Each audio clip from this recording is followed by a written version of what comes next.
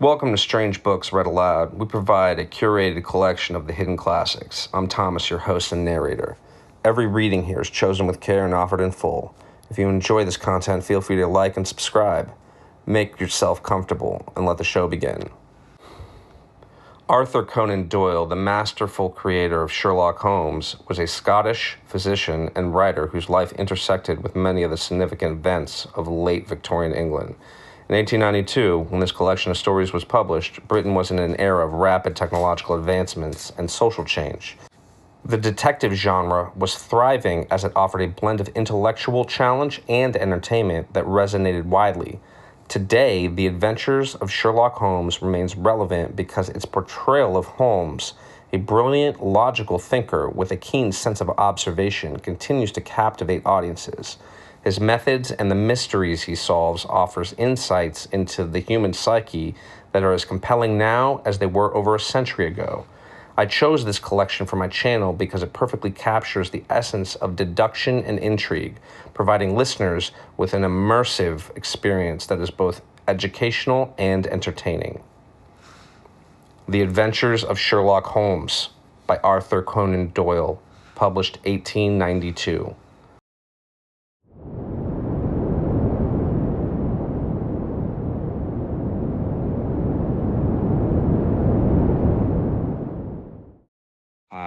A Scandal in Bohemia 2, The Red-Headed League 3, A Case of Identity 4, The Boscombe Valley Mystery 5, The Five Orange Pips 6, The Man with the Twisted Lip 7, The Adventure of the Blue Carbuncle 8, The Adventure of the Speckled Band 9, The Adventure of the Engineer's Thumb X, The Adventure of the Noble Bachelor 11, The Adventure of the Barrel Coronet 12, The Adventure of the Copper Beeches. To Sherlock Holmes, she is always the woman. I have seldom heard him mention her under any other name. In his eyes, she eclipses and predominates the whole of her sex. It was not that he felt any emotion akin to love for Irene Adler. All emotions, and that one particularly, were abhorrent to his cold, precise, but admirably balanced mind. He was, I take it, the most perfect reasoning and observing machine that the world has seen. But as a lover, he would have placed himself in a false position. He never spoke of the softer passions, save with a jibe and a sneer. They were admirable things for the observer, excellent for drawing the veil from men's motives and actions, but for the trained reasoner to admit such intrusions into his own delicate and finely adjusted temperament was to introduce a distracting factor which might throw a doubt upon all his mental results.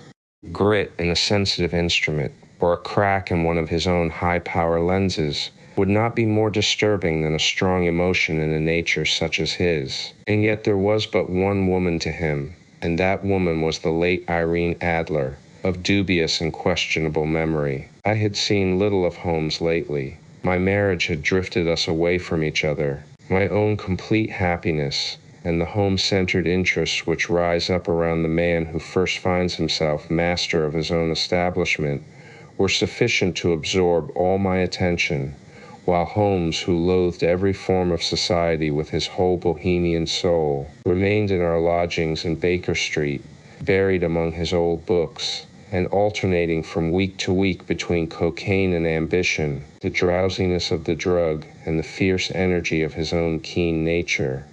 He was still, as ever, deeply attracted by the study of crime, and occupied his immense faculties and extraordinary powers of observation in following out those clues, and clearing up those mysteries which had been abandoned as hopeless by the official police. From time to time I heard some vague account of his doings, of his summons to Odessa in the case of the Trepoff murder, of his clearing up of the singular tragedy of the Atkinson brothers at Trincomalee, and finally of the mission which he had accomplished so delicately and successfully for the reigning family of Holland. Beyond these signs of his activity, however, which I merely shared with all the readers of the daily press, I knew little of my former friend and companion. One night, it was on the 20th of March, 1888, I was returning from a journey to a patient, for I had now returned to civil practice, when my way led me through Baker Street, As I passed the well-remembered door, which must always be associated in my mind with my wooing, and with the dark incidents of the study in scarlet, I was seized with a keen desire to see Holmes again, and to know how he was employing his extraordinary powers. His rooms were brilliantly lit, and even as I looked up, I saw his tall, spare figure pass twice in a dark silhouette against the blind. He was pacing the room swiftly, eagerly, with his head sunk upon his chest and his hands clasped behind him. To me, who knew his every mood and habit, his attitude and manner told their own story. He was at work again. He had risen out of his drug-created dreams and was hot upon the scent of some new problem. I rang the bell and was shown up to the chamber which had formerly been in part my own. His manner was not effusive. It seldom was. But he was glad, I think, to see me. With hardly a word spoken, but with a kindly eye, he waved me to an armchair, threw across his case of cigars, and indicated a spirit case and a gasogene in the corner.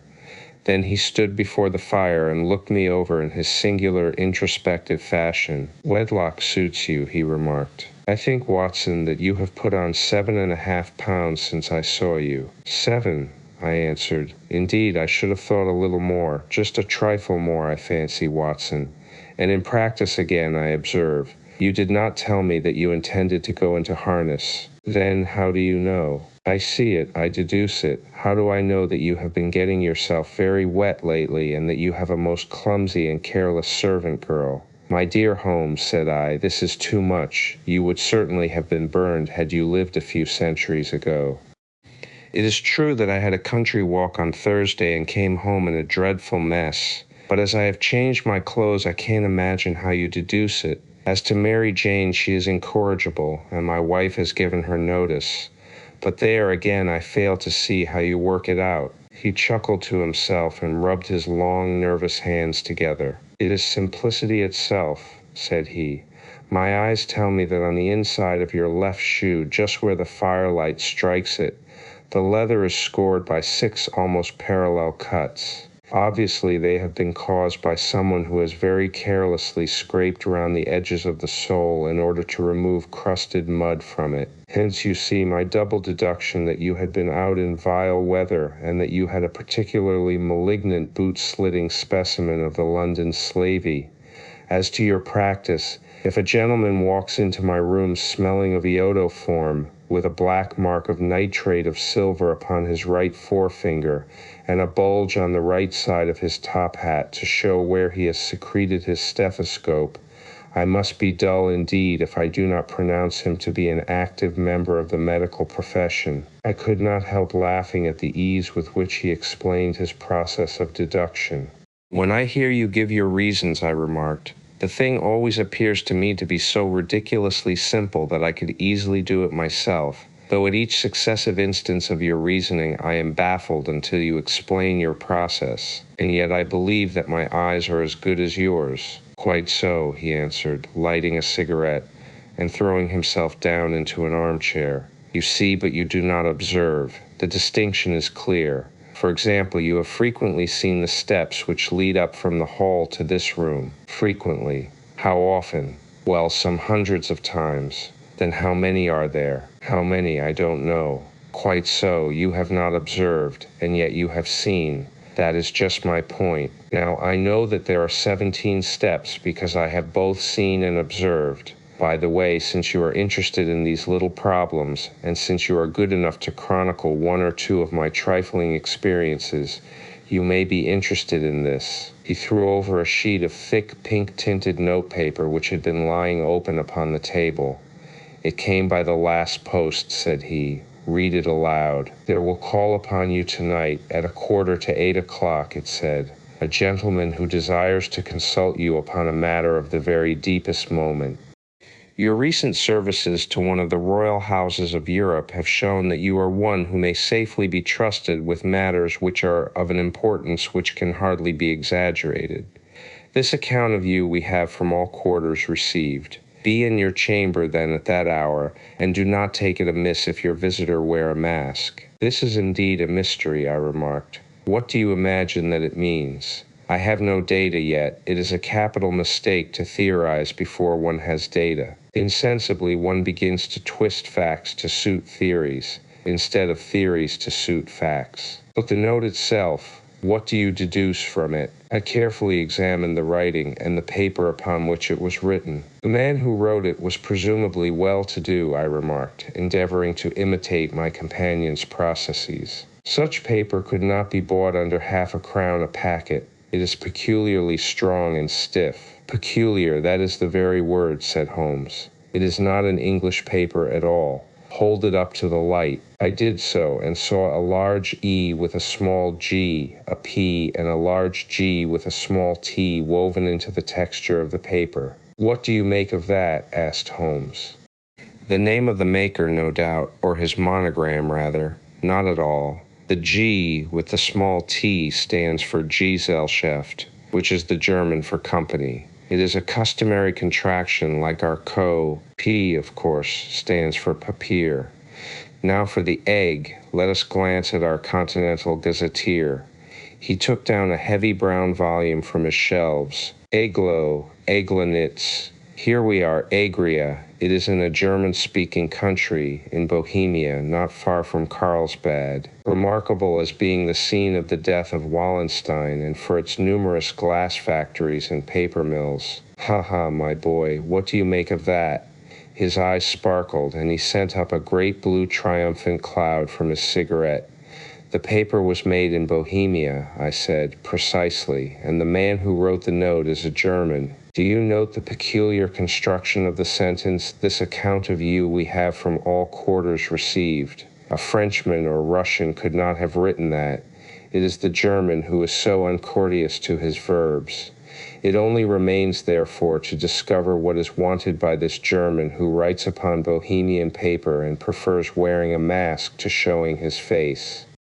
And here he comes, if I am not mistaken, to resolve all our doubts. As he spoke, there was the sharp sound of horses' hooves and grating wheels against the curb, followed by a sharp pull at the bell. Holmes whistled. A pair by the sound, said he. Yes, he continued, glancing out of the window.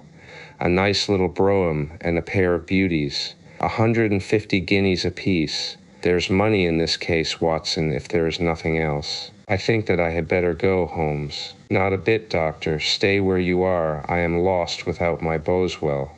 And this promises to be interesting. It would be a pity to miss it. But your client, never mind him. I may want your help, and so may he.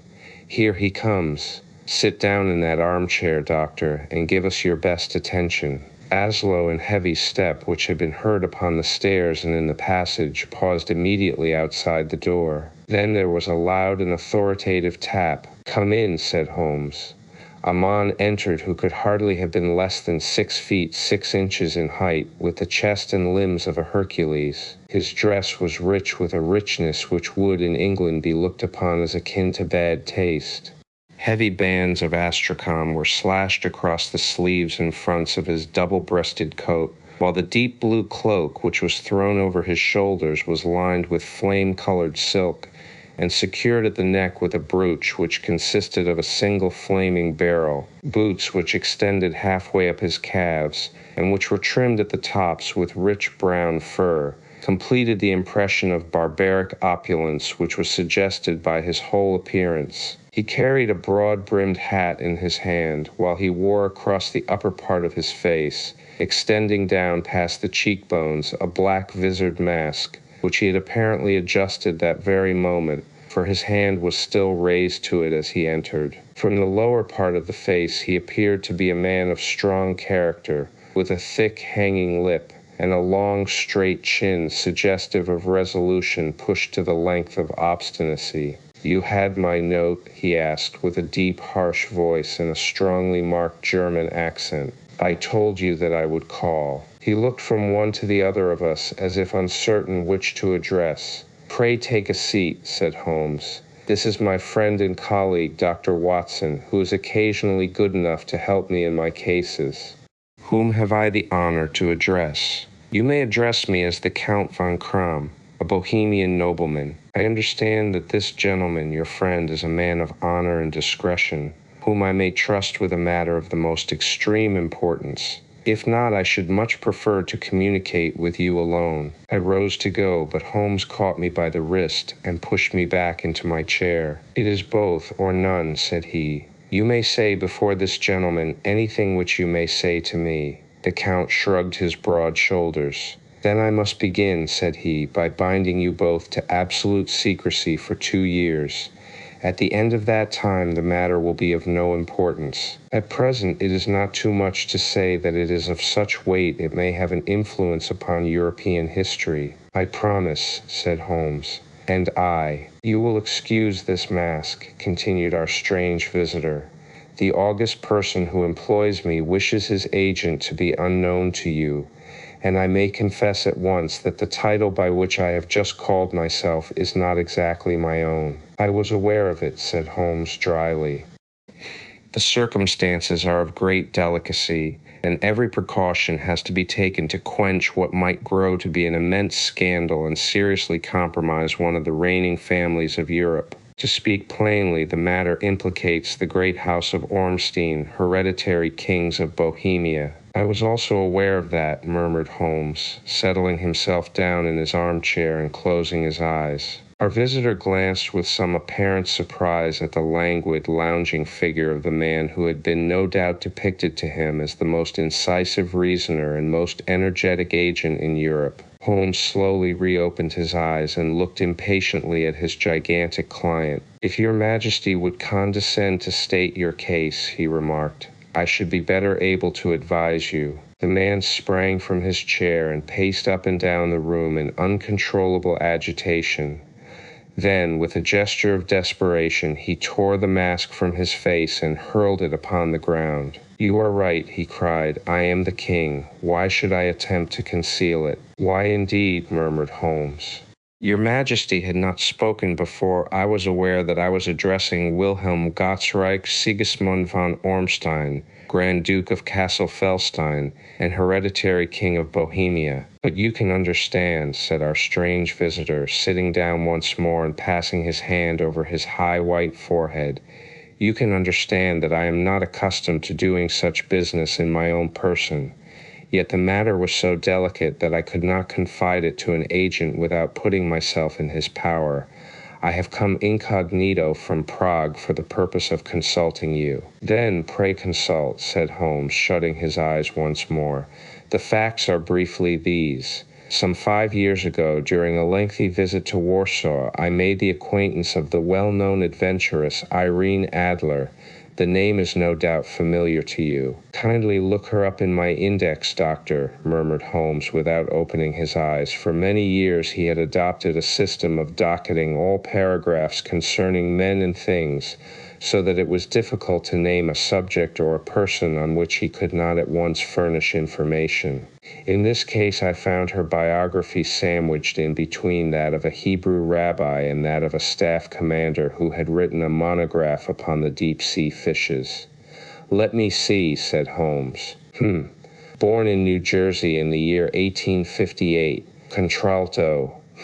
La Scala.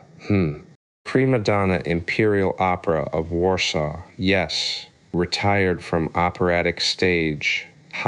Living in London. Quite so. Your Majesty, as I understand, became entangled with this young person, wrote her some compromising letters, and is now desirous of getting those letters back. Precisely so. But how? Was there a secret marriage? None. No legal papers or certificates? None. Then I fail to follow, Your Majesty. If this young person should produce her letters for blackmailing or other purposes, how is she to prove their authenticity? There is the writing. Pooh, forgery. My private note paper, stolen. My own seal, imitated. My photograph, bought. We were both in the photograph. Oh dear, that is very bad. Your Majesty has indeed committed an indiscretion. I was mad, insane. You have compromised yourself seriously. I was only Crown Prince then. I was young. I am but 30 now. It must be recovered. We have tried and failed. Your Majesty must pay. It must be bought. She will not sell. Stolen then. 5 attempts have been made. Twice burglars in my pay ransacked her house. Once we diverted her luggage when she traveled. Twice she has been waylaid. There has been no result. No sign of it? Absolutely none. Holmes laughed. It is quite a pretty little problem, said he. But a very serious one to me, returned the king reproachfully. Very indeed. And what does she propose to do with the photograph? To ruin me. But how? I am about to be married, so I have heard, to Clotilde Lothman von Saxe-Meiningen, second daughter of the King of Scandinavia. You may know the strict principles of her family. She is herself the very soul of delicacy. A shadow of a doubt as to my conduct would bring the matter to an end. And Irene Adler threatens to send them the photograph, and she will do it. I know that she will do it. You do not know her, but she has a soul of steel. She has the face of the most beautiful of women and the mind of the most resolute of men. Rather than I should marry another woman, there are no lengths to which she would not go. None. You are sure that she has not sent it yet? I am sure. And why? Because she has said that she would send it on the day when the betrothal was publicly proclaimed. That will be next Monday. Oh, then we have 3 days yet, said Holmes with a yawn. That is very fortunate, as I have 1 or 2 matters of importance to look into just at present. Your Majesty will of course stay in London for the present. Certainly. You will find me at the Langham under the name of the Count von Kram. Then I shall drop you a line to let you know how we progress. Pray do so. I shall be all anxiety. Then as to money, you have carte blanche. Absolutely. I tell you that I would give one of the provinces of my kingdom to have that photograph. And for present expenses, the king took a heavy chamois leather bag from under his cloak and laid it on the table. There are 300 pounds in gold and 700 in notes, he said. Holmes scribbled a receipt upon a sheet of his notebook and handed it to him. And Mademoiselle's address, he asked, is Briony Lodge, Serpentine Avenue, St. John's Wood. Holmes took a note of it. One other question, said he.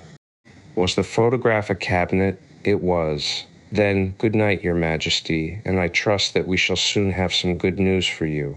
And good night, Watson, he added, as the wheels of the royal brougham rolled down the street. If you will be good enough to call tomorrow afternoon at 3 o'clock, I should like to chat this little matter over with you. At 3 o'clock precisely I was at Baker Street, but Holmes had not yet returned. The landlady informed me that he had left the house shortly after 8 o'clock in the morning. I sat down beside the fire, however, with the intention of awaiting him however long he might be. I was already deeply interested in his inquiry, for, though it was surrounded by none of the grim and strange features which were associated with the 2 crimes which I have already recorded, still the nature of the case and the exalted station of his client gave it a character of its own.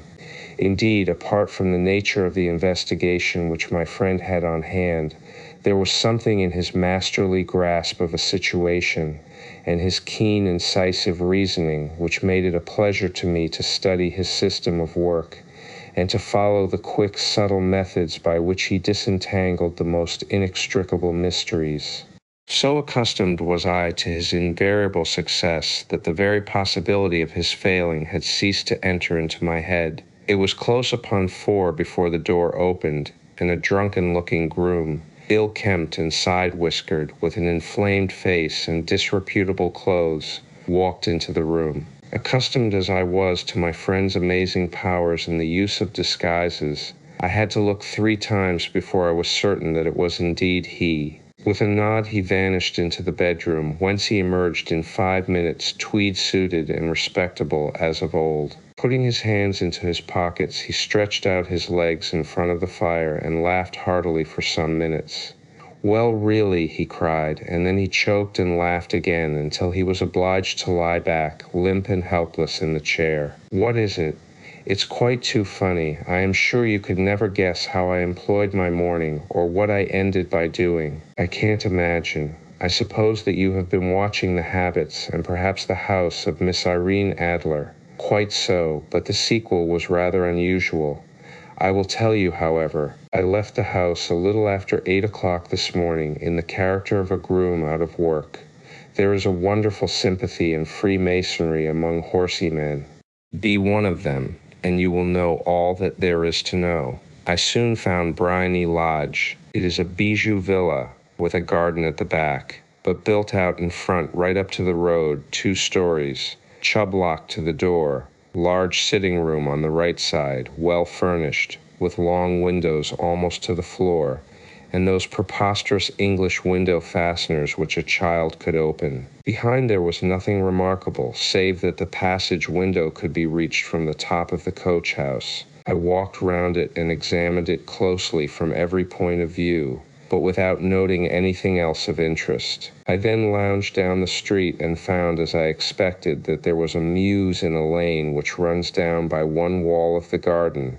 I lent the ostlers a hand in rubbing down their horses, and received in exchange 2d, a glass of half and half, 2 fills of shag tobacco, and as much information as I could desire about Miss Adler, to say nothing of half a dozen other people in the neighborhood in whom I was not in the least interested, but whose biographies I was compelled to listen to. "And what of Irene Adler?" I asked. "Oh, she has turned all the men's heads down in that part. She is the daintiest thing under a bonnet on this planet. So say the Serpentine Mouse to a man. She lives quietly, sings at concerts, drives out at 5 every day, and returns at 7 sharp for dinner. Seldom goes out at other times, except when she sings. Has only 1 male visitor, but a good deal of him. He is dark, handsome, and dashing. Never calls less than once a day, and often twice. He is a Mr. Godfrey Norton of the Inner Temple. See the advantages of a cabman as a confidant. They had driven him home a dozen times from Serpentine Mouse and knew all about him. When I had listened to all they had to tell, I began to walk up and down near Bryony Lodge once more and to think over my plan of campaign. This Godfrey Norton was evidently an important factor in the matter. He was a lawyer. That sounded ominous. What was the relation between them, and what the object of his repeated visits? Was she his client, his friend, or his mistress? If the former, she had probably transferred the photograph to his keeping. If the latter, it was less likely. On the issue of this question depended whether I should continue my work at Bryony Lodge or turn my attention to the gentlemen's chambers in the temple. It was a delicate point, and it widened the field of my inquiry. I fear that I bore you with these details, but I have to let you see my little difficulties, if you are to understand the situation. I am following you closely, I answered. I was still balancing the matter in my mind when a hansom cab drove up to Bryony Lodge, and a gentleman sprang out. He was a remarkably handsome man, dark, aquiline, and mustached, evidently the man of whom I had heard. He appeared to be in a great hurry, shouted to the cabman to wait, and brushed past the maid who opened the door with the air of a man who was thoroughly at home. He was in the house about half an hour, and I could catch glimpses of him in the windows of the sitting room, pacing up and down, talking excitedly, and waving his arms. Of her I could see nothing. Presently he emerged, looking even more flurried than before. As he stepped up to the cab, he pulled a gold watch from his pocket and looked at it earnestly. "Drive like the devil," he shouted, "first to Gross and Hankey's in Regent Street, and then to the Church of St. Monica in the Edgware Road. Half a guinea if you do it in 20 minutes. Away they went, and I was just wondering whether I should not do well to follow them when up the lane came a neat little landau, the coachman with his coat only half buttoned, and his tie under his ear, while all the tags of his harness were sticking out of the buckles. It hadn't pulled up before she shot out of the hall door and into it. I only caught a glimpse of her at the moment, but she was a lovely woman, with a face that a man might die for. "The Church of St. Monica, John," she cried, "and half a sovereign if you reach it in 20 minutes. This was quite too good to lose, Watson. I was just balancing whether I should run for it or whether I should perch behind her landau when a cab came through the street.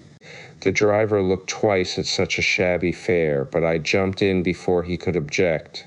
'The Church of St. Monica,' said I, 'and half a sovereign if you reach it in 20 minutes. It was 25 minutes to 12, and of course it was clear enough what was in the wind. My cabbie drove fast. I don't think I ever drove faster, but the others were there before us.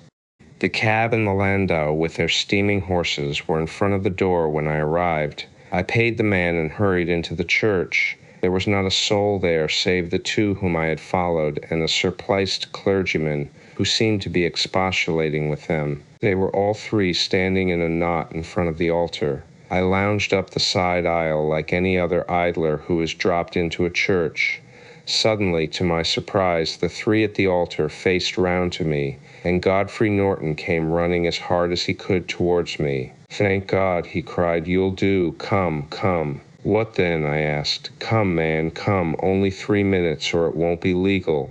I was half dragged up to the altar, and before I knew where I was, I found myself mumbling responses which were whispered in my ear, and vouching for things of which I knew nothing, and generally assisting in the secure tying up of Irene Adler, spinster, to Godfrey Norton, bachelor. It was all done in an instant, and there was the gentleman thanking me on the one side and the lady on the other, while the clergyman beamed on me in front. It was the most preposterous position in which I ever found myself in my life, and it was the thought of it that started me laughing just now.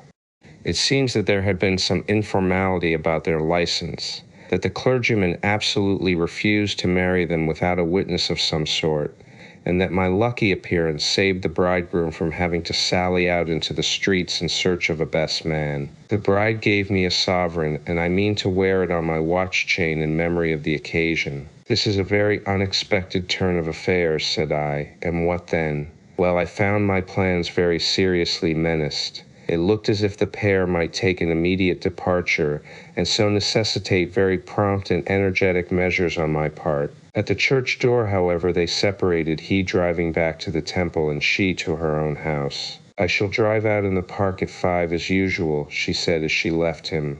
I heard no more. They drove away in different directions, and I went off to make my own arrangements. "Which are?" "Some cold beef and a glass of beer," he answered, ringing the bell. "I have been too busy to think of food, and I am likely to be busier still this evening.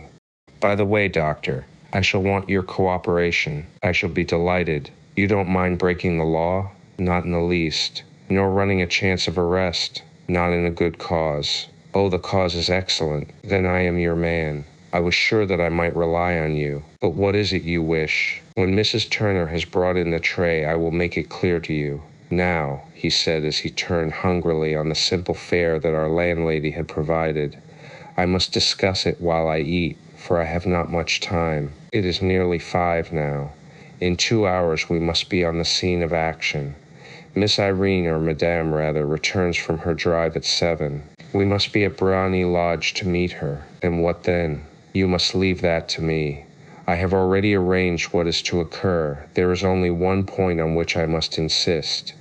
You must not interfere, come what may. You understand? I am to be neutral? To do nothing whatever. There will probably be some small unpleasantness. Do not join in it. It will end in my being conveyed into the house. 4 or 5 minutes afterwards, the sitting-room window will open.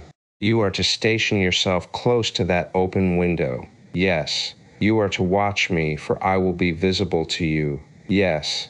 And when I raise my hand, so you will throw into the room what I give you to throw, and will at the same time raise the cry of fire. You quite follow me? Entirely. It is nothing very formidable," he said, taking a long cigar-shaped roll from his pocket. "It is an ordinary plumber's smoke rocket, fitted with a cap at either end to make it self-lighting. Your task is confined to that. When you raise your cry of fire, it will be taken up by quite a number of people. You may then walk to the end of the street, and I will rejoin you in 10 minutes. I hope that I have made myself clear. I am to remain neutral, to get near the window, to watch you, and at the signal to throw in this object, then to raise the cry of fire, and to wait you at the corner of the street." "Precisely. Then you may entirely rely on me." "That is excellent. I think perhaps it is almost time that I prepare for the new role I have to play." He disappeared into his bedroom and returned in a few minutes in the character of an amiable and simple-minded nonconformist clergyman. His broad black hat, his baggy trousers, his white tie, his sympathetic smile, and general look of peering and benevolent curiosity were such as Mr. John Hare alone could have equaled. It was not merely that Holmes changed his costume. His expression, his manner, his very soul seemed to vary with every fresh part that he assumed. The stage lost a fine actor, even as science lost an acute reasoner, when he became a specialist in crime. It was 6:15 when we left Baker Street, and it still wanted 10 minutes to the hour when we found ourselves in Serpentine Avenue. It was already dusk, and the lamps were just being lighted as we paced up and down in front of Briony Lodge, waiting for the coming of its occupant. The house was just such as I had pictured it from Sherlock Holmes' succinct description, but the locality appeared to be less private than I expected. On the contrary, for a small street in a quiet neighborhood, it was remarkably animated. There was a group of shabbily dressed men smoking and laughing in a corner, a scissors grinder with his wheel, 2 guardsmen who were flirting with a nurse girl, and several well-dressed young men who were lounging up and down with cigars in their mouths. "You see," remarked Holmes as we paced to and fro in front of the house, "this marriage rather simplifies matters. The photograph becomes a double-edged weapon now. The chances are that she would be as averse to its being seen by Mr. Godfrey Norton as our client is to its coming to the eyes of his princess. Now the question is, where are we to find the photograph? Where, indeed?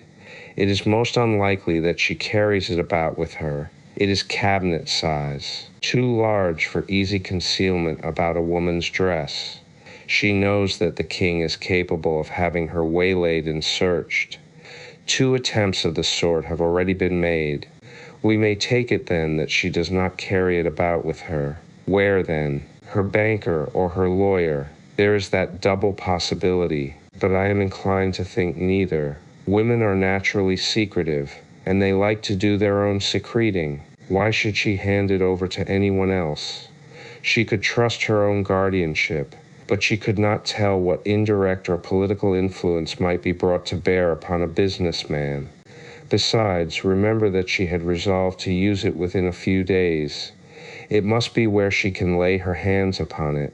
It must be in her own house. But it has twice been burgled. Pshaw, they did not know how to look.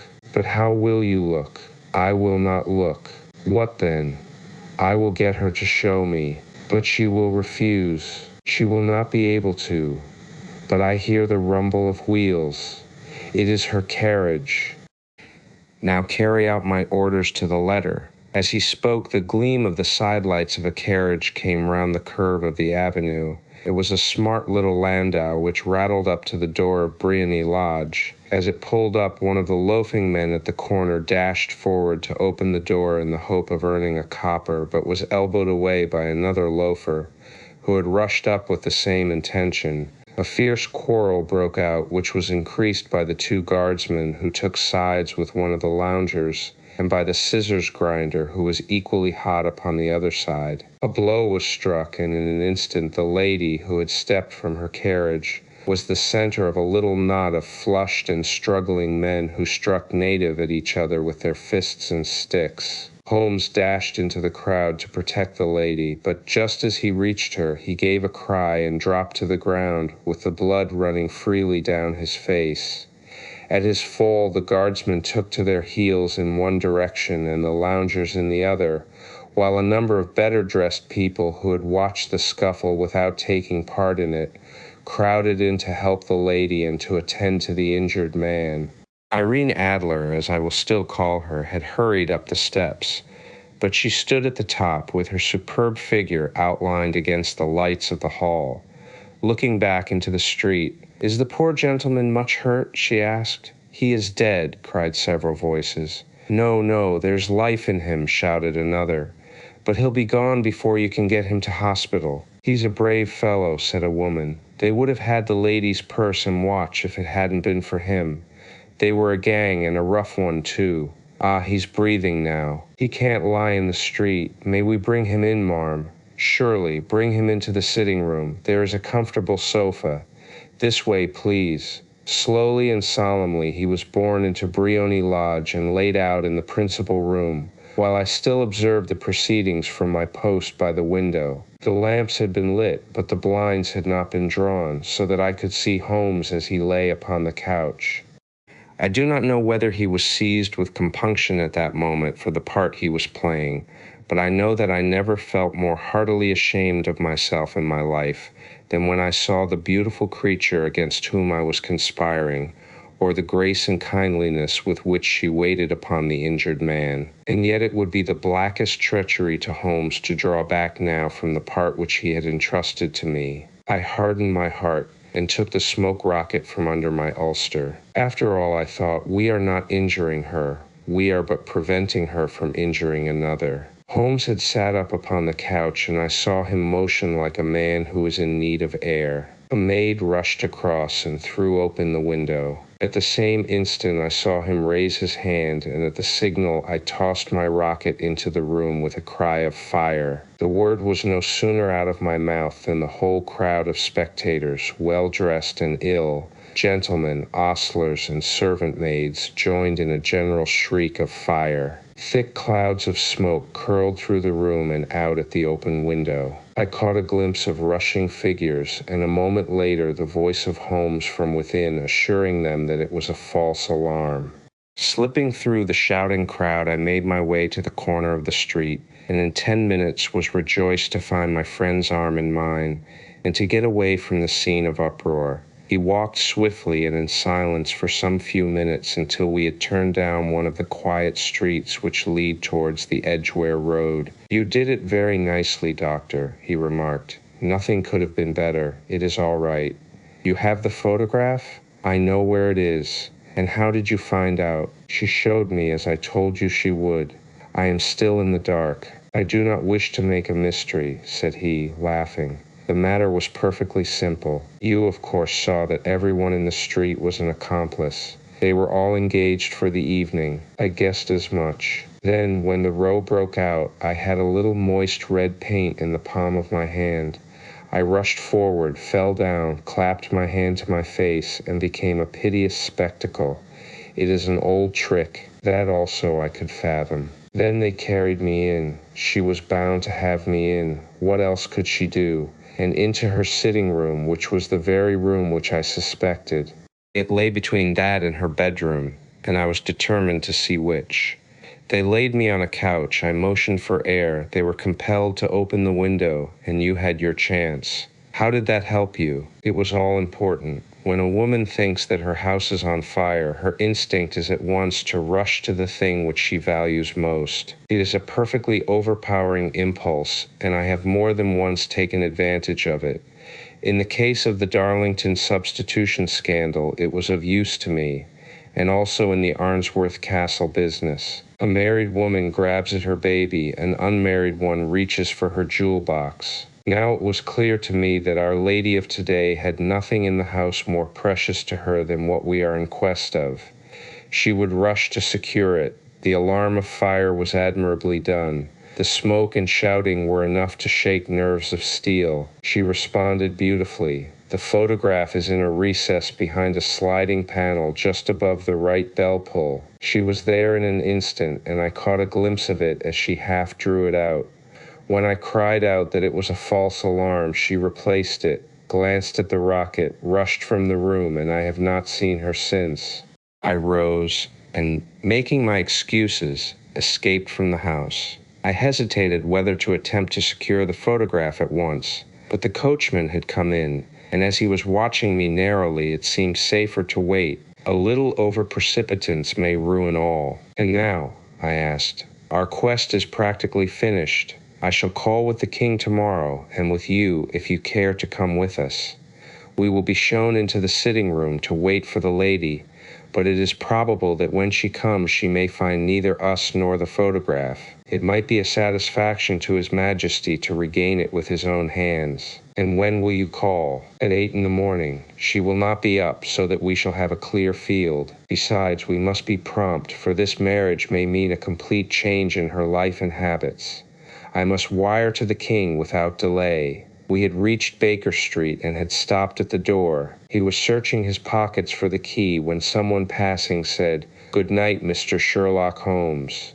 There were several people on the pavement at the time, but the greeting appeared to come from a slim youth in an ulster who had hurried by. "I've heard that voice before," said Holmes, staring down the dimly lit street. "Now, I wonder who the deuce that could have been." I leapt at Baker Street that night, and we were engaged upon our toast and coffee in the morning when the King of Bohemia rushed into the room. "You have really got it," he cried, grasping Sherlock Holmes by either shoulder and looking eagerly into his face. "Not yet. But you have hopes?" "I have hopes." "Then come. I am all impatience to be gone. We must have a cab." "No, my brougham is waiting." "Then that will simplify matters." We descended and started off once more for Briony Lodge. "Irene Adler is married," remarked Holmes. "Married? When?" "Yesterday." "But to whom?" "To an English lawyer named Norton. But she could not love him." "I am in hopes that she does." "And why in hopes?" "Because it would spare your Majesty all fear of future annoyance. If the lady loves her husband, she does not love your Majesty. If she does not love your Majesty, there is no reason why she should interfere with your Majesty's plan." "It is true. And yet, well, I wish she had been of my own station. What a queen she would have made." He relapsed into a moody silence, which was not broken until we drew up in Serpentine Avenue. The door of Briony Lodge was open, and an elderly woman stood upon the steps. She watched us with a sardonic eye as we stepped from the brougham. "Mr. Sherlock Holmes, I believe?" said she. "I am Mr. Holmes," answered my companion, looking at her with a questioning and rather startled gaze. "Indeed, my mistress told me that you were likely to call. She left this morning with her husband by the 5:15 train from Charing Cross for the Continent." "What?" Sherlock Holmes staggered back, white with chagrin and surprise. "Do you mean that she has left England, never to return?" "And the papers?" asked the king hoarsely. "All is lost. We shall see." He pushed past the servant and rushed into the drawing-room, followed by the king and myself. The furniture was scattered about in every direction, with dismantled shelves and open drawers, as if the lady had hurriedly ransacked them before her flight. Holmes rushed at the bell-pull, tore back a small sliding shutter, and plunging in his hand, pulled out a photograph and a letter. The photograph was of Irene Adler herself in evening dress. The letter was superscribed to Sherlock Holmes, Esq., to be left till called for. My friend tore it open, and we all three read it together. It was dated at midnight of the preceding night and ran in this way: "My dear Mr. Sherlock Holmes, you really did it very well. You took me in completely. Until after the alarm of fire, I had not a suspicion. But then when I found how I had betrayed myself, I began to think. I had been warned against you months ago. I had been told that if the king employed an agent, it would certainly be you, and your address had been given me. Yet with all this you made me reveal what you wanted to know. Even after I became suspicious, I found it hard to think evil of such a dear, kind old clergyman. But you know, I have been trained as an actress myself. Male costume is nothing new to me. I often take advantage of the freedom which it gives. I sent John the coachman to watch you, ran upstairs, got into my walking clothes, as I call them, and came down just as you departed. Well, I followed you to your door, and so made sure that I was really an object of interest to the celebrated Mr. Sherlock Holmes. Then I rather imprudently wished you good night, and started for the temple to see my husband. We both thought the best resource was flight when pursued by so formidable an antagonist. So you will find the nest empty when you call tomorrow. As to the photograph, your client may rest in peace.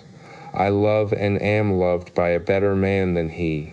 The king may do what he will without hindrance from one whom he has cruelly wronged. I keep it only to safeguard myself, and to preserve a weapon which will always secure me from any steps which he might take in the future. I leave a photograph which he might care to possess, and I remain, dear Mr. Sherlock Holmes, very truly yours, Irene Norton, née Adler. What a woman, oh, what a woman, cried the King of Bohemia, when we had all three read this epistle. Did I not tell you how quick and resolute she was? Would she not have made an admirable queen? Is it not a pity that she was not on my level? From what I have seen of the lady, she seems indeed to be on a very different level to your Majesty, said Holmes coldly. I am sorry that I have not been able to bring your Majesty's business to a more successful conclusion. On the contrary, my dear sir, cried the king, nothing could be more successful. I know that her word is inviolate. The photograph is now as safe as if it were in the fire. I am glad to hear your Majesty say so. I am immensely indebted to you. Pray tell me in what way I can reward you. This ring, he slipped an emerald snake ring from his finger and held it out upon the palm of his hand. Your Majesty has something which I should value even more highly, said Holmes. You have but to name it. This photograph. The king stared at him in amazement. Irene's photograph, he cried. Certainly, if you wish it. I thank your Majesty. Then there is no more to be done in the matter. I have the honor to wish you a very good morning. He bowed, and turning away without observing the hand which the king had stretched out to him, he set off in my company for his chambers. And that was how a great scandal threatened to affect the kingdom of Bohemia, and how the best plans of Mr. Sherlock Holmes were beaten by a woman's wit. He used to make merry over the cleverness of women, but I have not heard him do it of late. And when he speaks of Irene Adler, or when he refers to her photograph, it is always under the honorable title of the woman. Too, the red-headed league I had called upon my friend Mr. Sherlock Holmes one day in the autumn of last year, and found him in deep conversation with a very stout, florid-faced, elderly gentleman with fiery red hair. With an apology for my intrusion, I was about to withdraw when Holmes pulled me abruptly into the room and closed the door behind me. You could not possibly have come at a better time, my dear Watson, he said cordially. I was afraid that you were engaged. So I am, very much so. Then I can wait in the next room. Not at all. This gentleman, Mr. Wilson, has been my partner and helper in many of my most successful cases, and I have no doubt that he will be of the utmost use to me and yours also. The stout gentleman half rose from his chair and gave a bob of greeting, with a quick little questioning glance from his small, fat, encircled eyes. Try the settee, said Holmes, relapsing into his armchair and putting his fingertips together, as was his custom when in judicial moods. I know, my dear Watson, that you share my love of all that is bizarre and outside the conventions and humdrum routine of everyday life. You have shown your relish for it by the enthusiasm which has prompted you to chronicle, and if you will excuse my saying so, somewhat to embellish so many of my own little adventures. Your cases have indeed been of the greatest interest to me, I observed. You will remember that I remarked the other day, just before we went into the very simple problem presented by Miss Mary Sutherland, that for strange effects and extraordinary combinations we must go to life itself, which is always far more daring than any effort of the imagination. A proposition which I took the liberty of doubting. You did, Doctor, but nonetheless you must come round to my view, for otherwise I shall keep on piling fact upon fact on you until your reason breaks down under them and acknowledges me to be right. Now, Mr. Jabez Wilson here has been good enough to call upon me this morning, and to begin a narrative which promises to be one of the most singular which I have listened to for some time. You have heard me remark that the strangest and most unique things are very often connected not with the larger but with the smaller crimes, and occasionally, indeed, where there is room for doubt whether any positive crime has been committed. As far as I have heard, it is impossible for me to say whether the present case is an instance of crime or not, but the course of events is certainly among the most singular that I have ever listened to. Perhaps, Mr. Wilson, you would have the great kindness to recommence your narrative. I ask you not merely because my friend Dr. Watson has not heard the opening part, but also because the peculiar nature of the story makes me anxious to have every possible detail from your lips.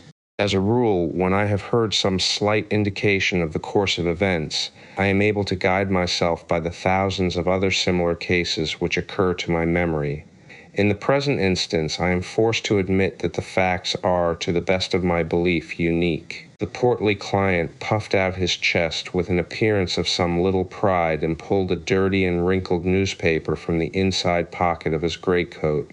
As he glanced down the advertisement column, with his head thrust forward and the paper flattened out upon his knee, I took a good look at the man and endeavored, after the fashion of my companion, to read the indications which might be presented by his dress or appearance. I did not gain very much, however, by my inspection. Our visitor bore every mark of being an average, commonplace British tradesman, obese, pompous, and slow. He wore rather baggy gray shepherd's check trousers, a not over-clean black frock coat unbuttoned in the front, and a drab waistcoat with a heavy brassy Albert chain and a square pierced bit of metal dangling down as an ornament, a frayed top hat and a faded brown overcoat with a wrinkled velvet collar lay upon a chair beside him. Altogether, look as I would, there was nothing remarkable about the man save his blazing red head and the expression of extreme chagrin and discontent upon his features. Sherlock Holmes' quick eye took in my occupation, and he shook his head with a smile as he noticed my questioning glances.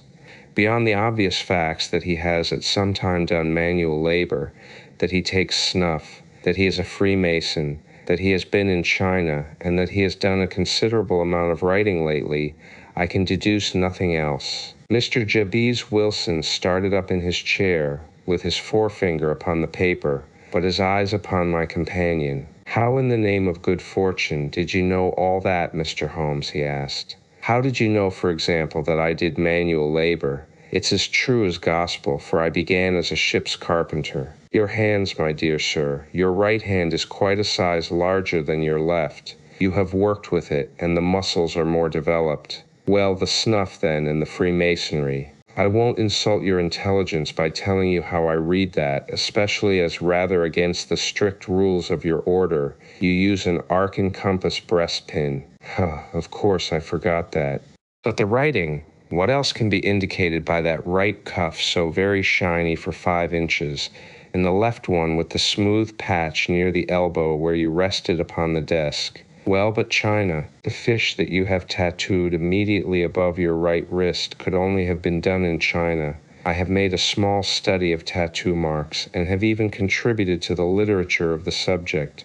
That trick of staining the fish's scales of a delicate pink is quite peculiar to China. When, in addition, I see a Chinese coin hanging from your watch chain, the matter becomes even more simple." Mr. Jabez Wilson laughed heavily. "Well, I never," said he. "I thought at first that you had done something clever, but I see that there was nothing in it after all." "I begin to think, Watson," said Holmes, "that I make a mistake in explaining. Omni ignotum pro magnifico, you know, and my poor little reputation, such as it is, will suffer shipwreck if I am so candid. Can you not find the advertisement, Mr. Wilson?" "Yes, I have got it now," he answered, with his thick red finger planted halfway down the column. "Here it is.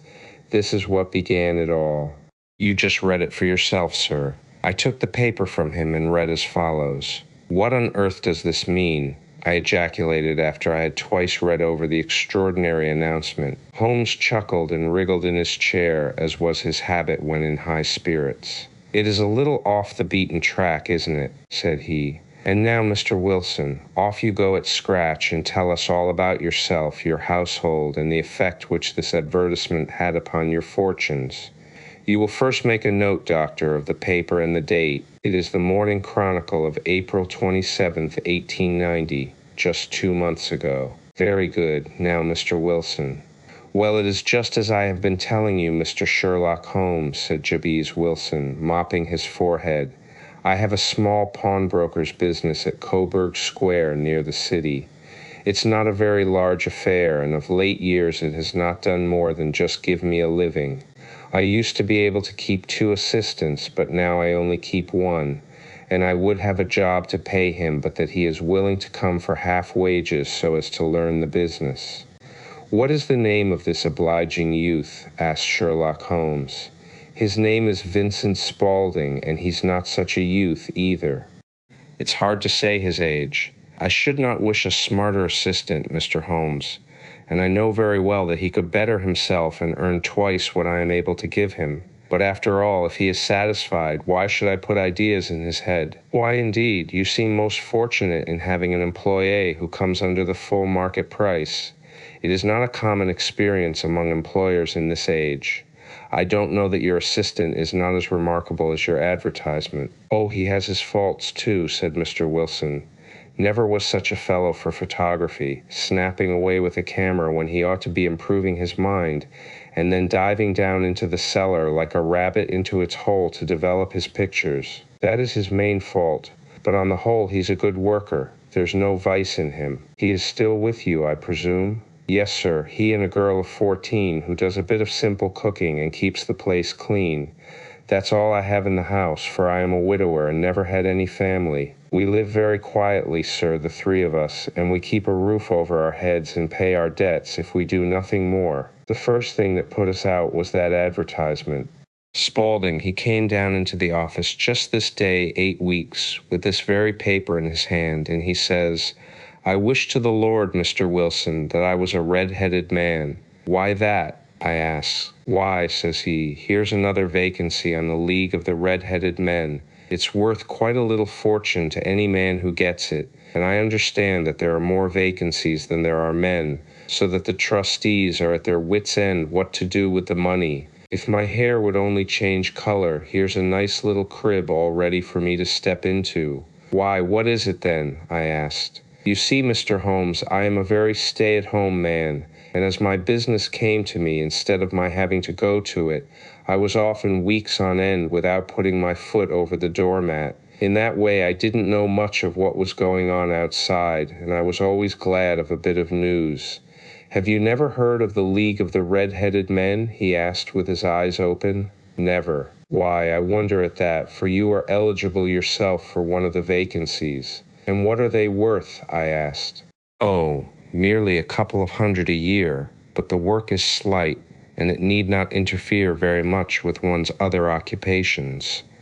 Well, you can easily think that made me prick up my ears, for the business has not been over good for some years, and an extra couple of hundred would have been very handy. 'Tell me all about it,' said I. 'Well,' said he, showing me the advertisement, 'you can see for yourself that the League has a vacancy, and there is the address where you should apply for particulars. As far as I can make out, the League was founded by an American millionaire, Ezekiel Hopkins, who was very peculiar in his ways. He was himself red-headed, and he had a great sympathy for all red-headed men. So, when he died, it was found that he had left his enormous fortune in the hands of trustees, with instructions to apply the interest to the providing of easy berths to men whose hair is of that color. From all I hear, it is splendid pay and very little to do.' 'But,' said I, 'there would be millions of red-headed men who would apply.' 'Not so many as you might think,' he answered. 'You see, it is really confined to Londoners and to grown men. This American had started from London when he was young, and he wanted to do the old town a good turn. Then, again, I have heard it is no use your applying if your hair is light red, or dark red, or anything but real bright, blazing, fiery red. Now, if you cared to apply, Mr. Wilson, you would just walk in, but perhaps it would hardly be worth your while to put yourself out of the way for the sake of a few £100. Now, it is a fact, gentlemen, as you may see for yourselves, that my hair is of a very full and rich tint, so that it seemed to me that if there was to be any competition in the matter, I stood as good a chance as any man that I had ever met. Vincent Spaulding seemed to know so much about it that I thought he might prove useful, so I just ordered him to put up the shutters for the day and to come right away with me. He was very willing to have a holiday, so we shut the business up and started off for the address that was given us in the advertisement. I never hope to see such a sight as that again, Mr. Holmes. From north, south, east, and west, every man who had a shade of red in his hair had tramped into the city to answer the advertisement. Fleet Street was choked with red-headed folk, and Pope's Court looked like a coster's orange barrow. I should not have thought there were so many in the whole country as were brought together by that single advertisement. Every shade of color they were: straw, lemon, orange, brick, Irish setter, liver clay. But, as Spaulding said, there were not many who had the real vivid flame-colored tint. When I saw how many were waiting, I would have given it up in despair, but Spaulding would not hear of it. How he did it I could not imagine, but he pushed and pulled and butted until he got me through the crowd and right up to the steps which led to the office. There was a double stream upon the stair, some going up in hope and some coming back dejected. But we wedged in as well as we could and soon found ourselves in the office. "Your experience has been a most entertaining one," remarked Holmes as his client paused and refreshed his memory with a huge pinch of snuff. "Pray continue your very interesting statement." There was nothing in the office but a couple of wooden chairs and a deal table, behind which sat a small man with a head that was even redder than mine.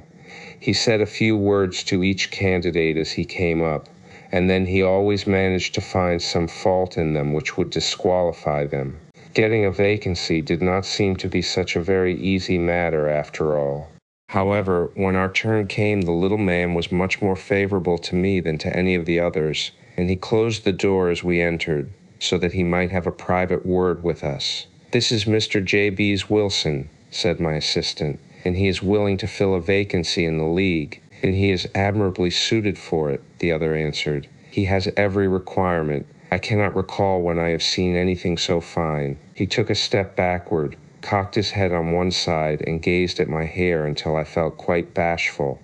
Then suddenly he plunged forward, wrung my hand, and congratulated me warmly on my success. "It would be injustice to hesitate," said he. "You will, however, I am sure, excuse me for taking an obvious precaution." With that he seized my hair in both his hands and tugged until I yelled with the pain. "There is water in your eyes," said he as he released me. "I perceive that all is as it should be, but we have to be careful, for we have twice been deceived by wigs and once by paint. I could tell you tales of cobbler's wax which would disgust you with human nature." He stepped over to the window and shouted through it at the top of his voice that the vacancy was filled. A groan of disappointment came up from below, and the folk all trooped away in different directions until there was not a redhead to be seen except my own and that of the manager. "My name," said he, "is Mr. Duncan Ross, and I am myself one of the pensioners upon the fund left by our noble benefactor.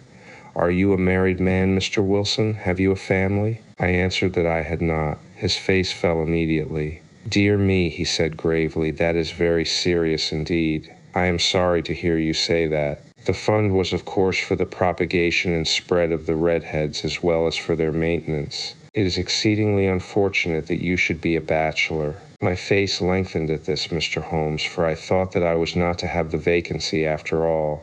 But after thinking it over for a few minutes, he said that it would be all right. "In the case of another," said he, "the objection might be fatal, but we must stretch a point in favor of a man with such a head of hair as yours. When shall you be able to enter upon your new duties?" "Well, it is a little awkward, for I have a business already," said I. "Oh, never mind about that, Mr. Wilson," said Vincent Spaulding.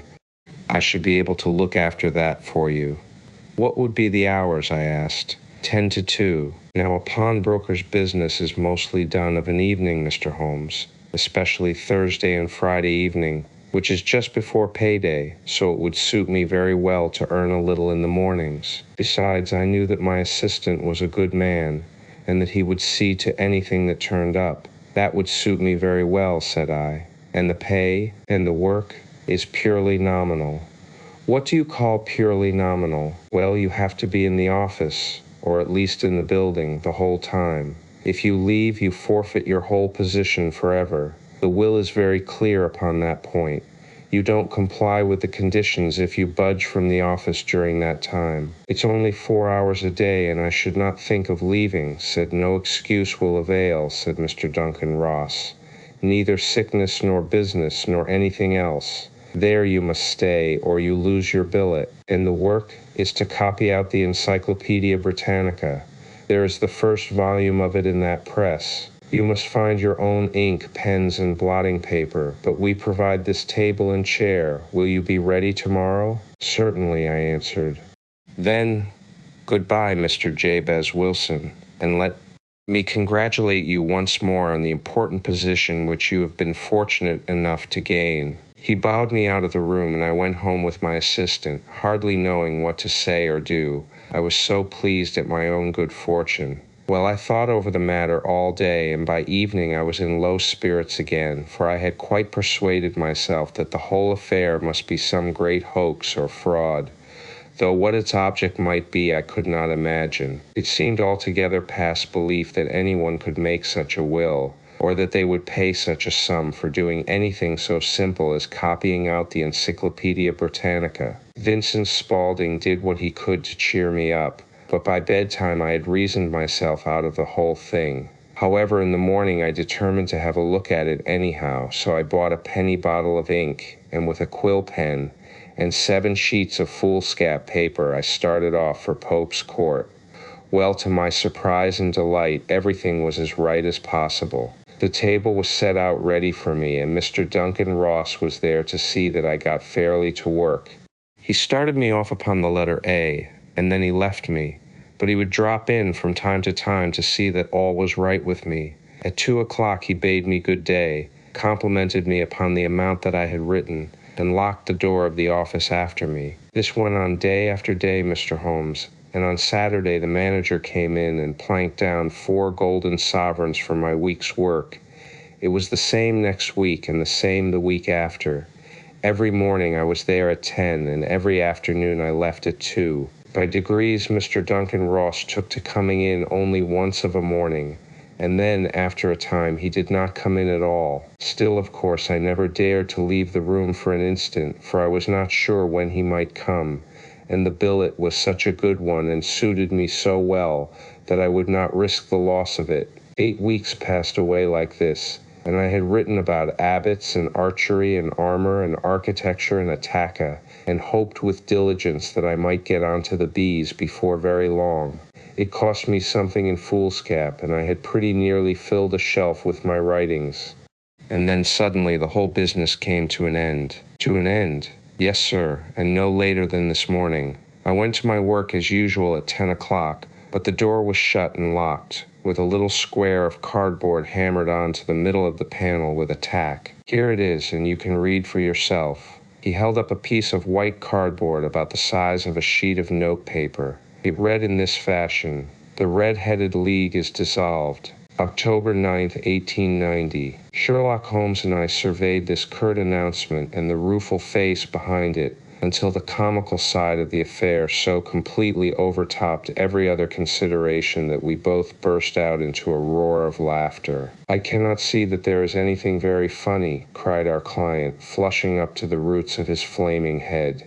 "If you can do nothing better than laugh at me, I can go elsewhere." "No, no," cried Holmes, shoving him back into the chair from which he had half risen. "I really wouldn't miss your case for the world. It is most refreshingly unusual. But there is, if you will excuse my saying so, something just a little funny about it. Pray, what steps did you take when you found the card upon the door?" "I was staggered, sir. I did not know what to do. Then I called at the offices round, but none of them seemed to know anything about it. Finally, I went to the landlord, who is an accountant living on the ground floor, and I asked him if he could tell me what had become of the Red-Headed League. He said that he had never heard of any such body. Then I asked him who Mr. Duncan Ross was. He answered that the name was new to him. "Well," said I, "the gentleman at number 4. "What, the red-headed man?" "Yes." "Oh," said he, "his name was William Morris. He was a solicitor and was using my room as a temporary convenience until his new premises were ready. He moved out yesterday. Where could I find him?" "Oh, at his new offices. He did tell me the address." "Yes, 17 King Edward Street, near St. Paul's." I started off, Mr. Holmes, but when I got to that address it was a manufactory of artificial kneecaps, and no one in it had ever heard of either Mr. William Morris or Mr. Duncan Ross. "And what did you do then?" asked Holmes. "I went home to Saxe-Coburg Square, and I took the advice of my assistant. but he could not help me in any way. He could only say that if I waited, I should hear by post. But that was not quite good enough, Mr. Holmes. I did not wish to lose such a place without a struggle. So, as I had heard that you were good enough to give advice to poor folk who were in need of it, I came right away to you. And you did very wisely, said Holmes. Your case is an exceedingly remarkable one, and I shall be happy to look into it. From what you have told me, I think that it is possible that graver issues hang from it than might at first sight appear. Grave enough, said Mr. Jabez Wilson. Why, I have lost £4 a week. As far as you are personally concerned, remarked Holmes, I do not see that you have any grievance against this extraordinary league. On the contrary, you are, as I understand, richer by some £30, to say nothing of the minute knowledge which you have gained on every subject which comes under the letter A. You have lost nothing by them. No, sir, but I want to find out about them and who they are and what their object was in playing this prank, if it was a prank upon me. It was a pretty expensive joke for them, for it cost them £32. We shall endeavor to clear up these points for you. And first, 1 or 2 questions, Mr. Wilson. This assistant of yours who first called your attention to the advertisement, how long had he been with you? About a month, then. How did he come? In answer to an advertisement. Was he the only applicant? No, I had a dozen. Why did you pick him? Because he was handy and would come cheap. At half wages, in fact. Yes. What is he like, this Vincent Spaulding? Small, stout-built, very quick in his ways, no hair on his face, though he's not short of 30, has a white splash of acid upon his forehead. Holmes sat up in his chair in considerable excitement. I thought as much, said he. Have you ever observed that his ears are pierced for earrings? Yes, sir. He told me that a gypsy had done it for him when he was a lad. Hum, said Holmes, sinking back in deep thought. He is still with you? Oh, yes, sir. I have only just left him. And has your business been attended to in your absence? Nothing to complain of, sir. There's never very much to do of a morning. That will do, Mr. Wilson. I shall be happy to give you an opinion upon the subject in the course of a day or two. Today is Saturday, and I hope that by Monday we may come to a conclusion. Well, Watson, said Holmes when our visitor had left us, what do you make of it all? I make nothing of it, I answered frankly. It is a most mysterious business. As a rule, said Holmes, the more bizarre a thing is, the less mysterious it proves to be. It is your commonplace, featureless crimes which are really puzzling, just as a commonplace face is the most difficult to identify. But I must be prompt over this matter. What are you going to do, then? I asked. To smoke, he answered. It is quite a 3-pipe problem, and I beg that you won't speak to me for 50 minutes. He curled himself up in his chair, with his thin knees drawn up to his hawk-like nose, and there he sat with his eyes closed and his black clay pipe thrusting out like the bill of some strange bird. I had come to the conclusion that he had dropped asleep, and indeed was nodding myself, when he suddenly sprang out of his chair with the gesture of a man who has made up his mind and put his pipe down upon the mantelpiece. Sarah Sate plays at the St. James's Hall this afternoon, he remarked. What do you think, Watson? Could your patients spare you for a few hours? I have nothing to do today. My practice is never very absorbing. Then put on your hat and come. I am going through the city first, and we can have some lunch on the way. I observe that there is a good deal of German music on the program, which is rather more to my taste than Italian or French. It is introspective, and I want to introspect. Come along. We traveled by the underground as far as Aldersgate, and a short walk took us to Saxe-Coburg Square, the scene of the singular story which we had listened to in the morning. It was a poky, little, shabby, genteel place, where 4 lines of dingy 2-storied brick houses looked out into a small railed-in enclosure, where a lawn of weedy grass and a few clumps of faded laurel bushes made a hard fight against a smoke-laden and uncongenial atmosphere. 3 gilt balls and a brown board with Jabez Wilson in white letters upon a corner house announced the place where our red-headed client carried on his business. Sherlock Holmes stopped in front of it with his head on one side and looked it all over, with his eyes shining brightly between puckered lids. Then he walked slowly up the street and then down again to the corner, still looking keenly at the houses. Finally he returned to the pawnbroker's, and, having thumped vigorously upon the pavement with his stick 2 or 3 times, he went up to the door and knocked. It was instantly opened by a bright-looking, clean-shaven young fellow, who asked him to step in. "Thank you," said Holmes. "I only wished to ask you how you would go from here to the Strand." "Third right, fourth left," answered the assistant promptly, closing the door. "Smart fellow that," observed Holmes as we walked away.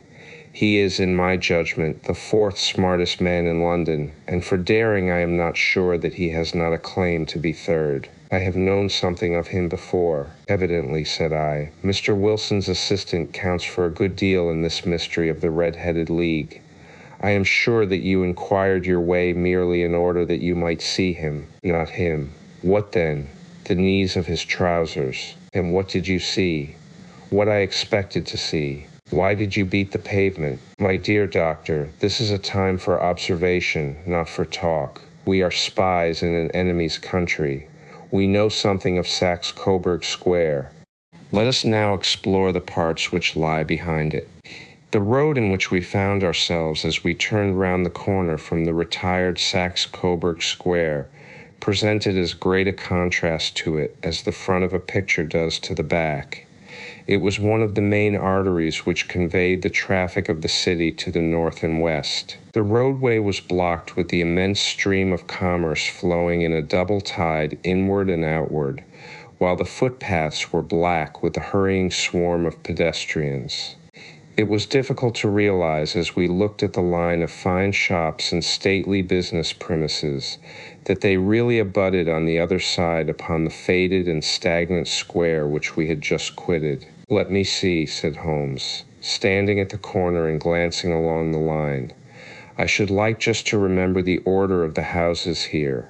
It is a hobby of mine to have an exact knowledge of London. There is Mortimer's, the tobacconist, the little newspaper shop, the Coburg branch of the City and Suburban Bank, the vegetarian restaurant, and McFarland's carriage building depot. It carries us right on to the other block. And now, Doctor, we've done our work, so it's time we had some play.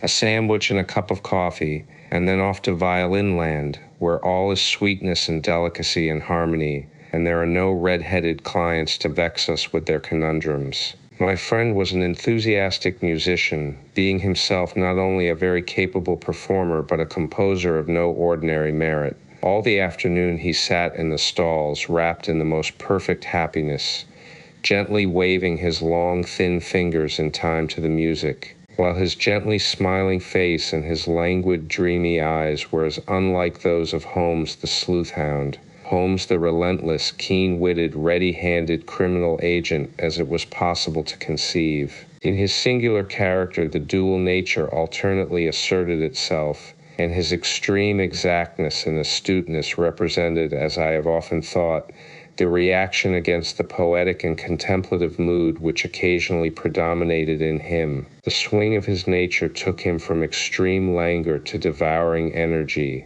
and as I knew well, he was never so truly formidable as when for days on end he had been lounging in his armchair amid his improvisations and his black-letter editions. Then it was that the lust of the chase would suddenly come upon him, and that his brilliant reasoning power would rise to the level of intuition, until those who were unacquainted with his methods would look askance at him as on a man whose knowledge was not that of other mortals.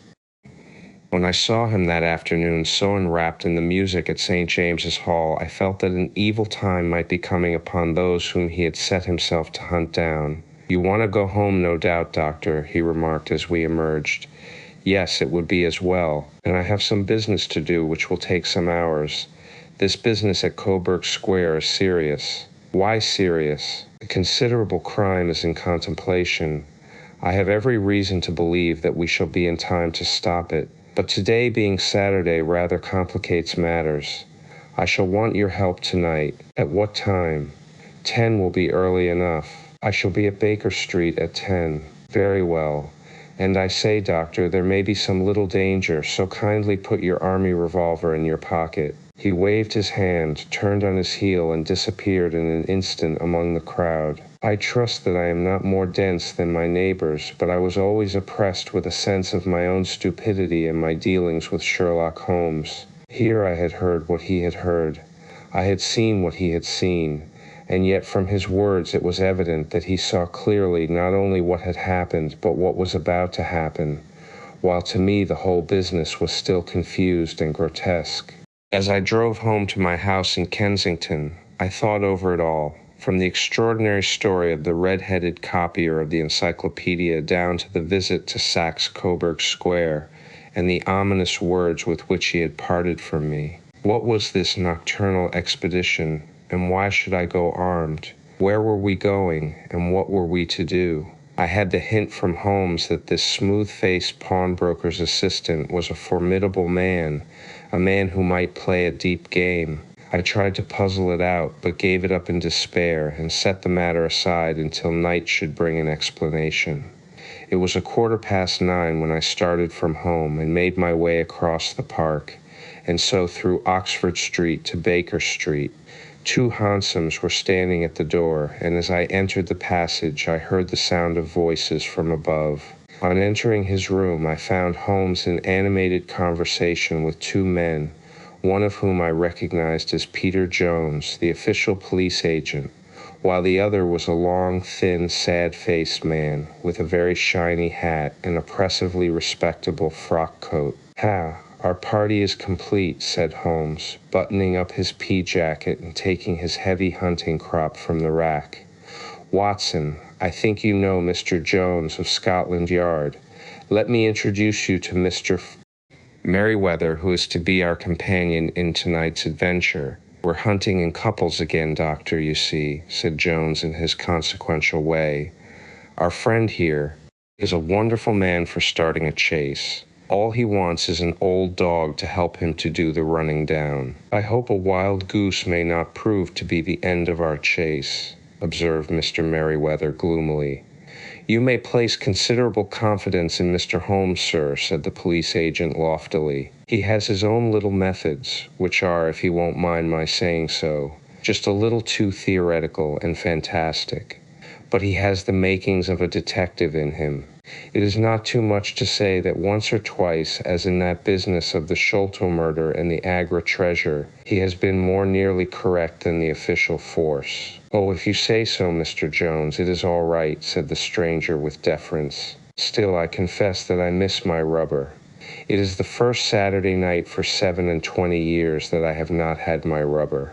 "I think you will find," said Sherlock Holmes, "that you will play for a higher stake tonight than you have ever done yet, and that the play will be more exciting. For you, Mr. Merryweather, the stake will be some £30,000, and for you, Jones, it will be the man upon whom you wish to lay your hands. John Clay, the murderer, thief, smasher, and forger. He's a young man, Mr. Merryweather, but he is at the head of his profession, and I would rather have my bracelets on him than on any criminal in London. He's a remarkable man, is young John Clay. His grandfather was a royal duke, and he himself has been to Eton and Oxford. His brain is as cunning as his fingers, and though we meet signs of him at every turn, we never know where to find the man himself. He'll crack a crib in Scotland one week and be raising money to build an orphanage in Cornwall the next. I've been on his track for years and have never set eyes on him yet. I hope that I may have the pleasure of introducing you tonight. I've had 1 or 2 little turns also with Mr. John Clay, and I agree with you that he is at the head of his profession. It is past 10, however, and quite time that we started. If you two will take the first hansom, Watson and I will follow in the second." Sherlock Holmes was not very communicative during the long drive and lay back in the cab humming the tunes which he had heard in the afternoon. We rattled through an endless labyrinth of gas-lit streets until we emerged into Farrington Street. "We are close there now," my friend remarked. "This fellow Merryweather is a bank director and personally interested in the matter. I thought it as well to have Jones with us also. He is not a bad fellow, though an absolute imbecile in his profession. He has one positive virtue. He is as brave as a bulldog and as tenacious as a lobster if he gets his claws upon anyone. Here we are, and they are waiting for us. We had reached the same crowded thoroughfare in which we had found ourselves in the morning. Our cabs were dismissed, and following the guidance of Mr. Merryweather, we passed down a narrow passage and through a side door, which he opened for us. Within there was a small corridor which ended in a very massive iron gate. This also was opened and led down a flight of winding stone steps which terminated at another formidable gate. Mr. Merryweather stopped to light a lantern, and then conducted us down a dark, earth-smelling passage, and so, after opening a third door, into a huge vault or cellar which was piled all round with crates and massive boxes. "You are not very vulnerable from above," Holmes remarked as he held up the lantern and gazed about him. "Nor from below," said Mr. Merryweather, striking his stick upon the flags which lined the floor. "Why, dear me, it sounds quite hollow," he remarked, looking up in surprise. "I must really ask you to be a little more quiet," said Holmes severely. "You have already imperiled the whole success of our expedition. Might I beg that you would have the goodness to sit down upon one of those boxes, and not to interfere?" The solemn Mr. Merryweather perched himself upon a crate, with a very injured expression upon his face, while Holmes fell upon his knees upon the floor, and, with the lantern and a magnifying lens, began to examine minutely the cracks between the stones. A few seconds sufficed to satisfy him, for he sprang to his feet again and put his glass in his pocket. "We have at least an hour before us," he remarked, "for they can hardly take any steps until the good pawnbroker is safely in bed. Then they will not lose a minute, for the sooner they do their work, the longer time they will have for their escape. We are at present, Doctor, as no doubt you have divined, in the cellar of the city branch of one of the principal London banks. Mr. Merryweather is the chairman of directors, and he will explain to you that there are reasons why the more daring criminals of London should take a considerable interest in this cellar at present." "It is our French gold," whispered the director. "We have had several warnings that an attempt might be made upon it." "Your French gold?" "Yes. We had occasion some months ago to strengthen our resources, and borrowed for that purpose 30,000 Napoleons from the Bank of France. It has become known that we have never had occasion to unpack the money, and that it is still lying in our cellar. The crate upon which I sit contains 2,000 Napoleons packed between layers of lead foil. Our reserve of bullion is much larger at present than is usually kept in a single branch office, and the directors have had misgivings upon the subject, which were very well justified," observed Holmes. "And now it is time that we arranged our little plans. I expect that within an hour matters will come to a head. In the meantime, Mr. Merryweather, we must put the screen over that dark lantern." "And sit in the dark?" "I am afraid so. I had brought a pack of cards in my pocket, and I thought that as we were a partie carrée you might have your rubber after all. But I see that the enemy's preparations have gone so far that we cannot risk the presence of a light, and first of all we must choose our positions. These are daring men, and though we shall take them at a disadvantage, they may do us some harm unless we are careful. I shall stand behind this crate, and do you conceal yourselves behind those. Then, when I flash a light upon them, close in swiftly. If they fire, Watson, have no compunction about shooting them down."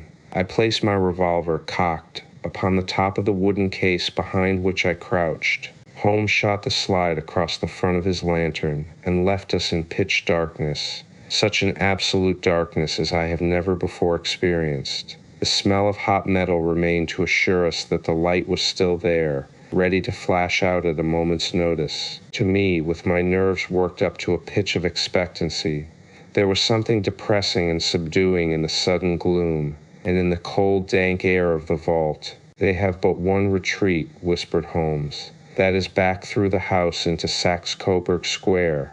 I hope that you have done what I asked you, Jones. I have an inspector and 2 officers waiting at the front door. Then we have stopped all the holes, and now we must be silent and wait." What a time it seemed! From comparing notes afterwards, it was but an hour and a quarter. Yet it appeared to me that the night must have almost gone, and the dawn be breaking above us. My limbs were weary and stiff, for I feared to change my position, yet my nerves were worked up to the highest pitch of tension, and my hearing was so acute that I could not only hear the gentle breathing of my companions, but I could distinguish the deeper, heavier in-breath of the bulky Jones from the thin, sighing note of the bank director. From my position, I could look over the case in the direction of the floor. Suddenly, my eyes caught the glint of a light. At first, it was but a lurid spark upon the stone pavement. Then it lengthened out until it became a yellow line, and then, without any warning or sound, a gash seemed to open and a hand appeared. A white, almost womanly hand, which felt about in the center of the little area of light. For a minute or more, the hand, with its writhing fingers, protruded out of the floor. Then it was withdrawn as suddenly as it appeared, and all was dark again save the single lurid spark which marked a between the stones. Its disappearance, however, was but momentary. With a rending, tearing sound, one of the broad white stones turned over upon its side and left a square, gaping hole through which streamed the light of a lantern. Over the edge there peeped a clean-cut, boyish face which looked keenly about it, and then, with a hand on either side of the aperture, drew itself shoulder-high and waist-high, until one knee rested upon the edge. In another instant he stood at the side of the hole and was hauling after him a companion, lithe and small like himself, with a pale face and a shock of very red hair. "It's all clear," he whispered. "Have you the chisel and the bags? Great Scott! Jump, Archie, jump, and I'll swing for it." Sherlock Holmes had sprung out and seized the intruder by the collar. The other dived down the hole, and I heard the sound of rending cloth as Jones clutched at his skirts. The light flashed upon the barrel of a revolver, but Holmes's hunting crop came down on the man's wrist, and the pistol clinked upon the stone floor.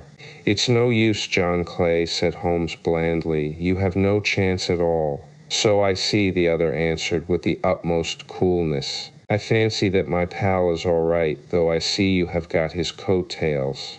"There are 3 men waiting for him at the door," said Holmes. "Oh, indeed, you seem to have done the thing very completely. I must compliment you." "And I you," Holmes answered. "Your red-headed idea was very new and effective." "You'll see your pal again presently," said Jones. "He's quicker at climbing down holes than I am. Just hold out while I fix the derbies." "I beg that you will not touch me with your filthy hands," remarked our prisoner as the handcuffs clattered upon his wrists. "You may not be aware that I have royal blood in my veins. Have the goodness, also, when you address me always to say sir and please." "All right," said Jones with a stare and a snigger. "Well, would you please, sir, march upstairs, where we can get a cab to carry your highness to the police station?" "That is better," said John Clay serenely. He made a sweeping bow to the 3 of us and walked quietly off in the custody of the detective. "Really, Mr. Holmes," said Mr. Merryweather as we followed them from the cellar, "I do not know how the bank can thank you or repay you. There is no doubt that you have detected and defeated in the most complete manner one of the most determined attempts at bank robbery that have ever come within my experience. I have had 1 or 2 little scores of my own to settle with Mr. John Clay," said Holmes.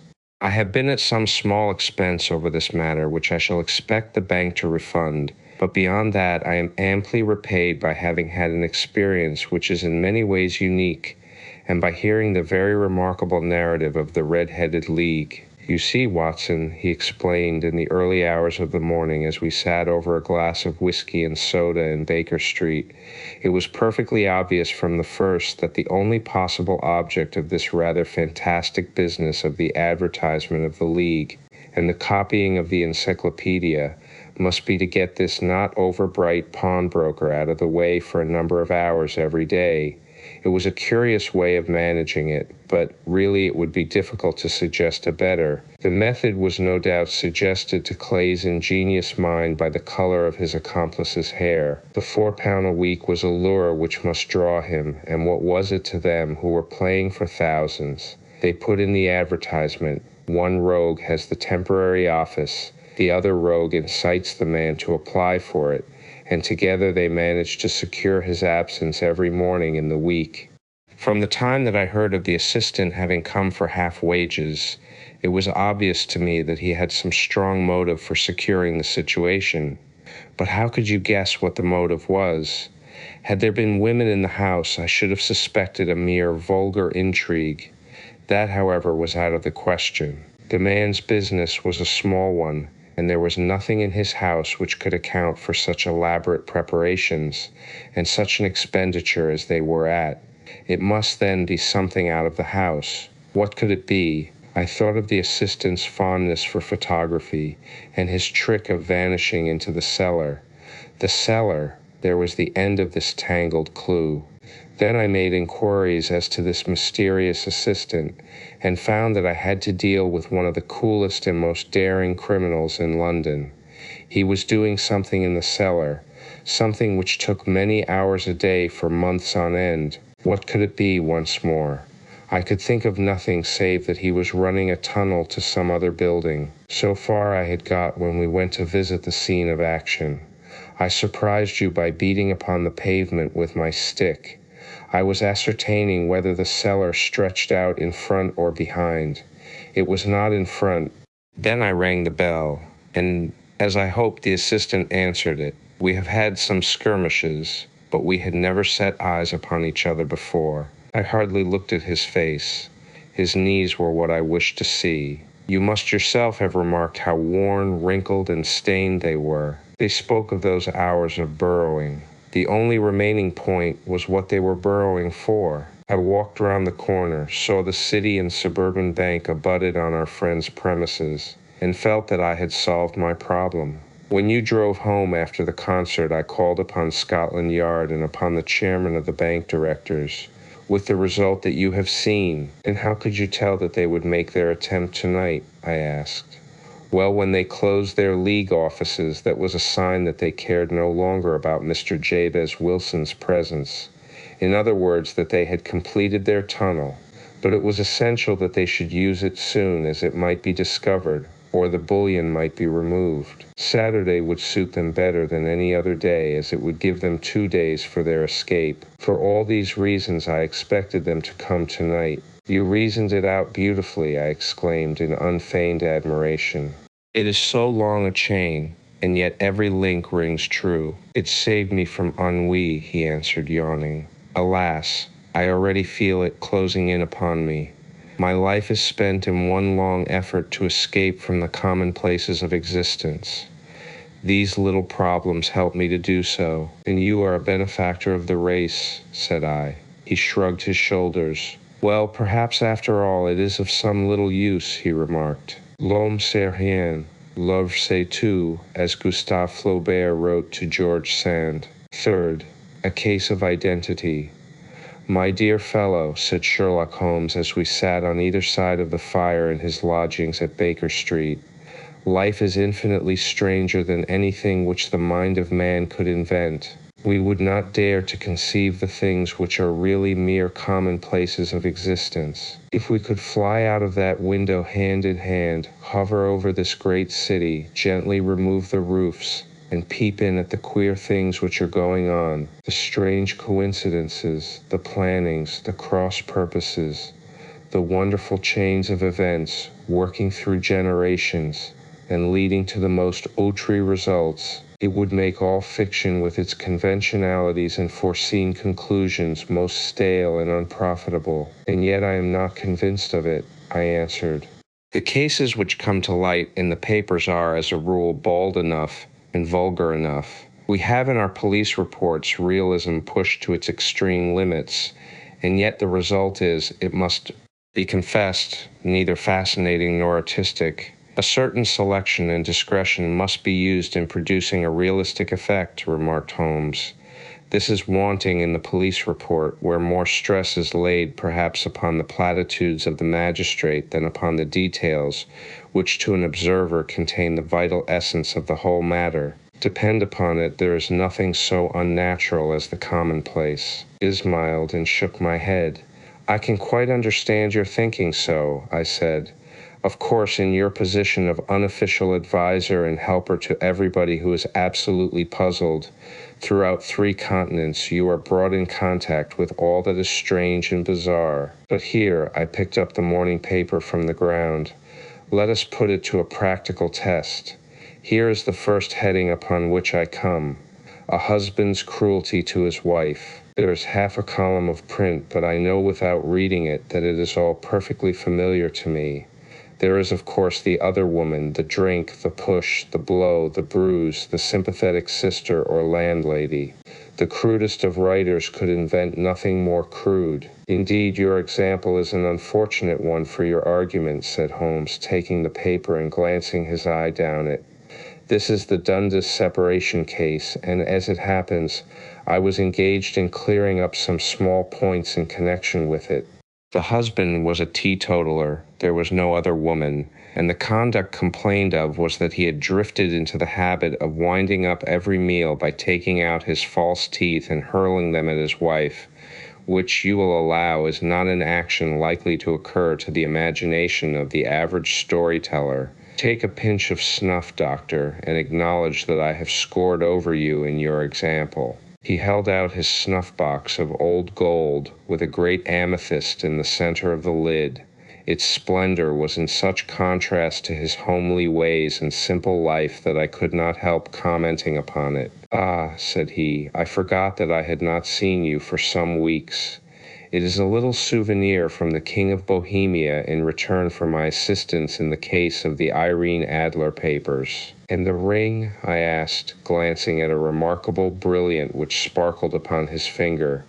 "It was from the reigning family of Holland, though the manner in which I served them was of such delicacy that I cannot confide it even to you, who have been good enough to chronicle 1 or 2 of my little problems." "And have you any on hand just now?" I asked with interest. "Some 10 or 12, but none which present any feature of interest. They are important, you understand, without being interesting. Indeed, I have found that it is usually in unimportant matters that there is a field for the observation, and for the quick analysis of cause and effect which gives the charm to an investigation. The larger crimes are apt to be the simpler, for the bigger the crime, the more obvious, as a rule, is the motive. In these cases, save for one rather intricate matter which has been referred to me from Marseille, there is nothing which presents any features of interest. It is possible, however, that I may have something better before very many minutes are over, for this is one of my clients, or I am much mistaken." He had risen from his chair and was standing between the parted blinds, gazing down into the dull, neutral-tinted London street. Looking over his shoulder, I saw that on the pavement opposite there stood a large woman with a heavy fur boa around her neck, and a large curling red feather in a broad-brimmed hat which was tilted in a coquettish Duchess of Devonshire fashion over her ear. From under this great panoply she peeped up in a nervous, hesitating fashion at our windows, while her body oscillated backward and forward, and her fingers fidgeted with her glove buttons. Suddenly, with a plunge, as of the swimmer who leaves the bank, she hurried across the road, and we heard the sharp clang of the bell. "I have seen those symptoms before," said Holmes, throwing his cigarette into the fire. "Oscillation upon the pavement always means an affaire de cœur. She would like advice, but is not sure that the matter is not too delicate for communication. And yet even here we may discriminate. When a woman has been seriously wronged by a man, she no longer oscillates, and the usual symptom is a broken bell wire. Here we may take it that there is a love matter, but that the maiden is not so much angry as perplexed or grieved.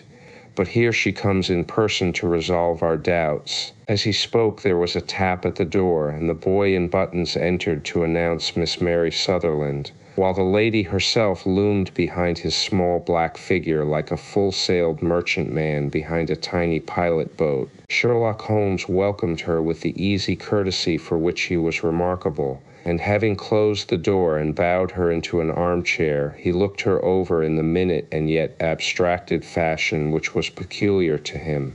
"Do you not find," he said, "that with your short sight it is a little trying to do so much typewriting?" "I did at first," she answered, but now I know where the letters are without looking." Then, suddenly realizing the full purport of his words, she gave a violent start and looked up, with fear and astonishment upon her broad, good-humored face. "You've heard about me, Mr. Holmes," she cried, "else how could you know all that?" "Never mind," said Holmes, laughing. "It is my business to know things. Perhaps I have trained myself to see what others overlook. If not, why should you come to consult me?" "I came to you, sir, because I heard of you from Mrs. Etheridge, whose husband you found so easy when the police and everyone had given him up for dead. Oh, Mr. Holmes, I wish you would do as much for me. I'm not rich, but still I have 100 a year in my own right, besides the little that I make by the machine, and I would give it all to know what has become of Mr. Hosmer Angel." "Why did you come away to consult me in such a hurry?" asked Sherlock Holmes, with his fingertips together and his eyes to the ceiling. Again a startled look came over the somewhat vacuous face of Miss Mary Sutherland. "Yes, I did bang out of the house," she said, "for it made me angry to see the easy way in which Mr. Windybank, that is, my father, took it all. He would not go to the police, and he would not go to you, and so at last, as he would do nothing and kept on saying that there was no harm done, it made me mad, and I just on with my things and came right away to you." "Your father," said Holmes. "Your stepfather, surely, since the name is different." "Yes, my stepfather. I call him father, though it sounds funny too, for he is only 5 years and 2 months older than myself." "And your mother is alive?" "Oh, yes, mother is alive and well. I wasn't best pleased, Mr. Holmes, when she married again so soon after father's death, and a man who was nearly 15 years younger than herself. Father was a plumber in the Tottenham Court Road, and he left a tidy business behind him, which mother carried on with Mr. Hardy, the foreman. But when Mr. Windybank came, he made her sell the business, for he was very superior, being a traveller in wines. They got £4,700 for the goodwill and interest, which wasn't near as much as father could have got if he had been alive. I had expected to see Sherlock Holmes impatient under this rambling and inconsequential narrative, but, on the contrary, he had listened with the greatest concentration of attention. "Your own little income," he asked, "does it come out of the business?" "Oh, no, sir, it is quite separate, and was left me by my Uncle Ned in Auckland. It is in New Zealand stock, paying 4.5 per cent. £2,500 was the amount, but I can only touch the interest." "You interest me extremely," said Holmes, "and since you draw so large a sum as 100 a year, with what you earn into the bargain, you no doubt travel a little and indulge yourself in every way. I believe that a single lady can get on very nicely upon an income of about 60s. I could do with much less than that, Mr. Holmes. But you understand that as long as I live at home I don't wish to be a burden to them, and so they have the use of the money just while I am staying with them. Of course that is only just for the time. Mr. Windybank draws my interest every quarter and pays it over to mother, and I find that I can do pretty well with what I earn at typewriting. It brings me 2 pence a sheet, and I can often do from 15 to 20 sheets in a day." "You have made your position very clear to me," said Holmes. "This is my friend Dr. Watson, before whom you can speak as freely as before myself. Kindly tell us now all about your connection with Mr. Hosmer Angel." A flush stole over Miss Sutherland's face, and she picked nervously at the fringe of her jacket. "I met him first at the gasfitters' ball," she said. "They used to send father tickets when he was alive, and then afterwards they remembered us and sent them to mother. Mr. Windybank did not wish us to go. He never did wish us to go anywhere. He would get quite mad if I wanted so much as to join a Sunday school treat. But this time I was set on going, and I would go, for what right had he to prevent? He said the folk were not fit for us to know when all father's friends were to be there. And he said that I had nothing fit to wear when I had my purple plush that I had never so much as taken out of the drawer. At last, when nothing else would do, he went off to France upon the business of the firm, but we went, mother and I, with Mr. Hardy, who used to be our foreman, and it was there I met Mr. Hosmer Angel. I suppose," said Holmes, "that when Mr. Windybank came back from France he was very annoyed at your having gone to the ball." "Oh, well, he was very good about it. He laughed, I remember, and shrugged his shoulders, and said there was no use denying anything to a woman, for she would have her way. I see. Then at the gasfitters' ball you met, as I understand, a gentleman called Mr. Hosmer Angel. Yes, sir, I met him that night, and he called next day to ask if we had got home all safe. And after that we met him, that is to say, Mr. Holmes. I met him twice for walks, but after that father came back again, and Mr. Hosmer Angel could not come to the house any more. No? Well, you know father didn't like anything of the sort. He wouldn't have any visitors if he could help it, and he used to say that a woman should be happy in her own family circle. But then, as I used to say to mother, a woman wants her own circle to begin with, and I had not got mine yet. But how about Mr. Hosmer Angel? Did he make no attempt to see you? Well, father was going off to France again in a week, and Hosmer wrote and said that it would be safer and better not to see each other until he had gone. We could write in the meantime, and he used to write every day. I took the letters in the morning, so there was no need for father to know. Were you engaged to the gentleman at this time? Oh, yes, Mr. Holmes. We were engaged after the first walk that we took. Hosmer, Mr. Angel, was a cashier in an office in Leadenhall Street, and... What office? That's the worst of it, Mr. Holmes. I don't know. Where did he live then? He slept on the premises. And you don't know his address? No, except that it was Leadenhall Street. Where did you address your letters then? To the Leadenhall Street post office, to be left till called for. He said that if they were sent to the office, he would be chaffed by all the other clerks about having letters from a lady, so I offered to typewrite them, like he did his. But he wouldn't have that, for he said that when I wrote them they seemed to come from me, but when they were typewritten he always felt that the machine had come between us. That will just show you how fond he was of me, Mr. Holmes, and the little things that he would think of. It was most suggestive, said Holmes. It has long been an axiom of mine that the little things are infinitely the most important. Can you remember any other little things about Mr. Hosmer Angel? He was a very shy man, Mr. Holmes. He would rather walk with me in the evening than in the daylight, for he said that he hated to be conspicuous. Very retiring and gentlemanly he was. Even his voice was gentle.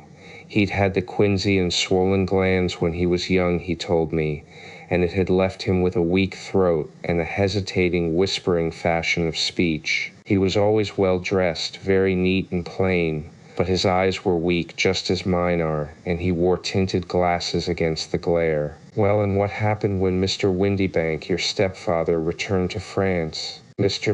Hosmer Angel came to the house again, and proposed that we should marry before father came back.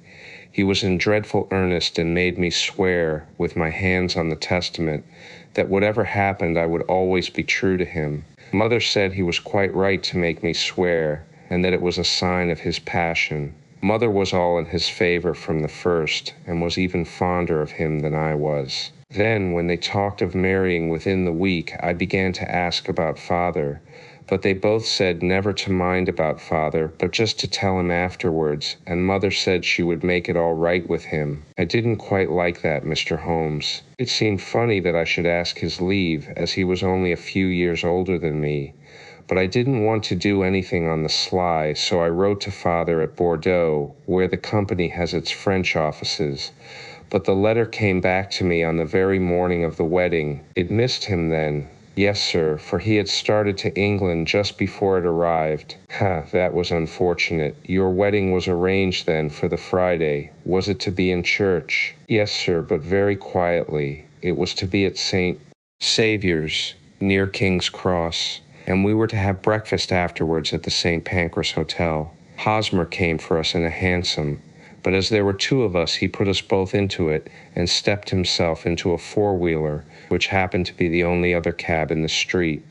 We got to the church first, and when the four-wheeler drove up, we waited for him to step out, but he never did. And when the cabman got down from the box and looked, there was no one there. The cabman said that he could not imagine what had become of him, for he had seen him get in with his own eyes. That was last Friday, Mr. Holmes, and I have never seen or heard anything since then to throw any light upon what became of him. It seems to me that you have been very shamefully treated, said Holmes. Oh, no, sir. He was too good and kind to leave me so. Why, all the morning he was saying to me that whatever happened I was to be true, and that even if something quite unforeseen occurred to separate us, I was always to remember that I was pledged to him, and that he would claim his pledge sooner or later. It seems strange talk for a wedding morning, but what has happened since gives a meaning to it. Most certainly it does. Your own opinion is, then, that some unforeseen catastrophe has occurred to him? Yes, sir. I believe that he foresaw some danger, or else he would not have talked so. And then I think that what he foresaw happened, but you have no notion as to what it could have been. None. One more question. How did your mother take the matter? She was angry, and said that I was never to speak of the matter again. And your father, did you tell him? Yes, and he seemed to think, with me, that something had happened, and that I should hear of Hosmer again. As he said, what interest could anyone have in bringing me to the doors of the church, and then leaving me? Now, if he had borrowed my money, or if he had married me and got my money settled on him, there might be some reason, but Hosmer was very independent about money and never would look at a shilling of mine. And yet what could have happened? And why could he not write? Oh, it drives me half mad to think of it, and I can't sleep a wink at night. She pulled a little handkerchief out of her muff and began to sob heavily into it. I shall glance into the case for you, said Holmes, rising, and I have no doubt that we shall reach some definite result. Let the weight of the matter rest upon me now, and do not let your mind dwell upon it further. Above all, try to let Mr. Hosmer Angel vanish from your memory as he has done from your life. And you don't think I'll see him again? I fear not. Then what has happened to him? You will leave that question in my hands. I should like an accurate description of him and any letters of his which you can spare. I advertised for him in last Saturday's Chronicle, said she. Here is the slip, and here are 4 letters from him. Thank you, and your address? No, 31 Leon Place, Camberwell. Mr. Angel's address you never had, I understand. Where is your father's place of business? He travels for Westhouse and Marbank, the great claret importers of Fenchurch Street. Thank you. You have made your statement very clearly. You will leave the papers here, and remember the advice which I have given you. Let the whole incident be a sealed book, and do not allow it to affect your life. You are very kind, Mr. Holmes, but I cannot do that. I shall be true to Hosmer. He shall find me ready when he comes back. For all the preposterous hat and the vacuous face, there was something noble in the simple faith of our visitor which compelled our respect. She laid her little bundle of papers upon the table and went her way, with a promise to come again whenever she might be summoned. Sherlock Holmes sat silent for a few minutes with his fingertips still pressed together, his legs stretched out in front of him and his gaze directed upward to the ceiling. Then he took down from the rack the old and oily clay pipe, which was to him as a counselor, and having lit it, he leaned back in his chair with a thick blue cloud wreath spinning up from him, and a look of infinite languor in his face. Quite an interesting study, that maiden, he observed. I found her more interesting than her little problem, which, by the way, is rather a trite one. You will find parallel cases if you consult my index in Andover in '77, and there was something of the sort at The Hague last year. Old as is the idea, however, there were 1 or 2 details which were new to me, but the maiden herself was most instructive. You appeared to read a good deal upon her which was quite invisible to me, I remarked. Not invisible, but unnoticed, Watson. You did not know where to look, and so you missed all that was important. I can never bring you to realize the importance of sleeves, the suggestiveness of thumbnails, or the great issues that may hang from a bootlace. Now, what did you gather from that woman's appearance? Describe it. Well, she had a slate-colored, broad-brimmed straw hat with a feather of a brickish red. Her jacket was black, with black beads sewn upon it, and a fringe of little black jet ornaments. Her dress was brown, rather darker than coffee color, with a little purple plush at the neck and sleeves. Her gloves were grayish and were worn through at the right forefinger. Her boots I didn't observe. She had small, round, hanging gold earrings, and a general air of being fairly well-to-do in a vulgar, comfortable, easy-going way. Sherlock Holmes clapped his hands softly together and chuckled. "Upon my word, Watson, you are coming along wonderfully. You have really done very well indeed. It is true that you have missed everything of importance, but you have hit upon the method, and you have a quick eye for color. Never trust to general impressions, my boy, but concentrate yourself upon details. My first glance is always at a woman's sleeve. In a man it is perhaps better first to take the knee of the trouser. As you observe, this woman had plush upon her sleeves, which is a most useful material for showing traces. The double line a little above the wrist where the type-readist presses against the table was beautifully defined. The sewing machine of the hand type leaves a similar mark, but only on the left arm, and on the side of it farthest from the thumb instead of being right across the broadest part, as this was.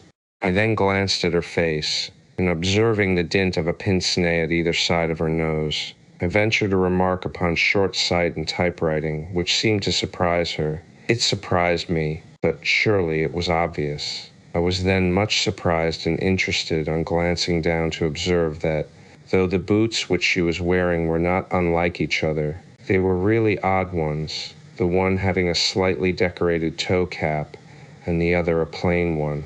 One was buttoned only in the 2 lower buttons out of 5, and the other at the 1st, 3rd, and 5th. Now, when you see that a young lady, otherwise neatly dressed, has come away from home with odd boots half-buttoned, it is no great deduction to say that she came away in a hurry. "And what else?" I asked, keenly interested, as I always was, by my friend's incisive reasoning. I noted in passing that she had written a note before leaving home, but after being fully dressed. You observed that her right glove was torn at the forefinger, but you did not apparently see that both glove and finger were stained with violet ink. She had written in a hurry and dipped her pen too deep. It must have been this morning, or the mark would not remain clear upon the finger.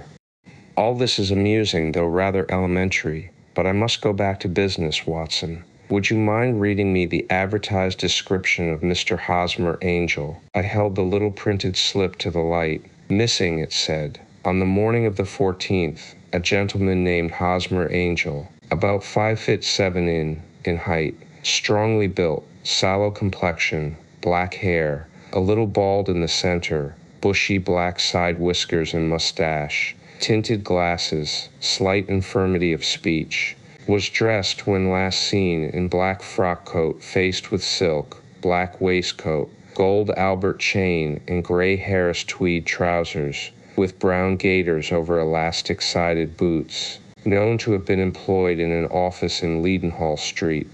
Anybody bringing NC. "That will do," said Holmes. "As to the letters," he continued, glancing over them, "they are very commonplace. Absolutely no clue in them to Mr. Angel, save that he quotes Balzac once. There is one remarkable point, however, which will no doubt strike you. They are typewritten," I remarked. "Not only that, but the signature is typewritten. Look at the neat little Hosmer Angel at the bottom. There is a date, you see, but no superscription except Leadenhall Street, which is rather vague." The point about the signature is very suggestive. In fact, we may call it conclusive.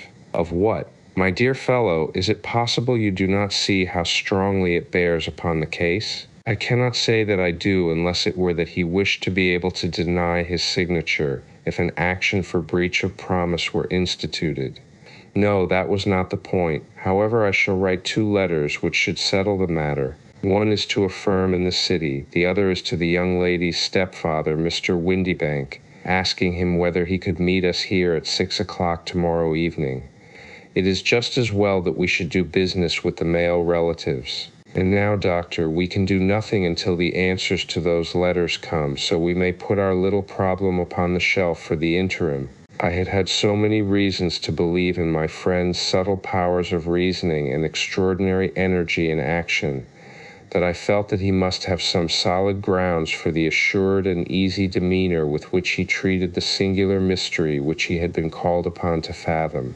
Once only had I known him to fail, in the case of the King of Bohemia and of the Irene Adler photograph, But when I looked back to the weird business of the sign of 4, and the extraordinary circumstances connected with the study in scarlet, I felt that it would be a strange tangle indeed which he could not unravel. I left him then, still puffing at his black clay pipe, with the conviction that when I came again on the next evening I would find that he held in his hands all the clues which would lead up to the identity of the disappearing bridegroom of Miss Mary Sutherland. A professional case of great gravity was engaging my own attention at the time, and the whole of next day I was busy at the bedside of the sufferer. It was not until close upon 6 o'clock that I found myself free and was able to spring into a hansom and drive to Baker Street, half afraid that I might be too late to assist at the denouement of the little mystery. I found Sherlock Holmes alone, however, half asleep, with his long, thin form curled up in the recesses of his armchair. A formidable array of bottles and test tubes, with the pungent, cleanly smell of hydrochloric acid, told me that he had spent his day in the chemical work which was so dear to him. "Well, have you solved it?" I asked as I entered. "Yes. It was the bisulfate of baryta." No, the mystery," I cried. "Oh, that. I thought of the salt that I have been working upon. There was never any mystery in the matter, though. As I said yesterday, some of the details are of interest. The only drawback is that there is no law, I fear, that can touch the scoundrel. Who was he then, and what was his object in deserting Miss Sutherland?" The question was hardly out of my mouth, and Holmes had not yet opened his lips to reply, when we heard a heavy footfall in the passage and a tap at the door. "This is the girl's stepfather, Mr. James Windybank," said Holmes. "He has written to me to say that he would be here at 6. Come in." The man who entered was a sturdy, middle-sized fellow, some 30 years of age, clean-shaven and sallow-skinned, with a bland, insinuating manner, and a pair of wonderfully sharp and penetrating gray eyes. He shot a questioning glance at each of us, placed his shiny top hat upon the sideboard, and with a slight bow sidled down into the nearest chair.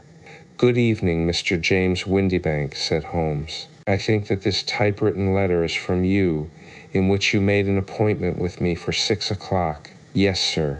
"I am afraid that I am a little late, but I am not quite my own master, you know. I am sorry that Miss Sutherland has troubled you about this little matter, for I think it is far better not to wash linen of the sort in public. It was quite against my wishes that she came, but she is a very excitable, impulsive girl, as you may have noticed, and she is not easily controlled when she has made up her mind on a point.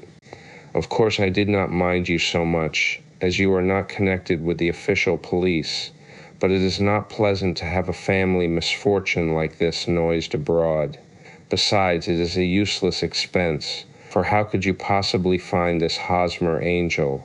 On the contrary, said Holmes quietly, I have every reason to believe that I will succeed in discovering Mr. Hosmer Angel. Mr. Windybank gave a violent start and dropped his gloves. I am delighted to hear it, he said. It is a curious thing, remarked Holmes, that a typewriter has really quite as much individuality as a man's handwriting. Unless they are quite new, no two of them write exactly alike. Some letters get more worn than others, and some wear only on one side. Now you remark in this note of yours, Mr.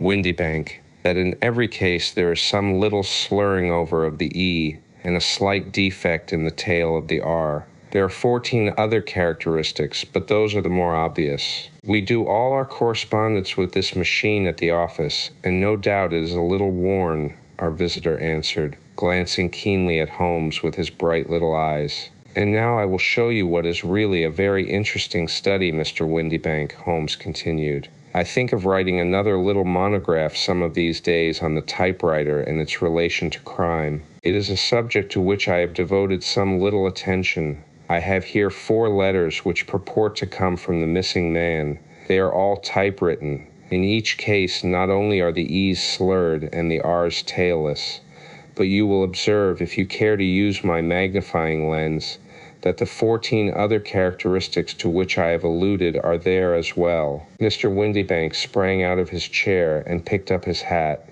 I cannot waste time over this sort of fantastic talk, Mr. Holmes, he said. If you can catch the man, catch him, and let me know when you have done it." "Certainly," said Holmes, stepping over and turning the key in the door. "I'll let you know, then, that I have caught him." "What? Where?" shouted Mr. Windibank, turning white to his lips and glancing about him like a rat in a trap. "Oh, it won't do. Really, it won't," said Holmes suavely. "There is no possible getting out of it, Mr. Windibank. It is quite too transparent, and it was a very bad compliment when you said that it was impossible for me to solve so simple a question. That's right. Sit down and let us talk it over." Our visitor collapsed into a chair, with a ghastly face and a glitter of moisture on his brow.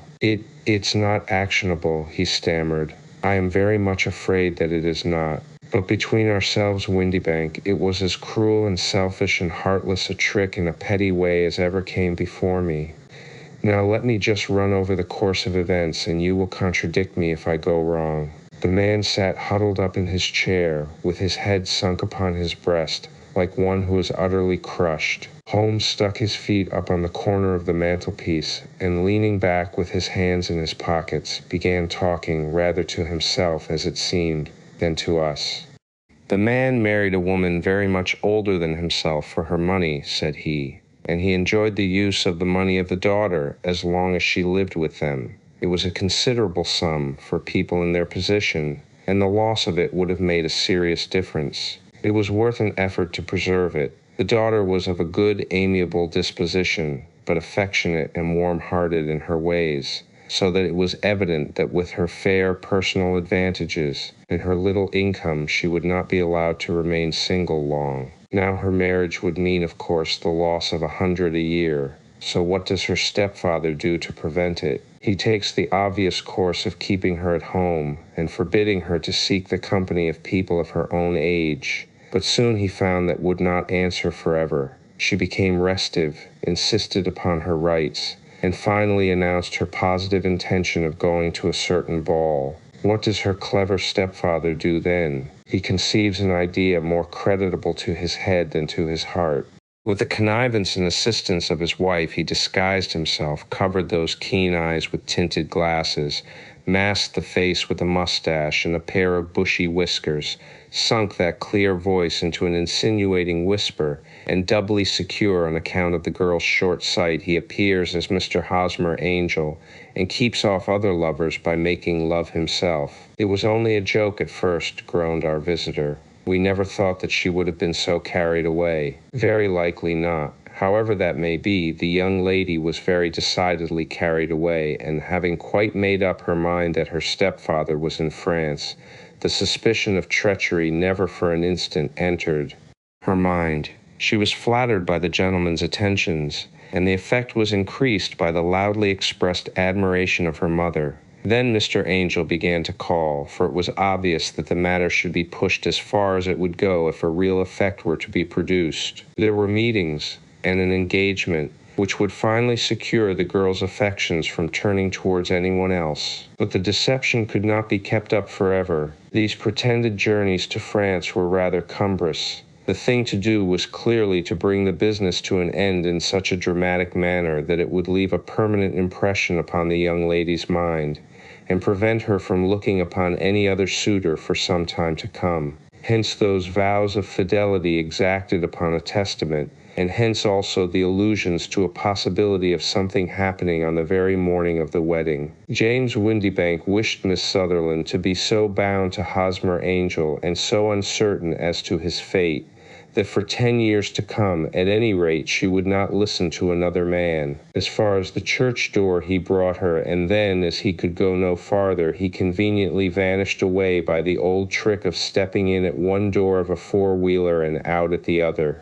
I think that was the chain of events, Mr. Windibank. Our visitor had recovered something of his assurance while Holmes had been talking, and he rose from his chair now with a cold sneer upon his pale face. "It may be so, or it may not, Mr. Holmes," said he.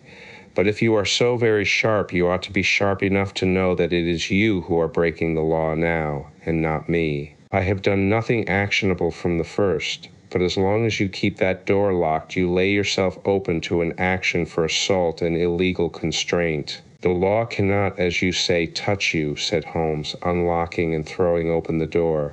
"Yet there never was a man who deserved punishment more. If the young lady has a brother or a friend, he ought to lay a whip across your shoulders. By Jove," he continued, flushing up at the sight of the bitter sneer upon the man's face, "it is not part of my duties to my client, but here's a hunting crop handy, and I think I shall just treat myself to—" He took 2 swift steps to the whip, but before he could grasp it there was a wild clatter of steps upon the stairs.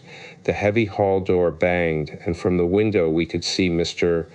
James Windibank running at the top of his speed down the road. "There's a cold-blooded scoundrel," said Holmes, laughing, as he threw himself down into his chair once more.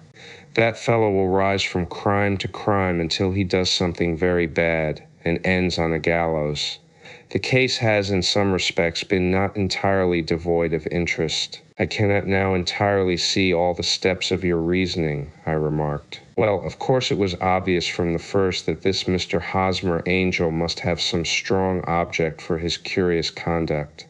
And it was equally clear that the only man who really profited by the incident, as far as we could see, was the stepfather. Then the fact that the 2 men were never together, but that the one always appeared when the other was away, was suggestive. So were the tinted spectacles and the curious voice, which both hinted at a disguise, as did the bushy whiskers. My suspicions were all confirmed by his peculiar action in typewriting his signature, which of course inferred that his handwriting was so familiar to her that she would recognize even the smallest sample of it. You see, all these isolated facts, together with many minor ones, all pointed in the same direction. And how did you verify them? Having once spotted my man, it was easy to get corroboration.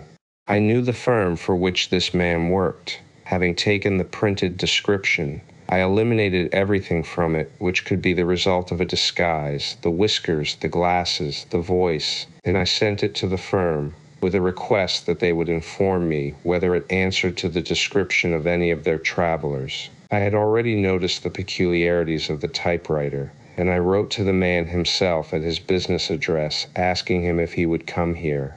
As I expected, his reply was typewritten and revealed the same trivial but characteristic defects. The same post brought me a letter from West House in Marbank, of Fenchurch Street, to say that the description tallied in every respect with that of their employee, James Windibank. Voila tout, and Miss Sutherland. If I tell her, she will not believe me. You may remember the old Persian saying, "There is danger for him who taketh the tiger cub, and danger also for whoso snatches a delusion from a woman."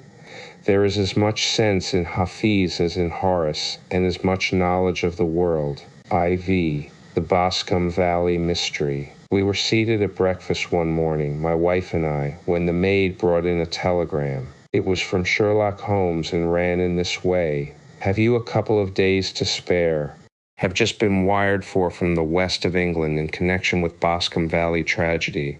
Shall be glad if you will come with me. Air and scenery perfect. Leave Paddington by the 11:15. "What do you say, dear?" said my wife, looking across at me. "Will you go?" "I really don't know what to say. I have a fairly long list at present." "Oh, Anstruther would do your work for you. You have been looking a little pale lately. I think that the change would do you good, and you are always so interested in Mr. Sherlock Holmes' cases." "I should be ungrateful if I were not, seeing what I gained through one of them," I answered. "But if I am to go, I must pack at once, for I have only half an hour." My experience of camp life in Afghanistan had at least had the effect of making me a prompt and ready traveler. My wants were few and simple, so that in less than the time stated I was in a cab with my valise, rattling away to Paddington Station. Sherlock Holmes was pacing up and down the platform, his tall, gaunt figure made even gaunter and taller by his long gray traveling cloak and close-fitting cloth cap.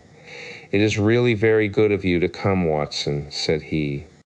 "It makes a considerable difference to me, having someone with me on whom I can thoroughly rely. Local aid is always either worthless or else biased. If you will keep the 2 corner seats, I shall get the tickets." We had the carriage to ourselves, save for an immense litter of papers which Holmes had brought with him. Among these he rummaged and read, with intervals of note-taking and of meditation, until we were past reading. Then he suddenly rolled them all into a gigantic ball and tossed them up onto the rack. "Have you heard anything of the case?" he asked. "Not a word. I have not seen a paper for some days. The London press has not had very full accounts. I have just been looking through all the recent papers in order to master the particulars. It seems, from what I gather, to be one of those simple cases which are so extremely difficult." That sounds a little paradoxical, but it is profoundly true. Singularity is almost invariably a clue. The more featureless and commonplace a crime is, the more difficult it is to bring it home. In this case, however, they have established a very serious case against the son of the murdered man. It is a murder, then? Well, it is conjectured to be so. I shall take nothing for granted until I have the opportunity of looking personally into it. I will explain the state of things to you, as far as I have been able to understand it, in a very few words. Boscombe Valley is a country district not very far from Ross, in Herefordshire. The largest landed proprietor in that part is a Mr. John Turner, who made his money in Australia and returned some years ago to the old country. One of the farms which he held, that of Hatherley, was let to Mr. Charles McCarthy, who was also an ex-Australian. The men had known each other in the colonies, so that it was not unnatural that when they came to settle down they should do so as near each other as possible. Turner was apparently the richer man, so McCarthy became his tenant, but still remained, it seems, upon terms of perfect equality, as they were frequently together. McCarthy had one son, a lad of 18, and Turner had an only daughter of the same age, but neither of them had wives living. They appear to have avoided the society of the neighboring English families and to have led retired lives, though both the McCarthys were fond of sport and were frequently seen at the race meetings of the neighborhood. McCarthy kept 2 servants, a man and a girl. Turner had a considerable household, some half-dozen at the least. That is as much as I have been able to gather about the families. Now for the facts. On June 3rd, that is, on Monday last, McCarthy left his house at Hatherley about 3 in the afternoon and walked down to the Boscombe Pool, which is a small lake formed by the spreading out of the stream which runs down the Boscombe Valley. He had been out with his serving man in the morning at Ross, and he had told the man that he must hurry, as he had an appointment of importance to keep at 3. From that appointment he never came back alive. From Hatherley farmhouse to the Boscombe Pool is a quarter of a mile, and 2 people saw him as he passed over this ground. One was an old woman whose name is not mentioned, and the other was William Crowder, a gamekeeper in the employ of Mr. Turner. Both these witnesses depose that Mr. McCarthy was walking alone. The gamekeeper adds that within a few minutes of his seeing Mr. McCarthy pass, he had seen his son, Mr. James McCarthy, going the same way with a gun under his arm. To the best of his belief, the father was actually in sight at the time, and the son was following him. He thought no more of the matter until he heard in the evening of the tragedy that had occurred. The 2 McCarthys were seen after the time when William Crowder, the gamekeeper, lost sight of them. The Boscombe Pool is thickly wooded round, with just a fringe of grass and of reeds round the edge. A girl of 14, Patience Moran, who is the daughter of the lodge-keeper of the Boscombe Valley estate, was in one of the woods picking flowers. She states that while she was there, she saw at the border of the wood and close by the lake Mr. McCarthy and his son, and that they appeared to be having a violent quarrel. She heard Mr. McCarthy the elder using very strong language to his son, and she saw the latter raise up his hand as if to strike his father. She was so frightened by their violence that she ran away and told her mother when she reached home that she had left the 2 McCarthys quarreling near Boscombe Pool, and that she was afraid that they were going to fight. She had hardly said the words when young Mr. McCarthy came running up to the lodge to say that he had found his father dead in the wood, and to ask for the help of the lodge-keeper. He was much excited, without either his gun or his hat, and his right hand and sleeve were observed to be stained with fresh blood. On following him, they found the dead body stretched out upon the grass beside the pool. The head had been beaten in by repeated blows of some heavy and blunt weapon. The injuries were such as might very well have been inflicted by the butt end of his son's gun, which was found lying on the grass within a few paces of the body. Under these circumstances, the young man was instantly arrested, and a verdict of willful murder having been returned at the inquest on Tuesday, he was on Wednesday brought before the magistrates at Ross, who have referred the case to the next assizes. Those are the main facts of the case as they came out before the coroner and the police court. I could hardly imagine a more damning case, I remarked. If ever circumstantial evidence pointed to a criminal, it does so here. Circumstantial evidence is a very tricky thing, answered Holmes thoughtfully. It may seem to point very straight to one thing, but if you shift your own point of view a little, you may find it pointing in an equally uncompromising manner to something entirely different. It must be confessed, however, that the case looks exceedingly grave against the young man, and it is very possible that he is indeed the culprit. There are several people in the neighborhood, however, and among them Miss Turner, the daughter of the neighboring landowner, who believe in his innocence, and who have retained Lestrade, whom you may recollect in connection with the study in scarlet, to work out the case in his interest. Lestrade, being rather puzzled, has referred the case to me, and hence it is that two middle-aged gentlemen are flying westward at 50 miles an hour instead of quietly digesting their breakfasts at home. I am afraid, said I, that the facts are so obvious that you will find little credit to be gained out of this case. There is nothing more deceptive than an obvious fact, he answered, laughing. Besides, we may chance to hit upon some other obvious facts which may have been by no means obvious to Mr. Lestrade. You know me too well to think that I am boasting when I say that I shall either confirm or destroy his theory by means which he is quite incapable of employing, or even of understanding. To take the first example to hand, I very clearly perceive that in your bedroom the window is upon the right-hand side, and yet I question whether Mr. Lestrade would have noted even so self-evident a thing as that. How on earth, my dear fellow, I know you well, I know the military neatness which characterizes you.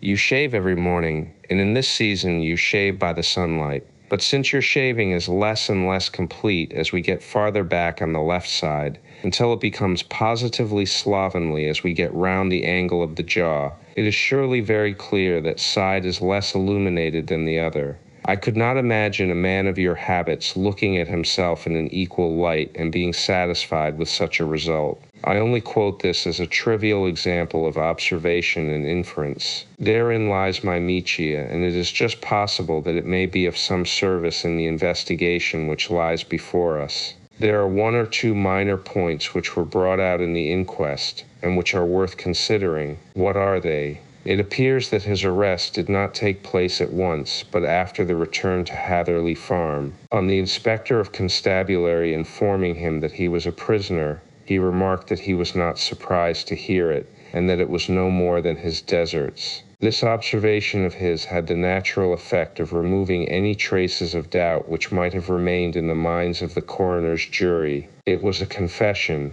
I ejaculated. No, for it was followed by a protestation of innocence.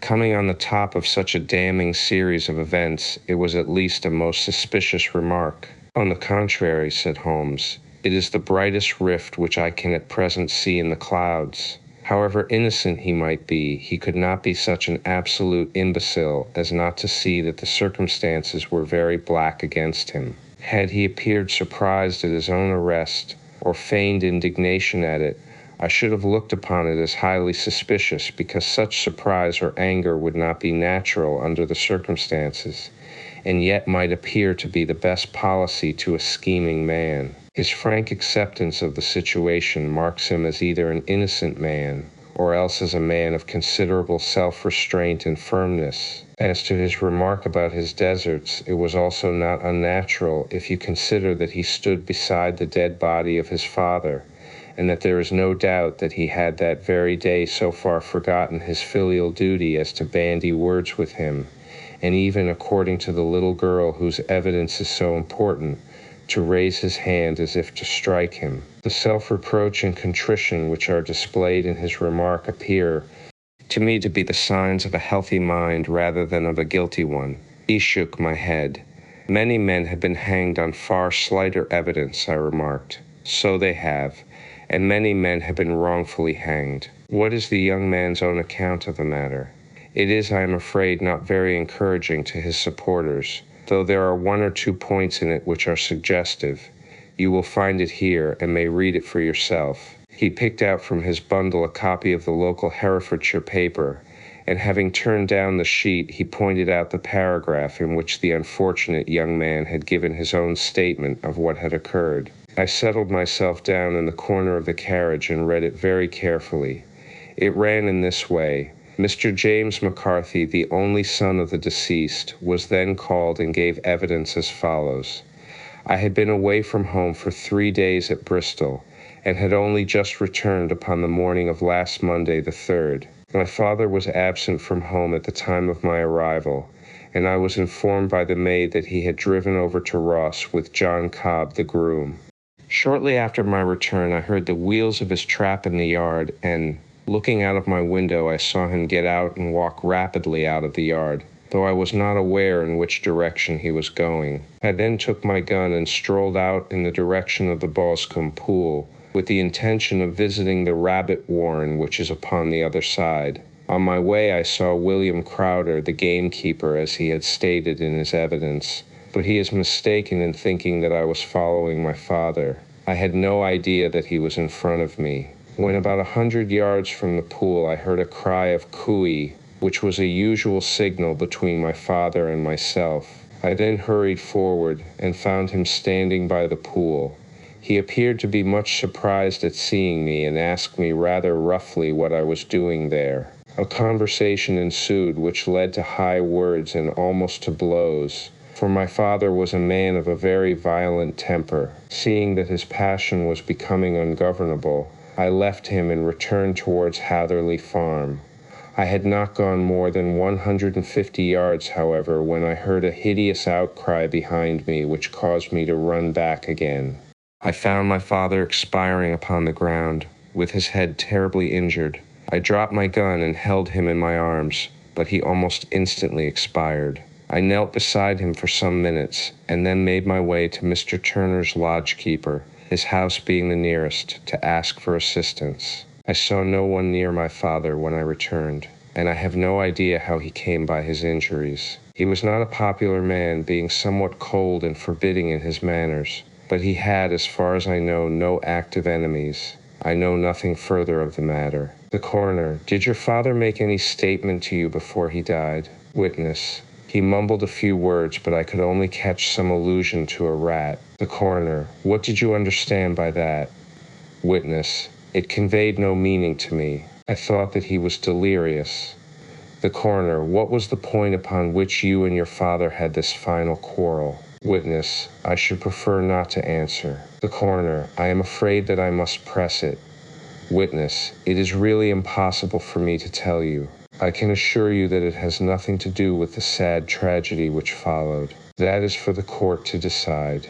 I need not point out to you that your refusal to answer will prejudice your case considerably in any future proceedings which may arise. Witness: I must still refuse. The coroner: I understand that the cry of cooey was a common signal between you and your father? Witness: it was. The coroner: how was it then that he uttered it before he saw you and before he even knew that you had returned from Bristol? Witness, with considerable confusion: I do not know. A juryman: did you see nothing which aroused your suspicions when you returned on hearing the cry and found your father fatally injured? Witness: nothing definite. The coroner: what do you mean? Witness: I was so disturbed and excited as I rushed out into the open that I could think of nothing except of my father. Yet I have a vague impression that as I ran forward, something lay upon the ground to the left of me. It seemed to me to be something gray in color, a coat of some sort, or a plaid perhaps. When I rose from my father, I looked round for it, but it was gone. Do you mean that it disappeared before you went for help? Yes, it was gone. You cannot say what it was? No, I had a feeling something was there. How far from the body? 12 yards or so. And how far from the edge of the wood? About the same. Then if it was removed, it was while you were within 12 yards of it? Yes, but with my back towards it. This concluded the examination of the witness. I see, said I as I glanced down the column, that the coroner in his concluding remarks was rather severe upon young McCarthy. He calls attention, and with reason, to the discrepancy about his father having signaled to him before seeing him, also to his refusal to give details of his conversation with his father, and his singular account of his father's dying words. They are all, as he remarks, very much against the son. Holmes laughed softly to himself and stretched himself out upon the cushioned seat. Both you and the coroner have been at some pains, said he, to single out the very strongest points in the young man's favor. Don't you see that you alternately give him credit for having too much imagination and too little? Too little, if he could not invent a cause of quarrel which would give him the sympathy of the jury. Too much if he evolved from his own inner consciousness anything so outre as a dying reference to a rat, and the incident of the vanishing cloth. No, sir. I shall approach this case from the point of view that what this young man says is true, and we shall see whither that hypothesis will lead us. And now here is my pocket Petrarch, and not another word shall I say of this case until we are on the scene of action. We lunch at Swindon, and I see that we shall be there in 20 minutes. It was nearly 4 o'clock when we at last, after passing through the beautiful Stroud Valley and over the broad gleaming Severn, found ourselves at the pretty little country town of Ross.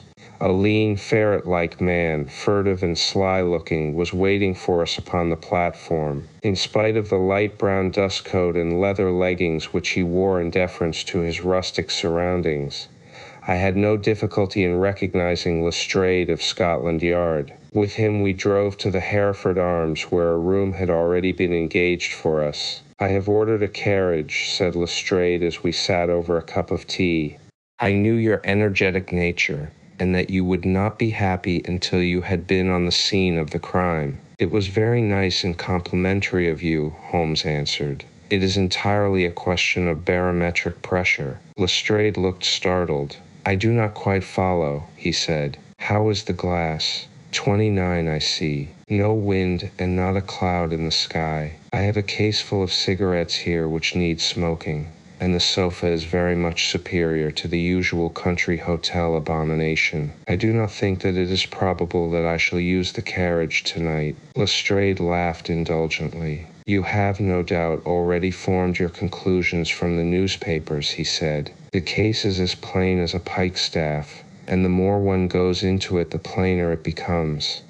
Still, of course, one can't refuse a lady, and such a very positive one, too. She has heard of you, and would have your opinion, though I repeatedly told her that there was nothing which you could do which I had not already done. Why, bless my soul, here is her carriage at the door. He had hardly spoken before there rushed into the room one of the most lovely young women that I have ever seen in my life. Her violet eyes shining, her lips parted, a pink flush upon her cheeks, all thought of her natural reserve lost in her overpowering excitement and concern. "Oh, Mr. Sherlock Holmes," she cried, glancing from one to the other of us, and finally, with a woman's quick intuition fastening upon my companion, "I am so glad that you have come. I have driven down to tell you so. I know that James didn't do it. I know it, and I want you to start upon your work knowing it too. Never let yourself doubt upon that point. We have known each other since we were little children, and I know his faults as no one else does, but he is too tender-hearted to hurt a fly. Such a charge is absurd to anyone who really knows him." "I hope we may clear him, Miss Turner," said Sherlock Holmes. "You may rely upon my doing all that I can. But you have read the evidence. You have formed some conclusion. Do you not see some loophole, some flaw? Do you not yourself think that he is innocent?" "I think that it is very probable." "There now," she cried, throwing back her head and looking defiantly at Lestrade. "You hear, he gives me hopes." Lestrade shrugged his shoulders. "I am afraid that my colleague has been a little quick in forming his conclusions," he said. "But he is right. Oh, I know that he is right. James never did it. And about his quarrel with his father, I am sure that the reason why he would not speak about it to the coroner was because I was concerned in it." "In what way?" asked Holmes. It is no time for me to hide anything. James and his father had many disagreements about me. Mr. McCarthy was very anxious that there should be a marriage between us. James and I have always loved each other as brother and sister, but of course he is young and has seen very little of life yet, well, he naturally did not wish to do anything like that yet. So there were quarrels, and this, I am sure, was one of them. And your father? Asked Holmes. Was he in favor of such a union? No, he was averse to it also. No one but Mr. McCarthy was in favor of it. A quick blush passed over her fresh young face as Holmes shot one of his keen, questioning glances at her. Thank you for this information, said he. May I see your father if I call tomorrow? I am afraid the doctor won't allow it. The doctor? Yes, have you not heard? Poor father has never been strong for years back, but this has broken him down completely. He has taken to his bed, and Dr. Willows says that he is a wreck and that his nervous system is shattered. Mr. McCarthy was the only man alive who had known Dad in the old days in Victoria. In Victoria, that is important. Yes, at the mines. Quite so, at the gold mines where, as I understand, Mr. Turner made his money. Yes, certainly. Thank you, Miss Turner. You have been of material assistance to me. You will tell me if you have any news tomorrow. No doubt you will go to the prison to see James. Oh, if you do, Mr. Holmes, do tell him that I know him to be innocent. I will, Miss Turner. I must go home now, for Dad is very ill and he misses me so if I leave him. Goodbye, and God help you in your undertaking. She hurried from the room as impulsively as she had entered, and we heard the wheels of her carriage rattle off down the street. I am ashamed of you, Holmes, said Lestrade with dignity after a few minutes' silence. Why should you raise up hopes which you are bound to disappoint? I am not over-tender of heart, but I call it cruel. I think that I see my way to clearing James McCarthy, said Holmes. Have you an order to see him in prison? Yes, but only for you and me. Then I shall reconsider my resolution about going out. We have still time to take a train to Hereford and see him tonight. Ample. Then let us do so. Watson, I fear that you will find it very slow, but I shall only be away a couple of hours. I walked down to the station with them, and then wandered through the streets of the little town, finally returning to the hotel, where I lay upon the sofa and tried to interest myself in a yellow-backed novel. The puny plot of the story was so thin, however, when compared to the deep mystery through which we were groping, and I found my attention wander so continually from the action to the fact, that I at last flung it across the room and gave myself up entirely to a consideration of the events of the day. Supposing that this unhappy young man's story were absolutely true, then what hellish thing, what absolutely unforeseen and extraordinary calamity could have occurred between the time when he parted from his father and the moment when, drawn back by his screams, he rushed into the glade? It was something terrible and deadly. What could it be? Might not the nature of the injuries reveal something to my medical instincts? I rang the bell and called for the weekly county paper, which contained a verbatim account of the inquest. In the surgeon's deposition, it was stated that the posterior third of the left parietal bone and the left half of the occipital bone had been shattered by a heavy blow from a blunt weapon. I marked the spot upon my own head. Clearly such a blow must have been struck from behind. That was to some extent in favor of the accused, as when seen quarreling he was face to face with his father. Still, it did not go for very much, for the older man might have turned his back before the blow fell. Still, it might be worthwhile to call Holmes's attention to it. Then there was the peculiar dying reference to a rat. What could that mean? It could not be delirium. A man dying from a sudden blow does not commonly become delirious. No, it was more likely to be an attempt to explain how he met his fate. But what could it indicate? I cudgeled my brains to find some possible explanation. And then the incident of the gray cloth seen by young McCarthy. If that were true, the murderer must have dropped some part of his dress, presumably his overcoat, in his flight, and must have had the hardihood to return and to carry it away at the instant when the son was kneeling with his back turned not a dozen paces off. What a tissue of mysteries and improbabilities the whole thing was. I did not wonder at Lestrade's opinion, and yet I had so much faith in Sherlock Holmes's insight that I could not lose hope as long as every fresh fact seemed to strengthen his conviction of young McCarthy's innocence. It was late before Sherlock Holmes returned. He came back alone, for Lestrade was staying in lodgings in the town. "The glass still keeps very high," he remarked as he sat down. "It is of importance that it should not rain before we are able to go over the ground. On the other hand, a man should be at his very best and keenest for such nice work as that, and I did not wish to do it when fagged by a long journey. I have seen young McCarthy, and what did you learn from him? Nothing. Could he throw no light? None at all. I was inclined to think at one time that he knew who had done it and was screening him or her, but I am convinced now that he is as puzzled as everyone else. He is not a very quick-witted youth, though comely to look at, and I should think sound at heart. I cannot admire his taste," I remarked. "If it is indeed a fact that he was averse to a marriage with so charming a young lady as this Miss Turner, thereby hangs a rather painful tale. This fellow is madly, insanely in love with her. But some 2 years ago, when he was only a lad, and before he really knew her, for she had been away 5 years at a boarding school, what does the idiot do but get into the clutches of a barmaid in Bristol and marry her at a registry office? No one knows a word of the matter, but you can imagine how maddening it must be to him to be upbraided for not doing what he would give his very eyes to do, but what he knows to be absolutely impossible. It was sheer frenzy of this sort which made him throw his hands up into the air when his father, at their last interview, was goading him on to propose to Miss Turner. On the other hand, he had no means of supporting himself, and his father, who was by all accounts a very hard man, would have thrown him over utterly had he known the truth. It was with his barmaid wife that he had spent the last 3 days in Bristol, and his father did not know where he was. Mark that point, it is of importance. Good has come out of evil, however, for the barmaid, finding from the papers that he is in serious trouble and likely to be hanged, has thrown him over utterly, and has written to him to say that she has a husband already in the Bermuda dockyard, so that there is really no tie between them. I think that bit of news has consoled young McCarthy for all that he has suffered. But if he is innocent, who has done it? Who?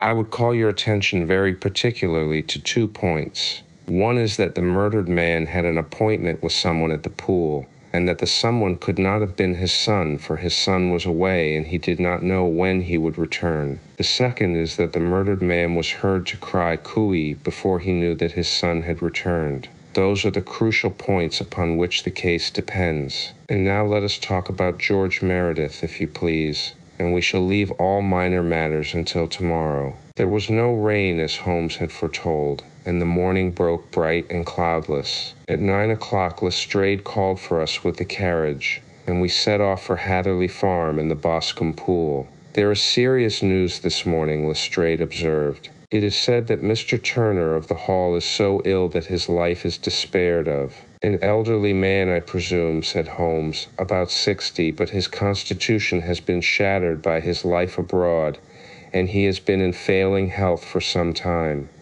This business has had a very bad effect upon him.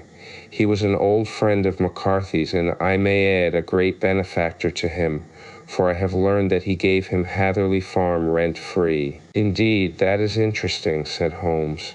"Oh, yes.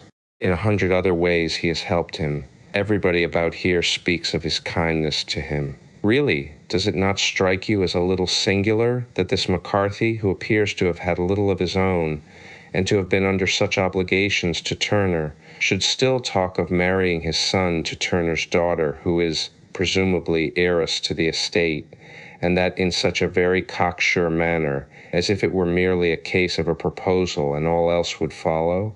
It is the more strange since we know that Turner himself was averse to the idea. The daughter told us as much. Do you not deduce something from that?" We have got to the deductions and the inferences, said Lestrade, winking at me. I find it hard enough to tackle facts, Holmes, without flying away after theories and fancies.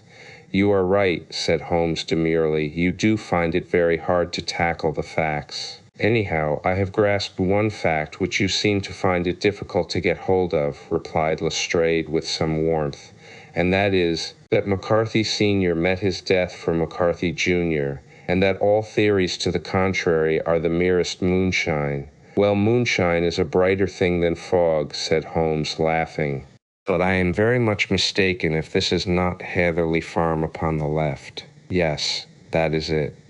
It was a widespread, comfortable-looking building, two-storied, slate-roofed, with great yellow blotches of lichen upon the gray walls. The drawn blinds and the smokeless chimneys, however, gave it a stricken look, as though the weight of this horror still lay heavy upon it. We called at the door, when the maid, at Holmes' request, showed us the boots which her master wore at the time of his death, and also a pair of the son's, though not the pair which he had then had. Having measured these very carefully from 7 or 8 different points, Holmes desired to be led to the courtyard, from which we all followed the winding track which led to Boscombe Pool. Sherlock Holmes was transformed when he was hot upon such a scent as this. Men who had only known the quiet thinker and logician of Baker Street would have failed to recognize him. His face flushed and darkened. His brows were drawn into 2 hard black lines, while his eyes shone out from beneath them with a steely glitter. His face was bent downward, his shoulders bowed, his lips compressed, and the veins stood out like whipcord in his long, sinewy neck. His nostrils seemed to dilate with a purely animal lust for the chase, and his mind was so absolutely concentrated upon the matter before him that a question or remark fell unheeded upon his ears, or at the most only provoked a quick, impatient snarl in reply. Swiftly and silently he made his way along the track which ran through the meadows, and so by way of the woods to the Boscombe Pool. It was damp, marshy ground, as is all that district, and there were marks of many feet, both upon the path and amid the short grass which bounded it on either side. Sometimes Holmes would hurry on, sometimes stop dead, and once he made quite a little detour into the meadow. Lestrade and I walked behind him, the detective indifferent and contemptuous, while I watched my friend with the interest which sprang from the conviction that every one of his actions was directed towards a definite end. The Boscombe Pool, which is a little reed-girt sheet of water some 50 yards across, is situated at the boundary between the Hatherley Farm and the private park of the wealthy Mr. Turner. Above the woods which lined it upon the farther side, we could see the red, jutting pinnacles which marked the site of the rich landowner's dwelling.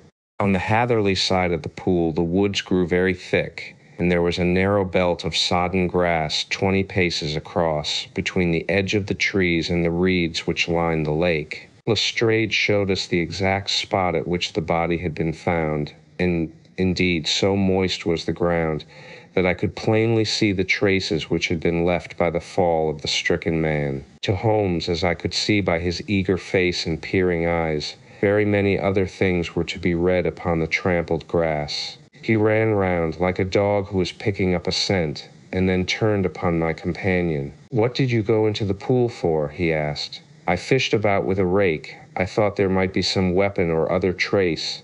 But how on earth—" "Oh, tut, tut, I have no time. That left foot of yours with its inward twist is all over the place. A mole could trace it, and there it vanishes among the reeds. Oh, how simple it would all have been had I been here before they came like a herd of buffalo and wallowed all over it. Here is where the party with the lodge-keeper came, and they have covered all tracks for 6 or 8 feet round the body. But here are 3 separate tracks of the same feet." He drew out a lens and lay down upon his waterproof to have a better view, talking all the time rather to himself than to us. "These are young McCarthy's feet. Twice he was walking, and once he ran swiftly, so that the soles are deeply marked and the heels hardly visible. That bears out his story. He ran when he saw his father on the ground. Then here are the father's feet as he paced up and down. What is this, then? It is the butt end of the gun as the son stood listening. And this? Ha ha, what have we here? Tiptoes. Tiptoes, square too, quite unusual boots. They come, they go, they come again. Of course that was for the cloak.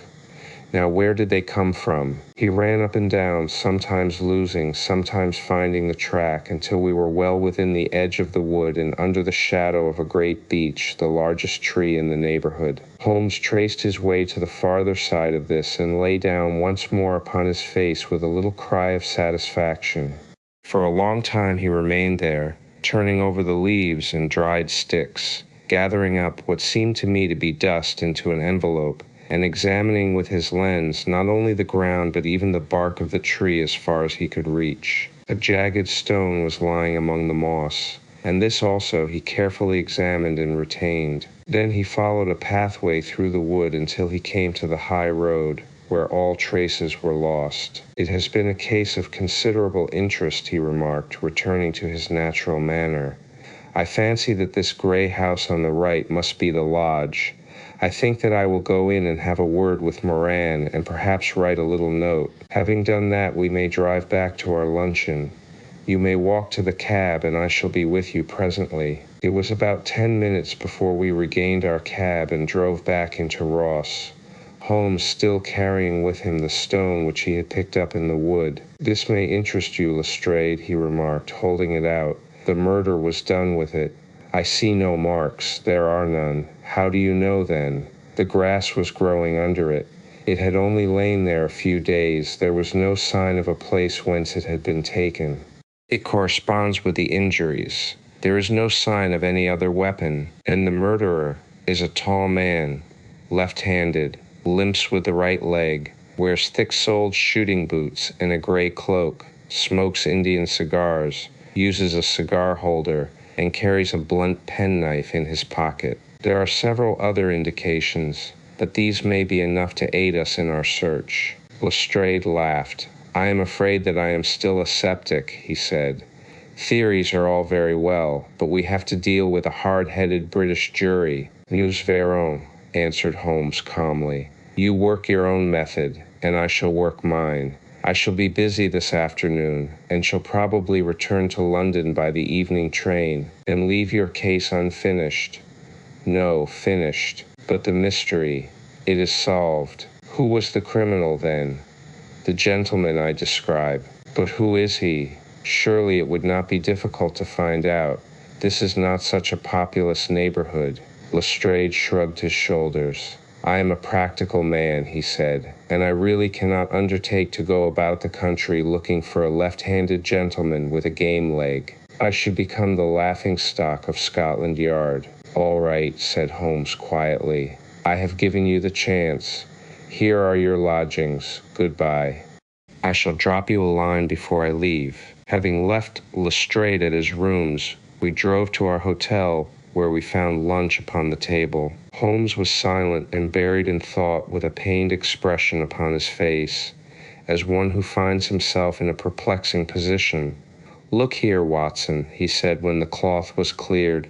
Just sit down in this chair and let me preach to you for a little. I don't know quite what to do, and I should value your advice. Light a cigar and let me expound. Pray do so. Well, now, in considering this case, there are 2 points about young McCarthy's narrative which struck us both instantly, although they impressed me in his favor and you against him. One was the fact that his father should, according to his account, cry cooey before seeing him. The other was his singular dying reference to a rat. He mumbled several words, you understand, but that was all that caught the son's ear. Now from this double point our research must commence, and we will begin it by presuming that what the lad says is absolutely true. What of this cooey, then? Well, obviously it could not have been meant for the son. The son, as far as he knew, was in Bristol. It was mere chance that he was within earshot. The cooey was meant to attract the attention of whoever it was that he had the appointment with. The cooey is a distinctly Australian cry, and one which is used between Australians. There is a strong presumption that the person whom McCarthy expected to meet him at Boscombe Pool was someone who had been in Australia. What of the rat, then? Sherlock Holmes took a folded paper from his pocket and flattened it out on the table. This is a map of the colony of Victoria, he said. I wired to Bristol for it last night. He put his hand over part of the map. What do you read? Ararat, I read. And now he raised his hand. Ararat. Quite so. That was the word the man uttered, and of which his son only caught the last two syllables. He was trying to utter the name of his murderer, so-and-so, of Ballarat. It is wonderful, I exclaimed. It is obvious. And now you see I had narrowed the field down considerably. The possession of a gray garment was a third point which, granting the son's statement to be correct, was a certainty. We have come now out of mere vagueness to the definite conception of an Australian from Ballarat with a grey cloak. Certainly, and one who was at home in the district, for the pool can only be approached by the farm or by the estate, where strangers could hardly wander. Quite so. Then comes our expedition of today. By an examination of the ground, I gained the trifling details which I gave to that imbecile Lestrade as to the personality of the criminal. But how did you gain them? You know my method. It is founded upon the observation of trifles. His height I know that you might roughly judge from the length of his stride. His boots, too, might be told from their traces. Yes, they were peculiar boots. But his lameness. The impression of his right foot was always less distinct than his left. He put less weight upon it. Why? Because he limped. He was lame. But his left-handedness. You were yourself struck by the nature of the injury as recorded by the surgeon at the inquest. The blow was struck from immediately behind and yet was upon the left side. Now how can that be unless it were by a left-handed man? He had stood behind that tree during the interview between the father and son. He had even smoked there. I found the ash of a cigar, which my special knowledge of tobacco ashes enables me to pronounce as an Indian cigar. I have, as you know, devoted some attention to this, and written a little monograph on the ashes of 140 different varieties of pipe, cigar, and cigarette tobacco. Having found the ash, I then looked round and discovered the stump among the moss where he had tossed it. It was an Indian cigar, of the variety which are rolled in Rotterdam. And the cigar holder? I could see that the end had not been in his mouth. Therefore he used a holder. The tip had been cut off, not bitten off, but the cut was not a clean one, so I deduced a blunt penknife. Holmes, I said, you have drawn a net round this man from which he cannot escape, and you have saved an innocent human life as truly as if you had cut the cord which was hanging him. I see the direction in which all this points. The culprit is Mr. John Turner, cried the hotel waiter, opening the door of our sitting room and ushering in a visitor. The man who entered was a strange and impressive figure. His slow, limping step and bowed shoulders gave the appearance of decrepitude, and yet his hard, deep-lined, craggy features and his enormous limbs showed that he was possessed of unusual strength of body and of character. His tangled beard, grizzled hair, and outstanding drooping eyebrows combined to give an air of dignity and power to his appearance, but his face was of an ashen white, while his lips and the corners of his nostrils were tinged with a shade of blue. It was clear to me at a glance that he was in the grip of some deadly and chronic disease. "Pray sit down on the sofa," said Holmes gently. "You had my note?" "Yes, the lodge-keeper brought it up. You said that you wished to see me here to avoid scandal. I thought people would talk if I went to the hall. And why did you wish to see me?" He looked across at my companion with despair in his weary eyes, as though his question was already answered. "Yes," said Holmes, answering the look rather than the words. "It is so. I know all about McCarthy." The old man sank his face in his hands. "God help me," he cried. "But I would not have let the young man come to harm. I give you my word that I would have spoken out if it went against him at the assizes." "I am glad to hear you say so," said Holmes gravely. "I would have spoken now had it not been for my dear girl. It would break her heart. It will break her heart when she hears that I am arrested." "It may not come to that," said Holmes. "What?" "I am no official agent. I understand that it was your daughter who required my presence here, and I am acting in her interests. Young McCarthy must be got off, however." "I am a dying man," said old Turner. I have had diabetes for years.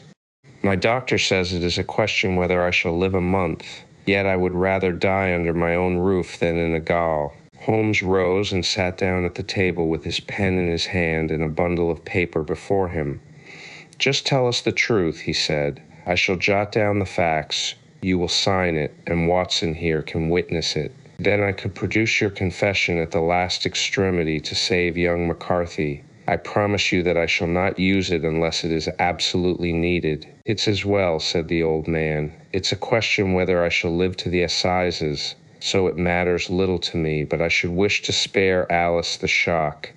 And now I will make the thing clear to you. It has been a long time in the acting, but will not take me long to tell. You didn't know this dead man, McCarthy. He was a devil incarnate, I tell you that. God keep you out of the clutches of such a man as he.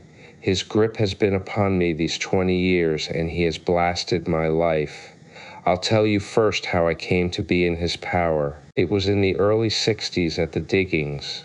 I was a young chap then, hot-blooded and reckless, ready to turn my hand at anything. I got among bad companions, took to drink, had no luck with my claim, took to the bush, and in a word became what you would call over here a highway robber. There were 6 of us, and we had a wild, free life of it, sticking up a station from time to time, or stopping the wagons on the road to the diggings. Black Jack of Ballarat was the name I went under, and our party is still remembered in the colony as the Ballarat Gang. One day a gold convoy came down from Ballarat to Melbourne, and we lay in wait for it and attacked it. There were 6 troopers and 6 of us, so it was a close thing, but we emptied 4 of their saddles at the first volley. 3 of our boys were killed, however, before we got the swag. I put my pistol to the head of the wagon driver, who was this very man McCarthy. I wished to the Lord that I had shot him then, but I spared him, though I saw his wicked little eyes fixed on my face,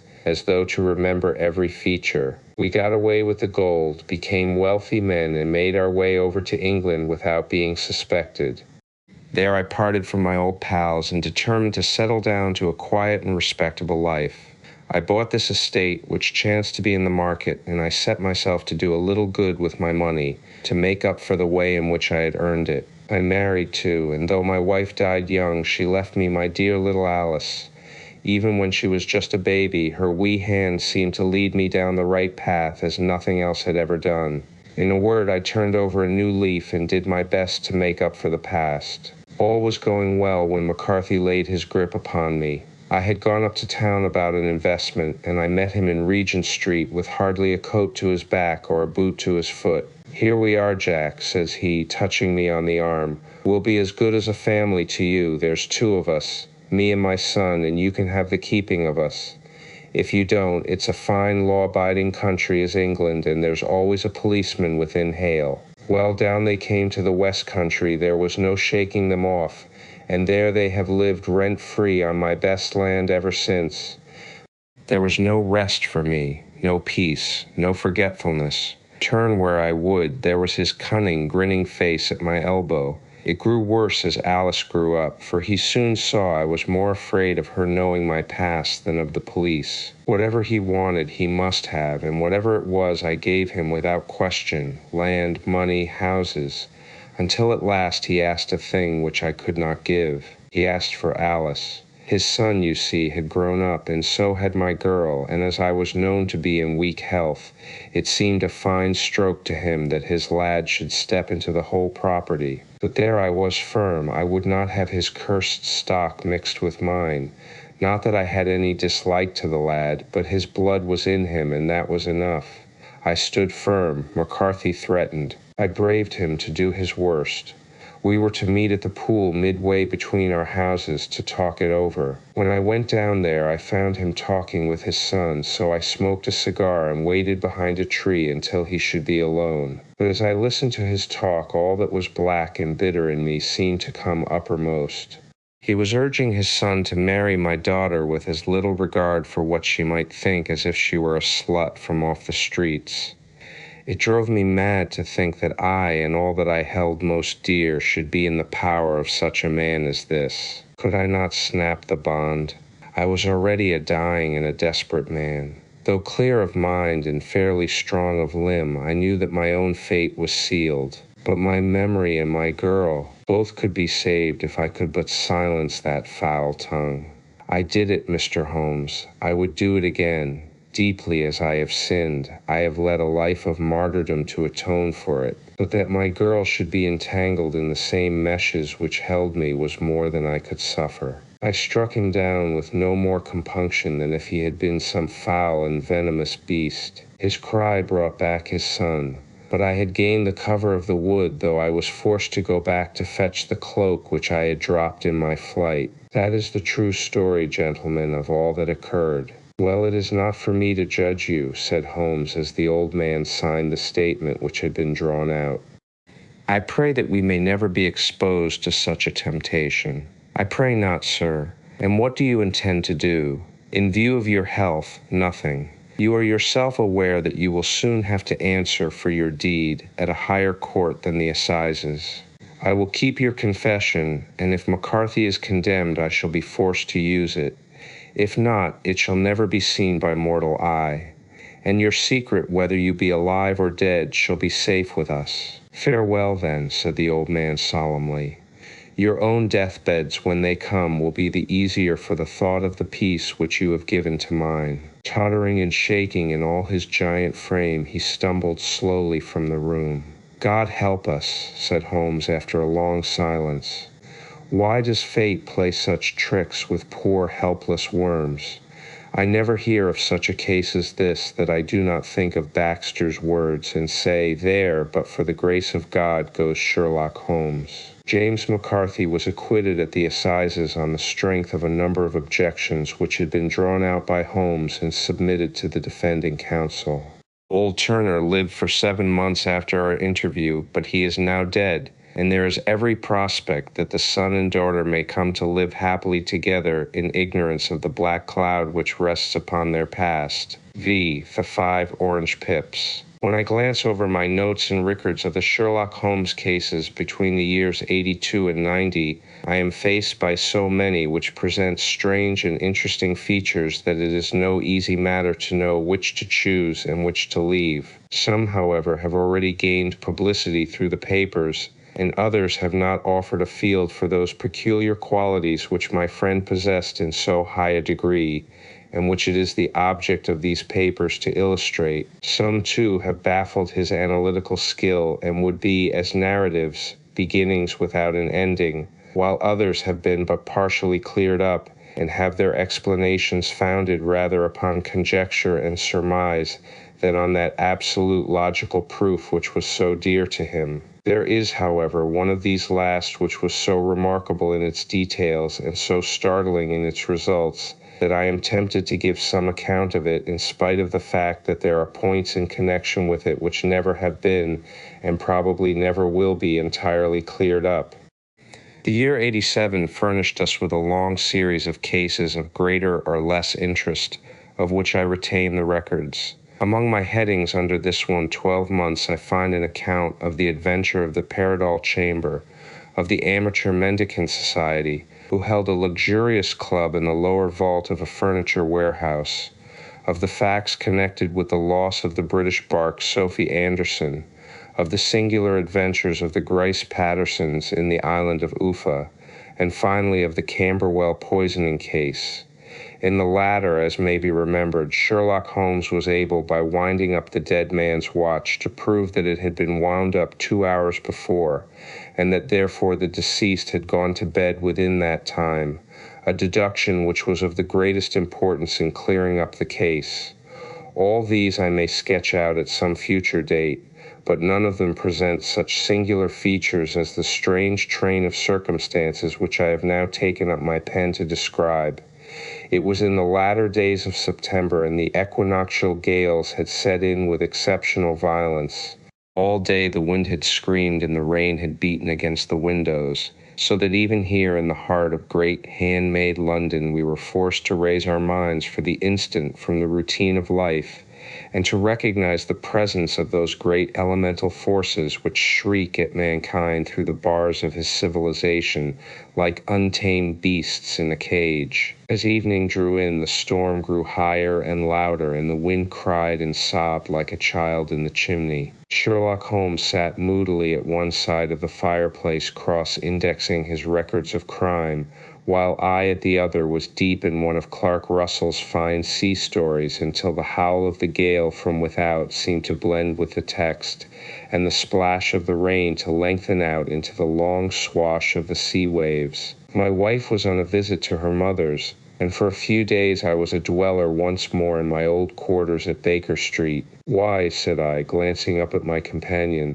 "that was surely the bell. Who could come tonight? Some friend of yours, perhaps?" "Except yourself, I have none," he answered. "I do not encourage visitors." "A client, then? If so, it is a serious case. Nothing less would bring a man out on such a day and at such an hour."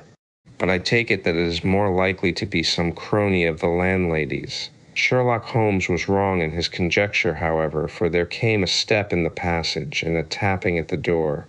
He stretched out his long arm to turn the lamp away from himself and towards the vacant chair, upon which a newcomer must sit. "Come in," said he. The man who entered was young, some 22 at the outside, well-groomed and trimly clad, with something of refinement and delicacy in his bearing.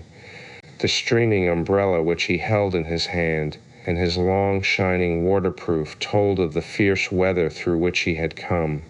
He looked about him anxiously in the glare of the lamp, and I could see that his face was pale and his eyes heavy, like those of a man who is weighed down with some great anxiety. "I owe you an apology," he said, raising his golden pince-nez to his eyes. "I trust that I am not intruding. I fear that I have brought some traces of the storm and rain into your snug chamber." "Give me your coat and umbrella," said Holmes. "They may rest here on the hook and will be dry presently." "You have come up from the southwest, I see." "Yes, from Horsham. That clay and chalk mixture which I see upon your toe caps is quite distinctive. I have come for advice. That is easily got, and help. That is not always so easy. I have heard of you, Mr. Holmes. I heard from Major Prendergast how you saved him in the Tankerville Club scandal. Ah, of course. He was wrongfully accused of cheating at cards. He said that you could solve anything. He said too much, that you are never beaten. I have been beaten 4 times, 3 times by men, and once by a woman. But what is that compared with the number of your successes? It is true that I have been generally successful. Then you may be so with me. I beg that you will draw your chair up to the fire and favor me with some details as to your case. It is no ordinary one. None of those which come to me are. I am the last court of appeal. And yet I question, sir, whether, in all your experience, you have ever listened to a more mysterious and inexplicable chain of events than those which have happened in my own family. You fill me with interest, said Holmes. Pray give us the essential facts from the commencement, and I can afterwards question you as to those details which seem to me to be most important. The young man pulled his chair up and pushed his wet feet out towards the blaze. My name, said he, is John Openshaw, but my own affairs have, as far as I can understand, little to do with this awful business. It is a hereditary matter. So in order to give you an idea of the facts, I must go back to the commencement of the affair. You must know that my grandfather had 2 sons, my uncle Elias and my father Joseph. My father had a small factory at Coventry, which he enlarged at the time of the invention of bicycling. He was a patentee of the Openshaw unbreakable tire, and his business met with such success that he was able to sell it and to retire upon a handsome competence. My uncle Elias emigrated to America when he was a young man and became a planter in Florida, where he was reported to have done very well. At the time of the war, he fought in Jackson's army, and afterwards under Hood, where he rose to be a colonel. When Lee laid down his arms, my uncle returned to his plantation, where he remained for 3 or 4 years. About 1869 or 1870, he came back to Europe and took a small estate in Sussex, near Horsham. He had made a very considerable fortune in the States, and his reason for leaving them was his aversion to thee and his dislike of the Republican policy in extending the franchise to them. He was a singular man, fierce and quick-tempered, very foul-mouthed when he was angry, and of a most retiring disposition. During all the years that he lived at Horsham, I doubt if ever he set foot in the town. He had a garden and 2 or 3 fields round his house, and there he would take his exercise, though very often for weeks on end he would never leave his room. He drank a great deal of brandy and smoked very heavily, but he would see no society and did not want any friends, not even his own brother. He didn't mind me. In fact, he took a fancy to me, for at the time when he saw me first I was a youngster of 12 or so. This would be in the year 1878, after he had been 8 or 9 years in England. He begged my father to let me live with him, and he was very kind to me in his way. When he was sober, he used to be fond of playing backgammon and draughts with me, and he would make me his representative both with the servants and with the tradespeople, so that by the time that I was 16, I was quite master of the house. I kept all the keys and could go where I liked and do what I liked, so long as I did not disturb him in his privacy.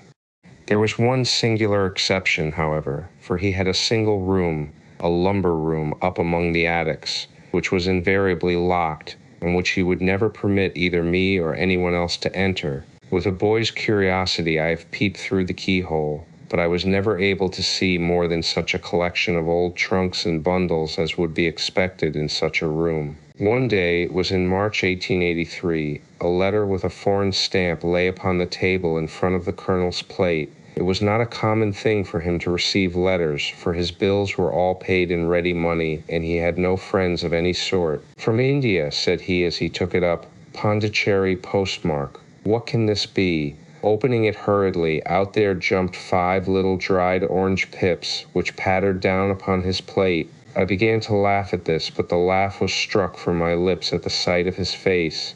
His lip had fallen, his eyes were protruding, his skin the color of putty, and he glared at the envelope which he still held in his trembling hand. "K, K, K," he shrieked, and then, my God, my sins have overtaken me." "What is it, uncle?" I cried. "Death," said he, and rising from the table he retired to his room, leaving me palpitating with horror. I took up the envelope and saw scrawled in red ink upon the inner flap, just above the gum, the letter K 3 times repeated. There was nothing else save the 5 dried pips. What could be the reason of his overpowering terror? I left the breakfast table, and as I ascended the stair, I met him coming down with an old rusty key which must have belonged to the attic in one hand, and a small brass box, like a cash box, in the other. "They may do what they like, but I'll checkmate them still," said he with an oath.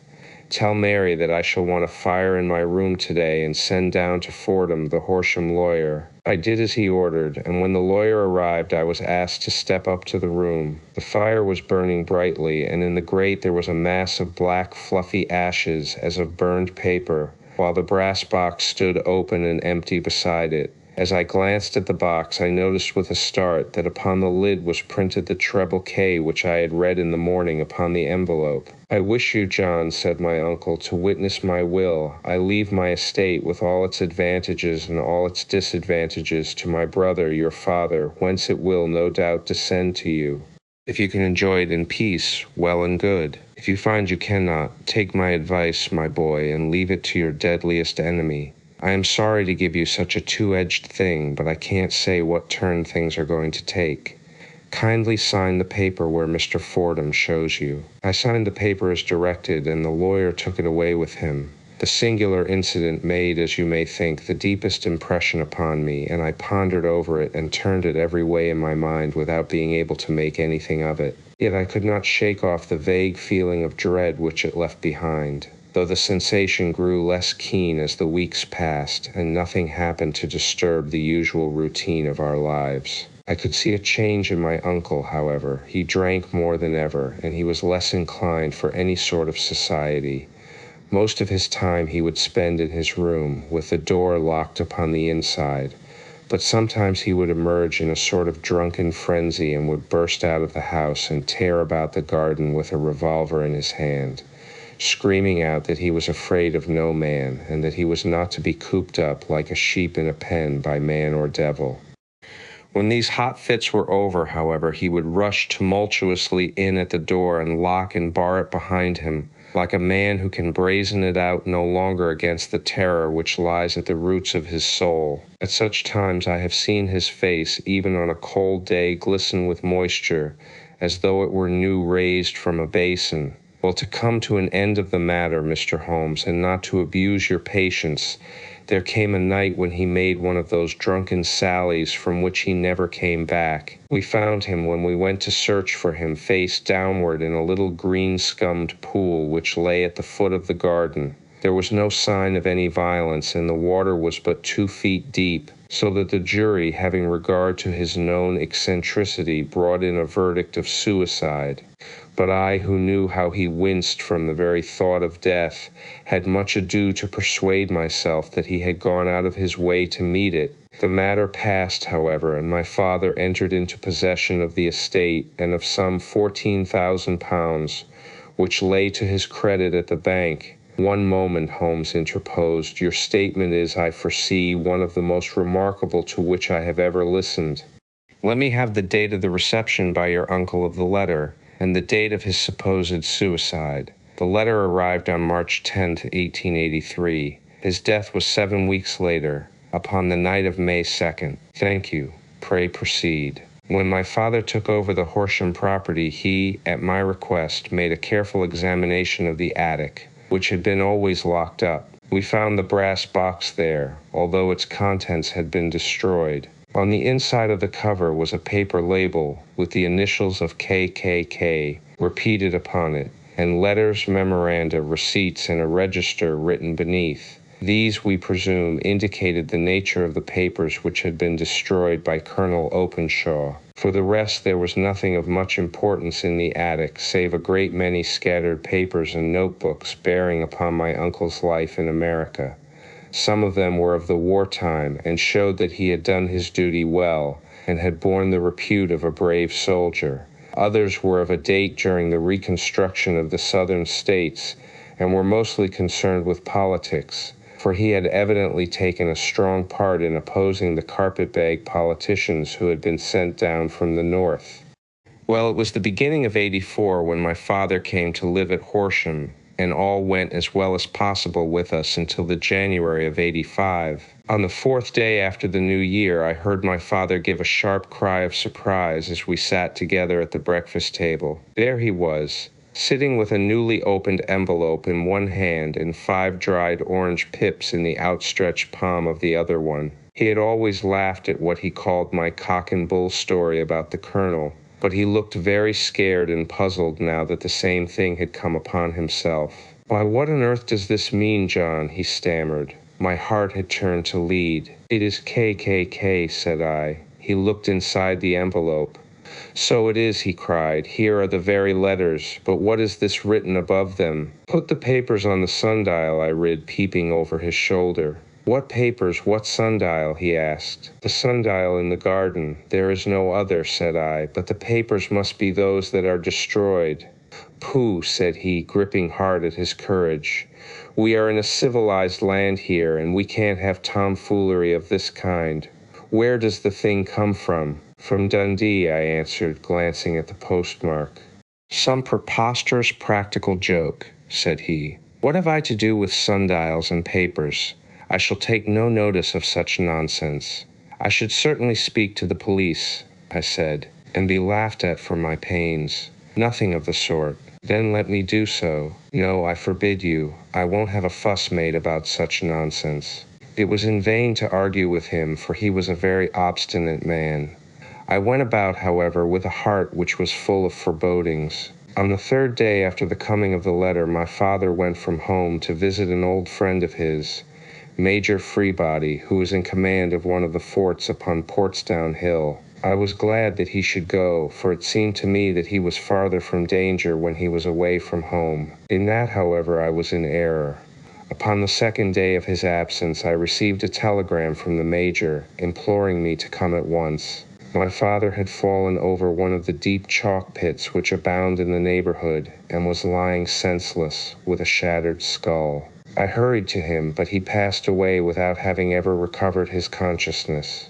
He had, as it appears, been returning from Fareham in the twilight, and as the country was unknown to him, and the chalk pit unfenced, the jury had no hesitation in bringing in a verdict of death from accidental causes. Carefully as I examined every fact connected with his death, I was unable to find anything which could suggest the idea of murder. There were no signs of violence, no footmarks, no robbery, no record of strangers having been seen upon the roads. And yet I need not tell you that my mind was far from at ease, and that I was well nigh certain that some foul plot had been woven round him. In this sinister way I came into my inheritance. You will ask me why I did not dispose of it. I answer, because I was well convinced that our troubles were in some way dependent upon an incident in my uncle's life, and that the danger would be as pressing in one house as in another. It was in January '85 that my poor father met his end, and 2 years and 8 months have elapsed since then. During that time I have lived happily at Horsham, and I had begun to hope that this curse had passed away from the family, and that it had ended with the last generation. I had begun to take comfort too soon, however. Yesterday morning the blow fell in the very shape in which it had come upon my father. The young man took from his waistcoat a crumpled envelope, and turning to the table, he shook out upon it 5 little dried orange pips. "This is the envelope," he continued. "The postmark is London, Eastern Division. Within are the very words which were upon my father's last message, KKK, and then put the papers on the sundial." "What have you done?" asked Holmes. Nothing. To tell the truth," he sank his face into his thin white hands, "I have felt helpless.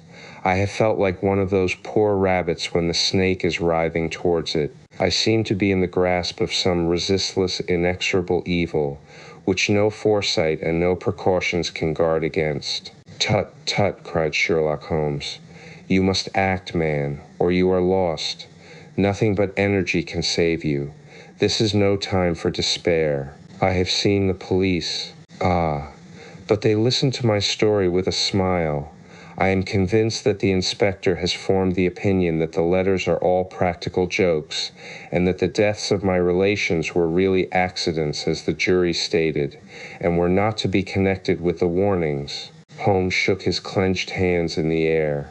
"Incredible imbecility," he cried. "They have, however, allowed me a policeman who may remain in the house with me. Has he come with you tonight?" "No. His orders were to stay in the house." Again Holmes raved in the air. "Why did you come to me?" he said. "And, above all, why did you not come at once?" "I did not know. It was only today that I spoke to Major Prendergast about my troubles, and was advised by him to come to you. It is really 2 days since you had the letter. We should have acted before this. You have no further evidence, I suppose, than that which you have placed before us. No suggestive detail which might help us." "There is one thing," said John Openshaw. He rummaged in his coat pocket, and drawing out a piece of discolored, blue-tinted paper, he laid it out upon the table.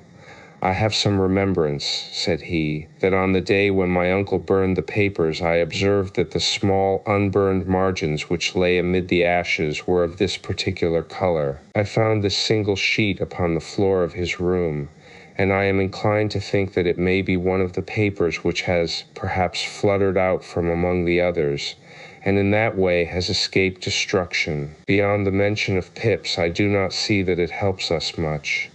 I think myself that it is a page from some private diary. The writing is undoubtedly my uncle's." Holmes moved the lamp, and we both bent over the sheet of paper, which showed by its ragged edge that it had indeed been torn from a book. It was headed March 1869, and beneath were the following enigmatical notices. 4th, Hudson came, same old platform. 7th, set the pips on Macaulay, Paramore, and John Swain of St. Augustine. 9th, Macaulay cleared. 10th, John Swain cleared. 12th. Visited Paramore. All well. Thank you, said Holmes, folding up the paper and returning it to our visitor. And now you must on no account lose another instant. We cannot spare time even to discuss what you have told me. You must get home instantly and act. What shall I do? There is but one thing to do. It must be done at once.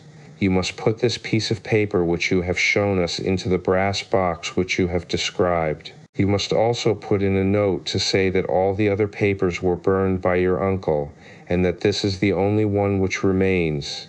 You must assert that in such words as will carry conviction with them. Having done this, you must at once put the box out upon the sundial as directed. Do you understand? Entirely. Do not think of revenge, or anything of the sort, at present. I think that we may gain that by means of the law, but we have our web to weave, while theirs is already woven. The first consideration is to remove the pressing danger which threatens you. The second is to clear up the mystery and to punish the guilty parties. I thank you, said the young man, rising and pulling on his overcoat. You have given me fresh life and hope. I shall certainly do as you advise. Do not lose an instant, and, above all, take care of yourself in the meanwhile, for I do not think that there can be a doubt that you are threatened by a very real and imminent danger. How do you go back? By train from Waterloo. It is not yet 9. The streets will be crowded, so I trust that you may be in safety. And yet you cannot guard yourself too closely. I am armed. That is well. Tomorrow I shall set to work upon your case. I shall see you at Horsham then? No, your secret lies in London. It is there that I shall seek it. Then I shall call upon you in a day or in 2 days with news as to the box and the papers. I shall take your advice in every particular. He shook hands with us and took his leave. Outside the wind still screamed and the rain splashed and pattered against the windows. This strange, wild story seemed to have come to us from amid the mad elements, blown in upon us like a sheet of seaweed in a gale, and now to have been reabsorbed by them once more. Sherlock Holmes sat for some time in silence, with his head sunk forward and his eyes bent upon the red glow of the fire. Then he lit his pipe, and leaning back in his chair, he watched the blue smoke rings as they chased each other up to the ceiling. I think, Watson, he remarked at last, that of all our cases we have had none more fantastic than this, save perhaps the sign of 4. Well, yes, save perhaps that, and yet this John Openshaw seems to me to be walking amid even greater perils than did the Sholtos. But have you, I asked, formed any definite conception as to what these perils are? There can be no question as to their nature, he answered. Then what are they? Who is this K, and why does he pursue this unhappy family? Sherlock Holmes closed his eyes and placed his elbows upon the arms of his chair, with his fingertips together. The ideal reasoner, he remarked, would, when he had once been shown a single fact in all its bearings, deduce from it not only all the chain of events which led up to it, but also all the results which would follow from it. As Cuvier could correctly describe a whole animal by the contemplation of a single bone, so the observer who has thoroughly understood one link in a series of incidents should be able to accurately state all the other ones, both before and after. We have not yet grasped the results which the reason alone can attain to. Problems may be solved in the study which have baffled all those who have sought a solution by the aid of their senses. To carry the art, however, to its highest pitch, it is necessary that the reasoner should be able to utilize all the facts which have come to his knowledge, and this in itself implies, as you will readily see, a possession of all knowledge, which even in these days of free education and encyclopedias is a somewhat rare accomplishment. It is not so impossible, however, that a man should possess all knowledge which is likely to be useful to him in his work, and this I have endeavored in my case to do. If I remember rightly, you on one occasion, in the early days of our friendship, defined my limits in a very precise fashion. Yes, I answered, laughing. It was a singular document. Philosophy, astronomy, and politics were marked at 0, I remember. Botany variable, geology profound as regards the mud stains from any region within 50 miles of town. Chemistry eccentric, anatomy unsystematic, sensational literature and crime records unique. Violin player, boxer, swordsman, lawyer, and self-poisoner by cocaine and tobacco. Those, I think, were the main points of my analysis. Holmes grinned at the last item. Well, he said, I say now as I said then that a man should keep his little brain attic stocked with all the furniture that he is likely to use, and the rest he can put away in the lumber room of his library where he can get it if he wants it. Now, for such a case as the one which has been submitted to us tonight, we need certainly to muster all our resources. Kindly hand me down the letter K of the American Encyclopedia which stands upon the shelf beside you. Thank you. Now let us consider the situation and see what may be deduced from it. In the first place, we may start with a strong presumption that Colonel Openshaw had some very strong reason for leaving America. Men at his time of life do not change all their habits and exchange willingly the charming climate of Florida for the lonely life of an English provincial town. His extreme love of solitude in England suggests the idea that he was in fear of someone or something, so we may assume as a working hypothesis that it was fear of someone or something which drove him from America. As to what it was he feared, we can only deduce that by considering the formidable letters which were received by himself and his successors. Did you remark the postmarks of those letters? The first was from Pondicherry, the second from Dundee, and the third from London. From East London. What do you deduce from that? They are all seaports. That the writer was on board of a ship. Excellent. We have already a clue. There can be no doubt that the strong probability is that the writer was on board of a ship. And now let us consider another point. In the case of Pondicherry, 7 weeks elapsed between the threat and its fulfillment. In Dundee, it was only some 3 or 4 days. Does that suggest anything? A greater distance to travel. But the letter had also a greater distance to come. Then I do not see the point. There is at least a presumption that the vessel in which the man or men are is a sailing ship. It looks as if they always send their singular warning or token before them when starting upon their mission. You see how quickly the deed followed the sign when it came from Dundee. If they had come from Pondicherry in a steamer, they would have arrived almost as soon as their letter. But, as a matter of fact, 7 weeks elapsed. I think that those 7 weeks represented the difference between the mail boat which brought the letter and the sailing vessel which brought the writer. It is possible. More than that, it is probable. And now you see the deadly urgency of this new case, and why I urged young Openshaw to caution. The blow has always fallen at the end of the time which it would take the senders to travel the distance. But this one comes from London, and therefore we cannot count upon delay. Good God, I cried, what can it mean, this relentless persecution? The papers which Openshaw carried are obviously of vital importance to the person or persons in the sailing ship. I think that it is quite clear that there must be more than one of them. A single man could not have carried out 2 deaths in such a way as to deceive a coroner's jury. There must have been several in it, and they must have been men of resource and determination. Their papers they mean to have, be the holder of them who it may. In this way, you see, KKK ceases to be the initials of an individual and becomes the badge of a society. But of what society? Have you never, said Sherlock Holmes, bending forward and sinking his voice, have you never heard of the Ku Klux Klan? I never have. Holmes turned over the leaves of the book upon his knee. Here it is, said he presently. Ku Klux Klan. A name derived from the fanciful resemblance to the sound produced by cocking a rifle. This terrible secret society was formed by some ex-Confederate soldiers in the southern states after the Civil War, and it rapidly formed local branches in different parts of the country, notably in Tennessee, Louisiana, the Carolinas, Georgia, and Florida. Its power was used for political purposes. principally for the terrorizing of the voters and the murdering and driving from the country of those who were opposed to its views. Its outrages were usually preceded by a warning sent to the marked man in some fantastic but generally recognized shape, a sprig of oak leaves in some parts, melon seeds or orange pips in others. On receiving this, the victim might either openly abjure his former ways, or might fly from the country. If he braved the matter out, death would unfailingly come upon him, and usually in some strange and unforeseen manner.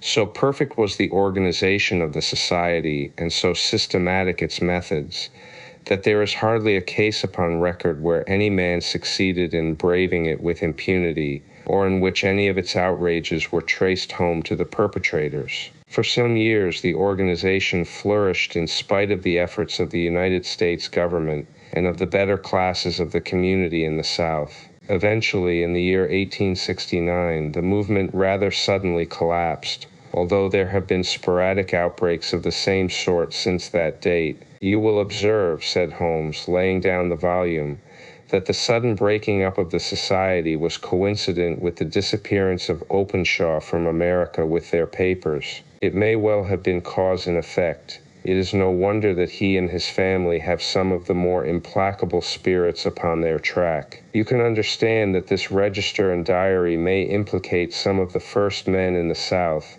and that there may be many who will not sleep easy at night until it is recovered. Then the page we have seen is such as we might expect. It ran, if I remember right, sent the pips to A, B, and C, that is, sent the society's warning to them. Then there are successive entries that A and B cleared or left the country, and finally that C was visited, with, I fear, a sinister result for C. Well, I think, Doctor, that we may let some light into this dark place, and I believe that the only chance young Openshaw has in the meantime is to do what I have told him. There is nothing more to be said or to be done tonight, so hand me over my violin, and let us try to forget for half an hour the miserable weather and the still more miserable ways of our fellow men. It had cleared in the morning, and the sun was shining with a subdued brightness through the dim veil which hangs over the great city. Sherlock Holmes was already at breakfast when I came down. "You will excuse me for not waiting for you," said he. "I have, I foresee, a very busy day before me in looking into this case of young Openshaw's." "What steps will you take?" I asked. "It will very much depend upon the results of my first inquiries. I may have to go down to Horsham after all." "You will not go there first?" "No, I shall commence with the city. Just ring the bell and the maid will bring up your coffee." As I waited, I lifted the unopened newspaper from the table and glanced my eye over it. It rested upon a heading which sent a chill to my heart. "Holmes," I cried, "you are too late." "Ah," said he, laying down his cup. "I feared as much. How was it done?" He spoke calmly, but I could see that he was deeply moved. My eye caught the name of Openshaw and the heading "Tragedy near Waterloo Bridge." Here is the account. "Between 9 and 10 last night, Police Constable Cook, of the H Division, on duty near Waterloo Bridge, heard a cry for help and a splash in the water. The night, however, was extremely dark and stormy, so that in spite of the help of several passers-by, it was quite impossible to effect a rescue. The alarm, however, was given, and by the aid of the water police, the body was eventually recovered. It proved to be that of a young gentleman whose name, as it appears from an envelope which was found in his pocket, was John Openshaw, and whose residence is near Horsham. It is conjectured that he may have been hurrying down to catch the last train from Waterloo Station, and that in his haste and the extreme darkness he missed his path and walked over the edge of one of the small landing places for river steamboats. The body exhibited no traces of violence, and there can be no doubt that the deceased had been the victim of an unfortunate accident which should have the effect of calling the attention of the authorities to the condition of the riverside landing stages. We sat in silence for some minutes, Holmes more depressed and shaken than I had ever seen him. "That hurts my pride, Watson," he said at last. "It is a petty feeling, no doubt, but it hurts my pride. It becomes a personal matter with me now, and if God sends me health, I shall set my hand upon this gang. that he should come to me for help, and that I should send him away to his death. He sprang from his chair and paced about the room in uncontrollable agitation, with a flush upon his sallow cheeks, and a nervous clasping and unclasping of his long, thin hands. "They must be cunning devils," he exclaimed at last. "How could they have decoyed him down there? The embankment is not on the direct line to the station. The bridge, no doubt, was too crowded even on such a night for their purpose. Well, Watson, we shall see who will win in the long run. I am going out now." "To the police?" "No, I shall be my own police. When I have spun the web, they may take the flies, but not before." All day I was engaged in my professional work, and it was late in the evening before I returned to Baker Street. Sherlock Holmes had not come back yet. It was nearly 10 o'clock before he entered, looking pale and worn. He walked up to the sideboard, and tearing a piece from the loaf, he devoured it voraciously, washing it down with a long draught of water. "You are hungry," I remarked. "Starving." It had escaped my memory. "I have had nothing since breakfast." "Nothing?" "Not a bite. I had no time to think of it." "And how have you succeeded?" "Well, you have a clue?" "I have them in the hollow of my hand. Young Openshaw shall not long remain unavenged." "Why, Watson, let us put their own devilish trademark upon them. It is well thought of." "What do you mean?" He took an orange from the cupboard, and tearing it to pieces, he squeezed out the pips upon the table. Of these he took 5 and thrust them into an envelope. On the inside of the flap he wrote S.H. for J.O. Then he sealed it and addressed it to Captain James Calhoun, Bark Lone Star, Savannah, Georgia. "That will await him when he enters port," said he, chuckling. "It may give him a sleepless night. He will find it a sure precursor of his fate, as Openshaw did before him." "And who is this Captain Calhoun?" "The leader of the gang. I shall have the others, but he first." "How did you trace it, then?" He took a large sheet of paper from his pocket, all covered with dates and names. "I have spent the whole day," said he, "over Lloyd's registers and files of the old papers, following the future career of every vessel which touched at Pondicherry in January and February in '83. There were 36 ships of fair tonnage which were reported there during those months. Of these, one, the Lone Star, instantly attracted my attention, since, although it was reported as having cleared from London, the name is that which is given to one of the states of the Union, Texas, I think. I was not and am not sure which, but I knew that the ship must have an American origin. What then? I searched the Dundee records, and when I found that the bark Lone Star was there in January '85, my suspicion became a certainty.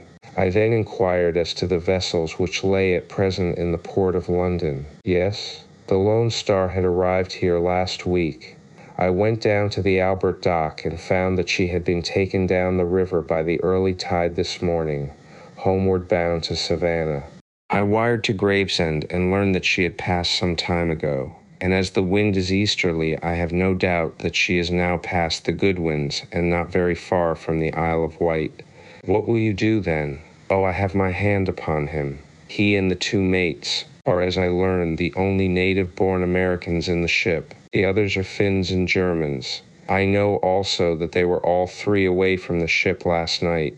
I had it from the stevedore who has been loading their cargo. By the time that their sailing ship reaches Savannah, the mailboat will have carried this letter, and the cable will have informed the police of Savannah that these 3 gentlemen are badly wanted here upon a charge of murder. There is ever a flaw, however, in the best laid of human plans, and the murderers of John Openshaw were never to receive the orange pips which would show them that another as cunning and as resolute as themselves was upon their track. Very long and very severe were the equinoctial gales that year. We waited long for news of the Lone Star of Savannah, but none ever reached us. We did at last hear that somewhere far out in the Atlantic, a shattered stern post of a boat was seen swinging in the trough of a wave, with the letters L.S. carved upon it, and that is all which we shall ever know of the fate of the Lone Star. V.I., the man with the twisted lip. Asa Whitney, brother of the late Elias Whitney, D.D., principal of the Theological College of St. George's, was much addicted to opium. The habit grew upon him, as I understand, from some foolish freak when he was at college, for having read De Quincey's description of his dreams and sensations, he had drenched his tobacco with laudanum in an attempt to produce the same effects. He found, as so many more have done, that the practice is easier to attain than to get rid of, and for many years he continued to be a slave to the drug, an object of mingled horror and pity to his friends and relatives. I can see him now, with yellow, pasty face, drooping lids, and pinpoint pupils, all huddled in a chair, the wreck and ruin of a noble man. One night, it was in June '89, there came a ring to my bell, about the hour when a man gives his first yawn and glances at the clock. I sat up in my chair, and my wife laid her needlework down in her lap and made a little face of disappointment. "A patient," said she. "You'll have to go out," I groaned, for I was newly come back from a weary day. We heard the door open, a few hurried words, and then quick steps upon the linoleum. Our own door flew open, and a lady, clad in some dark-colored stuff, with a black veil, entered the room. "You will excuse my calling so late," she began, and then, suddenly losing her self-control, she ran forward, threw her arms about my wife's neck, and sobbed upon her shoulder. "Oh, I'm in such trouble," she cried. "I do so want a little help." "Why," said my wife, pulling up her veil, "it is Kate Whitney. How you startled me, Kate. I had not an idea who you were when you came in. I didn't know what to do, so I came straight to you." That was always the way. Folk who were in grief came to my wife like birds to a lighthouse. "It was very sweet of you to come. Now you must have some wine and water, and sit here comfortably and tell us all about it. Or should you rather that I sent James off to bed?" "Oh, no, I want the doctor's advice and help too. It's about Isa. He has not been home for 2 days. I am so frightened about him." It was not the first time that she had spoken to us of her husband's trouble, to me as a doctor, to my wife as an old friend and school companion. We soothed and comforted her by such words as we could find. Did she know where her husband was? Was it possible that we could bring him back to her? It seems that it was. She had the surest information that of late he had, when the fit was on him, made use of an opium den in the farthest east of the city. Hitherto his orgies had always been confined to one day, and he had come back twitching and shattered in the evening. But now the spell had been upon him 48 hours, and he lay there doubtless among the dregs of the docks, breathing in the poison or sleeping off the effects. There he was to be found, she was sure of it, at the Bar of Gold in Upper Swandam Lane. But what was she to do? How could she, a young and timid woman, make her way into such a place and pluck her husband out from among the ruffians who surrounded him? There was the case, and of course there was but one way out of it. Might I not escort her to this place? And then, as a second thought, why should she come at all? I was Asa Whitney's medical advisor, and as such I had influence over him. I could manage it better if I were alone. I promised her on my word that I would send him home in a cab within 2 hours if he were indeed at the address which she had given me. And so in 10 minutes I had left my armchair and cheery sitting room behind me, and was speeding eastward in a hansom on a strange errand, as it seemed to me at the time, though the future only could show how strange it was to be. But there was no great difficulty in the first stage of my adventure. Upper Swandam Lane is a vile alley lurking behind the high wharves which line the north side of the river to the east of London Bridge. Between a slop shop and a gin shop, approached by a steep flight of steps leading down to a black gap like the mouth of a cave, I found the den of which I was in search.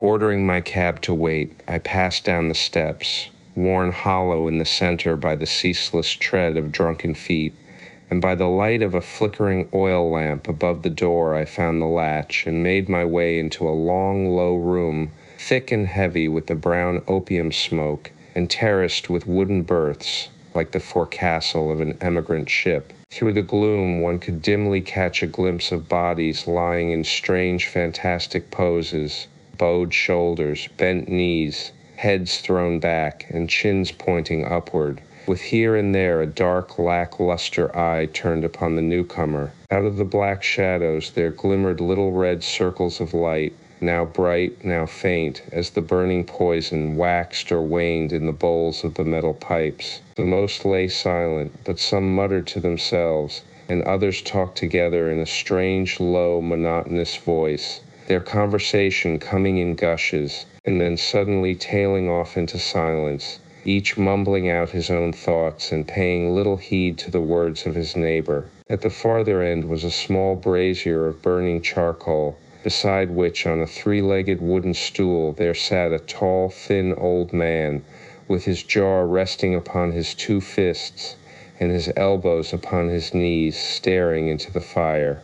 As I entered, a sallow Malay attendant had hurried up with a pipe for me and a supply of the drug, beckoning me to an empty berth. "Thank you. I have not come to stay," said I. "There is a friend of mine here, Mr. Isa Whitney, and I wish to speak with him." There was a movement and an exclamation from my right, and peering through the gloom, I saw Whitney, pale, haggard, and unkempt, staring out at me. "My God, it's Watson," said he. He was in a pitiable state of reaction, with every nerve in a twitter. "I say, Watson, what o'clock is it?" "Nearly 11. "Of what day?" "Of Friday, June 19th. "Good heavens, I thought it was Wednesday." "It is Wednesday. What do you want to frighten a chap for?" He sank his face onto his arms and began to sob in a high treble key. "I tell you that it is Friday, man. Your wife has been waiting this 2 days for you. You should be ashamed of yourself."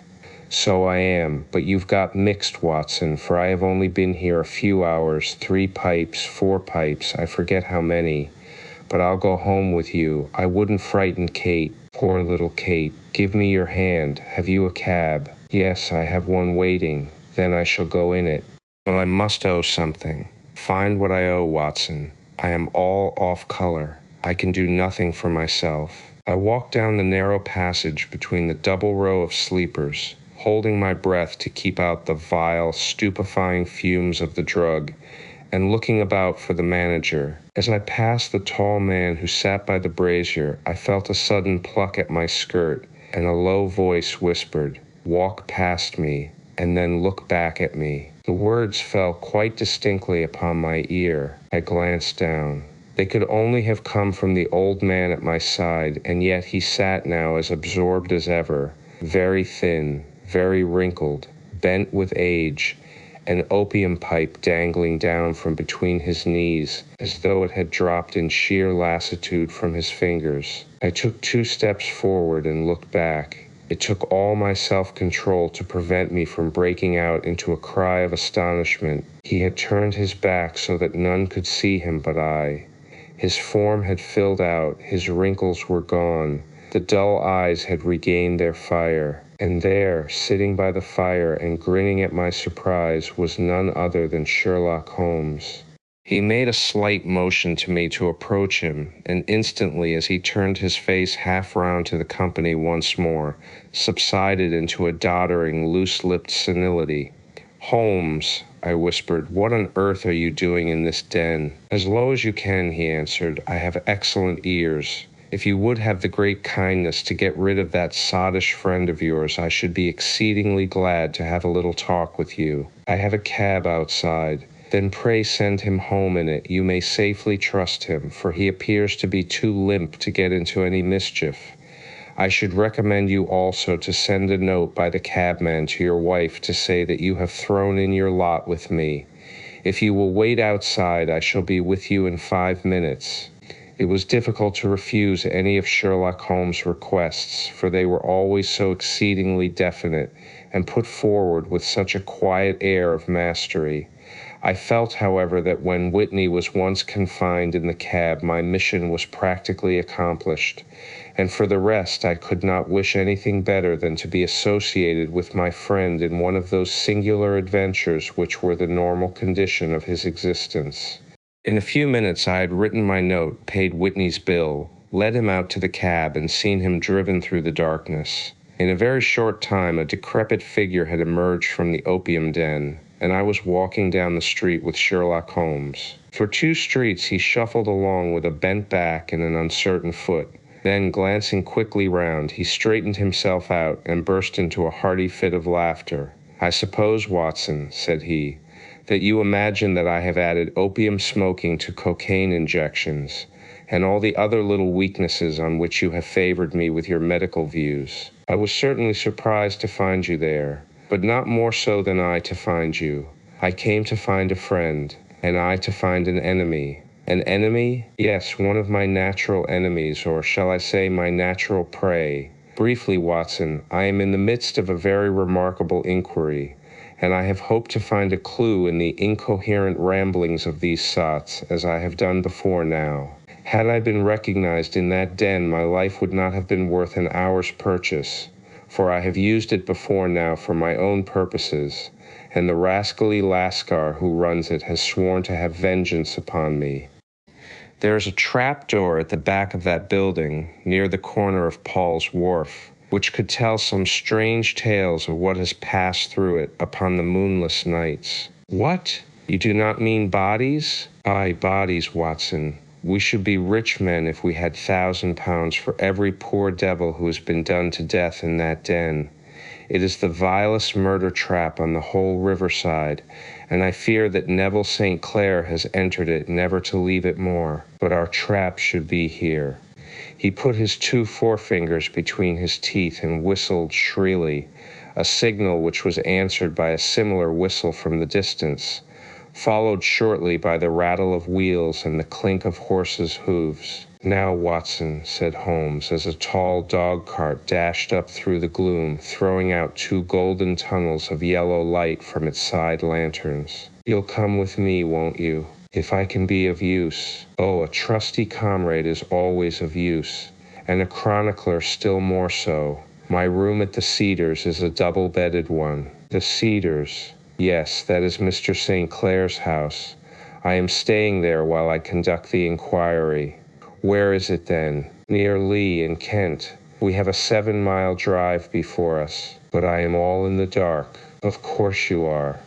"You'll know all about it presently. Jump up here." "All right, John, we shall not need you. Here's £50. Look out for me tomorrow, about 11.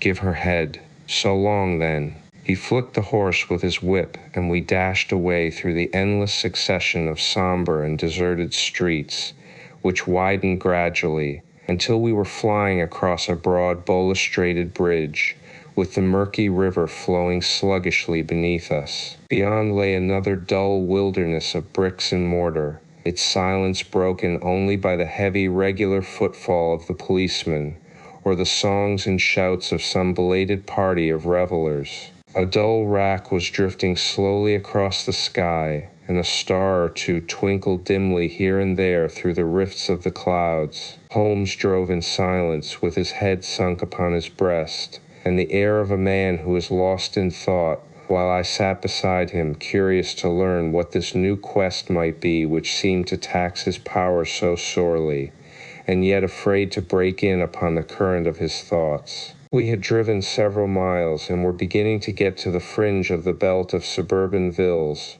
when he shook himself, shrugged his shoulders, and lit up his pipe with the air of a man who has satisfied himself that he is acting for the best. "You have a grand gift of silence, Watson," said he. "It makes you quite invaluable as a companion. Upon my word, it is a great thing for me to have someone to talk to, for my own thoughts are not over-pleasant. I was wondering what I should say to this dear little woman tonight when she meets me at the door. You forget that I know nothing about it. I shall just have time to tell you the facts of the case before we get to Lee. It seems absurdly simple, and yet somehow I can get nothing to go upon. There's plenty of thread, no doubt, but I can't get the end of it into my hand. Now, I'll state the case clearly and concisely to you, Watson, and maybe you can see a spark where all is dark to me." "Proceed, then." "Last Monday, Mr. Neville St. Clair went into town rather earlier than usual, remarking before he started that he had 2 important commissions to perform, and that he would bring his little boy home a box of bricks. Now, by the merest chance, his wife received a telegram upon this same Monday, very shortly after his departure, to the effect that a small parcel of considerable value which she had been expecting was waiting for her at the offices of the Aberdeen Shipping Company. Now, if you are well up in your London, you will know that the office of the company is in Fresno Street, which branches out of Upper Swandam Lane, where you found me tonight.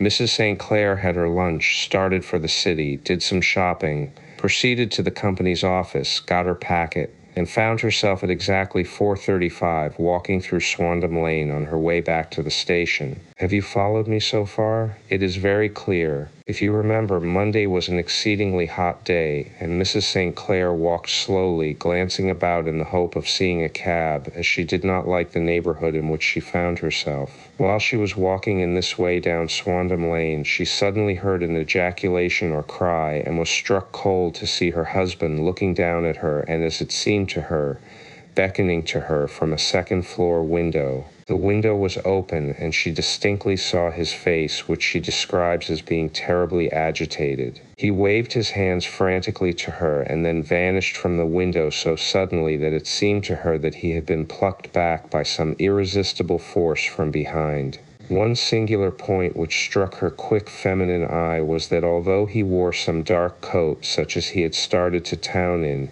he had on neither collar nor necktie.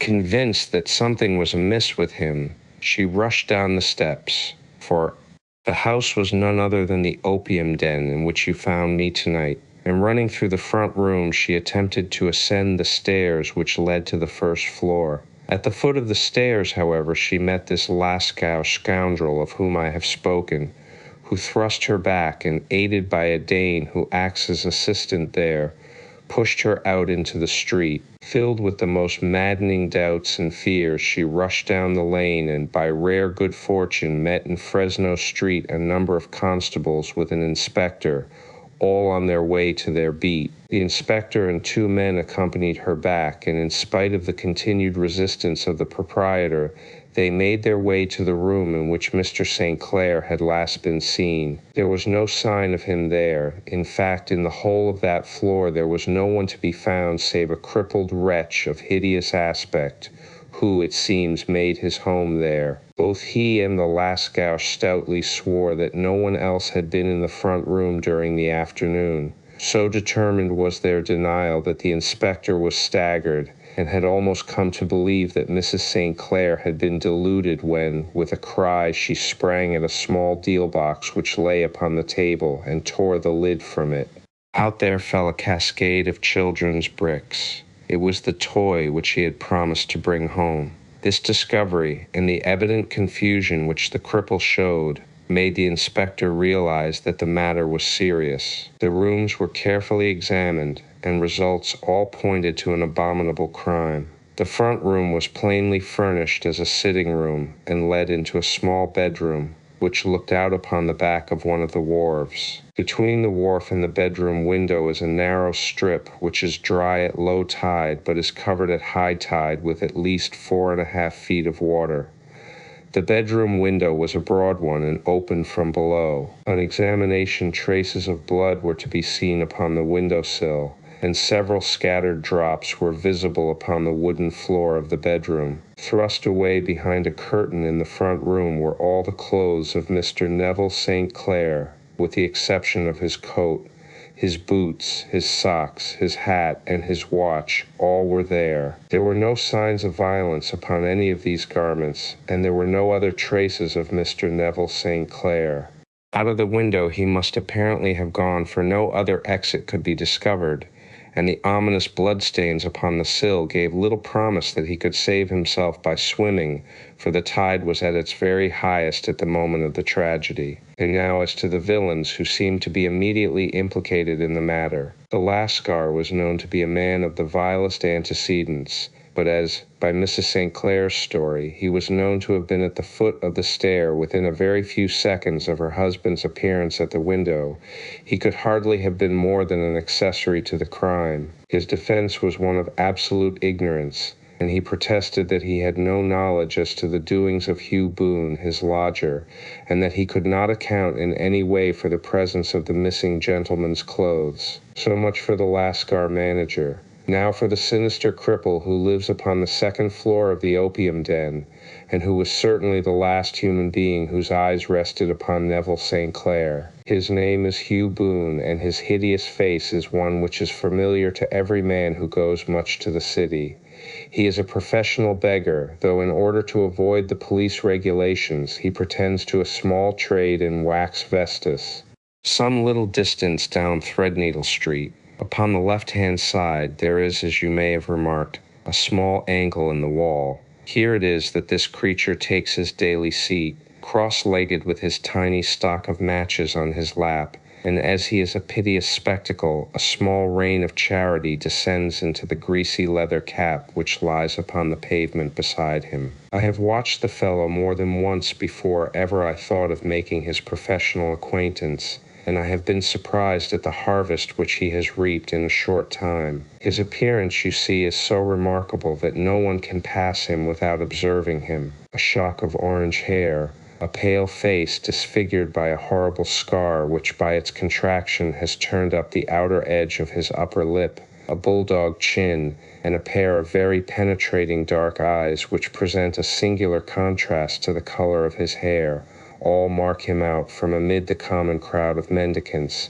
and so too does his wit, for he is ever ready with a reply to any piece of chaff which may be thrown at him by the passers-by. This is the man whom we now learn to have been the lodger at the opium den, and to have been the last man to see the gentleman of whom we are in quest. But a cripple, said I. What could he have done single-handed against a man in the prime of life?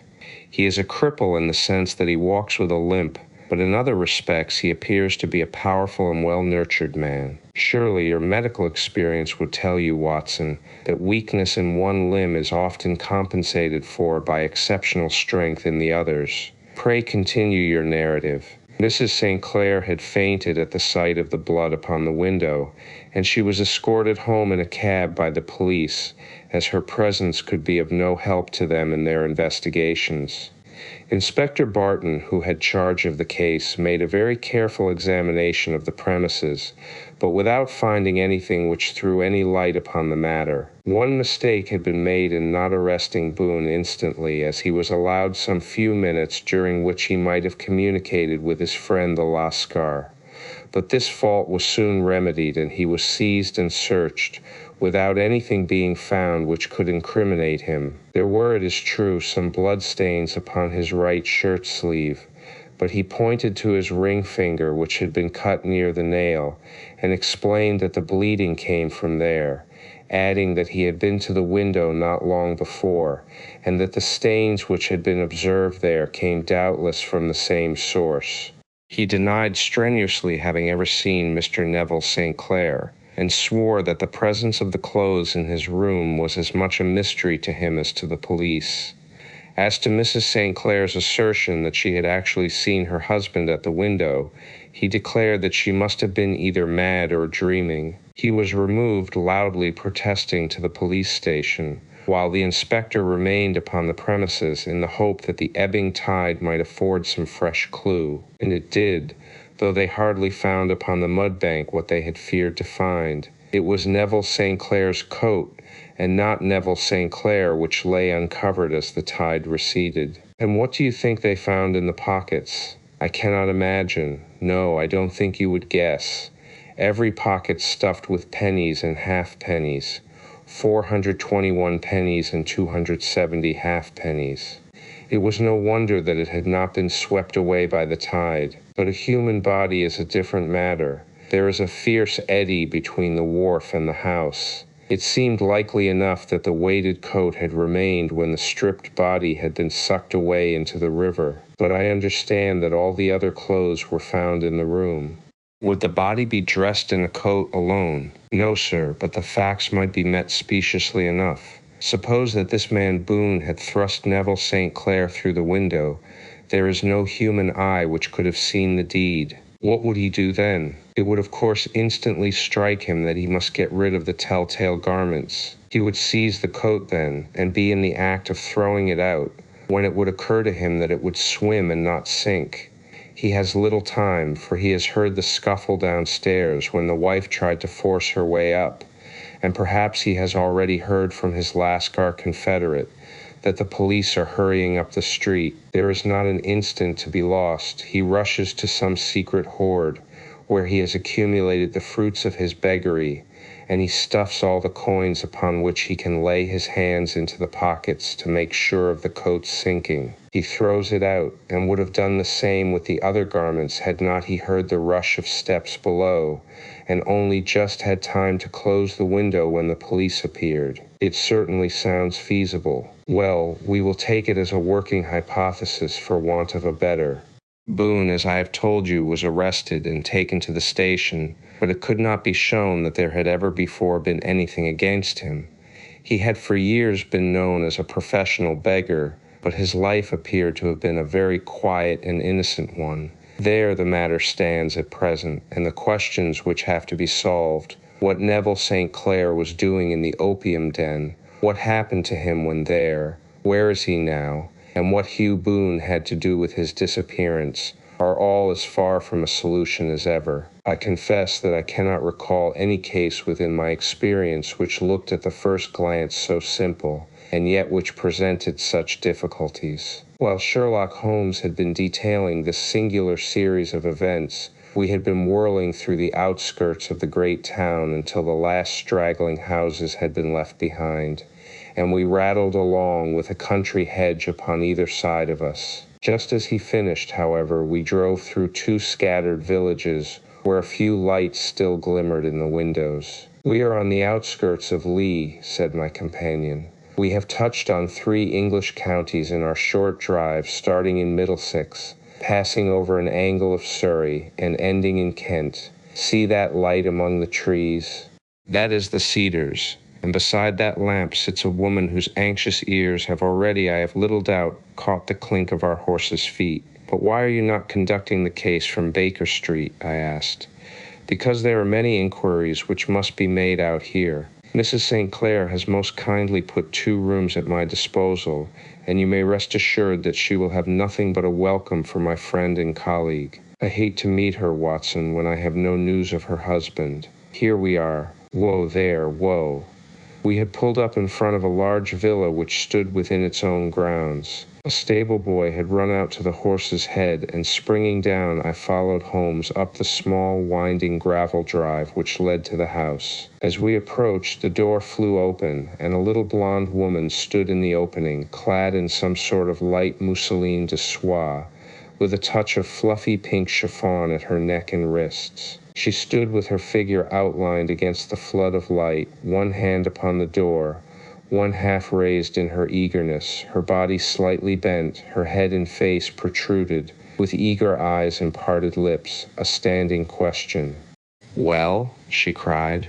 "Well?" And then, seeing that there were 2 of us, she gave a cry of hope which sank into a groan as she saw that my companion shook his head and shrugged his shoulders. "No good news?" "None." "No bad?" "No." "Thank God for that. But come in, you must be weary, for you have had a long day. This is my friend, Dr. Watson. He has been of most vital use to me in several of my cases, and a lucky chance has made it possible for me to bring him out and associate him with this investigation. I am delighted to see you," said she, pressing my hand warmly. "You will, I am sure, forgive anything that may be wanting in our arrangements when you consider the blow which has come so suddenly upon us." "My dear madam," said I am an old campaigner, and if I were not, I can very well see that no apology is needed. If I can be of any assistance, either to you or to my friend here, I shall be indeed happy. Now, Mr. Sherlock Holmes," said the lady as we entered a well-lit dining room upon the table of which a cold supper had been laid out, "I should very much like to ask you 1 or 2 plain questions, to which I beg that you will give a plain answer." "Certainly, madam. Do not trouble about my feelings. I am not hysterical nor given to fainting. I simply wish to hear your real opinion." "Upon what point?" In your heart of hearts, do you think that Neville is alive? Sherlock Holmes seemed to be embarrassed by the question. Frankly now, she repeated, standing upon the rug and looking keenly down at him as he leaned back in a basket chair. Frankly then, madam, I do not. You think that he is dead? I do. Murdered? I don't say that, perhaps. And on what day did he meet his death? On Monday. Then perhaps, Mr. Holmes, you will be good enough to explain how it is that I have received a letter from him today. Sherlock Holmes sprang out of his chair as if he had been galvanized. What? He roared. Yes, today. She stood smiling, holding up a little slip of paper in the air. May I see it? Certainly. He snatched it from her in his eagerness, and smoothing it out upon the table, he drew over the lamp and examined it intently.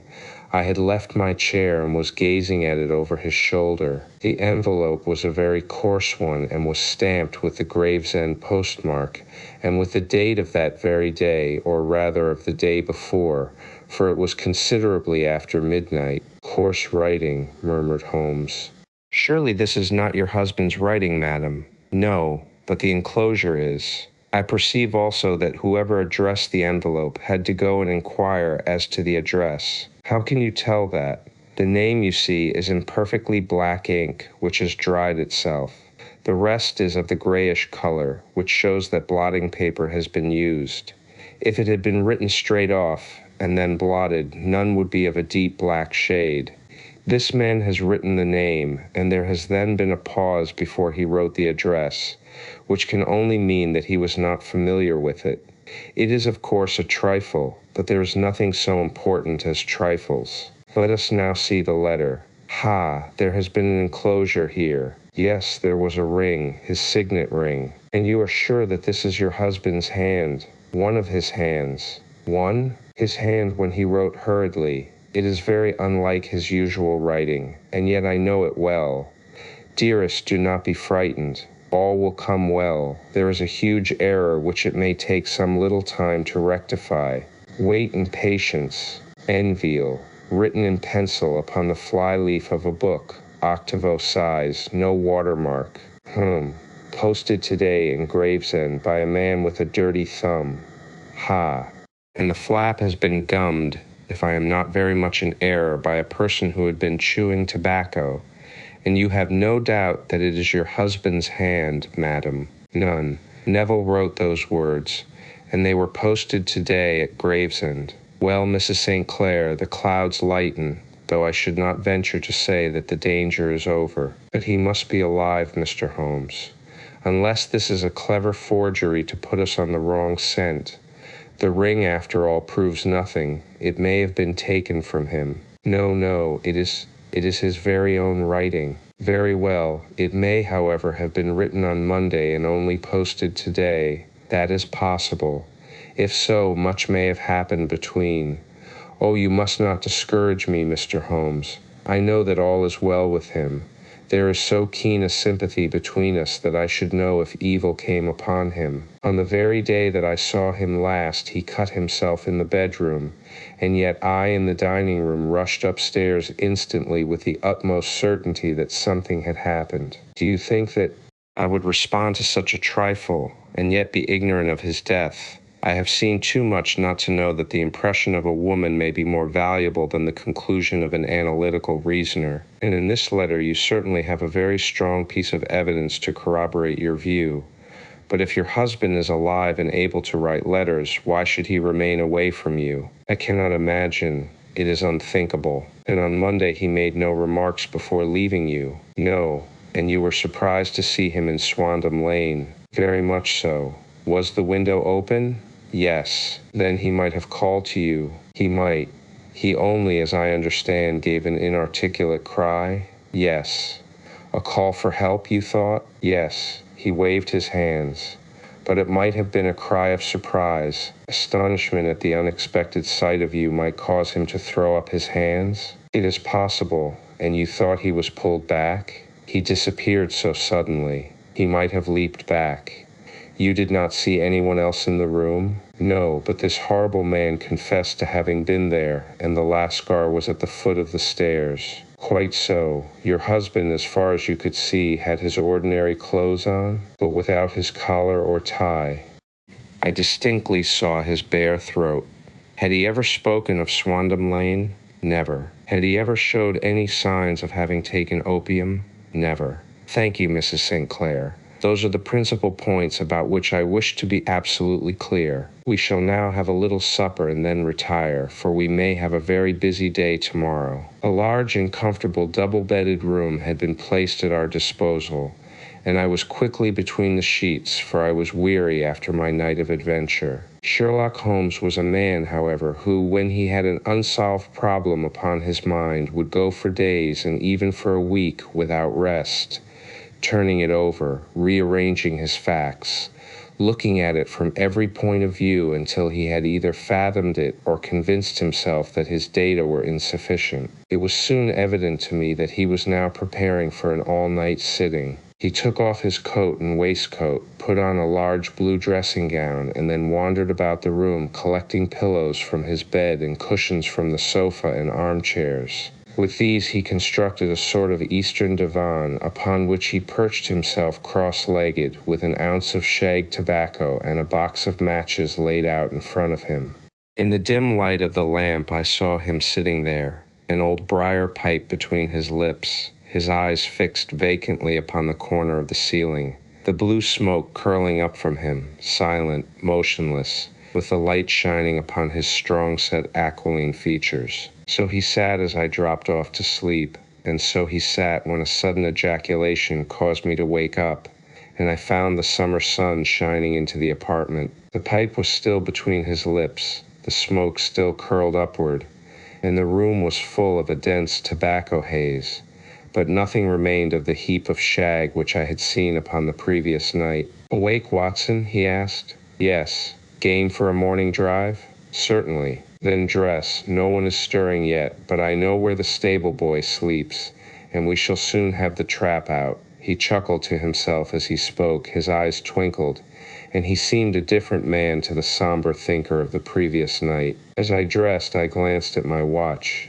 It was no wonder that no one was stirring. It was 25 minutes past 4. I had hardly finished when Holmes returned with the news that the boy was putting in the horse. "I want to test a little theory of mine," said he, pulling on his boots. "I think, Watson, that you are now standing in the presence of one of the most absolute fools in Europe. I deserve to be kicked from here to Charing Cross, but I think I have the key of the affair now." "And where is it?" I asked, smiling. "In the bathroom," he answered. "Oh, yes, I am not joking," he continued, seeing my look of incredulity. "I have just been there, and I have taken it out, and I have got it in this Gladstone bag. Come on, my boy, and we shall see whether it will not fit the lock." We made our way downstairs as quietly as possible, and out into the bright morning sunshine. In the road stood our horse and trap, with a half-clad stable boy waiting at the head. We both sprang in, and away we dashed down the London road. A few country carts were stirring, bearing in vegetables to the metropolis, but the lines of villas on either side were as silent and lifeless as some city in a dream. "It has been in some points a singular case," said Holmes, flicking the horse on into a gallop. "I confess that I have been as blind as a mole, but it is better to learn wisdom late than never to learn it at all. In town, the earliest risers were just beginning to look sleepily from their windows as we drove through the streets of the Surrey side. Passing down the Waterloo Bridge Road, we crossed over the river, and dashing up Wellington Street, wheeled sharply to the right and found ourselves in Bow Street. Sherlock Holmes was well known to the force, and the two constables at the door saluted him. One of them held the horse's head while the other let us in. "Who is on duty?" asked Holmes. "Inspector Bradstreet, sir." "Ah, Bradstreet, how are you?" A tall, stout official had come down the stone-flagged passage in a peaked cap and frog jacket. "I wish to have a quiet word with you, Bradstreet." "Certainly, Mr. Holmes. Step into my room here." It was a small, office-like room, with a huge ledger upon the table and a telephone projecting from the wall. The inspector sat down at his desk. "What can I do for you, Mr. Holmes?" I called about that beggarman Boone, the one who was charged with being concerned in the disappearance of Mr. Neville Sinclair of Lee. Yes, he was brought up and remanded for further inquiries. So I heard. You have him here? In the cells? Is he quiet? Oh, he gives no trouble, but he is a dirty scoundrel. Dirty? Yes, it is all we can do to make him wash his hands, and his face is as black as a tinker's. Well, when once his case has been settled, he will have a regular prison bath, and I think if you saw him you would agree with me that he needed it. I should like to see him very much. Would you? That is easily done. Come this way. You can leave your bag. No, I think that I'll take it. Very good. Come this way, if you please. He led us down a passage, opened a barred door, passed down a winding stair, and brought us to a whitewashed corridor with a line of doors on each side. The third on the right is his, said the inspector. Here it is. He quietly shot back a panel in the upper part of the door and glanced through. He is asleep, said he. You can see him very well. We both put our eyes to the grating. The prisoner lay with his face towards us, in a very deep sleep, breathing slowly and heavily. He was a middle-sized man, coarsely clad as became his calling, with a colored shirt protruding through the rent in his tattered coat. He was, as the inspector had said, extremely dirty, but the grime which covered his face could not conceal its repulsive ugliness. A broad wheal from an old scar ran right across it from eye to chin, and by its contraction had turned up one side of the upper lip so that 3 teeth were exposed in a perpetual snarl. A shock of very bright red hair grew low over his eyes and forehead. He's a beauty, isn't he? Said the inspector. He certainly needs a wash, remarked Holmes. I had an idea that he might, and I took the liberty of bringing the tools with me. He opened the Gladstone bag as he spoke and took out, to my astonishment, a very large bath sponge. You are a funny one, chuckled the inspector. Now, if you will have the great goodness to open that door very quietly, we will soon make him cut a much more respectable figure. Well, I don't know why not, said the inspector. He doesn't look a credit to the Bow Street cells, does he? He slipped his key into the lock, and we all very quietly entered the cell. The sleeper half turned and then settled down once more into a deep slumber. Holmes stooped to the water jug, moistened his sponge, and then rubbed it twice vigorously across and down the prisoner's face. Let me introduce you, he shouted, to Mr. Neville St. Clair of Lee in the county of Kent. Never in my life have I seen such a sight. The man's face peeled off under the sponge like the bark from a tree. Gone was the coarse brown tint. Gone, too, was the horrid scar which had seamed it across, and the twisted lip which had given the repulsive sneer to the face. A twitch brought away the tangled red hair, and there, sitting up in his bed, was a pale, sad-faced, refined-looking man, black-haired and smooth-skinned, rubbing his eyes and staring about him with sleepy bewilderment. Then suddenly realizing the exposure, he broke into a scream and threw himself down with his face to the pillow. Great heavens, cried the inspector, it is indeed the missing man. I know him from the photograph. The prisoner turned with the reckless air of a man who abandons himself to his destiny. Be it so, said he, and pray what am I charged with? With making away with Mr. Neville St. Oh, come, you can't be charged with that unless they make a case of attempted suicide of it, said the inspector with a grin. Well, I have been 27 years in the force, but this really takes the cake. If I am Mr. Neville St. Clair, then it is obvious that no crime has been committed, and that therefore I am illegally detained. No crime, but a very great error has been committed, said Holmes. You would have done better to have trusted your wife. It was not the wife, it was the children, groaned the prisoner. God help me, I would not have them ashamed of their father. My God, what an exposure! What can I do? Sherlock Holmes sat down beside him on the couch and patted him kindly on the shoulder. If you leave it to a court of law to clear the matter up, said he, of course you can hardly avoid publicity. On the other hand, if you convince the police authorities that there is no possible case against you, I do not know that there is any reason that the details should find their way into the papers. Inspector Bradstreet would, I am sure, make notes upon anything which you might tell us and submit it to the proper authorities. The case would then never go into court at all. God bless you, cried the prisoner passionately. I would have endured imprisonment, aye, even execution, rather than have left my miserable secret as a family blot to my children. You are the first who have ever heard my story. My father was a schoolmaster in Chesterfield, where I received an excellent education. I traveled in my youth, took to the stage, and finally became a reporter on an evening paper in London. One day my editor wished to have a series of articles upon begging in the metropolis, and I volunteered to supply them. There was the point from which all my adventures started. It was only by trying begging as an amateur that I could get the facts upon which to base my articles. When an actor, I had, of course, learned all the secrets of making up, and had been famous in the green room for my skill. I took advantage now of my attainments. I painted my face, and to make myself as pitiable as possible, I made a good scar and fixed one side of my lip in a twist, by the aid of a small slip of flesh-colored plaster. Then, with a red head of hair and an appropriate dress, I took my station in the business part of the city, ostensibly as a match seller, but really as a beggar. For 7 hours I plied my trade, and when I returned home in the evening, I found to my surprise that I had received no less than 26s, 4D. I wrote my articles and thought little more of the matter until, some time later, I backed a bill for a friend and had a writ served upon me for 25 Dublin pounds.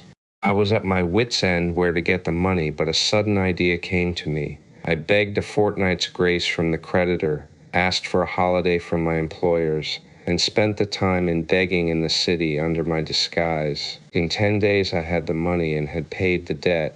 Well, you can imagine how hard it was to settle down to arduous work at £2 a week when I knew that I could earn as much in a day by smearing my face with a little paint, laying my cap on the ground and sitting still. It was a long fight between my pride and the money, but the dollars won at last, and I threw up reporting and sat day after day in the corner which I had first chosen, inspiring pity by my ghastly face and filling my pockets with coppers. Only one man knew my secret. He was the keeper of a low den in which I used to lodge in Swandam Lane, where I could every morning emerge as a squalid beggar and in the evenings transform myself into a well-dressed man about town. This fellow, a Lascar, was well paid by me for his rooms, so that I knew that my secret was safe in his possession.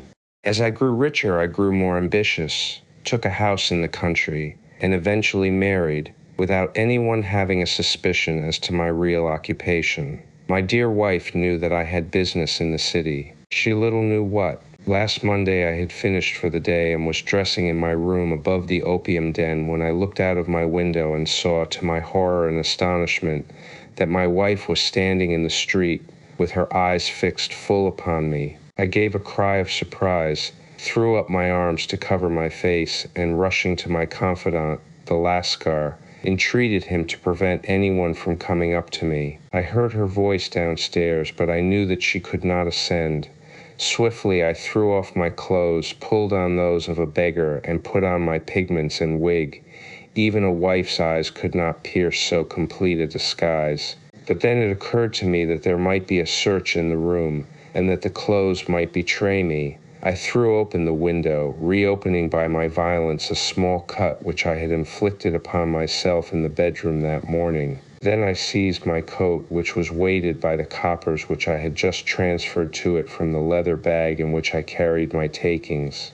I hurled it out of the window, and it disappeared into the Thames. The other clothes would have followed, but at that moment there was a rush of constables up the stair, and a few minutes after I found, rather I confess to my relief, that instead of being identified as Mr. Neville St. Clair, I was arrested as his murderer. I do not know that there is anything else for me to explain. I was determined to preserve my disguise as long as possible, and hence my preference for a dirty face. Knowing that my wife would be terribly anxious, I slipped off my ring and confided it to the Lascar at a moment when no constable was watching me, together with a hurried scrawl, telling her that she had no cause to fear. "That note only reached her yesterday," said Holmes. Good God, what a week she must have spent. The police have watched this Lascar, said Inspector Bradstreet, and I can quite understand that he might find it difficult to post a letter unobserved. Probably he handed it to some sailor customer of his, who forgot all about it for some days. That was it, said Holmes, nodding approvingly. I have no doubt of it. But have you never been prosecuted for begging? Many times, but what was a fine to me? It must stop here, however, said Bradstreet. If the police are to hush this thing up, there must be no more of Hugh Boone. I have sworn it by the most solemn oaths which a man can take. In that case, I think that it is probable that no further steps may be taken. But if you are found again, then all must come out.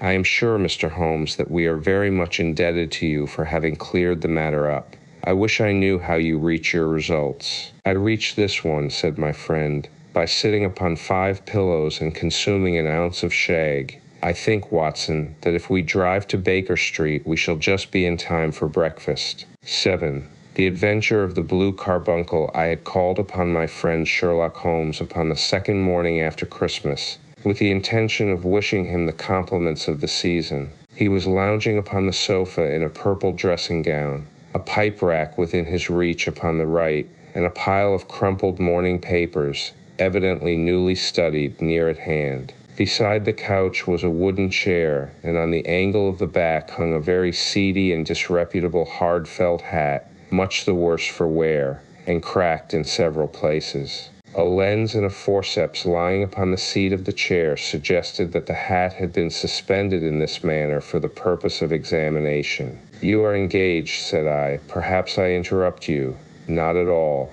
I am glad to have a friend with whom I can discuss my results. The matter is a perfectly trivial one. He jerked his thumb in the direction of the old hat. But there are points in connection with it which are not entirely devoid of interest and even of instruction. I seated myself in his armchair and warmed my hands before his crackling fire, for a sharp frost had set in, and the windows were thick with the ice crystals. I suppose, I remarked, that, homely as it looks, this thing has some deadly story linked onto it, that it is the clue which will guide you in the solution of some mystery and the punishment of some crime.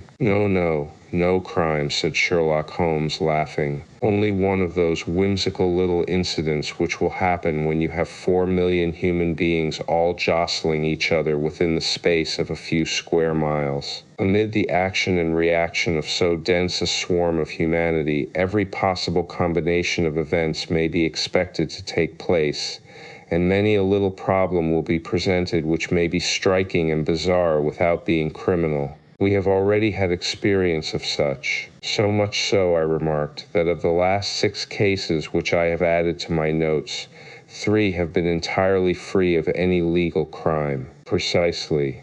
You allude to my attempt to recover the Irene Adler papers, to the singular case of Miss Mary Sutherland, and to the adventure of the man with the twisted lip. Well, I have no doubt that this small matter will fall into the same innocent category. You know Peterson, the commissionaire? Yes. It is to him that this trophy belongs. It is his hat. No, he found it. Its owner is unknown. I beg that you will look upon it not as a battered billycock, but as an intellectual problem. And first as to how it came here. It arrived upon Christmas morning, in company with a good fat goose, which is, I have no doubt, roasting at this moment in front of Peterson's fire. The facts are these. About 4 o'clock on Christmas morning, Peterson, who, as you know, is a very honest fellow, was returning from some small jollification, and was making his way homeward down Tottenham Court Road.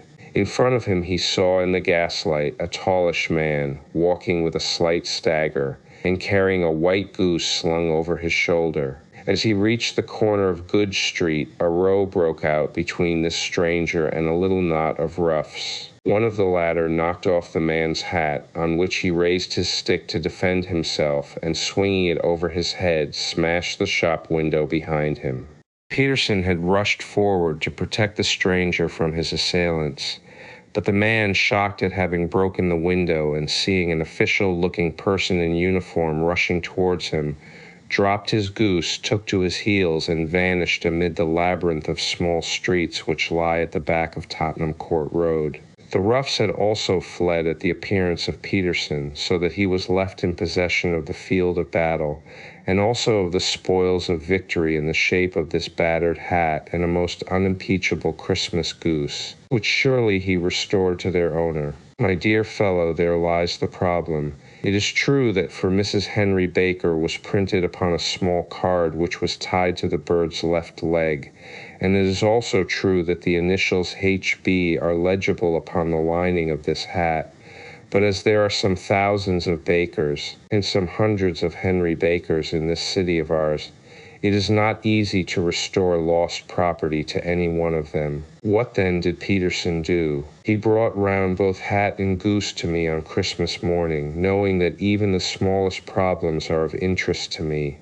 The goose we retained until this morning, when there were signs that, in spite of the slight frost, it would be well that it should be eaten without unnecessary delay. Its finder has carried it off, therefore, to fulfill the ultimate destiny of a goose, while I continue to retain the hat of the unknown gentleman who lost his Christmas dinner.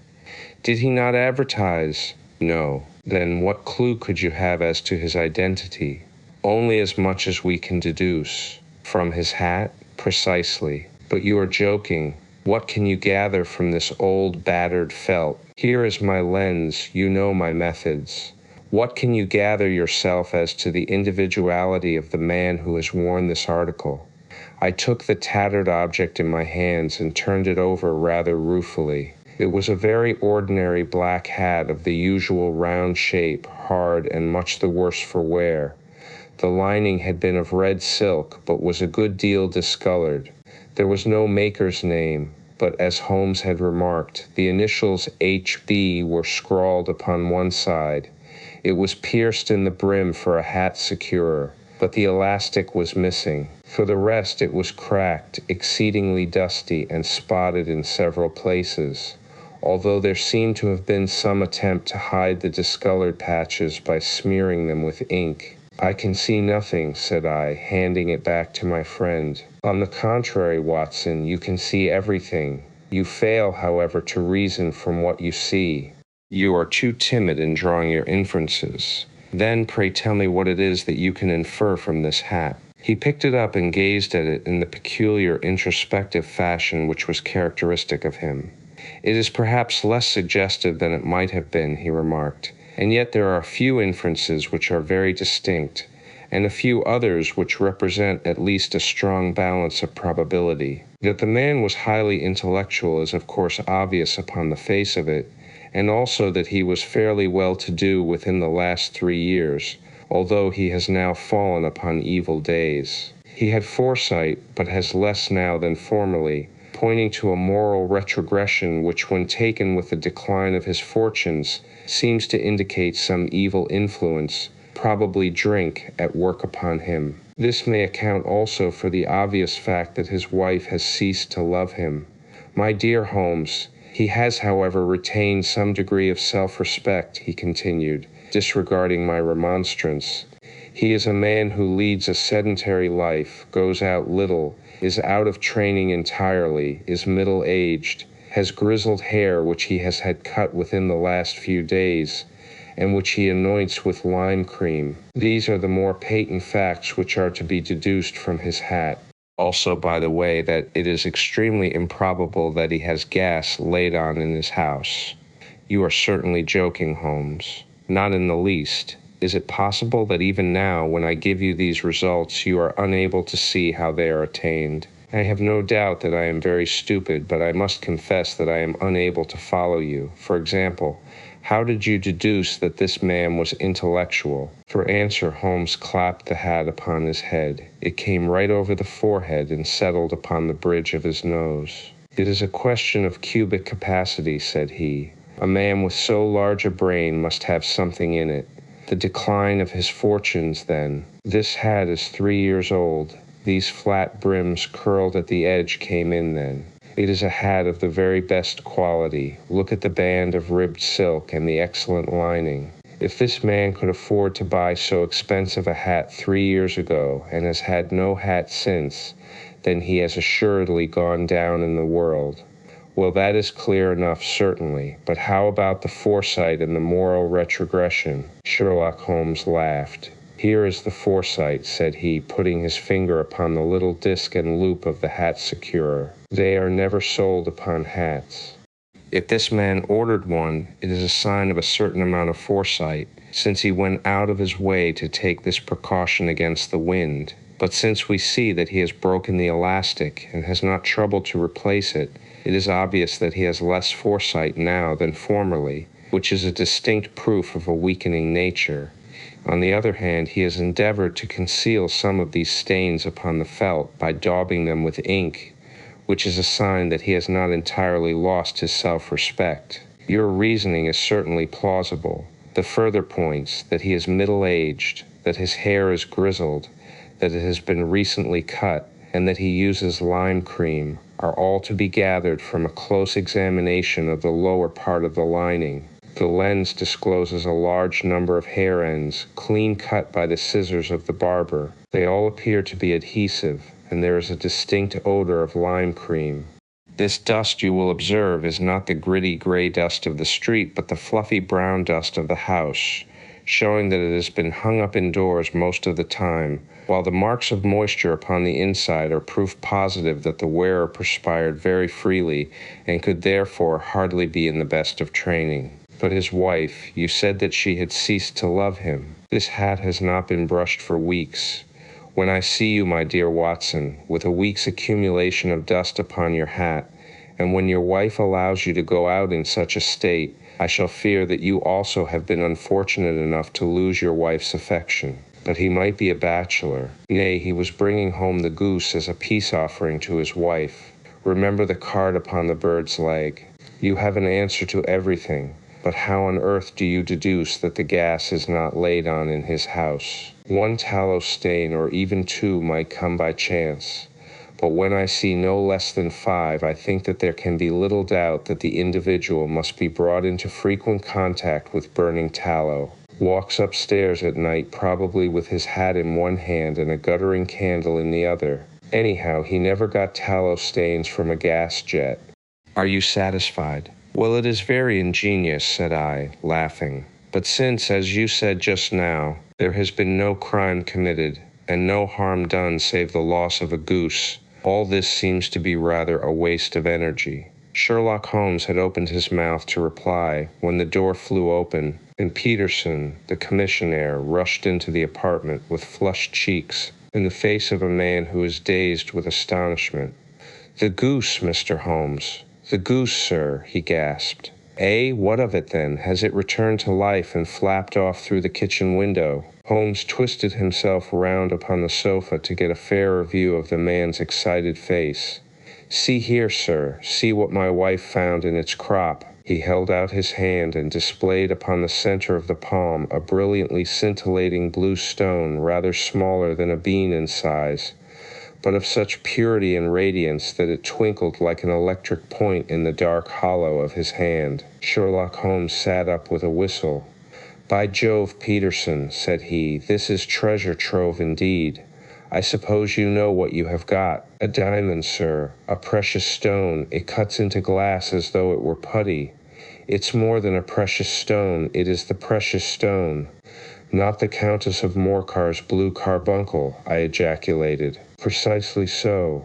"I ought to know its size and shape, seeing that I have read the advertisement about it in the Times every day lately. It is absolutely unique, and its value can only be conjectured. But the reward offered of £1,000 is certainly not within a 20th part of the market price. £1,000! Great Lord of mercy! The commissionaire plumped down into a chair and stared from one to the other of us. That is the reward, and I have reason to know that there are sentimental considerations in the background which would induce the Countess to part with half her fortune if she could but recover the gem. It was lost, if I remember aright, at the Hotel Cosmopolitan, I remarked. Precisely so, on December 22nd, just 5 days ago. John Horner, a plumber, was accused of having abstracted it from the lady's jewel case. The evidence against him was so strong that the case has been referred to the assizes. I have some account of the matter here, I believe. He rummaged amid his newspapers, glancing over the dates, until at last he smoothed one out, doubled it over, and read the following paragraph. Hotel Cosmopolitan Jewel Robbery. John Horner, 26, plumber, was brought up upon the charge of having upon the 22nd inst. abstracted from the jewel case of the Countess of Morcar the valuable gem known as the Blue Carbuncle. James Ryder, upper attendant at the hotel, gave his evidence to the effect that he had shown Horner up to the dressing room of the Countess of Morcar upon the day of the robbery in order that he might solder the second bar of the grate which was loose. He had remained with Horner some little time, but had finally been called away. On returning, he found that Horner had disappeared, that the bureau had been forced open, and that the small morocco casket in which, as it afterwards transpired, the Countess was accustomed to keep her jewel, was lying empty upon the dressing-table. Ryder instantly gave the alarm, and Horner was arrested the same evening, but the stone could not be found either upon his person or in his rooms. Catherine Cusack, maid to the Countess, deposed to having heard Ryder's cry of dismay on discovering the robbery, and to having rushed into the room where she found matters as described by the last witness. Inspector Bradstreet, B Division, gave evidence as to the arrest of Horner, who struggled frantically and protested his innocence in the strongest terms. Evidence of a previous conviction for robbery having been given against the prisoner, the magistrate refused to deal summarily with the offense but referred it to the assizes. Horner, who had shown signs of intense emotion during the proceedings, fainted away at the conclusion and was carried out of court. Whom? So much for the police court, said Holmes thoughtfully, tossing aside the paper. The question for us now to solve is the sequence of events leading from a rifled jewel case at one end to the crop of a goose in Tottenham Court Road at the other. You see, Watson, our little deductions have suddenly assumed a much more important and less innocent aspect. Here is the stone. The stone came from the goose, and the goose came from Mr. Henry Baker, the gentleman with the bad hat and all the other characteristics with which I have bored you. So now we must set ourselves very seriously to finding this gentleman and ascertaining what part he has played in this little mystery. To do this, we must try the simplest means first, and these lie undoubtedly in an advertisement in all the evening papers. If this fail, I shall have recourse to other methods. What will you say? Give me a pencil and that slip of paper. Now then, found at the corner of Good Street, a goose and a black felt hat. Mr. Henry Baker can have the same by applying at 6:30 this evening at 221B Baker Street. That is clear and concise. Very. But will he see it? Well, he is sure to keep an eye on the papers, since, to a poor man, the loss was a heavy one. He was clearly so scared by his mischance in breaking the window and by the approach of Peterson that he thought of nothing but flight. But since then he must have bitterly regretted the impulse which caused him to drop his bird. Then, again, the introduction of his name will cause him to see it, for everyone who knows him will direct his attention to it. Here you are, Peterson. Run down to the advertising agency and have this put in the evening papers. In which, sir? Oh, in the Globe, Star, Pall Mall, St. James's Gazette, Evening News, Standard, Echo, and any others that occur to you. Very well, sir. And this stone? Ah, yes, I shall keep the stone, thank you. And I say, Peterson, just buy a goose on your way back and leave it here with me, for we must have one to give to this gentleman in place of the one which your family is now devouring. When the commissionaire had gone, Holmes took up the stone and held it against the light. It's a bunny thing, said he. Just see how it glints and sparkles. Of course it is a nucleus and focus of crime.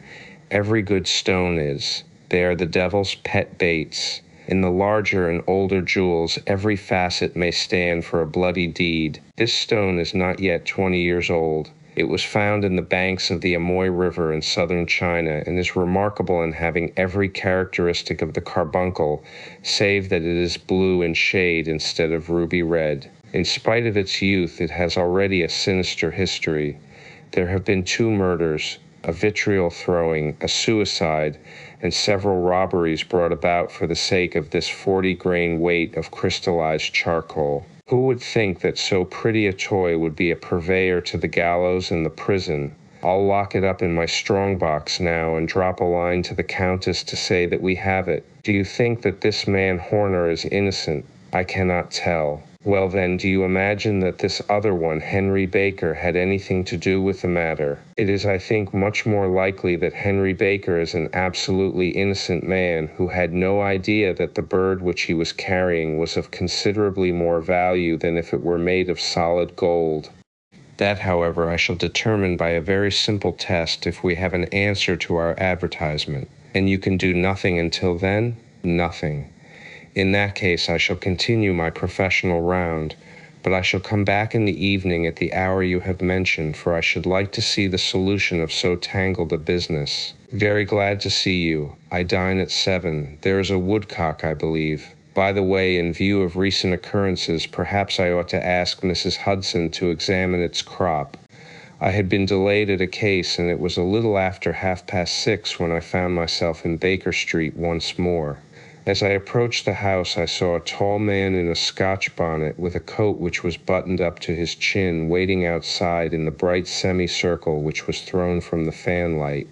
Just as I arrived, the door was opened, and we were shown up together to Holmes' room. "Mr. Henry Baker, I believe," said he, rising from his armchair and greeting his visitor with the easy air of geniality which he could so readily assume. "Pray take this chair by the fire, Mr. Baker. It is a cold night, and I observe that your circulation is more adapted for summer than for winter." "Ah, Watson, you have just come at the right time. Is that your hat, Mr. Baker?" "Yes, sir, that is undoubtedly my hat." He was a large man with rounded shoulders, a massive head, and a broad, intelligent face, sloping down to a pointed beard of grizzled brown, a touch of red in nose and cheeks, with a slight tremor of his extended hand, recalled Holmes' surmise as to his habits. His rusty black frock coat was buttoned right up in front with the collar turned up, and his lank wrists protruded from his sleeves without a sign of cuff or shirt. He spoke in a slow staccato fashion, choosing his words with care, and gave the impression generally of a man of learning and letters who had ill usage at the hands of fortune. "We have retained these things for some days," said Holmes, "because we expected to see an advertisement from you giving your address. I am at a loss to know now why you did not advertise." Our visitor gave a rather shamefaced laugh. "Shillings have not been so plentiful with me as they once were," he remarked. "I had no doubt that the gang of roughs who assaulted me had carried off both my hat and the bird. I did not care to spend more money in a hopeless attempt at recovering them, very naturally. By the way, about the bird, we were compelled to eat it." "To eat it!" Our visitor half rose from his chair in his excitement. "Yes, it would have been of no use to anyone had we not done so. But I presume that this other goose upon the sideboard, which is about the same weight and perfectly fresh, will answer your purpose equally well." "Oh, certainly, certainly," answered Mr. Baker with a sigh of relief. "Of course, we still have the feathers, legs, crop, and so on of your own bird, so if you wish—" The man burst into a hearty laugh. "They might be useful to me as relics of my adventure," said he. "But beyond that, I can hardly see what use the disjecta membra of my late acquaintance are going to be to me. No, sir, I think that with your permission I will confine my attentions to the excellent bird which I perceive upon the sideboard." Sherlock Holmes glanced sharply across at me with a slight shrug of his shoulders. "There is your hat, then, and there your bird," said he. "By the way, would it bore you to tell me where you got the other one from? I am somewhat of a fowl fancier, and I have seldom seen a better grown goose." "Certainly, sir," said Baker, who had risen and tucked his newly gained property under his arm. "There are a few of us who frequent the Alpha Inn near the museum. We are to be found in the museum itself during the day, you understand. This year our good host, Windigate by name, instituted a goose club, by which, on consideration of some few pence every week, we were each to receive a bird at Christmas. My pence were duly paid, and the rest is familiar to you. I am much indebted to you, sir, for a Scotch bonnet is fitted neither to my years nor my gravity." With a comical pomposity of manner he bowed solemnly to both of us, and strode off upon his way. "So much for Mr. Henry Baker," said Holmes when he had closed the door behind him. "It is quite certain that he knows nothing whatever about the matter. Are you hungry, Watson?" "Not particularly." "Then I suggest that we turn our dinner into a supper and follow up this clue while it is still hot." "By all means." It was a bitter night, so we drew on our ulsters and wrapped cravats about our throats. Outside, the stars were shining coldly in a cloudless sky, and the breath of the passers-by blew out into smoke like so many pistol shots. Our footfalls rang out crisply and loudly as we swung through the Doctor's Quarter, Wimpole Street, Harley Street, and so through Wigmore Street into Oxford Street. In a quarter of an hour we were in Bloomsbury at the Alpha Inn, which is a small public house at the corner of one of the streets which runs down into Holborn. Holmes pushed open the door of the private bar and ordered 2 glasses of beer from the ruddy-faced, white-aproned landlord. "Your beer should be excellent if it is as good as your geese," said he. "My geese?" The man seemed surprised. "Yes.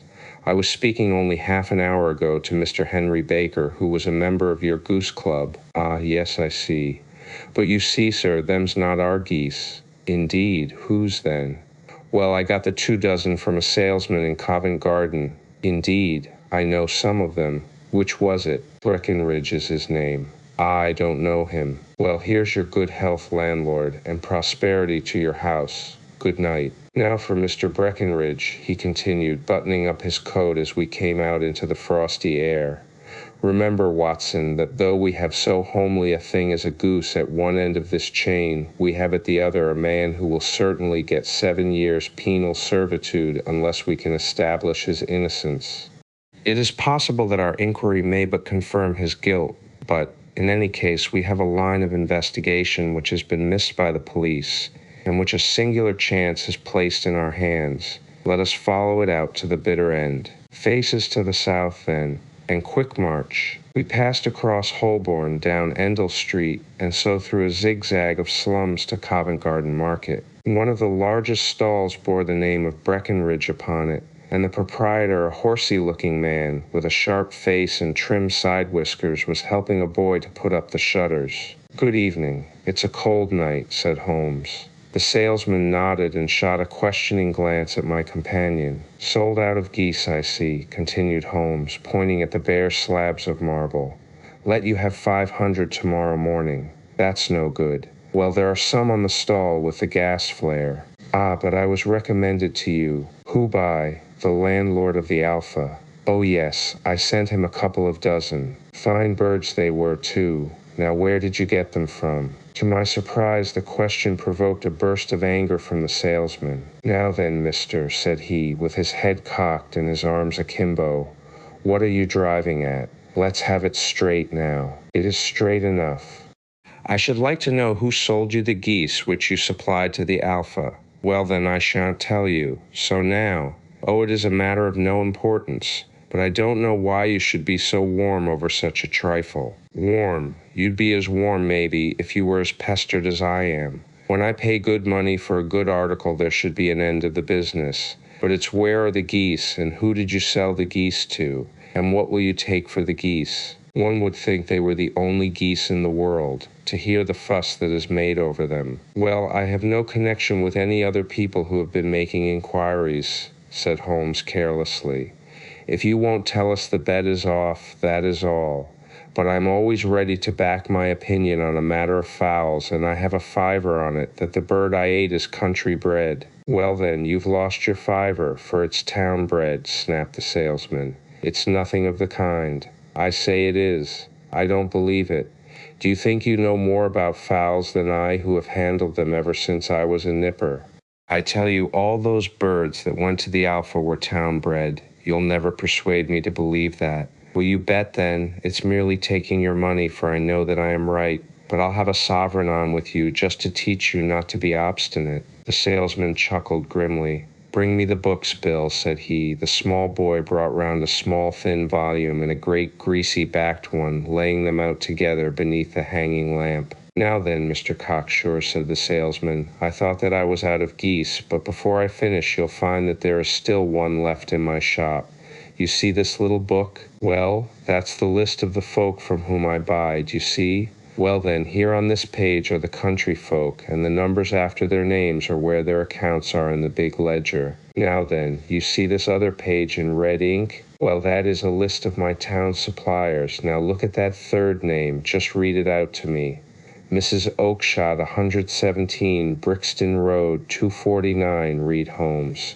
Quite so. Now turn that up in the ledger. Holmes turned to the page indicated. Here you are, Mrs. Oakshott, 117, Brixton Road, egg and poultry supplier. Now then, what's the last entry? December 22nd. 24 geese at 7s, 6D. Quite so. There you are. And underneath? Sold to Mr. Windigate of the Alpha, at 12s. What have you to say now? Sherlock Holmes looked deeply chagrined. He drew a sovereign from his pocket and threw it down upon the slab, turning away with the air of a man whose disgust is too deep for words. A few yards off he stopped under a lamp-post and laughed in the hearty, noiseless fashion which was peculiar to him. When you see a man with whiskers of that cut and the pink un protruding out of his pocket, you can always draw him by a bet, said he. I dare say that if I had put £100 down in front of him, that man would not have given me such complete information as was drawn from him by the idea that he was doing me on a wager. Well, Watson, we are, I fancy, nearing the end of our quest, and the only point which remains to be determined is whether we should go on to this Mrs. Oakshott tonight, or whether we should reserve it for tomorrow. It is clear from what that surly fellow said that there are others besides ourselves who are anxious about the matter, and I should— His remarks were suddenly cut short by a loud hubbub which broke out from the stall which we had just left. Turning round, we saw a little rat-faced fellow standing in the center of the circle of yellow light which was thrown by the swinging lamp, while Breckenridge, the salesman, framed in the door of his stall, was shaking his fists fiercely at the cringing figure. "I've had enough of you and your geese," he shouted. "I wish you were all at the devil together. If you come pestering me any more with your silly talk, I'll set the dog at you. You bring Mrs. Oakshott here and I'll answer her, but what have you to do with it? Did I buy the geese off you?" "No, but one of them was mine all the same," whined the little man. "Well then, ask Mrs. Oakshott for it. She told me to ask you." "Well, you can ask the King of Prussia, for all I care. I've had enough of it. Get out of this." He rushed fiercely forward, and the inquirer flitted away into the darkness. "Ha, this may save us a visit to Brixton Road," whispered Holmes. "Come with me, and we will see what is to be made of this fellow." Striding through the scattered knots of people who lounged round the flaring stalls, my companion speedily overtook the little man and touched him upon the shoulder. He sprang round, and I could see in the gaslight that every vestige of color had been driven from his face. "Who are you, then? What do you want?" he asked in a quavering voice. "You will excuse me," said Holmes blandly, "but I could not help overhearing the questions which you put to the salesman just now. I think that I could be of assistance to you." "You? Who are you? How could you know anything of the matter?" "My name is Sherlock Holmes. It is my business to know what other people don't know." "But you can know nothing of this." "Excuse me, I know everything of it. You are endeavoring to trace some geese which were sold by Mrs. Oakshott of Brixton Road to a salesman named Breckenridge, by him in turn to Mr. Windigate of the Alpha, and by him to his club, of which Mr. Henry Baker is a member." "Oh, sir, you are the very man whom I have longed to meet," cried the little fellow with outstretched hands and quivering fingers. "I can hardly explain to you how interested I am in this matter." Sherlock Holmes hailed a four-wheeler which was passing. "In that case we had better discuss it in a cozy room rather than in this wind-swept marketplace," said he. "But pray tell me, before we go farther, who it is that I have the pleasure of assisting." The man hesitated for an instant. "My name is John Robinson," he answered with a sidelong glance. No, the real name," said Holmes sweetly. "It is always awkward doing business with an alias." A flush sprang to the white cheeks of the stranger. "Well then," said he, "my real name is James Ryder." "Precisely so, head attendant at the Hotel Cosmopolitan.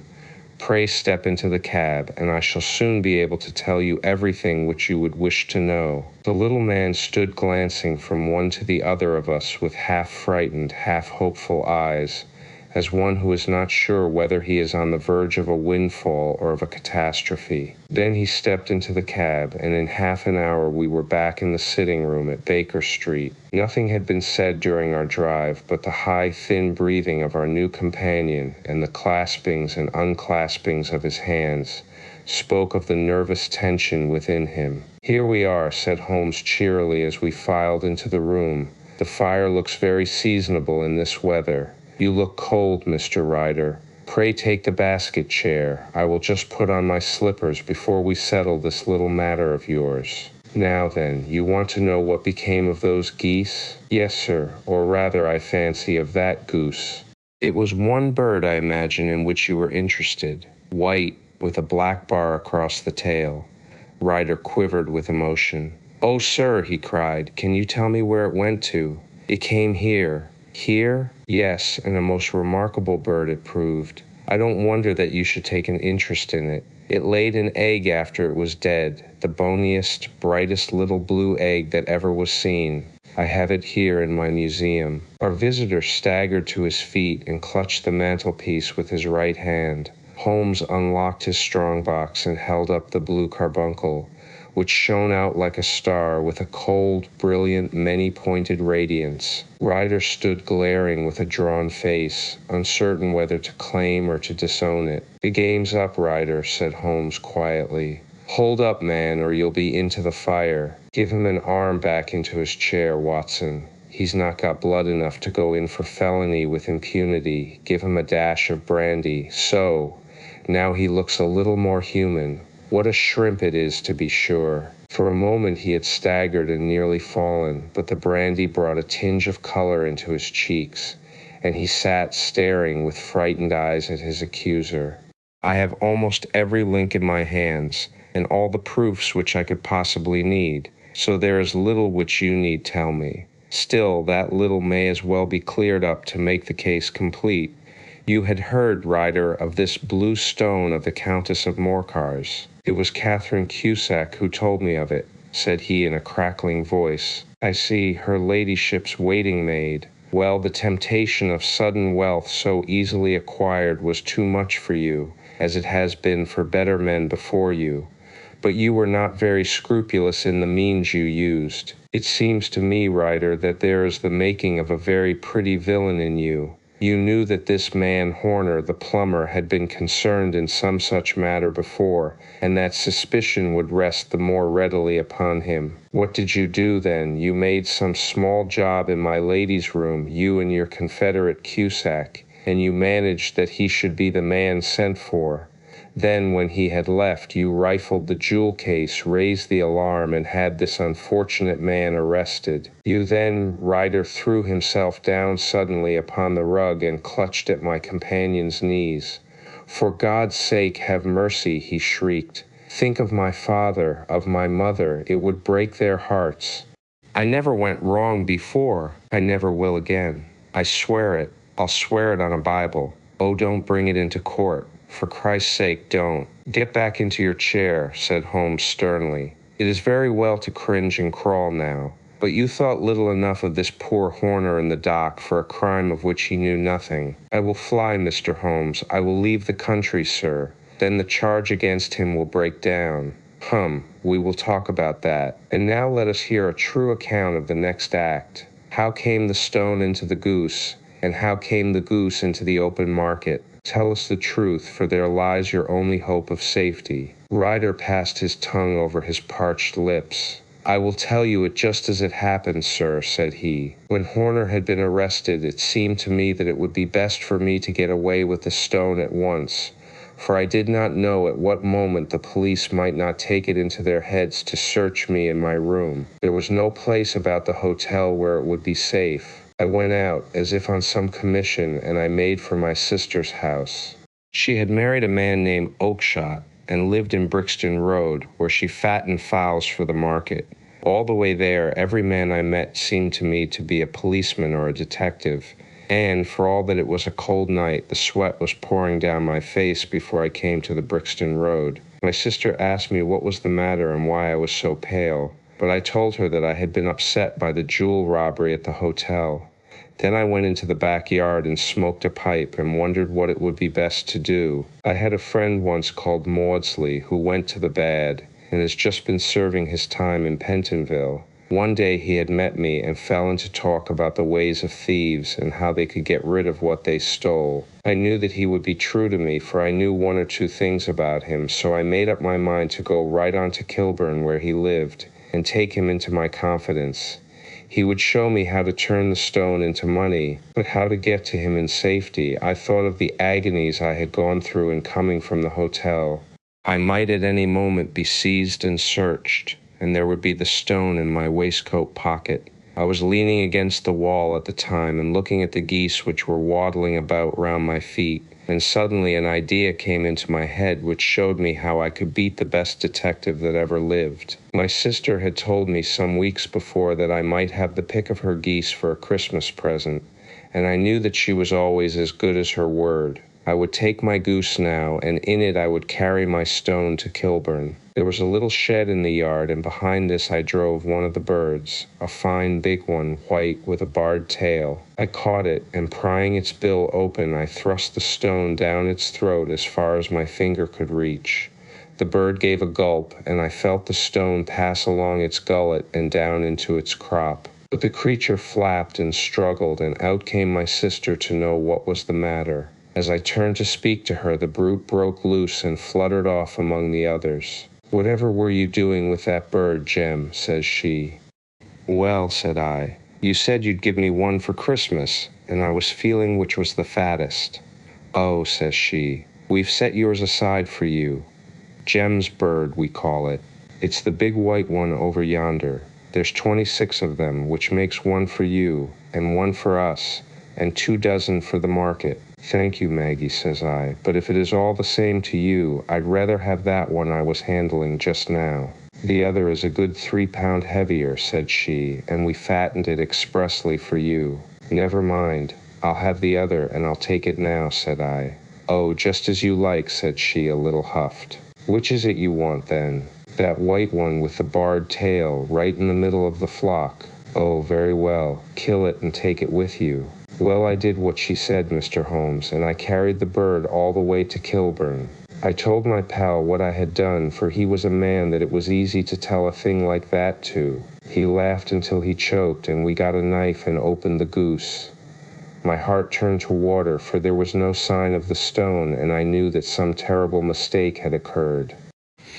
I left the bird, rushed back to my sister's, and hurried into the backyard. There was not a bird to be seen there. "Where are they all, Maggie?" I cried. "Gone to the dealers, Jem." "Which dealers?" "Breckenridge of Covent Garden." "But was there another with a barred tail?" I asked. "The same as the one I chose?" "Yes, Jem, there were 2 barred-tailed ones, and I could never tell them apart." "Well then, of course I saw it all, and I ran off as hard as my feet would carry me to this man Breckenridge.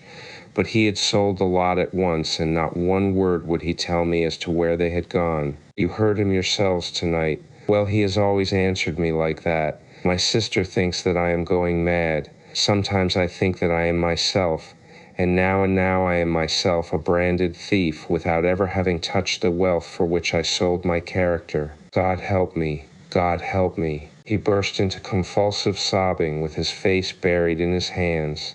There was a long silence, broken only by his heavy breathing and by the measured tapping of Sherlock Holmes' fingertips upon the edge of the table. Then my friend rose and threw open the door. "Get out," said he. "What, sir?" "Oh, heaven bless you. No more words." "Get out!" And no more words were needed. There was a rush, a clatter upon the stairs, the bang of a door, and the crisp rattle of running footfalls from the street. "After all, Watson," said Holmes, reaching up his hand for his clay pipe, "I am not retained by the police to supply their deficiencies. If Horner were in danger, it would be another thing. But this fellow will not appear against him, and the case must collapse.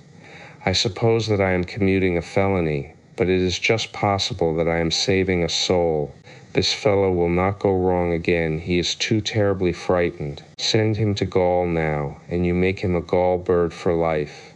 Besides, it is the season of forgiveness. Chance has put in our way a most singular and whimsical problem, and its solution is its own reward.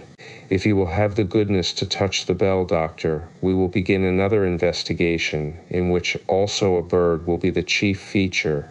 The adventure of the speckled band. On glancing over my notes of the 70-odd cases in which I have during the last 8 years studied the methods of my friend Sherlock Holmes, I find many tragic, some comic, a large number merely strange, but none commonplace. For working as he did rather for the love of his art than for the acquirement of wealth, he refused to associate himself with any investigation which did not tend towards the unusual and even the fantastic. Of all these varied cases, however, I cannot recall any which presented more singular features than that which was associated with the well-known Surrey family of the Roylotts of Stoke Moran. The events in question occurred in the early days of my association with Holmes, when we were sharing rooms as bachelors in Baker Street. It is possible that I might have placed them upon record before, but a promise of secrecy was made at the time, from which I have only been freed during the last month by the untimely death of the lady to whom the pledge was given. It is perhaps as well that the facts should now come to light, for I have reasons to know that there are widespread rumors as to the death of Dr. Grimesby Roylott, which tend to make the matter even more terrible than the truth. It was early in April, in the year 83, that I woke one morning to find Sherlock Holmes standing, fully dressed, by the side of my bed. He was a late riser as a rule, and as the clock on the mantelpiece showed me that it was only 7:15, I blinked up at him in some surprise, and perhaps just a little resentment, for I was myself regular in my habits. "Very sorry to knock you up, Watson," said he, "but it's the common lot this morning. Mrs. Hudson has been knocked up," she retorted upon me, "and I on you." "What is it, then? A fire?" "No, a client. It seems that a young lady has arrived in a considerable state of excitement who insists upon seeing me. She is waiting now in the sitting-room. Now, when young ladies wander about the metropolis at this hour of the morning and knock sleepy people up out of their beds, I presume that it is something very pressing which they have to communicate. Should it prove to be an interesting case, you would, I am sure, wish to follow it from the outset. I thought, at any rate, that I should call you and give you the chance. My dear fellow, I would not miss it for anything. I had no keener pleasure than in following Holmes in his professional investigations, and in admiring the rapid deductions, as swift as intuitions, and yet always founded on a logical basis, with which he unraveled the problems which were submitted to him. I rapidly threw on my clothes and was ready in a few minutes to accompany my friend down to the sitting-room. A lady dressed in black and heavily veiled, who had been sitting in the window, rose as we entered. "Good morning, madam," said Holmes cheerily. "My name is Sherlock Holmes. This is my intimate friend and associate, Dr. Watson, before whom you can speak as freely as before myself. Ha, I am glad to see that Mrs. Hudson has had the good sense to light the fire. Pray draw up to it, and I shall order you a cup of hot coffee, for I observe that you are shivering." "It is not cold which makes me shiver," said the woman in a low voice, changing her seat as requested. "What then?" "It is fear, Mr. Holmes. It is terror." She raised her veil as she spoke, and we could see that she was indeed in a pitiable state of agitation, her face all drawn and gray, with restless, frightened eyes, like those of some hunted animal. Her features and figure were those of a woman of 30, but her hair was shot with premature gray, and her expression was weary and haggard. Sherlock Holmes ran her over with one of his quick, all-comprehensive glances. "You must not fear," said he soothingly, bending forward and patting her forearm. "We shall soon set matters right, I have no doubt. You have come in by train this morning, I see. You know me, then?" "No, but I observed the second half of a return ticket in the palm of your left glove. You must have started early, and yet you had a good drive in a dog-cart along heavy roads before you reached the station." The lady gave a violent start and stared in bewilderment at my companion. "There is no mystery, my dear madam," said he, smiling. "The left arm of your jacket is spattered with mud in no less than 7 places. The marks are perfectly fresh. There is no vehicle save a dog-cart which throws up mud in that way, and then only when you sit on the left-hand side of the driver. Whatever your reasons may be, you are perfectly correct," said she. I started from home before 6, reached Leatherhead at 20 past, and came in by the first train to Waterloo. Sir, I can stand this strain no longer. I shall go mad if it continues. I have no one to turn to, none save only one who cares for me, and he, poor fellow, can be of little aid. I have heard of you, Mr. Holmes. I have heard of you from Mrs. Farintosh, whom you helped in the hour of her sore need. It was from her that I had your address. Oh, sir, do you not think that you could help me too, and at least throw a little light through the dense darkness which surrounds me? At present it is out of my power to reward you for your services, but in a month or 6 weeks I shall be married, with the control of my own income, and then at least you shall not find me ungrateful." Holmes turned to his desk and, unlocking it, drew out a small case-book, which he consulted. "Farintosh," said he. "Ah, yes, I recall the case. It was concerned with an opal tiara. I think it was before your time, Watson. I can only say, madam, that I shall be happy to devote the same care to your case as I did to that of your friend.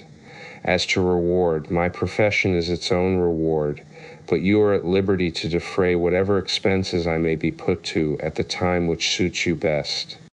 And now I beg that you will lay before us everything that may help us in forming an opinion upon the matter." "Alas," replied our visitor, "the very horror of my situation lies in the fact that my fears are so vague, and my suspicions depend so entirely upon small points, which might seem trivial to another, that even he to whom of all others I have a right to look for help and advice, looks upon all that I tell him about it as the fancies of a nervous woman. He does not say so, but I can read it from his soothing answers and averted eyes. But I have heard, Mr. Holmes, that you can see deeply into the manifold wickedness of the human heart. You may advise me how to walk amid the dangers which encompass me." "I am all attention, madam. My name is Helen Stoner, and I am living with my stepfather, who is the last survivor of one of the oldest Saxon families in England, the Roylotts of Stoke Moran, on the western border of Surrey." Holmes nodded his head. "The name is familiar to me," said he. "The family was at one time among the richest in England, and the estates extended over the borders into Berkshire in the north, and Hampshire in the west. In the last century, however, 4 successive heirs were of a dissolute and wasteful disposition, and the family ruin was eventually completed by a gambler in the days of the Regency.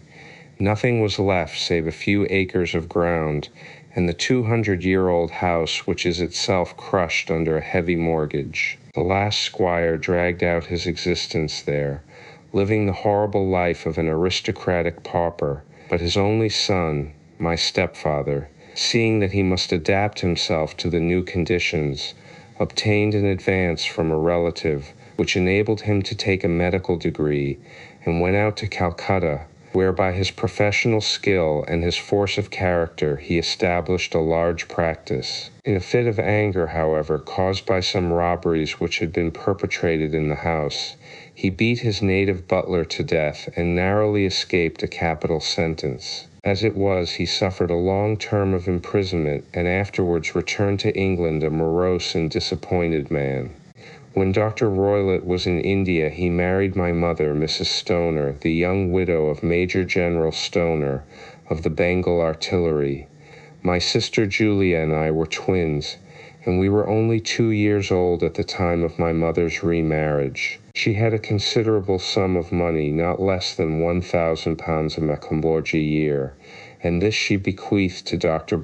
Roylott entirely while we resided with him, with a provision that a certain annual sum should be allowed to each of us in the event of our marriage. Shortly after our return to England, my mother died. She was killed 8 years ago in a railway accident near Crewe. Dr. Roylott then abandoned his attempts to establish himself in practice in London and took us to live with him in the old ancestral house at Stoke Moran. The money which my mother had left was enough for all our wants, and there seemed to be no obstacle to our happiness. But a terrible change came over our stepfather about this time. Instead of making friends and exchanging visits with our neighbors, who had at first been overjoyed to see a Roylott of Stoke Moran back in the old family seat, he shut himself up in his house and seldom came out save to indulge in ferocious quarrels with whoever might cross his path. Violence of temper approaching to mania has been hereditary in the men of the family,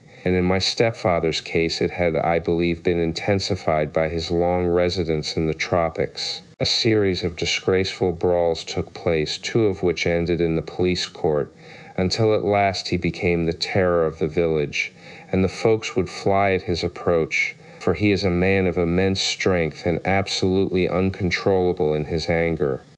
Last week he hurled the local blacksmith over a parapet into a stream, and it was only by paying over all the money which I could gather together that I was able to avert another public exposure. He had no friends at all save the wandering gypsies, and he would give these vagabonds leave to encamp upon the few acres of bramble-covered land which represent the family estate, and would accept in return the hospitality of their tents, wandering away with them sometimes for weeks on end. He has a passion also for Indian animals, which are sent over to him by a correspondent, and he has at this moment a cheetah and a baboon, which wander freely over his grounds and are feared by the villagers almost as much as their master. You can imagine from what I say that my poor sister Julia and I had no great pleasure in our lives. No servant would stay with us, and for a long time we did all the work of the house. She was but 30 at the time of her death, and yet her hair had already begun to whiten, even as mine has. Your sister is dead, then. She died just 2 years ago, and it is of her death that I wish to speak to you.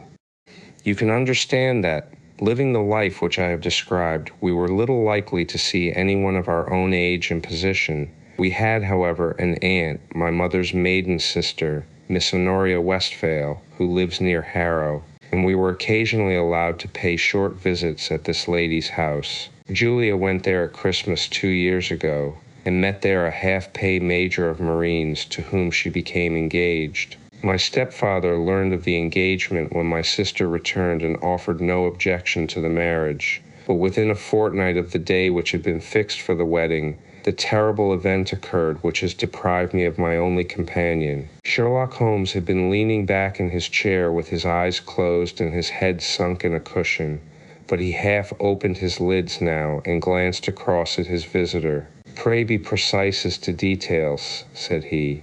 "It is easy for me to be so, for every event of that dreadful time is seared into my memory. The manor house is, as I have already said, very old, and only one wing is now inhabited. The bedrooms in this wing are on the ground floor, the sitting rooms being in the central block of the buildings. Of these bedrooms, the first is Dr. Roylott's, the second my sister's, and the third my own. There is no communication between them, but they all open out into the same corridor. Do I make myself plain? Perfectly so. The windows of the 3 rooms open out upon the lawn. That fatal night Dr. Roylott had gone to his room early, though we knew that he had not retired to rest, for my sister was troubled by the smell of the strong Indian cigars which it was his custom to smoke. She left her room, therefore, and came into mine, where she sat for some time, chatting about her approaching wedding.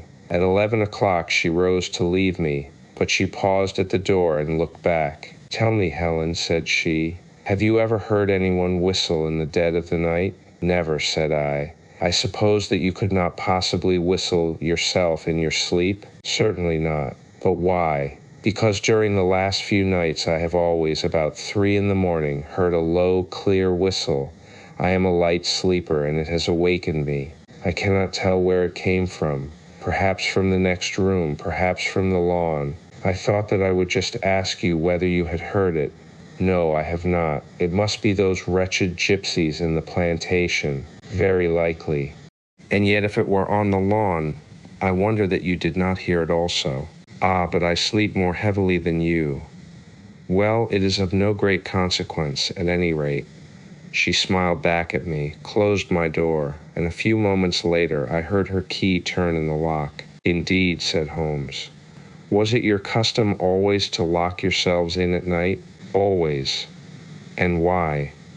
I think that I mentioned to you that the doctor kept a cheetah and a baboon. We had no feeling of security unless our doors were locked. Quite so. Pray proceed with your statement. I could not sleep that night.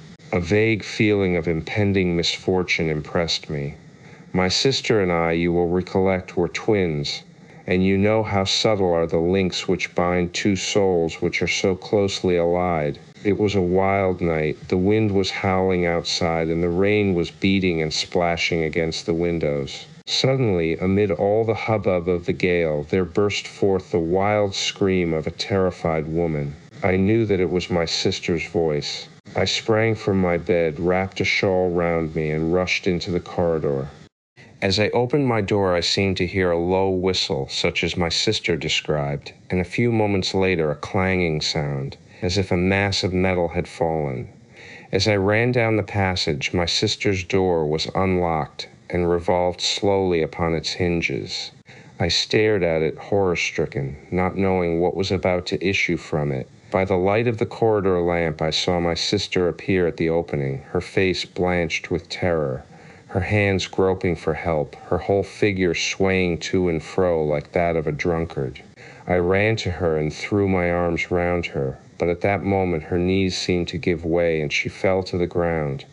She writhed as one who is in terrible pain, and her limbs were dreadfully convulsed. At first I thought that she had not recognized me, but as I bent over her, she suddenly shrieked out in a voice which I shall never forget, "Oh my God, Helen, it was the band, the speckled band."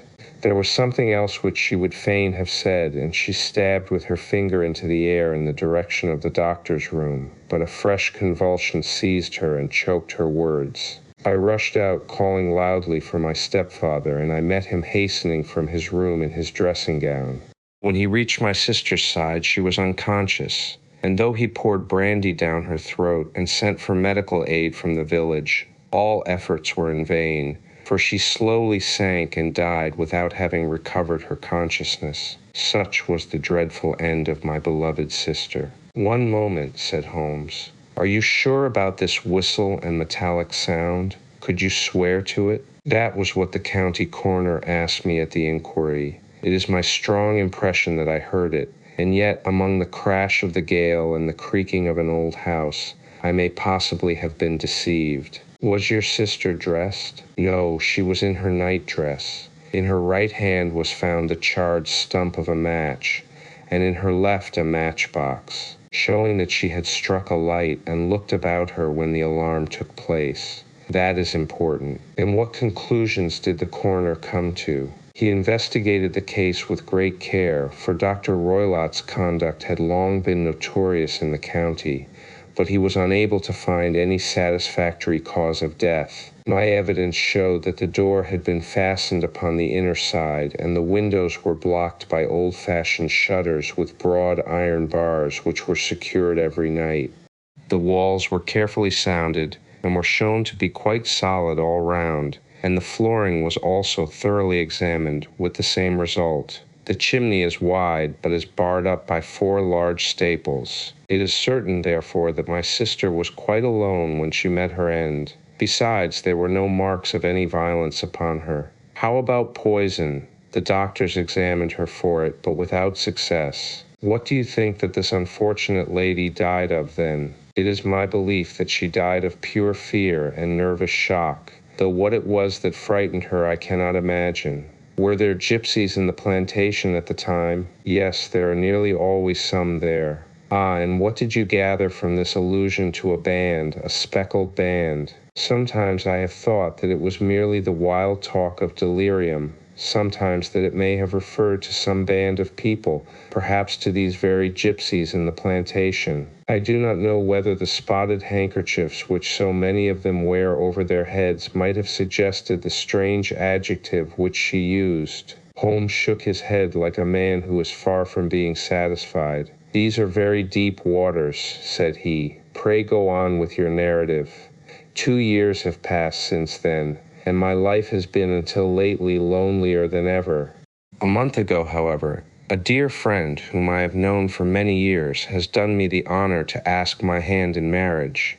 His name is Armitage, Percy Armitage, the second son of Mr. Armitage, of Cranewater, near Reading. My stepfather has offered no opposition to the match, and we are to be married in the course of the spring. 2 days ago some repairs were started in the west wing of the building, and my bedroom wall has been pierced, so that I have had to move into the chamber in which my sister died, and to sleep in the very bed in which she slept. Imagine then my thrill of terror when last night, as I lay awake thinking over her terrible fate, I suddenly heard in the silence of the night the low whistle which had been the herald of her own death. I sprang up and lit the lamp, but nothing was to be seen in the room. I was too shaken to go to bed again, however, so I dressed, and as soon as it was daylight I slipped down, got a dog-cart at the Crown Inn, which is opposite, and drove to Leatherhead, from whence I have come on this morning with the one object of seeing you and asking your advice. You have done wisely, said my friend. But have you told me all? Yes, all. Miss Roylott, you have not.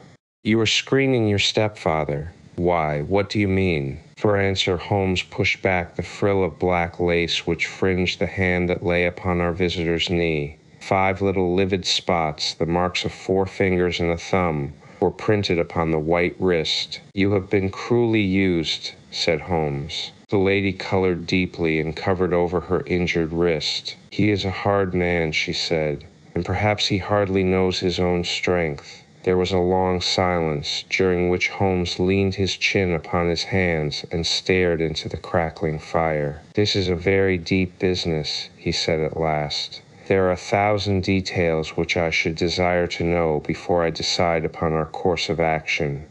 Yet we have not a moment to lose. If we were to come to Stoke Moran today, would it be possible for us to see over these rooms without the knowledge of your stepfather? As it happens, he spoke of coming into town today upon some most important business.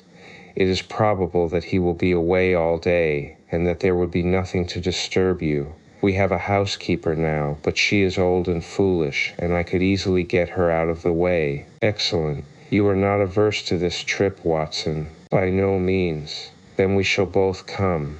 What are you going to do yourself? I have 1 or 2 things which I would wish to do now that I am in town, but I shall return by the 12 o'clock train, so as to be there in time for your coming.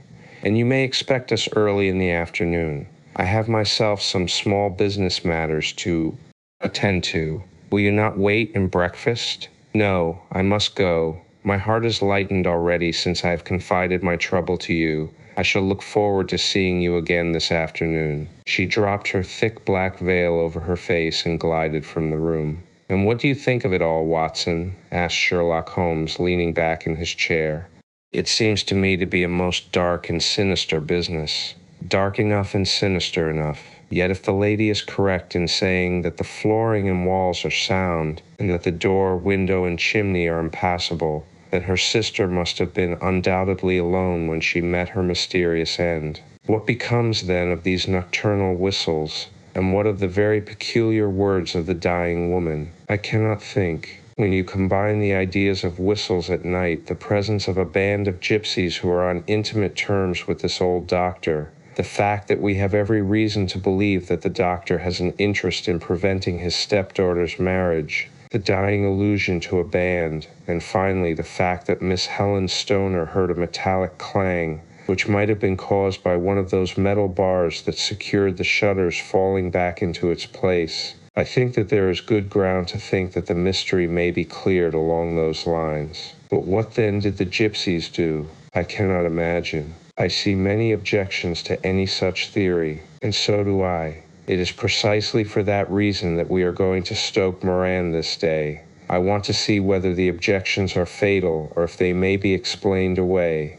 But what in the name of the devil? The ejaculation had been drawn from my companion by the fact that our door had been suddenly dashed open, and that a huge man had framed himself in the aperture. His costume was a peculiar mixture of the professional and of the agricultural, having a black top hat, a long frock coat, and a pair of high gaiters, with a hunting crop swinging in his hand. So tall was he that his hat actually brushed the crossbar of the doorway, and his breadth seemed to span it across from side to side. A large face, seared with 1,000 wrinkles, burned yellow with the sun, and marked with every evil passion, was turned from one to the other of us, while his deep-set, bile-shot eyes, and his high, thin, fleshless nose, gave him somewhat the resemblance to a fierce old bird of prey. "Which of you is Holmes?" asked this apparition. "My name, sir, but you have the advantage of me," said my companion quietly. "I am Dr. Grimesby Roylott, of Stoke Moran." "Indeed, doctor," said Holmes blandly. "Pray take a seat." "I will do nothing of the kind. My stepdaughter has been here. I have traced her. What has she been saying to you?" "It is a little cold for the time of the year," said Holmes. "What has she been saying to you?" screamed the old man furiously. "But I have heard that the crocuses promise well," continued my companion imperturbably. "Ha, you put me off, do you?" said our new visitor, taking a step forward and shaking his hunting crop. "I know you, you scoundrel. I have heard of you before. You are Holmes, the meddler." My friend smiled. "Holmes, the busybody." His smile broadened. "Holmes, the Scotland Yard jack-in-office." Holmes chuckled heartily. "Your conversation is most entertaining," said he. "When you go out, close the door, for there is a decided draught. I will go when I have had my say. Don't you dare to meddle with my affairs. I know that Miss Stoner has been here. I traced her. I am a dangerous man to fall foul of. See here." He stepped swiftly forward, seized the poker, and bent it into a curve with his huge brown hands. "See that you keep yourself out of my grip," he snarled, and hurling the twisted poker into the fireplace, he strode out of the room. "He seems a very amiable person," said Holmes, laughing. "I am not quite so bulky, but if he had remained, I might have shown him that my grip was not much more feeble than his own." As he spoke, he picked up the steel poker and with a sudden effort straightened it out again. "Fancy his having the insolence to confound me with the official detective force. This incident gives zest to our investigation, however, and I only trust that our little friend will not suffer from her imprudence in allowing this brute to trace her. And now, Watson, we shall order breakfast, and afterwards I shall walk down to Doctors' Commons, where I hope to get some data which may help us in this matter." It was nearly 1 o'clock when Sherlock Holmes returned from his excursion. He held in his hand a sheet of blue paper, scrawled over with notes and figures. At Waterloo we were fortunate in catching a train for Leatherhead, where we hired a trap at the station inn, and drove for 4 or 5 miles through the lovely Surrey lanes. It was a perfect day, with a bright sun and a few fleecy clouds in the heavens. The trees and wayside hedges were just throwing out their first green shoots, and the air was full of the pleasant smell of the moist earth. To me, at least, there was a strange contrast between the sweet promise of the spring and this sinister quest upon which we were engaged. My companion sat in the front of the trap, his arms folded, his hat pulled down over his eyes, and his chin sunk upon his breast, buried in the deepest thought. Suddenly, however, he started, tapped me on the shoulder, and pointed over the meadows. "Look there," said he. A heavily timbered park stretched up in a gentle slope, thickening into a grove at the highest point. From amid the branches there jutted out the gray gables and high roof tree of a very old mansion. "Stoke Moran," said he. "Yes, sir, that be the house of Dr. Grimesby Roylott," remarked the driver. "There is some building going on there," said Holmes. "That is where we are going." "There's the village," said the driver, pointing to a cluster of roofs some distance to the left. "But if you want to get to the house, you'll find it shorter to get over this stile, and so by the footpath over the fields. There it is, where the lady is walking." "And the lady, I fancy, is Miss Stoner," observed Holmes, shading his eyes.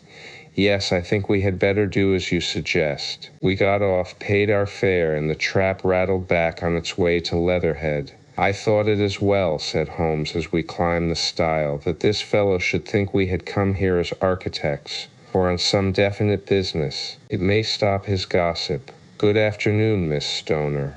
You see that we have been as good as our word. Our client of the morning had hurried forward to meet us with a face which spoke her joy. I have been waiting so eagerly for you, she cried, shaking hands with us warmly. All has turned out splendidly. Dr. Roylott has gone to town, and it is unlikely that he will be back before evening. We have had the pleasure of making the doctor's acquaintance, said Holmes, and in a few words he sketched out what had occurred. Miss Stoner turned white to the lips as she listened. Good heavens, she cried, he has followed me then. So it appears. He is so cunning that I never know when I am safe from him. What will he say when he returns? He must guard himself, for he may find that there is someone more cunning than himself upon his track. You must lock yourself up from him tonight. If he is violent, we shall take you away to your aunt's at Harrow. Now, we must make the best use of our time, so kindly take us at once to the rooms which we are to examine. The building was of gray, lichen-blotched stone, with a high central portion and two curving wings, like the claws of a crab thrown out on each side. In one of these wings, the windows were broken and blocked with wooden boards, while the roof was partly caved in, a picture of ruin. The central portion was in little better repair, but the right-hand block was comparatively modern, and the blinds in the windows, with the blue smoke curling up from the chimneys, showed that this was where the family resided. Some scaffolding had been erected against the end wall, and the stonework had been broken into, but there were no signs of any workmen at the moment of our visit. Holmes walked slowly up and down the ill-trimmed lawn and examined with deep attention the outsides of the windows. This, I take it, belongs to the room in which you used to sleep, the center one to your sister's, and the one next to the main building to Dr. Roylott's chamber? Exactly so, but I am now sleeping in the middle one, pending the alterations as I understand. By the way, there does not seem to be any very pressing need for repairs at that end wall. There were none. I believe that it was an excuse to move me from my room. Ah, that is suggestive. Now, on the other side of this narrow wing runs the corridor from which these three rooms open. There are windows in it, of course. Yes, but very small ones. Too narrow for anyone to pass through. As you both locked your doors at night, your rooms were unapproachable from that side. Now, would you have the kindness to go into your room and bar your shutters? Miss Stoner did so, and Holmes, after a careful examination through the open window, endeavored in every way to force the shutter open, but without success. There was no slit through which a knife could be passed to raise the bar. Then, with his lens, he tested the hinges, but they were of solid iron built firmly into the massive masonry. Said he, scratching his chin in some perplexity. My theory certainly presents some difficulties. No one could pass these shutters if they were bolted. Well, we shall see if the inside throws any light upon the matter. A small side door led into the whitewashed corridor from which the three bedrooms opened. Holmes refused to examine the third chamber, so we passed at once to the second, that in which Miss Stoner was now sleeping, and in which her sister had met with her fate. It was a homely little room with a low ceiling and a gaping fireplace after the fashion of old country houses. A brown chest of drawers stood in one corner, a narrow white counterpane bed in another, and a dressing table on the left-hand side of the window. These articles, with two small wicker-work chairs, made up all the furniture in the room save for a square of Wilton carpet in the center. The boards round and the paneling of the walls were of brown, worm-eaten oak, so old and discolored that it may have dated from the original building of the house. Holmes drew one of the chairs into a corner and sat silent, while his eyes traveled round and up and down, taking in every detail of the apartment. Where does that bell communicate with? He asked at last, pointing to a thick bell rope which hung down beside the bed, the tassel actually lying upon the pillow. It goes to the housekeeper's room. It looks newer than the other things? Yes, it was only put there a couple of years ago. Your sister asked for it, I suppose. No, I never heard of her using it. We used always to get what we wanted for ourselves. Indeed, it seemed unnecessary to put so nice a bell pull there. You will excuse me for a few minutes while I satisfy myself as to this floor." He threw himself down upon his face with his lens in his hand and crawled swiftly backward and forward, examining minutely the cracks between the boards. Then he did the same with the woodwork with which the chamber was paneled.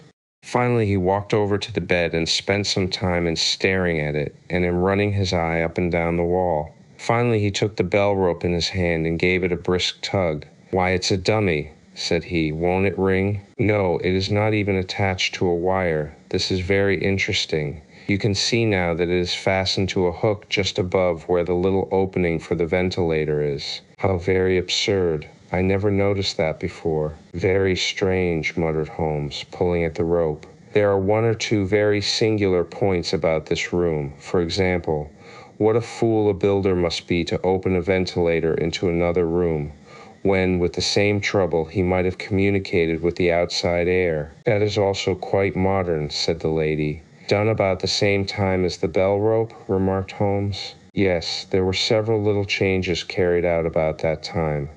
They seem to have been of a most interesting character, dummy bell ropes, and ventilators which do not ventilate. With your permission, Miss Stoner, we shall now carry our researches into the inner apartment. Dr. Grimesby Roylott's chamber was larger than that of his stepdaughter, but was as plainly furnished. A camp bed, a small wooden shelf full of books, mostly of a technical character, an armchair beside the bed, a plain wooden chair against the wall, a round table, and a large iron safe were the principal things which met the eye. Holmes walked slowly round and examined each and all of them with the keenest interest. "What's in here?" he asked, tapping the safe. "My stepfather's business papers." "Oh, you have seen inside then?" "Only once, some years ago. I remember that it was full of papers. There isn't a cat in it, for example?" "No. What a strange idea. Well, look at this." He took up a small saucer of milk which stood on the top of it. "No, we don't keep a cat. But there is a cheetah and a baboon." "Ah, yes, of course." "Well, a cheetah is just a big cat, and yet a saucer of milk does not go very far in satisfying its wants, I dare say. There is one point which I should wish to determine." He squatted down in front of the wooden chair and examined the seat of it with the greatest attention. "Thank you, that is quite settled," said he, rising and putting his lens in his pocket. "Hullo, here is something interesting." The object which had caught his eye was a small dog lash hung on one corner of the bed. The lash, however, was curled upon itself and tied so as to make a loop of whipcord. "What do you make of that, Watson?" "It's a common enough lash, but I don't know why it should be tied." "That is not quite so common, is it?" "Ah me, it's a wicked world, and when a clever man turns his brains to crime, it is the worst of all. I think that I have seen enough now, Miss Stoner, and with your permission we shall walk out upon the lawn." I had never seen my friend's face so grim or his brow so dark as it was when we turned from the scene of this investigation. We had walked several times up and down the lawn, neither Miss Stoner nor myself liking to break in upon his thoughts before he roused himself from his reverie. "It is very essential, Miss Stoner," said he, "that you should absolutely follow my advice in every respect. I shall most certainly do so. The matter is too serious for any hesitation. Your life may depend upon your compliance. I assure you that I am in your hands. In the first place, both my friend and I must spend the night in your room." Both Miss Stoner and I gazed at him in astonishment. "Yes, it must be so. Let me explain. I believe that is the village inn over there?" "Yes, that is the Crown." "Very good. Your windows would be visible from there?" "Certainly. You must confine yourself to your room, on pretense of a headache, when your stepfather comes back. Then when you hear him retire for the night, you must open the shutters of your window, undo the hasp, put your lamp there as a signal to us, and then withdraw quietly with everything which you are likely to want into the room which you used to occupy. I have no doubt that in spite of the repairs you could manage there for one night." "Oh yes, easily. The rest you will leave in our hands." "But what will you do?" "We shall spend the night in your room, and we shall investigate the cause of this noise which has disturbed you." "I believe, Mr. Holmes, that you have already made up your mind," said Miss Stoner, laying her hand upon my companion's sleeve. "Perhaps I have. Then for pity's sake, tell me what was the cause of my sister's death. I should prefer to have clearer proofs before I speak. You can at least tell me whether my own thought is correct, and if she died from some sudden fright." "No, I do not think so. I think that there was probably some more tangible cause. And now, Miss Stoner, we must leave you, for if Dr. Roylott returned and saw us, our journey would be in vain. Goodbye, and be brave, for if you will do what I have told you, you may rest assured that we shall soon drive away the dangers that threaten you." Sherlock Holmes and I had no difficulty in engaging a bedroom and sitting room at the Crown Inn. They were on the upper floor, and from our window we could command a view of the avenue gate and of the inhabited wing of Stoke Moran Manor House. At dusk we saw Dr. Grimesby Roylott drive past, his huge form looming up beside the little figure of the lad who drove him. The boy had some slight difficulty in undoing the heavy iron gates, and we heard the hoarse roar of the doctor's voice and saw the fury with which he shook his clenched fists at him. The trap drove on, and a few minutes later we saw a sudden light spring up among the trees as the lamp was lit in one of the sitting rooms. "Do you know, Watson," said Holmes as we sat together in the gathering darkness, "I have really some scruples as to taking you tonight. There is a distinct element of danger. Can I be of assistance? Your presence might be invaluable." "Then I shall certainly come. It is very kind of you. You speak of danger. You have evidently seen more in these rooms than was visible to me." "No, but I fancy that I may have deduced a little more. I imagine that you saw all that I did." "I saw nothing remarkable save the bell rope, and what purpose that could answer, I confess, is more than I can imagine." "You saw the ventilator, too?" "Yes, but I do not think that it is such a very unusual thing to have a small opening between two rooms. It was so small that a rat could hardly pass through. I knew that we should find a ventilator before ever we came to Stoke Moran." "My dear Holmes." "Oh, yes, I did. You remember in her statement she said that her sister could smell Dr. Roylott's cigar. Now, of course, that suggested at once that there must be a communication between the two rooms. It could only be a small one, or it would have been remarked upon at the coroner's inquiry. I deduced a ventilator, but what harm can there be in that? Well, there is at least a curious coincidence of dates. A ventilator is made, a cord is hung, and a lady who sleeps in the bed dies. Does not that strike you? I cannot as yet see any connection. Did you observe anything very peculiar about that bed? No, it was clamped to the floor. Did you ever see a bed fastened like that before? I cannot say that I have. The lady could not move her bed. It must always be in the same relative position to the ventilator and to the rope, or so we may call it, since it was clearly never meant for a bell pull. Holmes, I cried, I seem to see dimly what you are hinting at. We are only just in time to prevent some subtle and horrible crime. Subtle enough and horrible enough. When a doctor does go wrong, he is the first of criminals. He has nerve and he has knowledge. Palmer and Pritchard were among the heads of their profession. This man strikes even deeper, but I think, Watson, that we shall be able to strike deeper still. But we shall have horrors enough before the night is over. For goodness' sake, let us have a quiet pipe and turn our minds for a few hours to something more cheerful. About 9 o'clock, the light among the trees was extinguished, and all was dark in the direction of the manor house. 2 hours passed slowly away, and then suddenly, just at the stroke of 11, a single bright light shone out right in front of us. That is our signal, said Holmes, springing to his feet.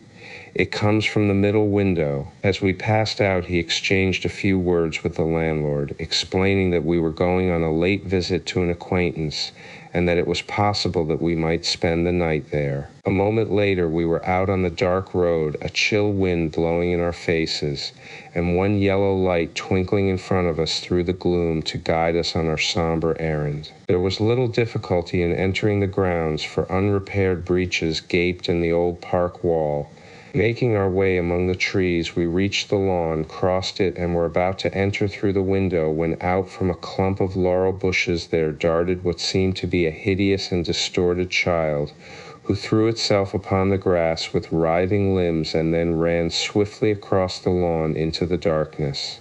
"My God," I whispered, "did you see it?" Holmes was for the moment as startled as I. His hand closed like a vice upon my wrist in his agitation. Then he broke into a low laugh and put his lips to my ear.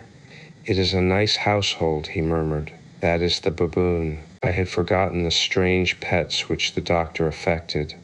There was a cheetah, too. Perhaps we might find it upon our shoulders at any moment. I confess that I felt easier in my mind when, after following Holmes' example and slipping off my shoes, I found myself inside the bedroom. My companion noiselessly closed the shutters, moved the lamp onto the table, and cast his eyes round the room. All was as we had seen it in the daytime. Then, creeping up to me and making a trumpet of his hand, he whispered into my ear again so gently that it was all that I could do to distinguish the words. The least sound would be fatal to our plans. He nodded to show that I had heard. "We must sit without light. He would see it through the ventilator." He nodded again. "Do not go asleep. Your very life may depend upon it. Have your pistol ready in case we should need it. I will sit on the side of the bed, and you in that chair." I took out my revolver and laid it on the corner of the table. Holmes had brought up a long, thin cane, and this he placed upon the bed beside him. By it he laid the box of matches and the stump of a candle. Then he turned down the lamp, and we were left in darkness. How shall I ever forget that dreadful vigil? I could not hear a sound, not even the drawing of a breath, and yet I knew that my companion sat open-eyed, within a few feet of me, in the same state of nervous tension in which I was myself. The shutters cut off the least ray of light, and we waited in absolute darkness. From outside came the occasional cry of a night bird, and once at our very window a long-drawn cat-like whine, which told us that the cheetah was indeed at liberty. Far away we could hear the deep tones of the parish clock, which boomed out every quarter of an hour. How long they seemed, those quarters! 12 struck, and 1 and 2 and 3, and still we sat waiting silently for whatever might befall. Suddenly there was the momentary gleam of a light up in the direction of the ventilator, which vanished immediately, but was succeeded by a strong smell of burning oil and heated metal. Someone in the next room had lit a dark lantern. I heard a gentle sound of movement, and then all was silent once more, though the smell grew stronger. For half an hour I sat with straining ears. Then suddenly another sound became audible, a very gentle, soothing sound, like that of a small jet of steam escaping continually from a kettle. The instant that we heard it, Holmes sprang from the bed, struck a match, and lashed furiously with his cane at the bell-pull. "You see it, Watson," he yelled. "You see it?" But I saw nothing. At the moment when Holmes struck the light, I heard a low, clear whistle, but the sudden glare flashing into my weary eyes made it impossible for me to tell what it was at which my friend lashed so native. I could, however, see that his face was deadly pale and filled with horror and loathing. He had ceased to strike and was gazing up at the ventilator when suddenly there broke from the silence of the night the most horrible cry to which I have ever listened. It swelled up louder and louder, a hoarse yell of pain and fear and anger all mingled in the one dreadful shriek. They say that away down in the village, and even in the distant parsonage, that cry raised the sleepers from their beds. It struck cold to our hearts, and I stood gazing at Holmes, and he at me, until the last echoes of it had died away into the silence from which it rose. "What can it mean?" I gasped. "It means that it is all over," Holmes answered, "and perhaps after all it is for the best. Take your pistol, and we will enter Dr. Roylott's room." With a grave face he lit the lamp and led the way down the corridor. Twice he struck at the chamber door without any reply from within. Then he turned the handle and entered, I at his heels, with the cocked pistol in my hand. It was a singular sight which met our eyes. On the table stood a dark lantern with the shutter half open, throwing a brilliant beam of light upon the iron safe, the door of which was ajar. Beside this table, on the wooden chair, sat Dr. Grimesby Roylott, clad in a long gray dressing gown, his bare ankles protruding beneath, and his feet thrust into red heelless Turkish slippers. Across his lap lay the short stock with the long lash which we had noticed during the day. His chin was cocked upward, and his eyes were fixed in a dreadful, rigid stare at the corner of the ceiling. Round his brow he had a peculiar yellow band with brownish speckles, which seemed to be bound tightly round his head. As we entered, he made neither sound nor motion. "The band, the speckled band," whispered Holmes. I took a step forward. In an instant his strange headgear began to move, and there reared itself from among his hair the squat, diamond-shaped head and puffed neck of a loathsome serpent. "It is a swamp adder," cried Holmes, "the deadliest snake in India. He has died within 10 seconds of being bitten. Violence does in truth recoil upon the violent, and the schemer falls into the pit which he digs for another. Let us thrust this creature back into its den, and we can then remove Miss Stoner to some place of shelter and let the county police know what has happened." As he spoke, he drew the dog whip swiftly from the dead man's lap, and throwing the noose round the reptile's neck, he drew it from its horrid perch, and carrying it at arm's length, threw it into the iron safe, which he closed upon it. Such are the true facts of the death of Dr. Grimesby Roylott of Stoke Moran. It is not necessary that I should prolong a narrative which is already run to too great a length by telling how we broke the sad news to the terrified girl, how we conveyed her by the morning train to the care of her good aunt at Harrow, of how the slow process of official inquiry came to the conclusion that the doctor met his fate while indiscreetly playing with a dangerous pet. The little which I had yet to learn of the case was told me by Sherlock Holmes as we traveled back next day. "I had," said he, "come to an entirely erroneous conclusion, which shows, my dear Watson, how dangerous it always is to reason from insufficient data. The presence of the gypsies, and the use of the word band, which was used by the poor girl, no doubt, to explain the appearance which she had caught a hurried glimpse of by the light of her match, were sufficient to put me upon an entirely wrong scent. I can only claim the merit that I instantly reconsidered my position when, however, it became clear to me that whatever danger threatened an occupant of the room could not come either from the window or the door. My attention was speedily drawn, as I have already remarked to you, to this ventilator and to the bell rope which hung down to the bed.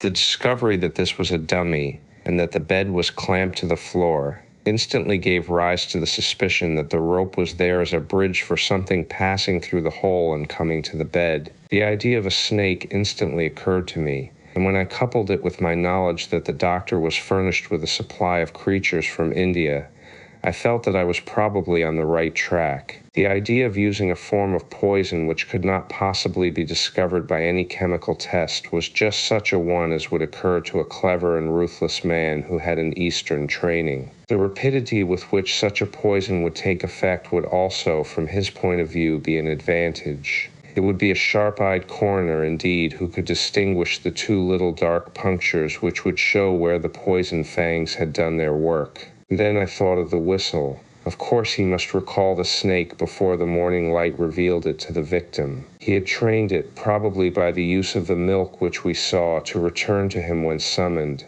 He would put it through this ventilator at the hour that he thought best, with the certainty that it would crawl down the rope and land on the bed. It might or might not bite the occupant. Perhaps she might escape every night for a week, but sooner or later she must fall a victim. I had come to these conclusions before ever I had entered his room. An inspection of his chair showed me that he had been in the habit of standing on it, which of course would be necessary in order that he should reach the ventilator. The sight of the safe, the saucer of milk, and the loop of whipcord were enough to finally dispel any doubts which may have remained. The metallic clang heard by Miss Stoner was obviously caused by her stepfather hastily closing the door of his safe upon its terrible occupant. Having once made up my mind, you know the steps which I took in order to put the matter to the proof. I heard the creature hiss, as I have no doubt that you did also, and I instantly lit the light and attacked it. with the result of driving it through the ventilator, and also with the result of causing it to turn upon its master at the other side. Some of the blows of my cane came home and roused its snakish temper so that it flew upon the first person it saw. In this way I am no doubt indirectly responsible for Dr.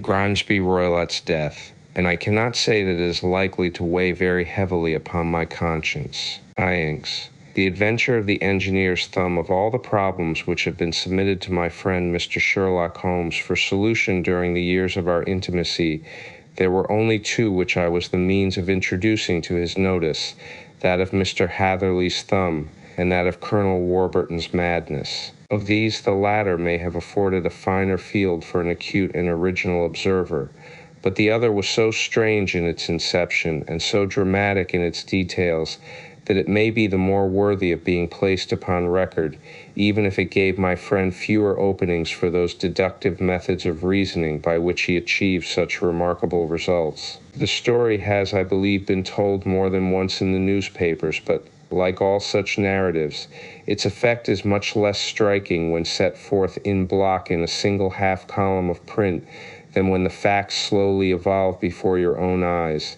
and the mystery clears gradually away as each new discovery furnishes a step which leads on to the complete truth. At the time, the circumstances made a deep impression upon me, and the lapse of 2 years has hardly served to weaken the effect. It was in the summer of '89, not long after my marriage, that the events occurred which I am now about to summarize. I had returned to civil practice and had finally abandoned Holmes in his Baker Street rooms, although I continually visited him and occasionally even persuaded him to forego his bohemian habits so far as to come and visit us. My practice had steadily increased, and as I happened to live at no very great distance from Paddington Station, I got a few patients from among the officials. One of these, whom I had cured of a painful and lingering disease, was never weary of advertising my virtues, and of endeavoring to send me on every sufferer over whom he might have any influence. One morning, at a little before 7 o'clock, I was awakened by the maid tapping at the door to announce that 2 men had come from Paddington and were waiting in the consulting room. I dressed hurriedly, for I knew by experience that railway cases were seldom trivial, and hastened downstairs. As I descended, my old ally, the guard, came out of the room and closed the door tightly behind him. "I've got him here," he whispered, jerking his thumb over his shoulder. "He's all right." "What is it, then?" I asked, for his manner suggested that it was some strange creature which he had caged up in my room. "It's a new patient," he whispered. "I thought I'd bring him round myself, then he couldn't slip away. There he is, all safe and sound." "I must go now, doctor. I have my duties, just the same as you." And off he went, this trusty tout, without even giving me time to thank him. I entered my consulting room, and found a gentleman seated by the table. He was quietly dressed in a suit of heather tweed, with a soft cloth cap which he had laid down upon my books. Round one of his hands he had a handkerchief wrapped, which was mottled all over with blood-stains. He was young, not more than 25, I should say, with a strong masculine face, but he was exceedingly pale, and gave me the impression of a man who was suffering from some strong agitation, which it took all his strength of mind to control. "I am sorry to knock you up so early, doctor," said he, "but I have had a very serious accident during the night. I came in by train this morning, and on inquiring at Paddington as to where I might find a doctor, a worthy fellow very kindly escorted me here. I gave the maid a card, but I see that she has left it upon the side table." I took it up and glanced at it. "Mr. Victor Hatherley, hydraulic engineer, 16A, Victoria Street, 3rd floor." That was the name, style, and abode of my morning visitor. "I regret that I have kept you waiting," said I, sitting down in my library chair. "You are fresh from a night journey, I understand, which is in itself a monotonous occupation." "Oh, my night could not be called monotonous," said he, and laughed. He laughed very heartily, with a high, ringing note, leaning back in his chair and shaking his sides. All my medical instincts rose up against that laugh. "Stop it," I cried. "Pull yourself together," and I poured out some water from a carafe. It was useless, however. He was often one of those hysterical outbursts which come upon a strong nature when some great crisis is over and gone. Presently he came to himself once more, very weary and pale-looking.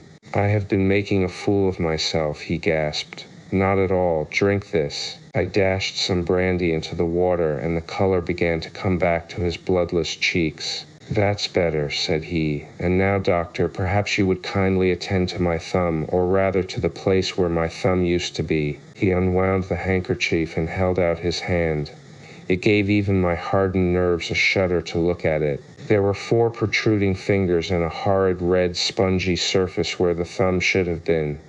It had been hacked or torn right out from the roots. "Good heavens," I cried. "This is a terrible injury. It must have bled considerably." "Yes, it did. I fainted when it was done, and I think that I must have been senseless for a long time. When I came to, I found that it was still bleeding. So I tied one end of my handkerchief very tightly round the wrist and braced it up with a twig." "Excellent. You should have been a surgeon. It is a question of hydraulics, you see, and came within my own province." "This has been done," said I, examining the wound, "by a very heavy and sharp instrument." "A thing like a cleaver," said he. "An accident, I presume?" "By no means." "What, a murderous attack?" "Very murderous indeed. You horrify me." I sponged the wound, cleaned it, dressed it, and finally covered it over with cotton wadding and carbolized bandages. He lay back without wincing, though he bit his lip from time to time. "How is that?" I asked when I had finished. "Capital. Between your brandy and your bandage, I feel a new man. I was very weak, but I have had a good deal to go through. Perhaps you had better not speak of the matter. It is evidently trying to your nerves." "Oh no, not now. I shall have to tell my tale to the police, but, between ourselves, if it were not for the convincing evidence of this wound of mine, I should be surprised if they believed my statement, for it is a very extraordinary one, and I have not much in the way of proof with which to back it up. And, even if they believe me, the clues which I can give them are so vague that it is a question whether justice will be done." "Ha!" cried I. "If it is anything in the nature of a problem which you desire to see solved, I should strongly recommend you to come to my friend, Mr. Sherlock Holmes, before you go to the official police." "Oh, I have heard of that fellow," answered my visitor, "and I should be very glad if he would take the matter up, though of course I must use the official police as well. Would you give me an introduction to him?" "I'll do better. I'll take you round to him myself. I should be immensely obliged to you. We'll call a cab and go together. We shall just be in time to have a little breakfast with him."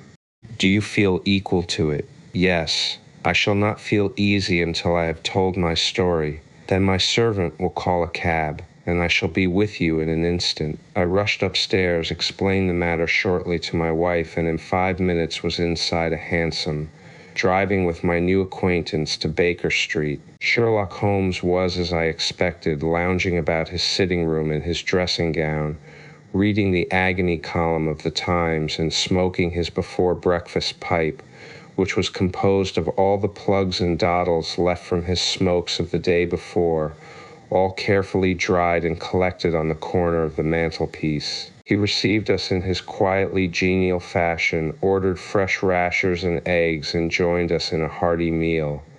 When it was concluded, he settled our new acquaintance upon the sofa, placed a pillow beneath his head, and laid a glass of brandy and water within his reach. "It is easy to see that your experience has been no common one, Mr. Hatherley," said he. "Pray lie down there and make yourself absolutely at home. Tell us what you can, but stop when you are tired and keep up your strength with a little stimulant." "Thank you," said my patient, "but I have felt another man since the doctor bandaged me, and I think that your breakfast has completed the cure.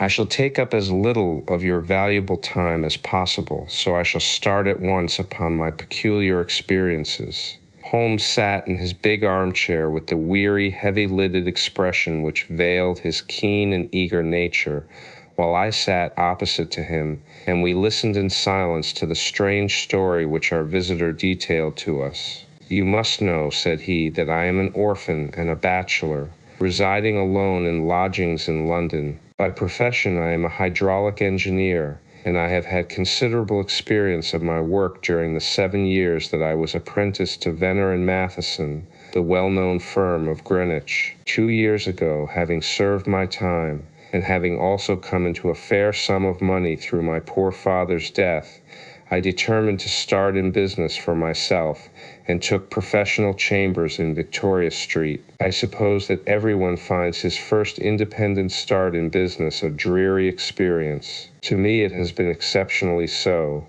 During 2 years I have had 3 consultations and 1 small job, and that is absolutely all that my profession has brought me. My gross takings amount to 27 tens and pounds. Every day, from 9 in the morning until 4 in the afternoon, I waited in my little den, until at last my heart began to sink, and I came to believe that I should never have any practice at all. Yesterday, however, just as I was thinking of leaving the office, my clerk entered to say there was a gentleman waiting who wished to see me upon business. He brought up a card, too, with the name of Colonel Lysander Stark engraved upon it. Close at his heels came the colonel himself, a man rather over the middle size, but of an exceeding thinness. I do not think that I have ever seen so thin a man. His whole face sharpened away into nose and chin, and the skin of his cheeks was drawn quite tense over his outstanding bones. Yet this emaciation seemed to be his natural habit, and due to no disease, for his eye was bright, his step brisk, and his bearing assured. He was plainly but neatly dressed, and his age, I should judge, would be nearer 40 than 30. "Mr. Hatherley," said he, with something of a German accent, "you have been recommended to me, Mr. Hatherley, as being a man who is not only proficient in his profession, but is also discreet and capable of preserving a secret." I bowed, feeling as flattered as any young man would at such an address. "May I ask who it was who gave me so good a character?" "Well, perhaps it is better that I should not tell you that just at this moment I have it from the same source that you are both an orphan and a bachelor and are residing alone in London." "That is quite correct," I answered. "But you will excuse me if I say that I cannot see how all this bears upon my professional qualifications. I understand that it was on a professional matter that you wished to speak to me." "Undoubtedly so. But you will find that all I say is really to the point. I have a professional commission for you, but absolute secrecy is quite essential. Absolute secrecy, you understand, and of course we may expect that more from a man who is alone than from one who lives in the bosom of his family." "If I promise to keep a secret," said I, "you may absolutely depend upon my doing so." He looked very hard at me as I spoke, and it seemed to me that I had never seen so suspicious and questioning an eye.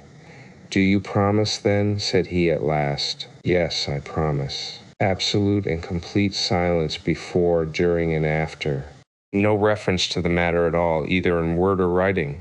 "I have already given you my word." "Very good." He suddenly sprang up, and darting like lightning across the room, he flung open the door. The passage outside was empty. "That's all right," said he, coming back. "I know that clerks are sometimes curious as to their master's affairs.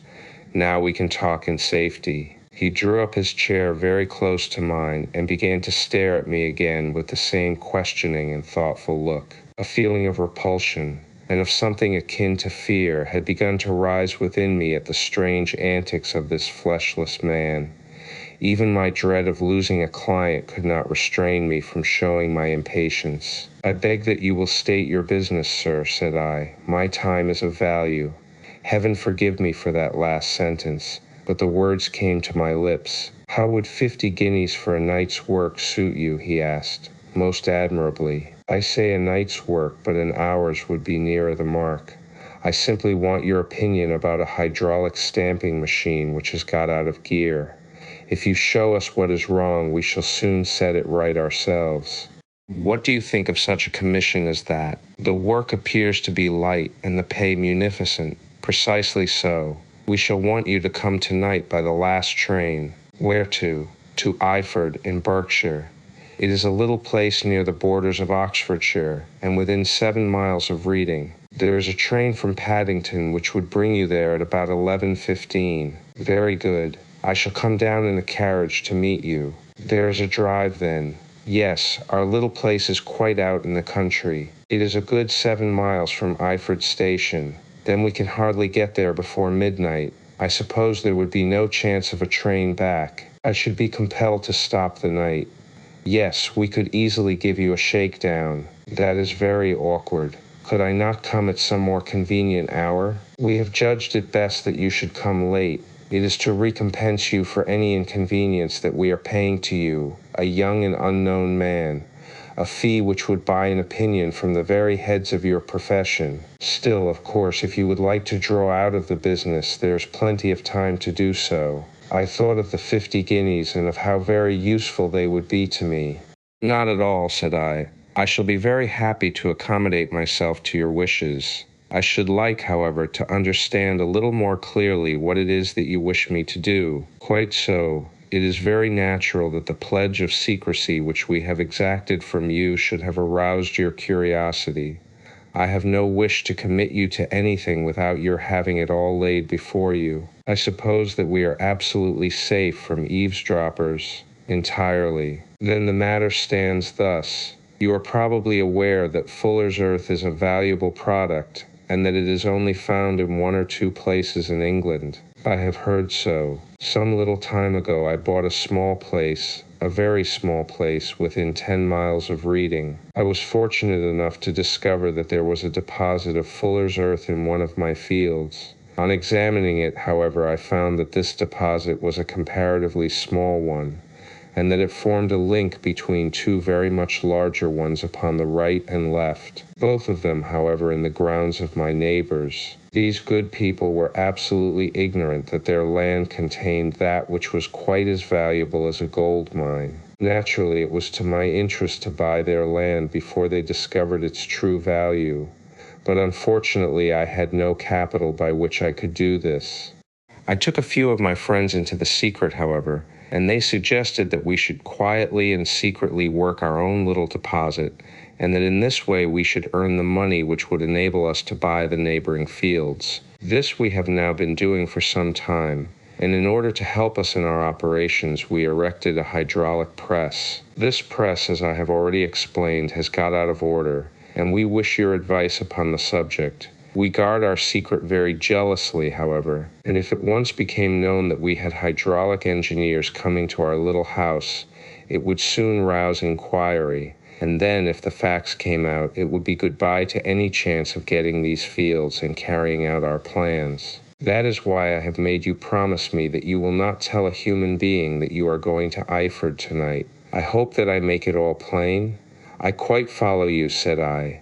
The only point which I could not quite understand was what use you could make of a hydraulic press in excavating Fuller's Earth, which, as I understand, is dug out like gravel from a pit. Ah, said he carelessly, we have our own process. We compress the earth into bricks, so as to remove them without revealing what they are. But that is a mere detail. I have taken you fully into my confidence now, Mr. Hatherley, and I have shown you how I trust you. He rose as he spoke. I shall expect you then at Eyford at 11:15. I shall certainly be there, and not a word to a soul. He looked at me with a last long, questioning gaze, and then pressing my hand in a cold, dank grasp, he hurried from the room. Well, when I came to think it all over in cool blood, I was very much astonished, as you may both think, at this sudden commission which had been entrusted to me. On the one hand, of course, I was glad, for the fee was at least tenfold what I should have asked had I set a price upon my own services, and it was possible that this order might lead to other ones. On the other hand, the face and manner of my patron had made an unpleasant impression upon me, and I could not think that his explanation of the Fuller's Earth was sufficient to explain the necessity for my coming at midnight, and his extreme anxiety lest I should tell anyone of my errand. However, I threw all fears to the winds, ate a hearty supper, drove to Paddington, and started off, having obeyed to the letter the injunction as to holding my tongue. At Reading I had to change not only my carriage but my station. However, I was in time for the last train to Eyford, and I reached the little dim-lit station after 11 o'clock. I was the only passenger who got out there, and there was no one upon the platform save a single sleepy porter with a lantern. As I passed out through the wicket gate, however, I found my acquaintance of the morning waiting in the shadow upon the other side. Without a word, he grasped my arm and hurried me into a carriage, the door of which was standing open. He drew up the windows on either side, tapped on the woodwork, and away we went as fast as the horse could go. "One horse," interjected Holmes. "Yes, only one. Did you observe the color?" "Yes, I saw it by the sidelights when I was stepping into the carriage. It was a chestnut, tired-looking or fresh?" "Oh, fresh and glossy. Thank you. I am sorry to have interrupted you. Pray continue your most interesting statement." Away we went then, and we drove for at least an hour. Colonel Lysander Stark had said that it was only 7 miles, but I should think from the rate that we seemed to go, and from the time that we took, that it must have been nearer 12. He sat at my side in silence all the time, and I was aware more than once when I glanced in his direction that he was looking at me with great intensity. The country roads seemed to be not very good in that part of the world, for we lurched and jolted terribly. I tried to look out of the windows to see something of where we were, but they were made of frosted glass, and I could make out nothing save the occasional bright blur of a passing light. Now and then I hazarded some remark to break the monotony of the journey, but the colonel answered only in monosyllables, and the conversation soon flagged. At last, however, the bumping of the road was exchanged for the crisp smoothness of a gravel drive, and the carriage came to a stand. Colonel Lysander Stark sprang out, and as I followed after him, pulled me swiftly into a porch which gaped in front of us. We stepped, as it were, right out of the carriage and into the hall, so that I failed to catch the most fleeting glance of the front of the house. The instant that I had crossed the threshold, the door slammed heavily behind us, and I heard faintly the rattle of the wheels as the carriage drove away. It was pitch dark inside the house, and the colonel fumbled about looking for matches and muttering under his breath. Suddenly a door opened at the other end of the passage, and a long golden bar of light shot out in our direction.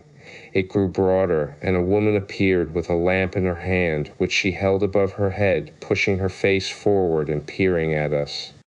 I could see that she was pretty, and from the gloss with which the light shone upon her dark dress, I knew that it was a rich material. She spoke a few words in a foreign tongue, in a tone as though asking a question, and when my companion answered in a gruff monosyllable, she gave such a start that the lamp nearly fell from her hand. Colonel Stark went up to her, whispered something in her ear, and then, pushing her back into the room from whence she had come, he walked towards me again with the lamp in his hand. "Perhaps you will have the kindness to wait in this room for a few minutes," said he, throwing open another door. It was a quiet, little, plainly furnished room, with a round table in the center, on which several German books were scattered. Colonel Stark laid down the lamp on the top of a harmonium beside the door. "I shall not keep you waiting an instant," said he, and vanished into the darkness. I glanced at the books upon the table, and in spite of my ignorance of German, I could see that 2 of them were treatises on science, the others being volumes of poetry.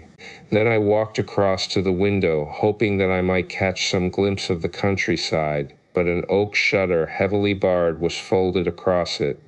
It was a wonderfully silent house. There was an old clock ticking loudly somewhere in the passage, but otherwise everything was deadly still. A vague feeling of uneasiness began to steal over me. Who were these German people, and what were they doing living in this strange, out-of-the-way place? And where was the place? I was 10 miles or so from Eiford, that was all I knew, but whether north, south, east, or west I had no idea. For that matter, Reading, and possibly other large towns, were within that radius, so the place might not be so secluded after all. Yet it was quite certain, from the absolute stillness, that we were in the country. I paced up and down the room, humming a tune under my breath to keep up my spirits, and feeling that I was thoroughly earning my 50-guinea fee. Suddenly, without any preliminary sound, in the midst of the utter stillness, the door of my room swung slowly open. The woman was standing in the aperture, the darkness of the hall behind her, the yellow light from my lamp beating upon her eager and beautiful face. I could see at a glance that she was sick with fear, and the sight sent a chill to my own heart.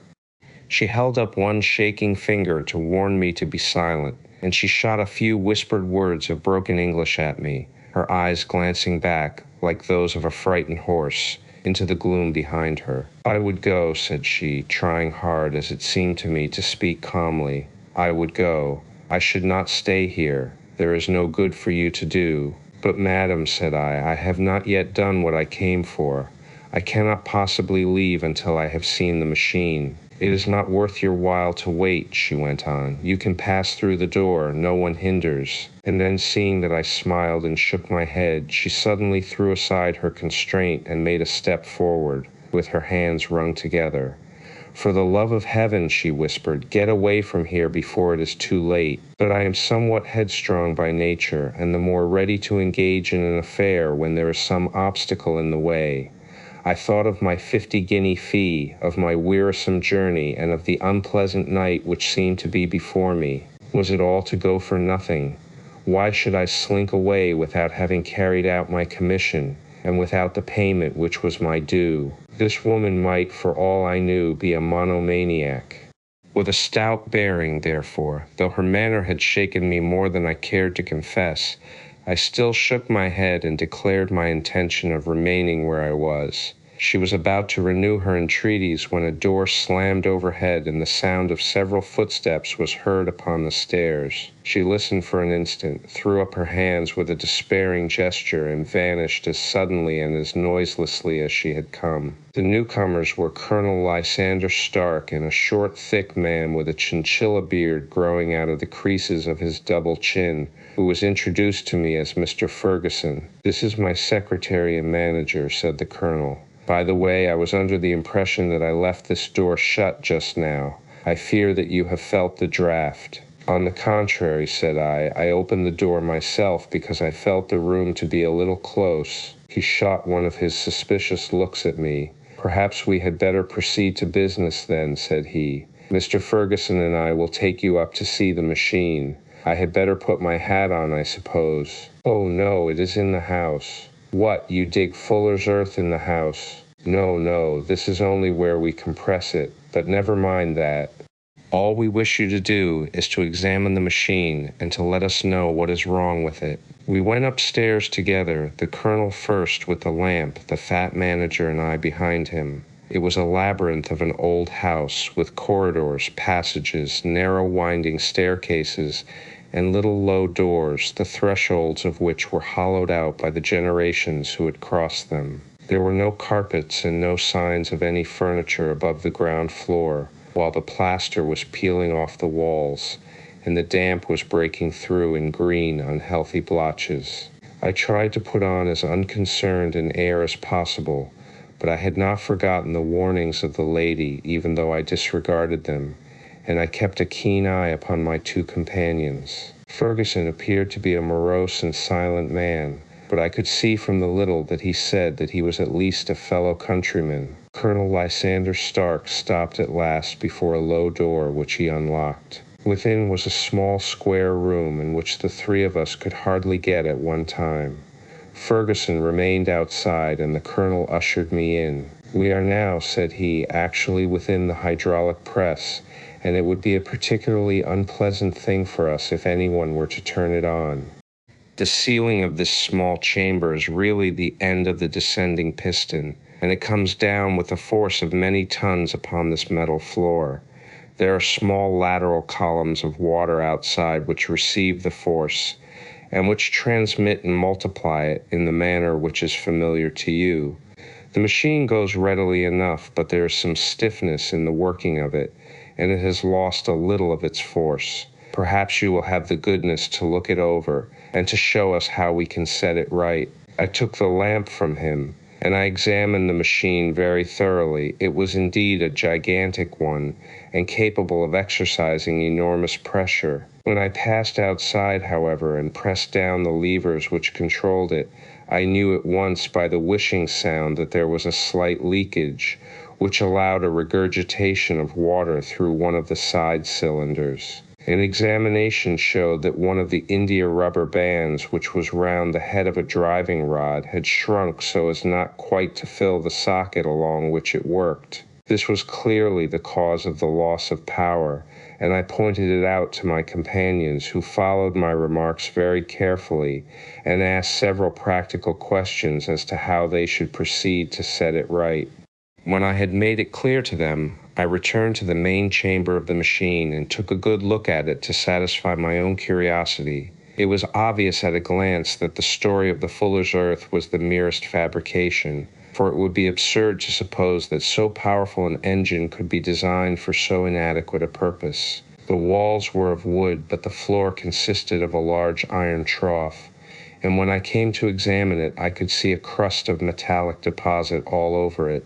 I had stooped and was scraping at this to see exactly what it was when I heard a muttered exclamation in German and saw the cadaverous face of the colonel looking down at me. "What are you doing there?" he asked. I felt angry at having been tricked by so elaborate a story as that which he had told me. "I was admiring your Fuller's Earth," said I. "I think that I should be better able to advise you as to your machine if I knew what the exact purpose was for which it was used." The instant that I uttered the words, I regretted the rashness of my speech. His face set hard, and a baleful light sprang up in his gray eyes. "Very well," said he. "You shall know all about the machine." He took a step backward, slammed the little door, and turned the key in the lock. I rushed towards it and pulled at the handle, but it was quite secure and did not give in the least to my kicks and shoves. "Hullo!" I yelled. "Hullo, Colonel, let me out." And then suddenly in the silence I heard a sound which sent my heart into my mouth.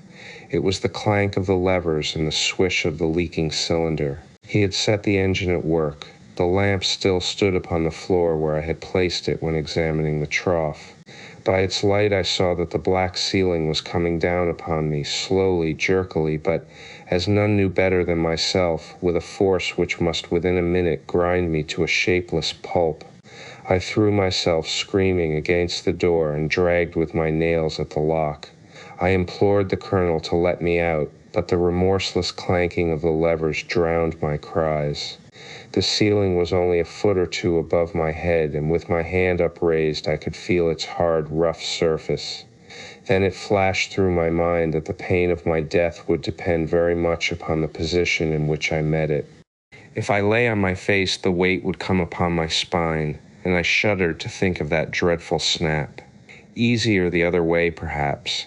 And yet, had I the nerve to lie and look up at that deadly black shadow wavering down upon me? Already I was unable to stand erect, when my eye caught something which brought a gush of hope back to my heart. I have said that though the floor and ceiling were of iron, the walls were of wood. As I gave a last hurried glance around, I saw a thin line of yellow light between two of the boards, which broadened and broadened as a small panel was pushed backward. For an instant I could hardly believe that here was indeed a door which led away from death. The next instant I threw myself through, and lay half fainting upon the other side. The panel had closed again behind me, but the crash of the lamp, and a few moments afterwards the clang of the two slabs of metal, told me how narrow had been my escape. I was recalled to myself by a frantic plucking at my wrist, and I found myself lying upon the stone floor of a narrow corridor, while a woman bent over me and tugged at me with her left hand,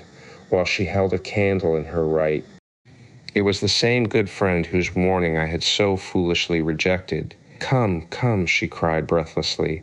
"They will be here in a moment. They will see that you are not there. Oh, do not waste the so precious time, but come." This time, at least, I did not scorn her advice. I staggered to my feet and ran with her along the corridor and down a winding stair. The latter led to another broad passage, and just as we reached it, we heard the sound of running feet and the shouting of two voices, one answering the other from the floor on which we were and from the one beneath. My guide stopped and looked about her like one who is at her wit's end. Then she threw open a door which led into a bedroom, through the window of which the moon was shining brightly. "It is your only chance," said she. "It is high, but it may be that you can jump it." As she spoke, a light sprang into view at the further end of the passage, and I saw the lean figure of Colonel Lysander Stark rushing forward with a lantern in one hand and a weapon like a butcher's cleaver in the other. I rushed across the bedroom, flung open the window, and looked Out. How quiet and sweet and wholesome the garden looked in the moonlight, and it could not be more than 30 feet down. I clambered out upon the sill, but I hesitated to jump until I should have heard what passed between my savior and the ruffian who pursued me. If she were ill-used, then at any risks I was determined to go back to her assistance. The thought had hardly flashed through my mind before he was at the door, pushing his way past her, but she threw her arms round him and tried to hold him back. "Fritz, Fritz," she cried in English, "remember your promise after the last time. You said it should not be again. He will be silent. Oh, he will be silent. You are mad, Elise," he shouted, struggling to break away from her. "You will be the ruin of us. He has seen too much. Let me pass, I say." He dashed her to one side and, rushing to the window, cut at me with his heavy weapon. I had let myself go and was hanging by the hands to the sill when his blow fell. I was conscious of a dull pain, my grip loosened, and I fell into the garden below. I was shaken but not hurt by the fall, so I picked myself up and rushed off among the bushes as hard as I could run, for I understood that I was far from being out of danger yet. Suddenly, however, as I ran, a deadly dizziness and sickness came over me. I glanced down at my hand, which was throbbing painfully, and then for the first time saw that my thumb had been cut off and that the blood was pouring from my wound. I endeavored to tie my handkerchief round it, but there came a sudden buzzing in my ears, and next moment I fell in a dead faint among the rose bushes. How long I remained unconscious I cannot tell. It must have been a very long time, for the moon had sunk and a bright morning was breaking when I came to myself. My clothes were all sodden with dew, and my coat sleeve was drenched with blood from my wounded thumb. The smarting of it recalled in an instant all the particulars of my night's adventure, and I sprang to my feet with the feeling that I might hardly yet be safe from my pursuers. But to my astonishment, when I came to look round me, neither house nor garden were to be seen. I had been lying in an angle of the hedge close by the high road, and just a little lower down was a long building, which proved, upon my approaching it, to be the very station at which I had arrived upon the previous night. Were it not for the ugly wound upon my hand, all that had passed during those dreadful hours might have been an evil dream. Half dazed, I went into the station and asked about the morning train. There would be one to Reading in less than an hour. The same porter was on duty, I found, as had been there when I arrived. I inquired of him whether he had ever heard of Colonel Lysander Stark. The name was strange to him. Had he observed a carriage the night before waiting for me? No, he had not. Was there a police station anywhere near? There was one about 3 miles off. It was too far for me to go, weak and ill as I was. I determined to wait until I got back to town before telling my story to the police. It was a little past 6 when I arrived, so I went first to have my wound dressed, and then the doctor was kind enough to bring me along here. I put the case into your hands, and shall do exactly what you advise. We both sat in silence for some little time after listening to this extraordinary narrative. Then Sherlock Holmes pulled down from the shelf one of the ponderous commonplace books in which he placed his cuttings. "Here is an advertisement which will interest you," said he. "It appeared in all the papers about a year ago. Listen to this. Lost. On the 9th inst. Mr. Jeremiah Haling, age 26, a hydraulic engineer. Left his lodgings at 10 o'clock at night and has not been heard of since. Was dressed in, etc., etc." Ha! That represents the last time that the colonel needed to have his machine overhauled, I fancy. "Good heavens," cried my patient. "Then that explains what the girl said. Undoubtedly. It is quite clear that the colonel was a cool and desperate man, who was absolutely determined that nothing should stand in the way of his little game, like those out-and-out pirates who will leave no survivor from a captured ship. Well, every moment now is precious, so if you feel equal to it, we shall go down to Scotland Yard at once as a preliminary to starting for Eyford." Some 3 hours or so afterwards we were all in the train together, bound from Reading to the little Berkshire village. There were Sherlock Holmes, the hydraulic engineer, Inspector Bradstreet of Scotland Yard, a plainclothes man, and myself. Bradstreet had spread an ordnance map of the county out upon the seat and was busy with his compasses drawing a circle with Iford for its center. "There you are," said he. "That circle is drawn at a radius of 10 miles from the village. The place we want must be somewhere near that line. You said 10 miles, I think, sir. It was an hour's good drive. And you think that they brought you back all that way when you were unconscious? They must have done so. I have a confused memory, too, of having been lifted and conveyed somewhere. What I cannot understand," said I, "is why they should have spared you when they found you lying fainting in the garden.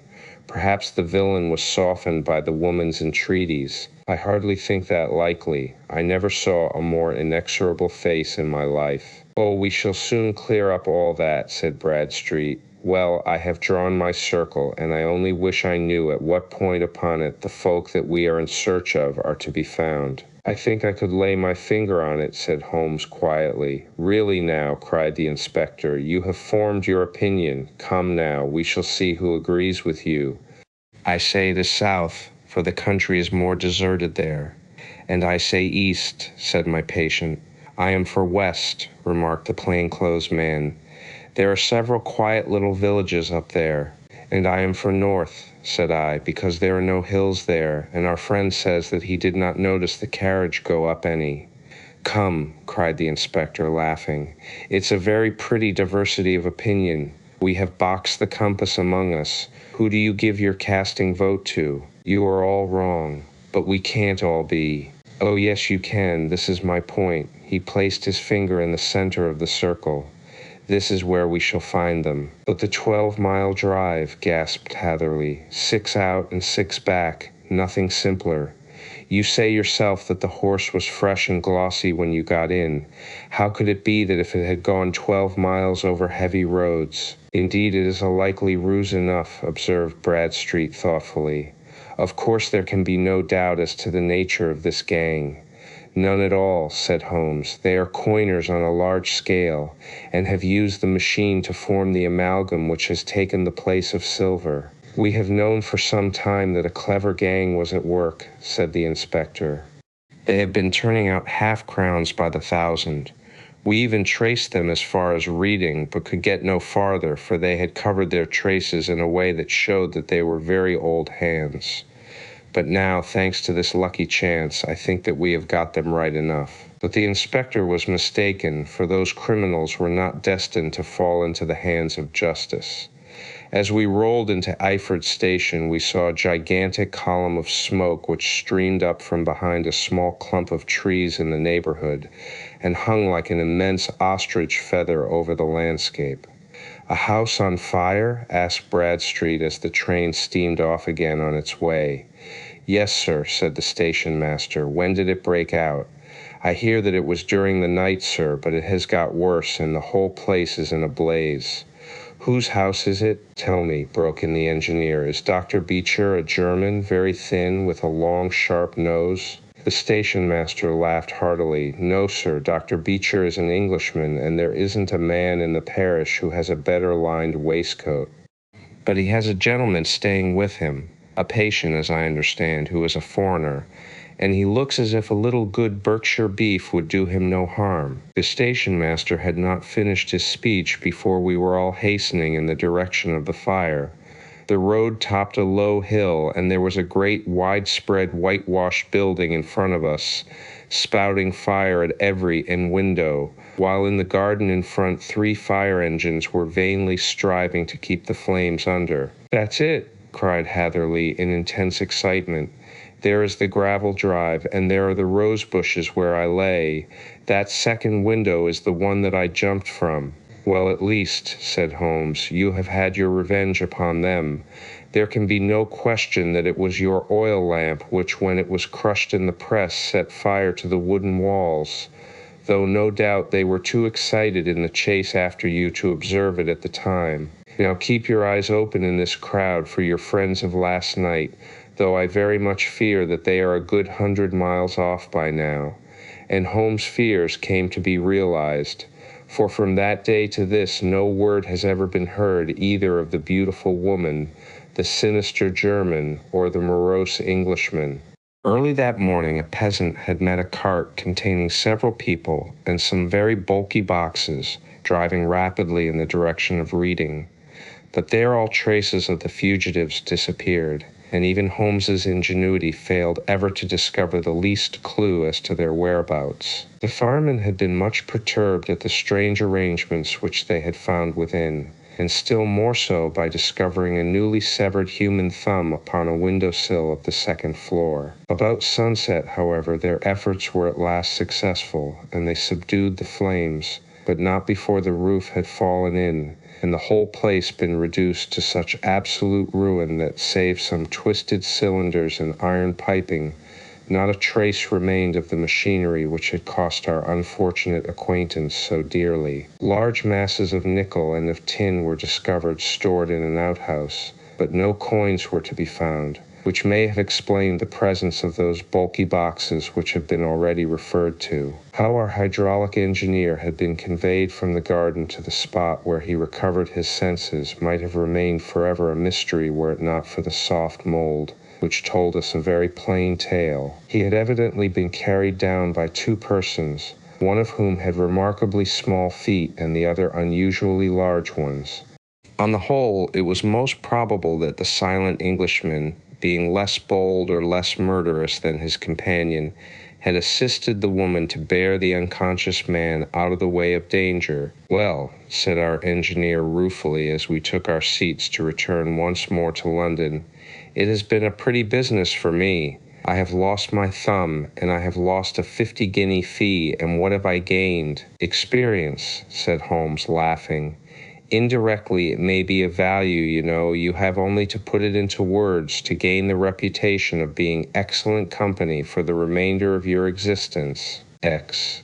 The Adventure of the Noble Bachelor, the Lord St. Simon marriage, and its curious termination, have long ceased to be a subject of interest in those exalted circles in which the unfortunate bridegroom moves.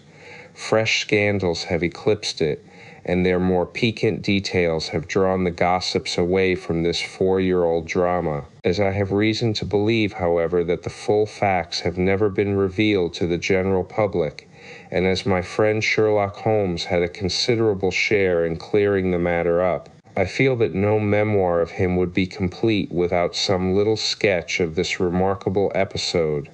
It was a few weeks before my own marriage, during the days when I was still sharing rooms with Holmes in Baker Street, that he came home from an afternoon stroll to find a letter on the table waiting for him. I had remained indoors all day, for the weather had taken a sudden turn to rain, with high autumnal winds, and the Jezail bullet which I had brought back in one of my limbs as a relic of my Afghan campaign throbbed with dull persistence. With my body in one easy chair and my legs upon another, I had surrounded myself with a cloud of newspapers until at last, saturated with the news of the day, I tossed them all aside and lay listless, watching the huge crest and monogram upon the envelope upon the table, and wondering lazily who my friend's noble correspondent could be. "Here is a very fashionable epistle," I remarked as he entered. "Your morning letters, if I remember right, were from a fishmonger and a tide-waiter." "Yes, my correspondence has certainly the charm of variety," he answered, smiling, "and the humbler are usually the more interesting. This looks like one of those unwelcome social summonses which call upon a man either to be bored or to lie." He broke the seal and glanced over the contents. "Oh, come, it may prove to be something of interest after all. Not social, then?" "No, distinctly professional. And from a noble client, one of the highest in England. My dear fellow, I congratulate you. I assure you, Watson, without affectation, that the status of my client is a matter of less moment to me than the interest of his case. It is just possible, however, that also may not be wanting in this new investigation. You have been reading the papers diligently of late, have you not?" "It looks like it," said I ruefully, pointing to a huge bundle in the corner. "I have had nothing else to do. It is fortunate, for you will perhaps be able to post me up. I read nothing except the criminal news in the agony column. The latter is always instructive.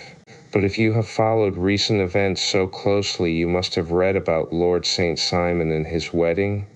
Oh yes, with the deepest interest. That is well. The letter which I hold in my hand is from Lord St. Simon.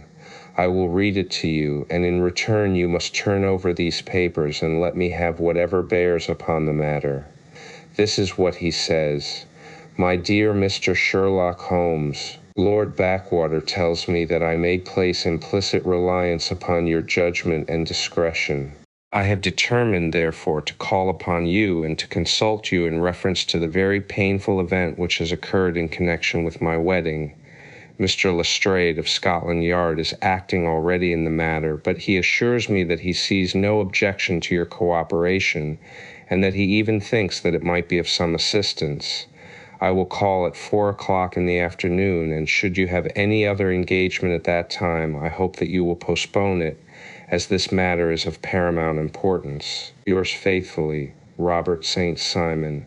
It is dated from Grosvenor Mansions, written with a quill pen, and the noble lord has had the misfortune to get a smear of ink upon the outer side of his right little finger, remarked Holmes as he folded up the epistle. He says 4 o'clock. It is 3 now. He will be here in an hour. Then I have just time, with your assistance, to get clear upon the subject, turn over those papers, and arrange the extracts in their order of time, while I take a glance as to who our client is. He picked a red-covered volume from a line of books of reference beside the mantelpiece. Here he is, said he, sitting down and flattening it out upon his knee.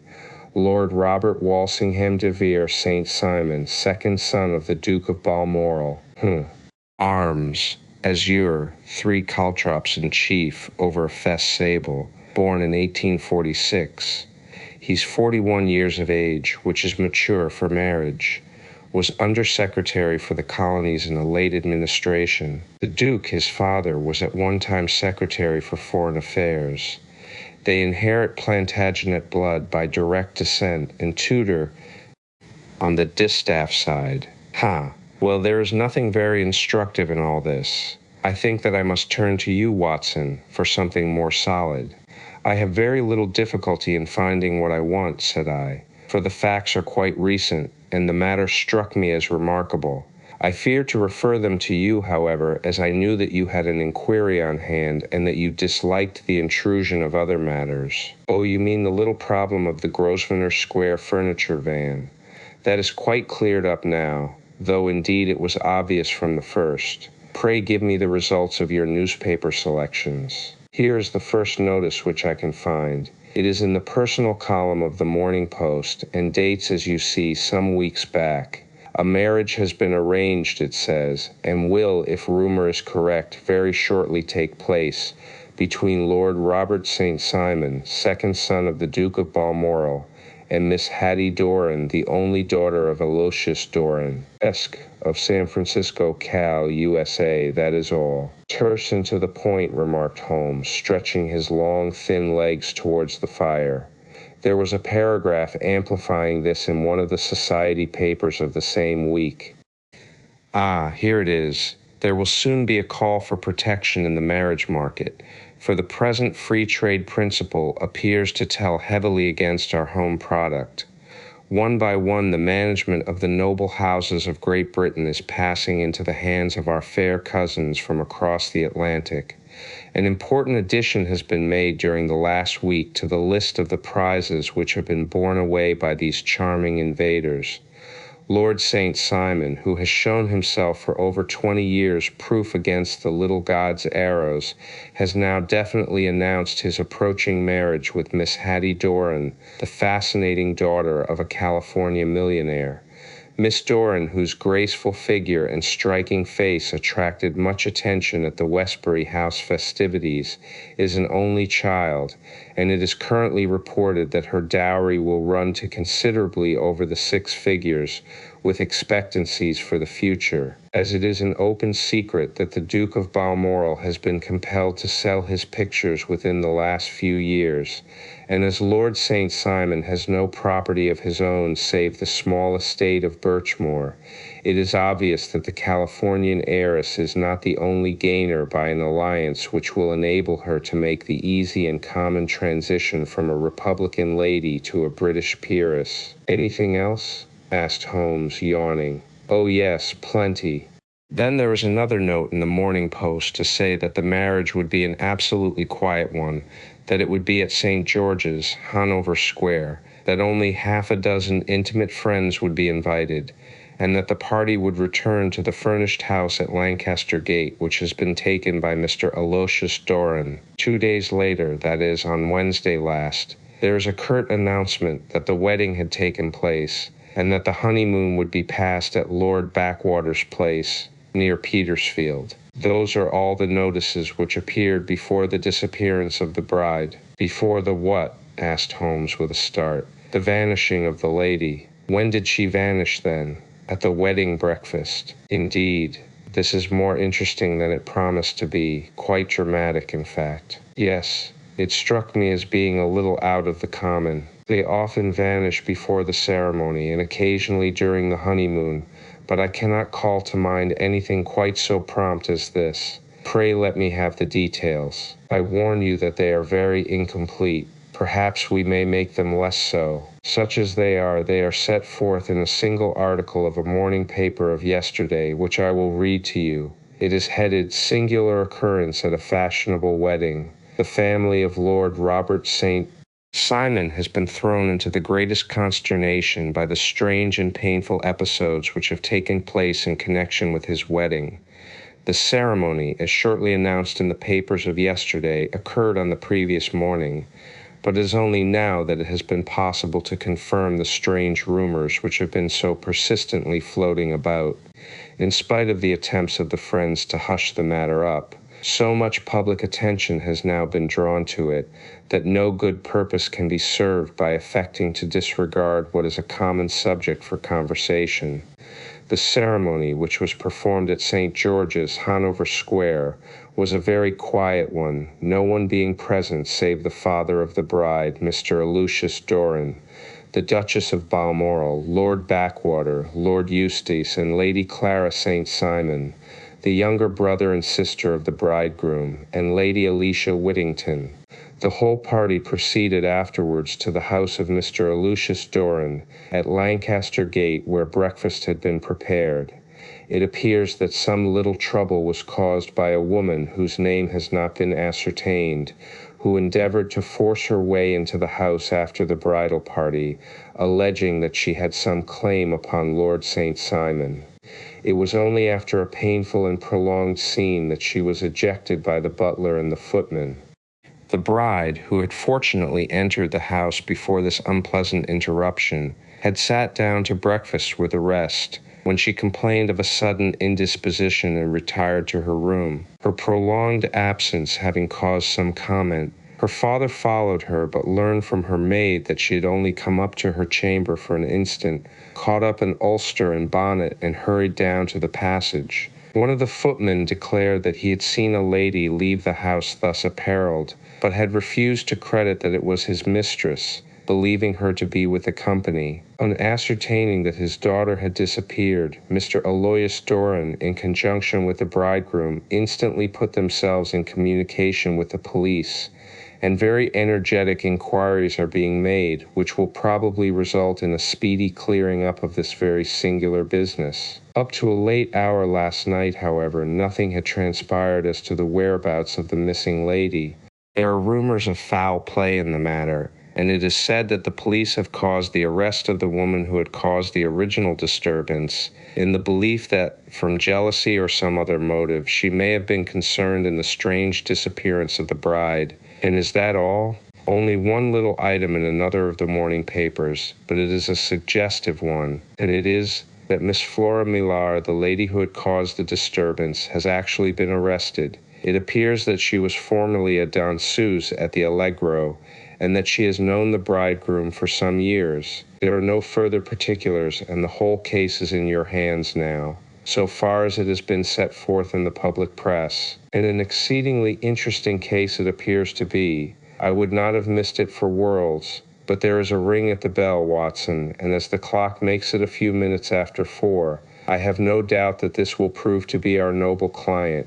Do not dream of going, Watson, for I very much prefer having a witness, if only as a check to my own memory. Lord Robert St. Simon, announced our page boy, throwing open the door.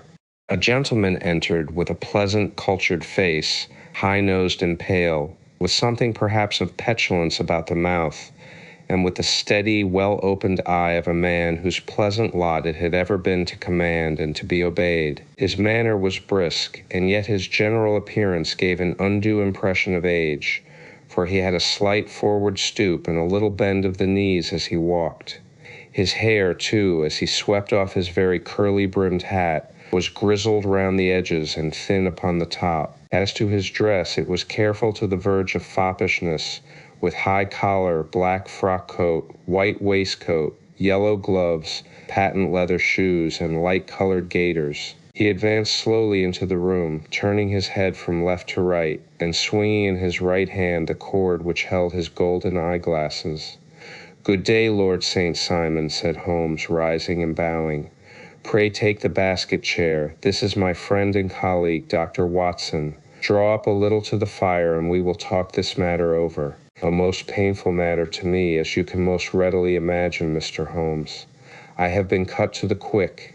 "I understand that you have already managed several delicate cases of this sort, sir, though I presume that they were hardly from the same class of society." "No, I am descending. I beg pardon. My last client of the sort was a king." "Oh, really? I had no idea. And which king?" "The King of Scandinavia." "What? Had he lost his wife?" "You can understand," said Holmes suavely, "that I extend to the affairs of my other clients the same secrecy which I promised to you in yours." "Of course. Very right, very right. I'm sure I beg pardon. As to my own case, I am ready to give you any information which may assist you in forming an opinion." "Thank you. I have already learned all that is in the public prints, nothing more. I presume that I may take it as correct, this article, for example, as to the disappearance of the bride." Lord St. Simon glanced over it. "Yes, it is correct, as far as it goes. But it needs a great deal of supplementing before anyone could offer an opinion." "I think that I may arrive at my facts most directly by questioning you." "Pray do so. When did you first meet Miss Hattie Doran?" "In San Francisco, a year ago." "You were traveling in the States?" "Yes." "Did you become engaged then?" "No." "But you were on a friendly footing?" "I was amused by her society, and she could see that I was amused." "Her father is very rich?" "He is said to be the richest man on the Pacific slope." "And how did he make his money?" "In mining. He had nothing a few years ago. Then he struck gold, invested it, and came up by leaps and bounds. Now what is your own impression as to the young lady's, your wife's character?" The nobleman swung his glasses a little faster and stared down into the fire. "You see, Mr. Holmes," said he, "my wife was 20 before her father became a rich man. During that time she ran free in a mining camp and wandered through woods or mountains, so that her education has come from nature rather than from the schoolmaster. She is what we call in England a tomboy, with a strong nature, wild and free, unfettered by any sort of traditions. She is impetuous, volcanic, I was about to say. She is swift in making up her mind and fearless in carrying out her resolutions. On the other hand, I would not have given her the name which I have the honor to bear." He gave a little stately cough. "Had I not thought her to be at bottom a noble woman. I believe that she is capable of heroic self-sacrifice, and that anything dishonorable would be repugnant to her. Have you her photograph? I brought this with me." He opened a locket and showed us the full face of a very lovely woman. It was not a photograph, but an ivory miniature, and the artist had brought out the full effect of the lustrous black hair, the large dark eyes, and the exquisite mouth. Holmes gazed long and earnestly at it. Then he closed the locket and handed it back to Lord St. Simon. "The young lady came to London then, and you renewed your acquaintance?" "Yes, her father brought her over for this last London season. I met her several times, became engaged to her, and have now married her. She brought, I understand, a considerable dowry?" "A fair dowry, not more than is usual in my family. And this, of course, remains to you, since the marriage is a fait accompli. I really have made no inquiries on the subject. Very naturally not. Did you see Miss Doran on the day before the wedding? Yes. Was she in good spirits? Never better. She kept talking of what we should do in our future lives. Indeed, that is very interesting. And on the morning of the wedding, she was as bright as possible, at least until after the ceremony. And did you observe any change in her then? Well, to tell the truth, I saw then the first signs that I had ever seen that her temper was just a little sharp. The incident, however, was too trivial to relate and can have no possible bearing upon the case. Pray let us have it, for all that. Oh, it is childish. She dropped her bouquet as we went towards the vestry. She was passing the front pew at the time, and it fell over into the pew. There was a moment's delay, but the gentleman in the pew handed it up to her again, and it did not appear to be the worse for the fall. Yet when I spoke to her of the matter, she answered me abruptly, and in the carriage on our way home she seemed absurdly agitated over this trifling cause. Indeed, you say that there was a gentleman in the pew. Some of the general public were present then. Oh yes, it is impossible to exclude them when the church is open. This gentleman was not one of your wife's friends? No, I call him a gentleman by courtesy, but he was quite a common-looking person. I hardly noticed his appearance, but really I think that we are wandering rather far from the point. Lady St. Simon, then, returned from the wedding in a less cheerful frame of mind than she had gone to it. What did she do on re-entering her father's house? I saw her in conversation with her maid. And who is her maid? Alice is her name. She is an American and came from California with her. A confidential servant, a little too much so. It seemed to me that her mistress allowed her to take great liberties. Still, of course, in America they look upon these things in a different way. How long did she speak to this Alice? Oh, a few minutes. I had something else to think of. You did not overhear what they said? Lady St. Simon said something about jumping a claim. She was accustomed to use slang of the kind. I have no idea what she meant. American slang is very expressive sometimes. And what did your wife do when she finished speaking to her maid? She walked into the breakfast room. On your arm? No, alone. She was very independent in little matters like that. Then, after we had sat down for 10 minutes or so, she rose hurriedly, muttered some words of apology, and left the room. She never came back. But this maid, Alice, as I understand, deposes that she went to her room, covered her bride's dress with a long ulster, put on a bonnet, and went out. Quite so. And she was afterwards seen walking into Hyde Park in company with Flora Millar, a woman who is now in custody, and who had already made a disturbance at Mr. Doran's house that morning. Ah, yes. I should like a few particulars as to this young lady and your relations to her. Lord St. Simon shrugged his shoulders and raised his eyebrows. We have been on a friendly footing for some years. I may say on a very friendly footing. She used to be at the Allegro. I have not treated her ungenerously, and she had no just cause of complaint against me, but you know what women are, Mr. Holmes. Flora was a dear little thing, but exceedingly hot-headed and devotedly attached to me. She wrote me dreadful letters when she heard that I was about to be married, and, to tell the truth, the reason why I had the marriage celebrated so quietly was that I feared lest there might be a scandal in the church. She came to Mr. Doran's door just after we returned, and she endeavored to push her way in, uttering very abusive expressions towards my wife, and even threatening her.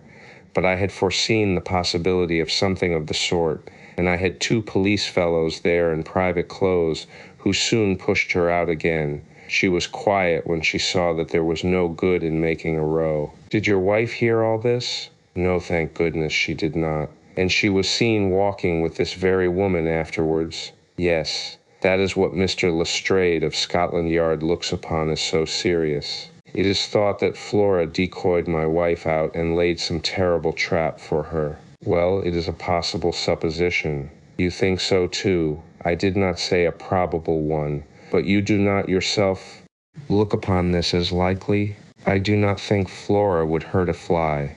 Still, jealousy is a strange transformer of characters. Pray, what is your own theory as to what took place? Well, really, I came to seek a theory, not to propound one. I have given you all the facts. Since you ask me, however, I may say that it has occurred to me as possible that the excitement of this affair, the consciousness that she had made so immense a social stride, had the effect of causing some little nervous disturbance in my wife. In short, that she had become suddenly deranged. Well, really, when I consider that she has turned her back, I will not say upon me, but upon so much that many have aspired to without success, I can hardly explain it in any other fashion. Well, certainly that is also a conceivable hypothesis, said Holmes, smiling. And now, Lord St. Simon, I think that I have nearly all my data. May I ask whether you were seated at the breakfast table so that you could see out of the window? We could see the other side of the road in the park. Quite so. Then I do not think that I need to detain you longer. I shall communicate with you. Should you be fortunate enough to solve this problem, said our client, rising. I have solved it. Eh? What was that? I say that I have solved it. Where then is my wife? That is a detail which I shall speedily supply. Lord St. Simon shook his head. I am afraid that it will take wiser heads than yours or mine, he remarked, and bowing in a stately, old-fashioned manner, he departed. It is very good of Lord St. Simon to honor my head by putting it on a level with his own, said Sherlock Holmes, laughing. I think that I shall have a whiskey and soda and a cigar after all this cross-questioning. I had formed my conclusions as to the case before our client came into the room. My dear Holmes, I have notes of several similar cases, though none, as I remarked before, which were quite as prompt. My whole examination served to turn my conjecture into a certainty. Circumstantial evidence is occasionally very convincing, as when you find a trout in the milk, to quote Thoreau's example. But I have heard all that you have heard, without, however, the knowledge of pre-existing cases which serves me so well. There was a parallel instance in Aberdeen some years back, and something on very much the same lines at Munich the year after the Franco-Prussian War. It is one of these cases, but hullo, here is Lestrade. Good afternoon, Lestrade. You will find an extra tumbler upon the sideboard, and there are cigars in the box. The official detective was attired in a pea jacket and cravat, which gave him a decidedly nautical appearance, and he carried a black canvas bag in his hand. With a short greeting, he seated himself and lit the cigar which had been offered to him. What's up, then? Asked Holmes with a twinkle in his eye. You look dissatisfied, and I feel dissatisfied. It is this infernal St. Simon marriage case. I can make neither head nor tail of the business. Really, you surprise me. Who ever heard of such a mixed affair? Every clue seems to slip through my fingers. I have been at work upon it all day, and very wet it seems to have made you, said Holmes, laying his hand upon the arm of the pea jacket. Yes, I have been dragging the Serpentine. In heaven's name, what for? In search of the body of Lady St. Simon. Sherlock Holmes leaned back in his chair and laughed heartily. Have you dragged the basin of Trafalgar Square fountain? He asked. Why, what do you mean? Because you have just as good a chance of finding this lady in the one as in the other. Lestrade shot an angry glance at my companion. I suppose you know all about it, he snarled. Well, I have only just heard the facts, but my mind is made up. Oh, indeed. Then you think that the Serpentine plays no part in the matter? I think it very unlikely. Then perhaps you will kindly explain how it is that we found this in it. He opened his bag as he spoke, and tumbled onto the floor a wedding dress of watered silk, a pair of white satin shoes, and a bride's wreath and veil, all discolored and soaked in water. There, said he, putting a new wedding ring upon the top of the pile. There is a little nut for you to crack, Master Holmes. Oh, indeed, said my friend, blowing blue rings into the air. You dragged them from the Serpentine. No, they were found floating near the margin by a park keeper. They have been identified as her clothes, and it seemed to me that if the clothes were there, the body would not be far off. By the same brilliant reasoning, every man's body is to be found in the neighborhood of his wardrobe. And pray, what did you hope to arrive at through this? At some evidence implicating Flora Millar in the disappearance. I am afraid that you will find it difficult. "Are you indeed now?" cried Lestrade with some bitterness. "I am afraid, Holmes, that you are not very practical with your deductions and your inferences. You have made 2 blunders in as many minutes. This dress does implicate Miss Flora Millar. And how? In the dress is a pocket, in the pocket is a card case, in the card case is a note, and here is the very note." He slapped it down upon the table in front of him. "Listen to this. You will see me when all is ready. Come at once. F.H.M. Now my theory all along has been that Lady St. Simon was decoyed away by Flora Millar, and that she, with confederates, no doubt, was responsible for her disappearance. Here, signed with her initials, is the very note which was no doubt quietly slipped into her hand at the door, and which lured her within their reach." "Very good, Lestrade," said Holmes, laughing. "You really are very fine indeed. Let me see it." He took up the paper in a listless way, but his attention instantly became riveted, and he gave a little cry of satisfaction. "This is indeed important," said he. "Ha, you find it so?" "Extremely so. I congratulate you warmly." Lestrade rose in his triumph and bent his head to look. "Why," he shrieked, "you're looking at the wrong side. On the contrary, this is the right side." "The right side? You're mad." "Here is the note written in pencil over here. And over here is what appears to be the fragment of a hotel bill which interests me deeply." "Very likely not. It is most important, all the same. As to the note, it is important also, or at least the initials are, so I congratulate you again." "I've wasted time enough," said Lestrade, rising. "I believe in hard work and not in sitting by the fire spinning fine theories. Good day, Mr. Holmes, and we shall see which gets to the bottom of the matter first." He gathered up the garments, thrust them into the bag, and made for the door. "Just one hint to you, Lestrade," drawled Holmes before his rival vanished.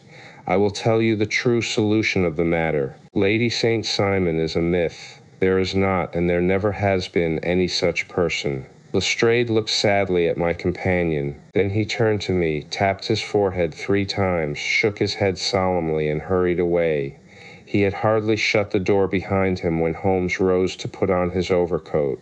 "There is something in what the fellow says about outdoor work," he remarked. "So I think, Watson, that I must leave you to your papers for a little." It was after 5 o'clock when Sherlock Holmes left me, but I had no time to be lonely, for within an hour there arrived a confectioner's man with a very large flat box. This he unpacked with the help of a youth whom he had brought with him, and presently, to my very great astonishment, a quite epicurean little cold supper began to be laid out upon our humble lodging-house mahogany. There were a couple of brace of cold woodcock, a pheasant, a pâté de foie gras pie with a group of ancient and cobwebby bottles. Having laid out all these luxuries, my 2 visitors vanished away like the genii of the Arabian Nights, with no explanation save that the things had been paid for and were ordered to this address. Just before 9 o'clock, Sherlock Holmes stepped briskly into the room. His features were gravely set, but there was a light in his eye which made me think that he had not been disappointed in his conclusions. "They have laid the supper, then," he said, rubbing his hands. "You seem to expect company. They have laid for 5. "Yes, I fancy we may have some company dropping in," said he. "I am surprised that Lord St. Simon has not already arrived. Ha! I fancy that I hear his step now upon the stairs." It was indeed our visitor of the afternoon who came bustling in, dangling his glasses more vigorously than ever, and with a very perturbed expression upon his aristocratic features. "My messenger reached you, then?" asked Holmes. "Yes, and I confess that the contents startled me beyond measure. Have you good authority for what you say?" "The best possible." Lord St. Simon sank into a chair and passed his hand over his forehead. "What will the Duke say," he murmured, "when he hears that one of the family has been subjected to such humiliation? It is the purest accident.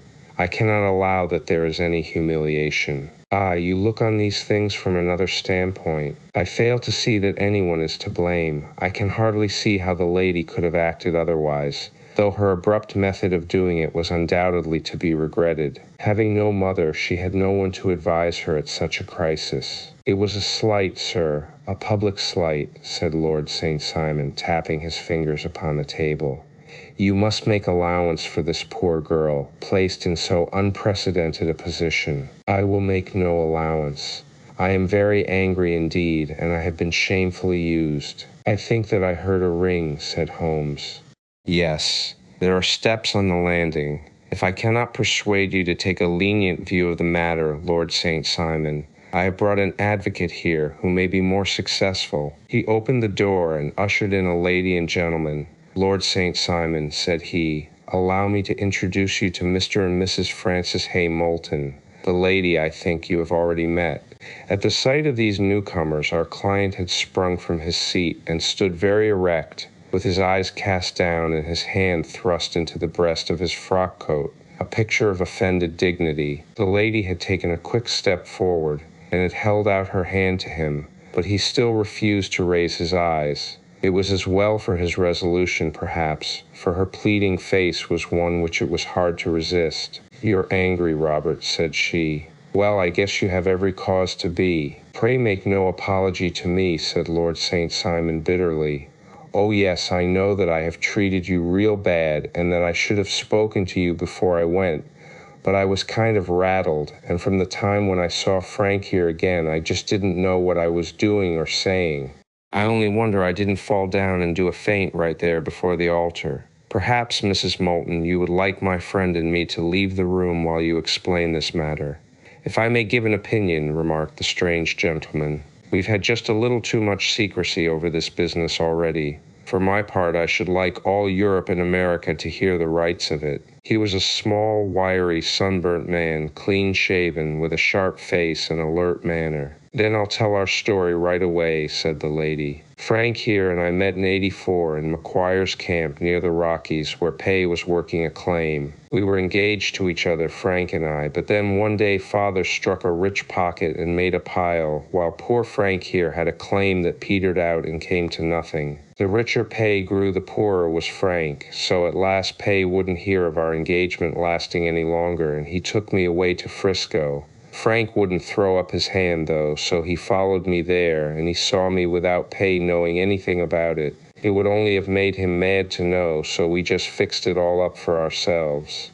Frank said that he would go and make his pile too, and never come back to claim me until he had as much as Pay. So then I promised to wait for him to the end of time, and pledged myself not to marry anyone else while he lived. Why shouldn't we be married right away then, said he, and then I will feel sure of you, and I won't claim to be your husband until I come back. Well, we talked it over, and he had fixed it all up so nicely, with a clergyman all ready and waiting, that we just did it right there, and then Frank went off to seek his fortune, and I went back to Pay. The next I heard of Frank was that he was in Montana, and then he went prospecting in Arizona, and then I heard of him from New Mexico.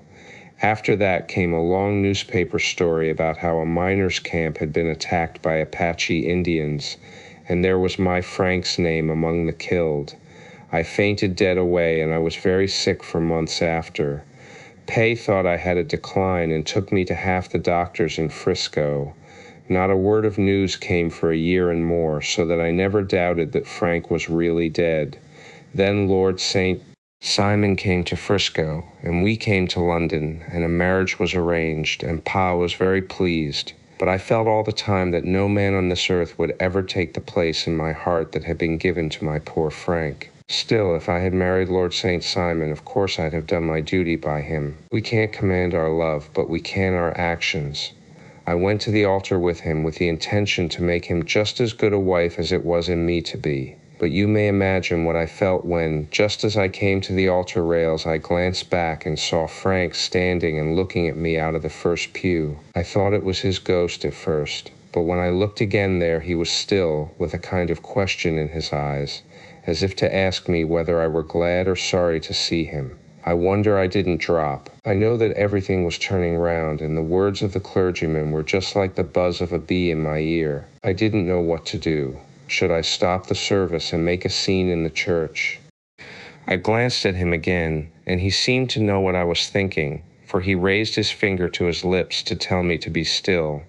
Then I saw him scribble on a piece of paper, and I knew that he was writing me a note. As I passed his pew on the way out, I dropped my bouquet over to him, and he slipped the note into my hand when he returned me the flowers. It was only a line asking me to join him when he made the sign to me to do so. Of course, I never doubted for a moment that my first duty was now to him, and I determined to do just whatever he might direct. When I got back, I told my maid, who had known him in California and had always been his friend. I ordered her to say nothing, but to get a few things packed and my ulster ready. I know I ought to have spoken to Lord St. Simon, but it was dreadful hard before his mother and all those great people. I just made up my mind to run away and explain afterwards. I hadn't been at the table 10 minutes before I saw Frank out of the window at the other side of the road. He beckoned to me and then began walking into the park. I slipped out, put on my things, and followed him. Some woman came talking something or other about Lord St. Simon to me. Seemed to me from the little I heard as if he had a little secret of his own before marriage also. But I managed to get away from her and soon overtook Frank. We got into a cab together, and away we drove to some lodgings he had taken in Gordon Square, and that was my true wedding after all those years of waiting. Frank had been a prisoner among the Apaches, had escaped, came on to Frisco, found that I had given him up for dead and had gone to England, followed me there, and had come upon me at last on the very morning of my second wedding. I saw it in a paper, explained the American. It gave the name and the church, but not where the lady lived. Then we had a talk as to what we should do, and Frank was all for openness. But I was so ashamed of it all that I felt as if I should like to vanish away and never see any of them again, just sending a line to Pa, perhaps, to show him that I was alive. It was awful to me to think of all those lords and ladies sitting round that breakfast table and waiting for me to come back. So Frank took my wedding clothes and things and made a bundle of them, so that I should not be traced, and dropped them away somewhere where no one could find them. It is likely that we should have gone on to Paris tomorrow, only that this good gentleman, Mr. Holmes, came round to us this evening, though how he found us is more than I can think, and he showed us very clearly and kindly that I was wrong and that Frank was right, and that we should be putting ourselves in the wrong if we were so secret. Then he offered to give us a chance of talking to Lord St. Simon alone, and so we came right away round to his rooms at once. Now, Robert, you have heard it all, and I am very sorry if I have given you pain, and I hope that you do not think very meanly of me. Lord St. Simon had by no means relaxed his rigid attitude, but had listened with a frowning brow and a compressed lip to this long narrative.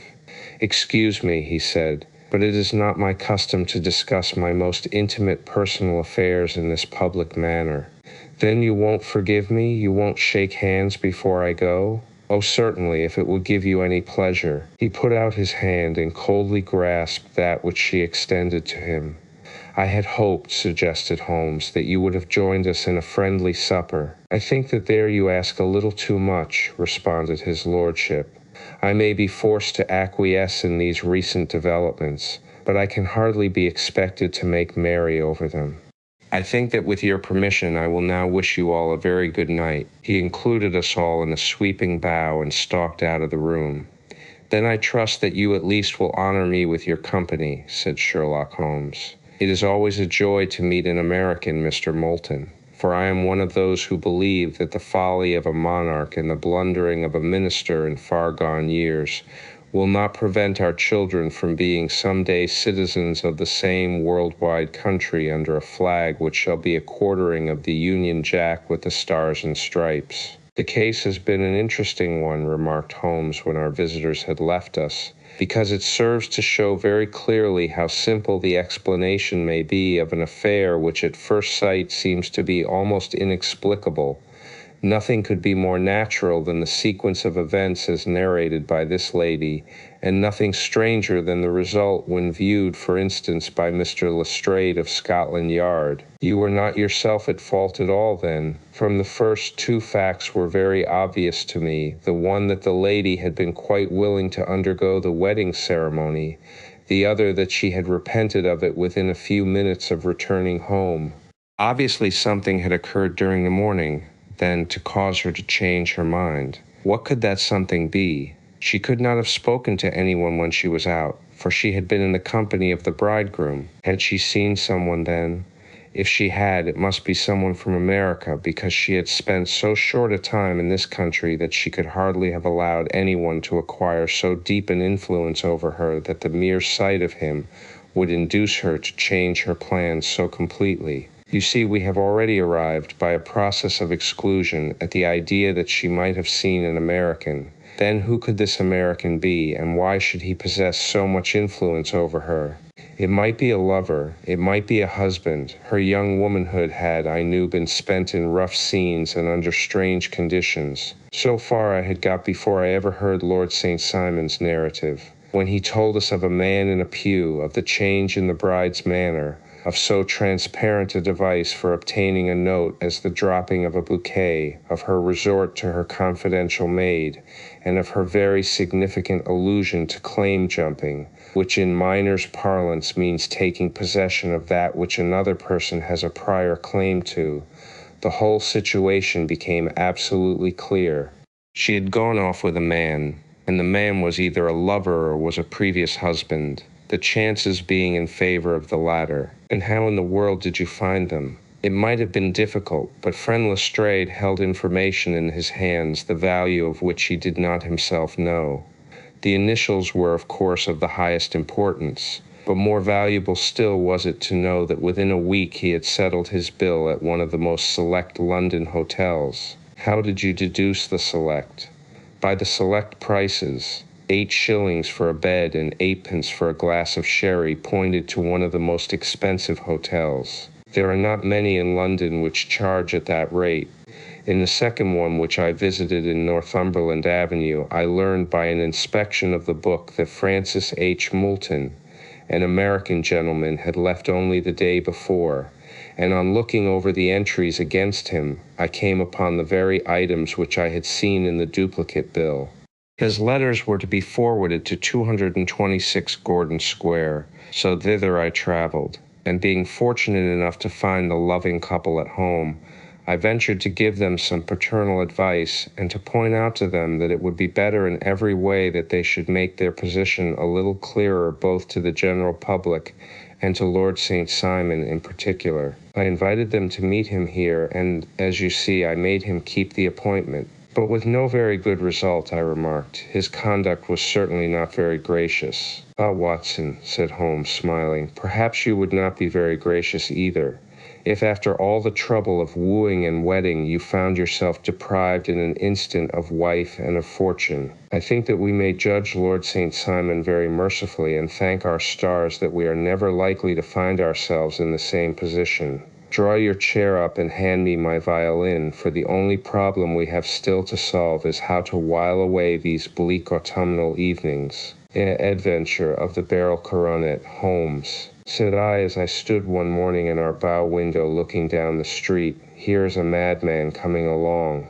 It seems rather sad that his relatives should allow him to come out alone." My friend rose lazily from his armchair and stood with his hands in the pockets of his dressing gown, looking over my shoulder. It was a bright, crisp February morning, and the snow of the day before still lay deep upon the ground, shimmering brightly in the wintry sun. Down the center of Baker Street it had been plowed into a brown, crumbly band by the traffic, but at either side and on the heaped-up edges of the footpaths, it still lay as white as when it fell. The gray pavement had been cleaned and scraped, but was still dangerously slippery, so that there were fewer passengers than usual. Indeed, from the direction of the Metropolitan Station no one was coming save the single gentleman whose eccentric conduct had drawn my attention. He was a man of about 50, tall, portly, and imposing, with a massive, strongly marked face and a commanding figure. He was dressed in a somber yet rich style, in black frock coat, shining hat, neat brown gaiters, and well-cut pearl-gray trousers, yet his actions were in absurd contrast to the dignity of his dress and features, for he was running hard with occasional little springs such as a weary man gives who is little accustomed to set any tax upon his legs. As he ran, he jerked his hands up and down, waggled his head, and writhed his face into the most extraordinary contortions.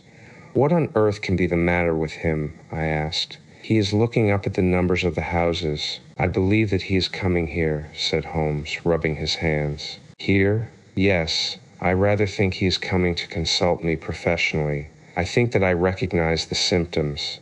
Ha, did I not tell you? As he spoke, the man, puffing and blowing, rushed at our door and pulled at our bell until the whole house resounded with the clanging. A few moments later, he was in our room, still puffing, still gesticulating, but with so fixed a look of grief and despair in his eyes that our smiles were turned in an instant to horror and pity. For a while he could not get his words out, but swayed his body and plucked at his hair like one who has been driven to the extreme limits of his reason. Then, suddenly springing to his feet, he beat his head against the wall with such force that we both rushed upon him and tore him away to the center of the room. Sherlock Holmes pushed him down into the easy chair and, sitting beside him, patted his hand and chatted with him in the easy, soothing tones which he knew so well how to employ.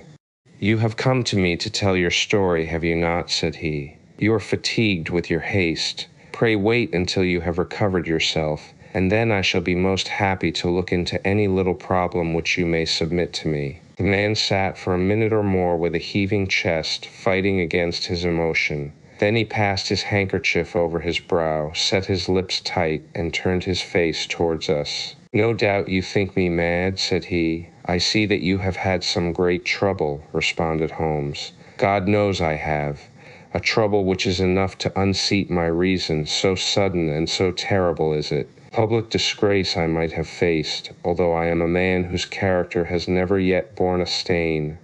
Private affliction also is the lot of every man, but the two coming together, and in so frightful a form, have been enough to shake my very soul. Besides, it is not I alone. The very noblest in the land may suffer unless some way be found out of this horrible affair." "Pray compose yourself, sir," said Holmes, "and let me have a clear account of who you are and what it is that has befallen you."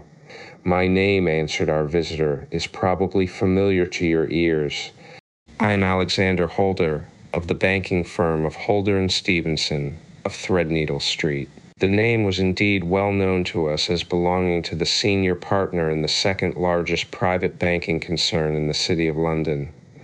What could have happened, then, to bring one of the foremost citizens of London to this most pitiable pass? We waited, all curiosity, until with another effort he braced himself to tell his story. "I feel that time is of value," said he. "That is why I hastened here when the police inspector suggested that I should secure your cooperation.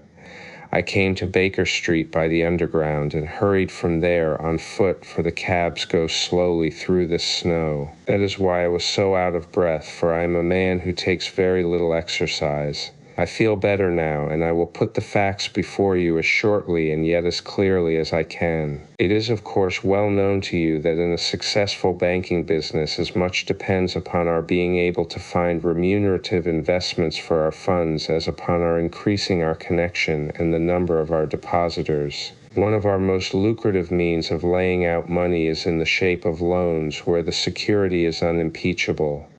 We have done a good deal in this direction during the last few years, and there are many noble families to whom we have advanced large sums upon the security of their pictures, libraries, or plate. Yesterday morning I was seated in my office at the bank when a card was brought in to me by one of the clerks. I started when I saw the name, for it was that of none other than, well, perhaps even to you I had better say no more than that it was a name which is a household word all over the earth. One of the highest, noblest, most exalted names in England. I was overwhelmed by the honor and attempted when he entered to say so, but he plunged at once into business with the air of a man who wishes to hurry quickly through a disagreeable task. "Mr. Holder," said he, "I have been informed that you are in the habit of advancing money. The firm does so when the security is good," I answered. "It is absolutely essential to me," said he, "that I should have £50,000 at once. I could, of course, borrow so trifling a sum 10 times over from my friends, but I much prefer to make it a matter of business and to carry out that business myself. In my position, you can readily understand that it is unwise to place one's self under obligations. For how long, may I ask, do you want this sum?" I asked. Next Monday I have a large sum due to me, and I shall then most certainly repay what you advance, with whatever interest you think it right to charge. But it is very essential to me that the money should be paid at once. I should be happy to advance it without further parley from my own private purse, said I, were it not that the strain would be rather more than it could bear. If, on the other hand, I am to do it in the name of the firm, then in justice to my partner, I must insist that, even in your case, every business-like precaution should be taken. I should much prefer to have it so, said he, raising up a square, black morocco case which he had laid beside his chair. You have doubtless heard of the Beryl Coronet, one of the most precious public possessions of the empire, said I. Precisely. He opened the case, and there, embedded in soft, flesh-colored velvet, lay the magnificent piece of jewelry which he had named. There are 39 enormous barrels, said he, and the price of the gold chasing is incalculable. The lowest estimate would put the worth of the coronet at double the sum which I have asked. I am prepared to leave it with you as my security. I took the precious case into my hands and looked in some perplexity from it to my illustrious client. You doubt its value? He asked. Not at all. I only doubt the propriety of my leaving it. You may set your mind at rest about that. I should not dream of doing so were it not absolutely certain that I should be able in 4 days to reclaim it. It is a pure matter of form. Is the security sufficient? Ample. You understand, Mr. Holder, that I am giving you a strong proof of the confidence which I have in you, founded upon all that I have heard of you. I rely upon you not only to be discreet and to refrain from all gossip upon the matter, but, above all, to preserve this coronet with every possible precaution, because I need not say that a great public scandal would be caused if any harm were to befall it. Any injury to it would be almost as serious as its complete loss, for there are no pearls in the world to match these, and it would be impossible to replace them. I leave it with you, however, with every confidence, and I shall call for it in person on Monday morning. Seeing that my client was anxious to leave, I said no more, but, calling for my cashier, I ordered him to pay over £50 £1,000 notes. When I was alone once more, however, with the precious case lying upon the table in front of me, I could not but think with some misgivings of the immense responsibility which it entailed upon me. There could be no doubt that, as it was a national possession, a horrible scandal would ensue if any misfortune should occur to it. I already regretted having ever consented to take charge of it. However, it was too late to alter the matter now, so I locked it up in my private safe and turned once more to my work. When evening came, I felt that it would be an imprudence to leave so precious a thing in the office behind me. Bankers' safes had been forced before now, and why should not mine be? If so, how terrible would be the position in which I should find myself. I determined, therefore, that for the next few days I would always carry the case backward and forward with me so that it might never be really out of my reach. With this intention, I called a cab and drove out to my house at Streatham, carrying the jewel with me. I did not breathe freely until I had taken it upstairs and locked it in the bureau of my dressing room. And now a word as to my household, Mr. Holmes, for I wish you to thoroughly understand the situation. My groom and my page sleep out of the house, and may be set aside altogether. I have 3 maidservants who have been with me a number of years and whose absolute reliability is quite above suspicion. Another, Lucy Parr, the second waiting maid, has only been in my service a few months. She came with an excellent character, however, and has always given me satisfaction. She is a very pretty girl and has attracted admirers who have occasionally hung about the place. That is the only drawback which we have found to her, but we believe her to be a thoroughly good girl in every way. So much for the servants. My family itself is so small that it will not take me long to describe it. I am a widower and have an only son, Arthur. He has been a disappointment to me, Mr. Holmes, a grievous disappointment. I have no doubt that I am myself to blame. People tell me that I have spoiled him. Very likely I have. When my dear wife died, I felt that he was all I had to love. I could not bear to see the smile fade even for a moment from his face. I have never denied him a wish. Perhaps it would have been better for both of us had I been sterner, but I meant it for the best. It was naturally my intention that he should succeed me in my business, but he was not of a business turn. He was wild, wayward, and to speak the truth, I could not trust him in the handling of large sums of money. When he was young, he became a member of an aristocratic club, and there, having charming manners, he was soon the intimate of a number of men with long purses and expensive habits. He learned to play heavily at cards and to squander money on the turf, until he had again and again to come to me and implore me to give him an advance upon his allowance, that he might settle his debts of honor. He tried more than once to break away from the dangerous company which he was keeping, but each time the influence of his friend Sir George Burnwell was enough to draw him back again. And, indeed, I could not wonder that such a man as Sir George Burnwell should gain an influence over him, for he has frequently brought him to my house, and I have found myself that I could hardly resist the fascination of his manner.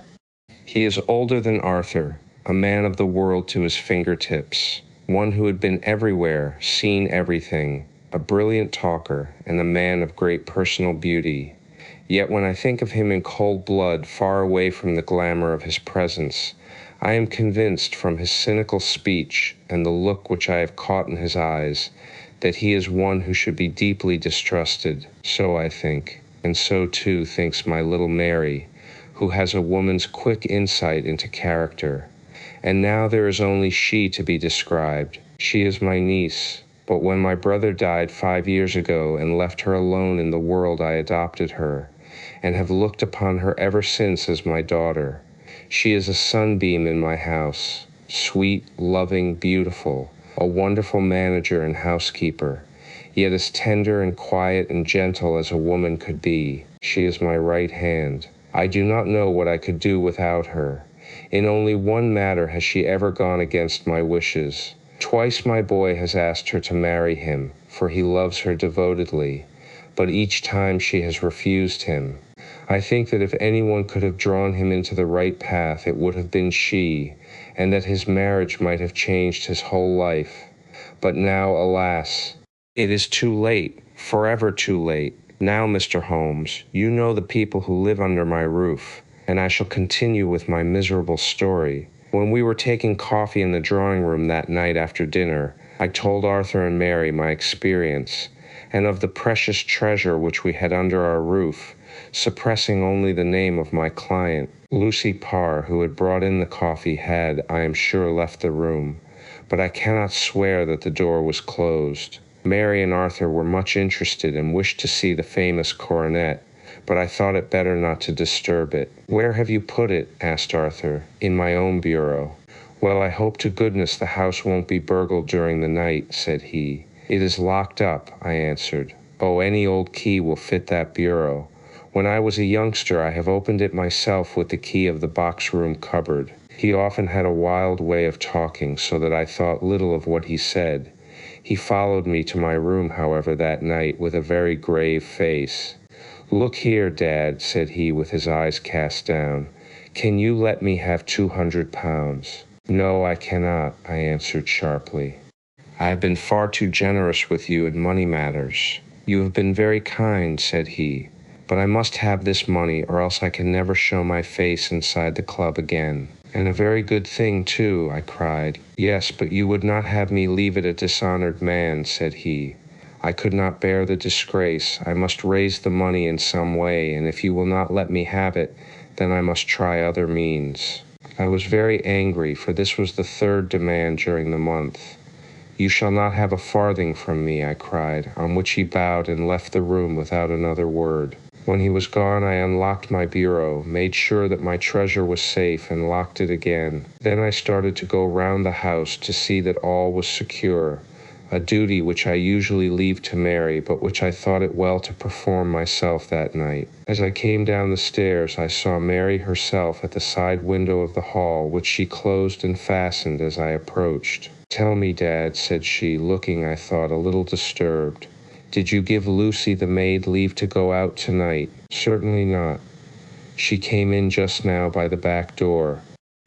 I have no doubt that she has only been to the side gate to see someone, but I think that it is hardly safe and should be stopped. You must speak to her in the morning, or I will if you prefer it. Are you sure that everything is fastened? Quite sure, Dad. Then good night. I kissed her and went up to my bedroom again, where I was soon asleep. I am endeavoring to tell you everything, Mr. Holmes, which may have any bearing upon the case, but I beg that you will question me upon any point which I do not make clear. On the contrary, your statement is singularly lucid. I come to a part of my story now in which I should wish to be particularly so. I am not a very heavy sleeper, and the anxiety in my mind tended, no doubt, to make me even less so than usual. About 2 in the morning, then, I was awakened by some sound in the house. It had ceased ere I was wide awake, but it had left an impression behind it as though a window had gently closed somewhere.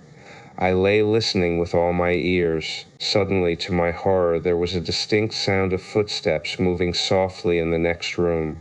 I slipped out of bed, all palpitating with fear, and peeped round the corner of my dressing-room door. "Arthur!" I screamed. "You villain, you thief, how dare you touch that coronet?" The gas was half up as I had left it, and my unhappy boy, dressed only in his shirt and trousers, was standing beside the light, holding the coronet in his hands. He appeared to be wrenching at it, or bending it with all his strength. At my cry, he dropped it from his grasp and turned as pale as death. I snatched it up and examined it. One of the gold corners, with 3 of the barrels in it, was missing. "You blackguard," I shouted, beside myself with rage. "You have destroyed it. You have dishonored me forever. Where are the jewels which you have stolen?" "Stolen," he cried. "Yes, thief," I roared, shaking him by the shoulder. "There are none missing. There cannot be any missing," said he. "There are 3 missing, and you know where they are. Must I call you a liar as well as a thief? Did I not see you trying to tear off another piece?" "You have called me names enough," said he. "I will not stand it any longer. I shall not say another word about this business, since you have chosen to insult me. I will leave your house in the morning and make my own way in the world." "You shall leave it in the hands of the police," I cried, half mad with grief and rage. "I shall have this matter probed to the bottom." "You shall learn nothing from me," said he with a passion such as I should not have thought was in his nature. "If you choose to call the police, let the police find what they can." By this time the whole house was astir, for I had raised my voice in my anger. Mary was the first to rush into my room, and at the sight of the coronet and of Arthur's face, she read the whole story and with a scream fell down senseless on the ground. I sent the housemaid for the police and put the investigation into their hands at once. When the inspector and a constable entered the house, Arthur, who had stood sullenly with his arms folded, asked me whether it was my intention to charge him with theft. I answered that it had ceased to be a private matter, but had become a public one, since the ruined coronet was national property. I was determined that the law should have its way in everything. "At least," said he, "you will not have me arrested at once." "It would be to your advantage, as well as mine, if I might leave the house for 5 minutes. That you may get away, or perhaps that you may conceal what you have stolen," said I. And then, realizing the dreadful position in which I was placed, I implored him to remember that not only my honor, but that of one who was far greater than I was at stake, and that he threatened to raise a scandal which would convulse the nation. He might avert it all if he would but tell me what he had done with the 3 missing stones. "You may as well face the matter," said I. "You have been caught in the act, and no confession could make your guilt more heinous. If you but make such reparation as is in your power by telling us where the beryls are, all shall be forgiven and forgotten." "Keep your forgiveness for those who ask for it," he answered, turning away from me with a sneer. I saw that he was too hardened for any words of mine to influence him. There was but one way for it. I called in the inspector and gave him into custody. A search was made at once not only of his person but of his room and of every portion of the house where he could possibly have concealed the gems, but no trace of them could be found, nor would the wretched boy open his mouth for all our persuasions and our threats. This morning he was removed to a cell, and I, after going through all the police formalities, have hurried round to you to implore you to use your skill in unraveling the matter. The police have openly confessed that they can at present make nothing of it. You may go to any expense which you think necessary. I have already offered a reward of £1,000. My God, what shall I do? I have lost my honor, my gems, and my son in one night. Oh, what shall I do? He put a hand on either side of his head and rocked himself to and fro, droning to himself like a child whose grief has got beyond words. Sherlock Holmes sat silent for some few minutes, with his brows knitted and his eyes fixed upon the fire. "Do you receive much company?" he asked. "None save my partner with his family and an occasional friend of Arthur's. Sir George Burnwell has been several times lately. No one else, I think. Do you go out much in society?" "Arthur does. Mary and I stay at home. We neither of us care for it. That is unusual in a young girl. She is of a quiet nature. Besides, she is not so very young. She is 24. This matter, from what you say, seems to have been a shock to her also. Terrible. She is even more affected than I. You have neither of you any doubt as to your son's guilt?" "How can we have when I saw him with my own eyes with the coronet in his hands? I hardly consider that a conclusive proof." "Was the remainder of the coronet at all injured?" "Yes, it was twisted." "Do you not think, then, that he might have been trying to straighten it?" "God bless you. You are doing what you can for him and for me. But it is too heavy a task." "What was he doing there at all? If his purpose were innocent, why did he not say so?" "Precisely. And if it were guilty, why did he not invent a lie? His silence appears to me to cut both ways. There are several singular points about the case. What did the police think of the noise which awoke you from your sleep?" "They considered that it might be caused by Arthur's closing his bedroom door." "A likely story." "As if a man bent on felony would slam his door so as to wake a household.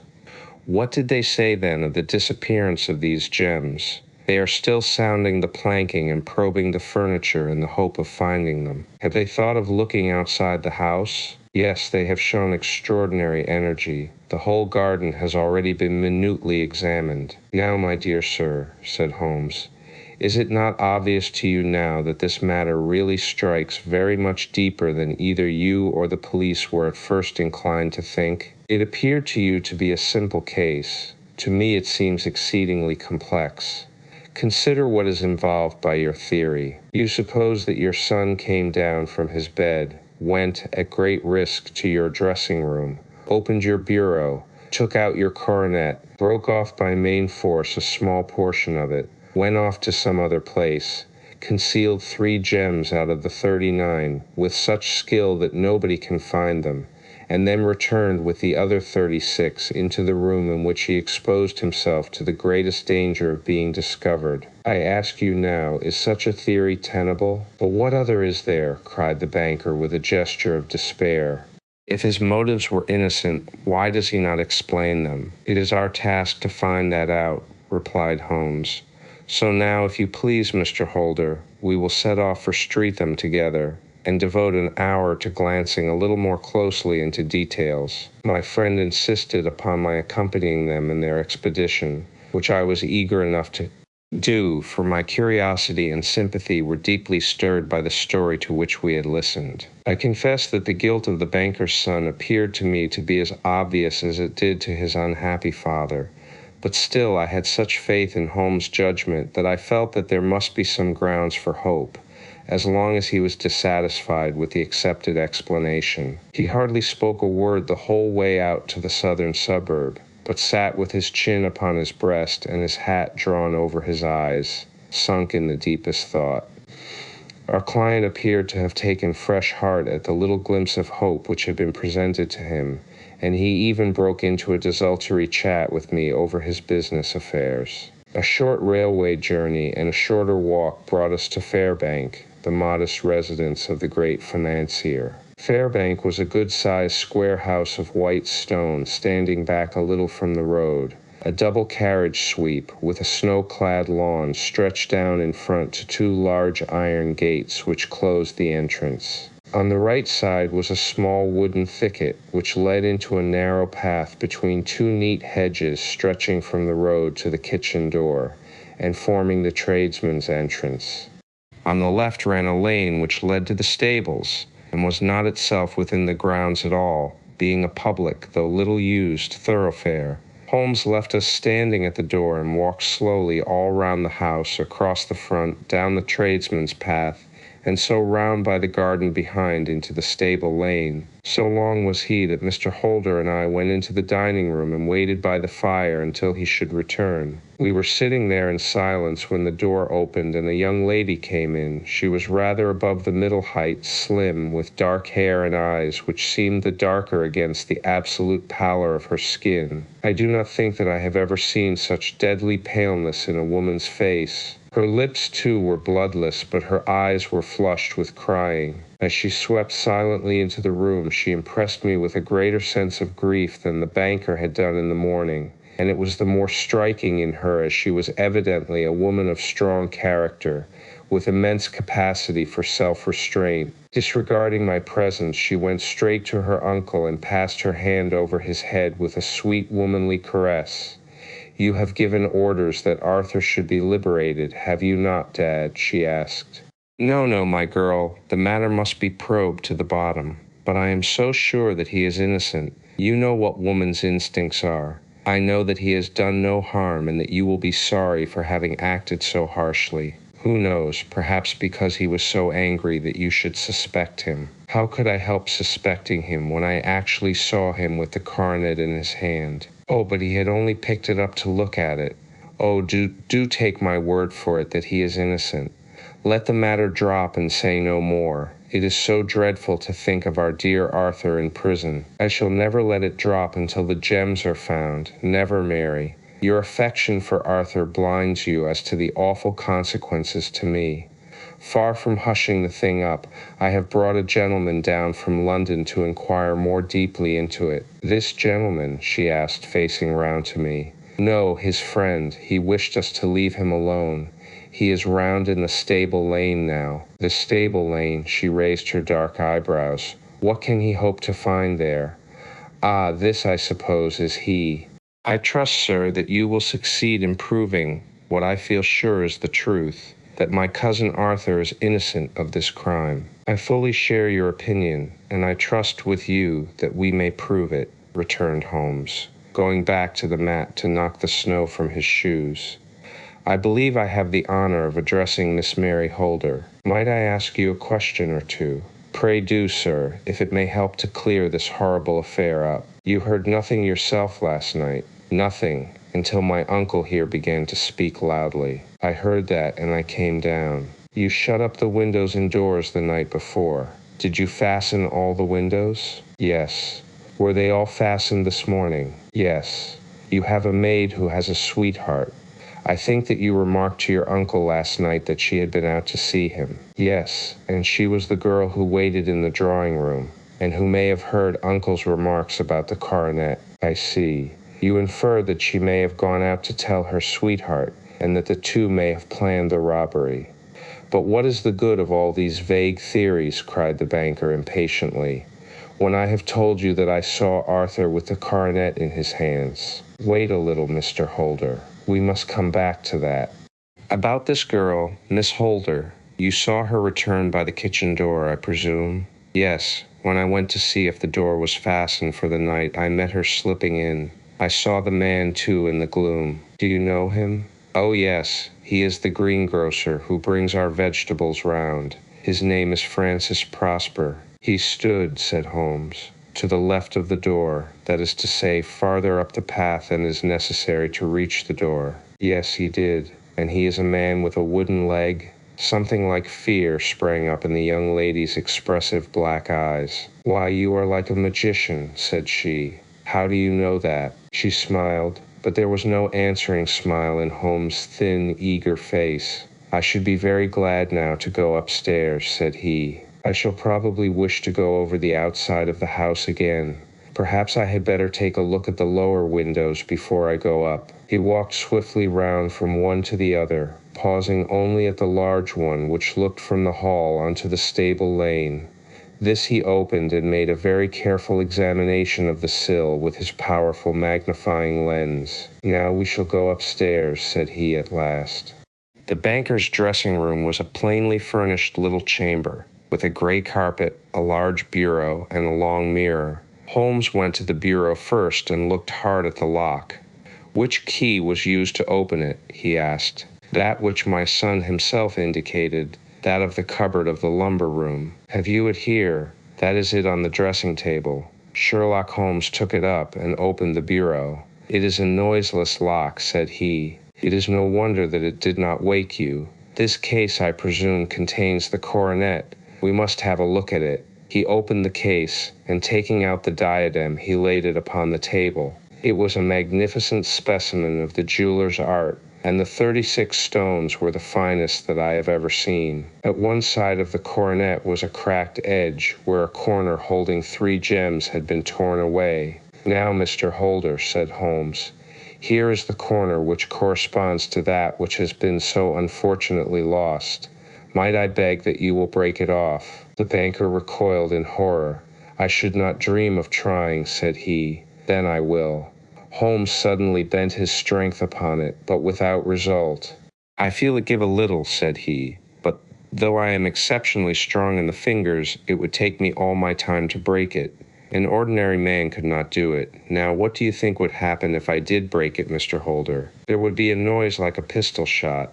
"Do you tell me that all this happened within a few yards of your bed, and that you heard nothing of it?" "I do not know what to think. It is all dark to me. But perhaps it may grow lighter as we go. What do you think, Miss Holder?" "I confess that I still share my uncle's perplexity. Your son had no shoes or slippers on when you saw him. He had nothing on save only his trousers and shirt." "Thank you. We have certainly been favored with extraordinary luck during this inquiry, and it will be entirely our own fault if we do not succeed in clearing the matter up. With your permission, Mr. Holder, I shall now continue my investigations outside." He went alone at his own request, for he explained that any unnecessary footmarks might make his task more difficult.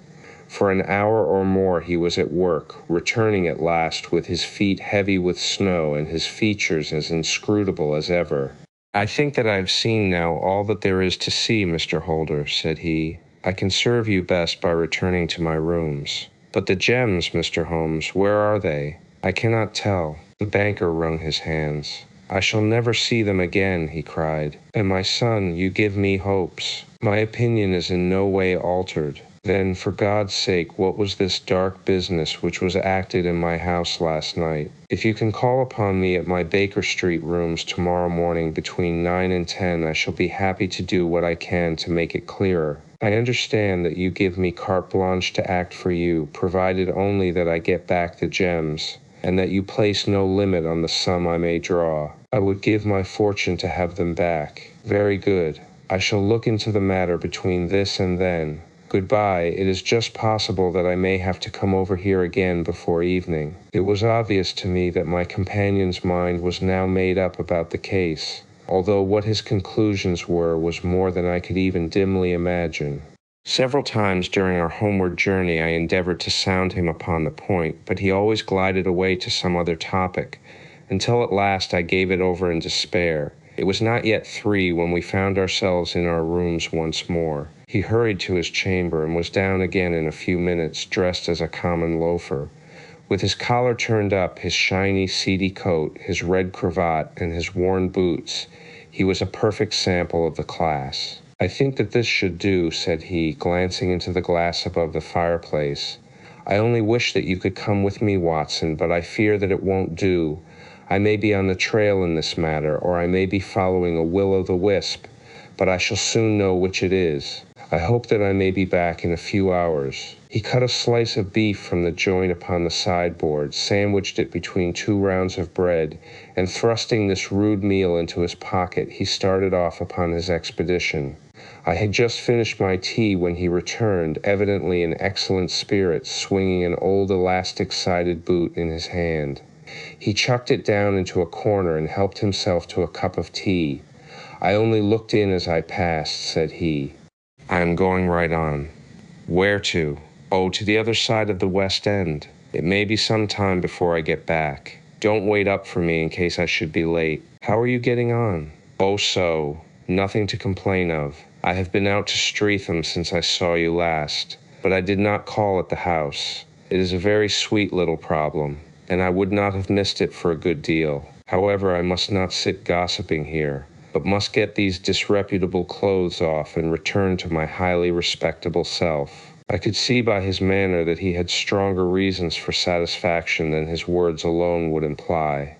His eyes twinkled, and there was even a touch of color upon his sallow cheeks. He hastened upstairs, and a few minutes later I heard the slam of the hall door, which told me that he was off once more upon his congenial hunt. I waited until midnight, but there was no sign of his return, so I retired to my room. It was no uncommon thing for him to be away for days and nights on end when he was hot upon a scent, so that his lateness caused me no surprise. I do not know at what hour he came in, but when I came down to breakfast in the morning, there he was with a cup of coffee in one hand and the paper in the other, as fresh and trim as possible. "You will excuse my beginning without you, Watson," said he, "but you remember that our client has rather an early appointment this morning." "Why, it is after 9 now," I answered. "I should not be surprised if that were he. I thought I heard a ring." It was indeed our friend the financier. I was shocked by the change which had come over him, for his face, which was naturally of a broad and massive mold, was now pinched and fallen in, while his hair seemed to me at least a shade whiter. He entered with a weariness and lethargy which was even more painful than his violence of the morning before, and he dropped heavily into the armchair which I pushed forward for him. "I do not know what I have done to be so severely tried," said he. "Only 2 days ago I was a happy and prosperous man, without a care in the world. Now I am left to a lonely and dishonored age. One sorrow comes close upon the heels of another. My niece Mary has deserted me. Deserted you, yes." Her bed this morning had not been slept in, her room was empty, and a note for me lay upon the hall table. I had said to her last night, in sorrow and not in anger, that if she had married my boy all might have been well with him. Perhaps it was thoughtless of me to say so. It is to that remark that she refers in this note. "My dearest uncle, I feel that I have brought trouble upon you, and that if I had acted differently this terrible misfortune might never have occurred. I cannot, with this thought in my mind, ever again be happy under your roof, and I feel that I must leave you forever. Do not worry about my future, for that is provided for, and above all, do not search for me, for it will be fruitless labor and an ill service to me. In life or in death, I am ever your loving Mary." What could she mean by that note, Mr. Holmes? Do you think it points to suicide? No, nothing of the kind. It is perhaps the best possible solution. I trust, Mr. Holder, that you are nearing the end of your troubles. "Ha, you say so. You have heard something, Mr. Holmes. You have learned something." "Where are the gems?" "You would not think £1,000 apiece an excessive sum for them. I would pay 10. That would be unnecessary. 3,000 will cover the matter. And there is a little reward, I fancy. Have you your checkbook? Here is a pen. Better make it out for 4,000. With a dazed face, the banker made out the required check. Holmes walked over to his desk, took out a little triangular piece of gold with 3 gems in it, and threw it down upon the table. With a shriek of joy, our client clutched it up. "You have it," he gasped. "I am saved, I am saved." The reaction of joy was as passionate as his grief had been, and he hugged his recovered gems to his bosom. "There is one other thing you owe, Mr. Holder," said Sherlock Holmes rather sternly. "Oh!" He caught up a pen. "Name the sum and I will pay it." "No, the debt is not to me. You owe a very humble apology to that noble lad, your son, who has carried himself in this matter as I should be proud to see my own son do, should I ever chance to have one. Then it was not Arthur who took them. I told you yesterday, and I repeat today, that it was not. You are sure of it? Then let us hurry to him at once to let him know that the truth is known. He knows it already. When I had cleared it all up, I had an interview with him, and finding that he would not tell me the story, I told it to him, on which he had to confess that I was right, and to add the very few details which were not yet quite clear to me. Your news of this morning, however, may open his lips. For heaven's sake, tell me then, what is this extraordinary mystery? I will do so, and I will show you the steps by which I reached it. And let me say to you first, that which it is hardest for me to say and for you to hear. There has been an understanding between Sir George Burnwell and your niece Mary. They have now fled together. My Mary, impossible. It is unfortunately more than possible, it is certain. Neither you nor your son knew the true character of this man when you admitted him into your family circle. He is one of the most dangerous men in England, a ruined gambler, an absolutely desperate villain, a man without heart or conscience. Your niece knew nothing of such men. When he breathed his vows to her, as he had done to 100 before her, she flattered herself that she alone had touched his heart. The devil knows best what he said, but at least she became his tool and was in the habit of seeing him nearly every evening. I cannot and I will not believe it, cried the banker with an ashen face. I will tell you then what occurred in your house last night. Your niece, when you had, as she thought, gone to your room, slipped down and talked to her lover through the window which leads into the stable lane. His footmarks had pressed right through the snow, so long had he stood there. She told him of the coronet. His wicked lust for gold kindled at the news, and he bent her to his will. I have no doubt that she loved you, but there are women in whom the love of a lover extinguishes all other loves, and I think that she must have been one. She had hardly listened to his instructions when she saw you coming downstairs, on which she closed the window rapidly and told you about one of the servants' escapade with her wooden-legged lover, which was all perfectly true. Your boy Arthur went to bed after his interview with you, but he slept badly on account of his uneasiness about his club debts. In the middle of the night he heard a soft tread pass his door, so he rose and, looking out, was surprised to see his cousin walking very stealthily along the passage until she disappeared into your dressing room. Petrified with astonishment, the lad slipped on some clothes and waited there in the dark to see what would come of this strange affair. Presently she emerged from the room again, and in the light of the passage lamp your son saw that she carried the precious coronet in her hands. She passed down the stairs, and he, thrilling with horror, ran along and slipped behind the curtain near your door, whence he could see what passed in the hall beneath. He saw her stealthily open the window, hand out the coronet to someone in the gloom, and then closing it once more, hurry back to her room, passing quite close to where he stood hid behind the curtain. As long as she was on the scene, he could not take any action without a horrible exposure of the woman whom he loved. But the instant that she was gone, he realized how crushing a misfortune this would be for you, and how all-important it was to set it right. He rushed down just as he was, and his bare feet opened the window, sprang out into the snow, and ran down the lane where he could see a dark figure in the moonlight. Sir George Burnwell tried to get away, but Arthur caught him, and there was a struggle between them, your lad tugging at one side of the coronet and his opponent at the other. In the scuffle, your son struck Sir George and cut him over the eye. Then something suddenly snapped, and your son, finding that he had the coronet in his hands, rushed back, closed the window, ascended to your room, and had just observed that the coronet had been twisted in the struggle and was endeavoring to straighten it when you appeared upon the scene. "Is it possible?" gasped the banker. You then roused his anger by calling him names at a moment when he felt that he had deserved your warmest thanks. He could not explain the true state of affairs without betraying one who certainly deserved little enough consideration at his hands. He took the more chivalrous view, however, and preserved her secret, and that was why she shrieked and fainted when she saw the coronet, cried Mr. Holder. Oh my God, what a blind fool I have been! And his asking to be allowed to go out for 5 minutes. The dear fellow wanted to see if the missing piece were at the scene of the struggle. How cruelly I have misjudged him. When I arrived at the house, continued Holmes, I at once went very carefully round it to observe if there were any traces in the snow which might help me. I knew that none had fallen since the evening before, and also that there had been a strong frost to preserve impressions. I passed along the tradesman's path, but found it all trampled down and indistinguishable.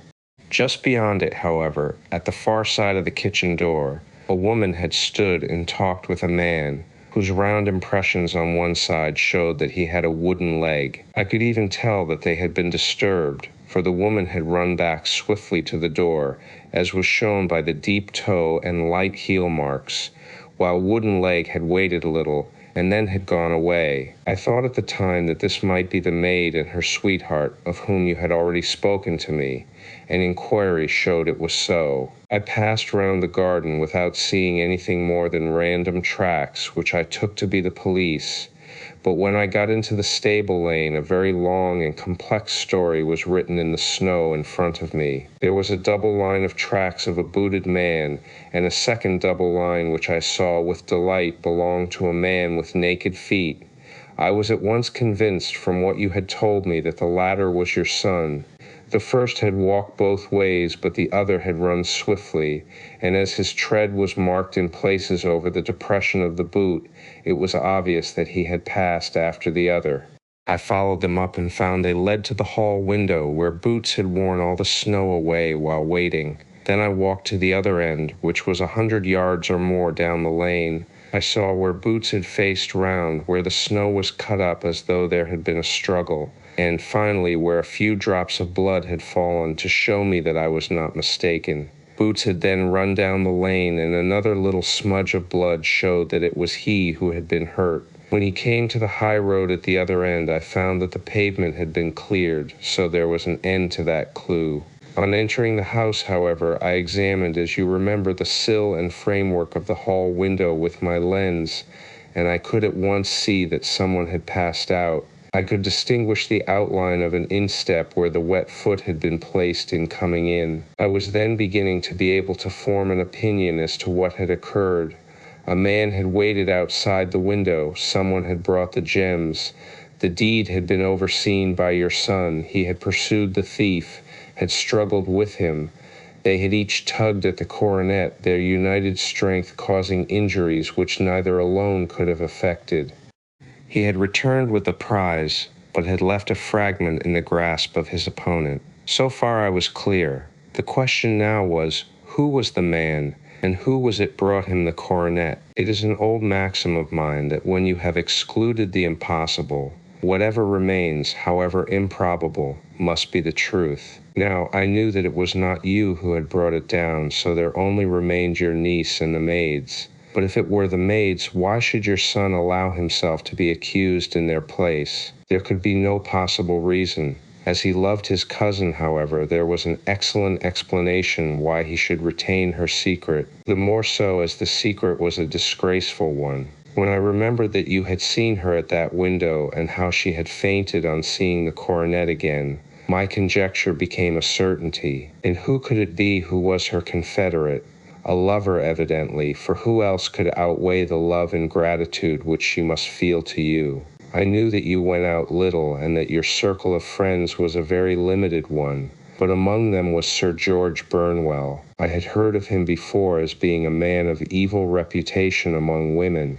It must have been he who wore those boots and retained the missing gems. Even though he knew that Arthur had discovered him, he might still flatter himself that he was safe, for the lad could not say a word without compromising his own family. Well, your own good sense will suggest what measures I took next. I went in the shape of a loafer to Sir George's house, managed to pick up an acquaintance with his valet, learned that his master had cut his head the night before, and finally, at the expense of 6 shillings, made all sure by buying a pair of his cast-off shoes. With these I journeyed down to Streatham, and saw that they exactly fitted the tracks. I saw an ill-dressed vagabond in the lane yesterday evening, said Mr. Holder. A day which has saved England from a great public scandal, said the banker, rising. Sir, I cannot find words to thank you, but you shall not find me ungrateful for what you have done. Your skill has indeed exceeded all that I have heard of it, and now I must fly to my dear boy to apologize to him for the wrong which I have done him. As to what you tell me of poor Mary, it goes to my very heart.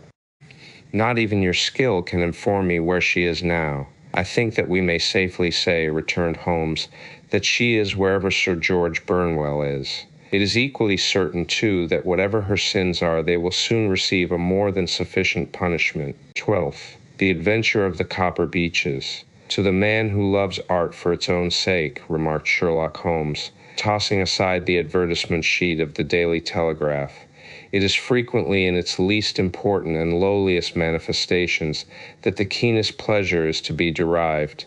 It is pleasant to me to observe, Watson, that you have so far grasped this truth that in these little records of our cases which you have been good enough to draw up, and, I am bound to say, occasionally to embellish, you have given prominence not so much to the many causes célèbres and sensational trials in which I have figured, but rather to those incidents which may have been trivial in themselves, but which have given room for those faculties of deduction and of logical synthesis which I have made my special province. And yet, said I, smiling, I cannot quite hold myself absolved from the charge of sensationalism which has been urged against my records. You have erred, perhaps, he observed, taking up a glowing cinder with the tongs and lighting with it the long cherry-wood pipe which was wont to replace his clay when he was in a disputatious rather than a meditative mood. You have erred, perhaps, in attempting to put color and life into each of your statements instead of confining yourself to the task of placing upon record that severe reasoning from cause to effect which is really the only notable feature about the thing. It seems to me that I have done you full justice in the matter, I remarked with some coldness, for I was repelled by the egotism which I had more than once observed to be a strong factor in my friend's singular character. No, it is not selfishness or conceit, said he, answering, as was his wont, my thoughts rather than my words. If I claim full justice for my art, it is because it is an impersonal thing, a thing beyond myself. Crime is common, logic is rare. Therefore it is upon the logic rather than upon the crime that you should dwell. You have degraded what should have been a course of lectures into a series of tales. It was a cold morning of the early spring, and we sat after breakfast on either side of a cheery fire in the old room at Baker Street. A thick fog rolled down between the lines of dun-colored houses, and the opposing windows loomed like dark, shapeless blurs through the heavy yellow wreaths. Our gas was lit and shone on the white cloth and glimmer of china and metal, for the table had not been cleared yet. Sherlock Holmes had been silent all the morning, dipping continuously into the advertisement columns of a succession of papers until at last, having apparently given up his search, he had emerged in no very sweet temper to lecture me upon my literary shortcomings. At the same time, he remarked after a pause, during which he had sat puffing at his long pipe and gazing down into the fire, you can hardly be open to a charge of sensationalism, for out of these cases which you have been so kind as to interest yourself in, a fair proportion do not treat of crime in its legal sense at all. The small matter in which I endeavored to help the King of Bohemia, the singular experience of Miss Mary Sutherland, the problem connected with the man with the twisted lip, and the incident of the noble bachelor were all matters which are outside the pale of the law. But in avoiding the sensational, I fear that you may have bordered on the trivial. The end may have been so, I answered, but the methods I hold to have been novel and of interest. Pshaw, my dear fellow, what do the public, the great unobservant public, who could hardly tell a weaver by his tooth or a compositor by his left thumb, care about the finer shades of analysis and deduction? But, indeed, if you are trivial, I cannot blame you, for the days of the great cases are past. Man, or at least criminal man, has lost all enterprise and originality. As to my own little practice, it seems to be degenerating into an agency for recovering lost lead pencils and giving advice to young ladies from boarding schools. I think that I have touched bottom at last, however. This note I had this morning marks my 0 point, I fancy. Read it. He tossed a crumpled letter across to me. It was dated from Montague Place upon the preceding evening, and ran thus: Dear Mr. Holmes, I am very anxious to consult you as to whether I should or should not accept a situation which has been offered to me as governess. I shall call at 10:30 tomorrow if I do not inconvenience you. Yours faithfully, Violet Hunter. Do you know the young lady? I asked. Not I. It is 10:30 now. Yes, and I have no doubt that is her ring. It may turn out to be of more interest than you think. You remember that the affair of the blue carbuncle, which appeared to be a mere whim at first, developed into a serious investigation. It may be so in this case also. Well, let us hope so. But our doubts will very soon be solved, for here, unless I am much mistaken, is the person in question. As he spoke, the door opened and a young lady entered the room. She was plainly but neatly dressed, with a bright, quick face, freckled like a plover's egg, and with the brisk manner of a woman who has had her own way to make in the world.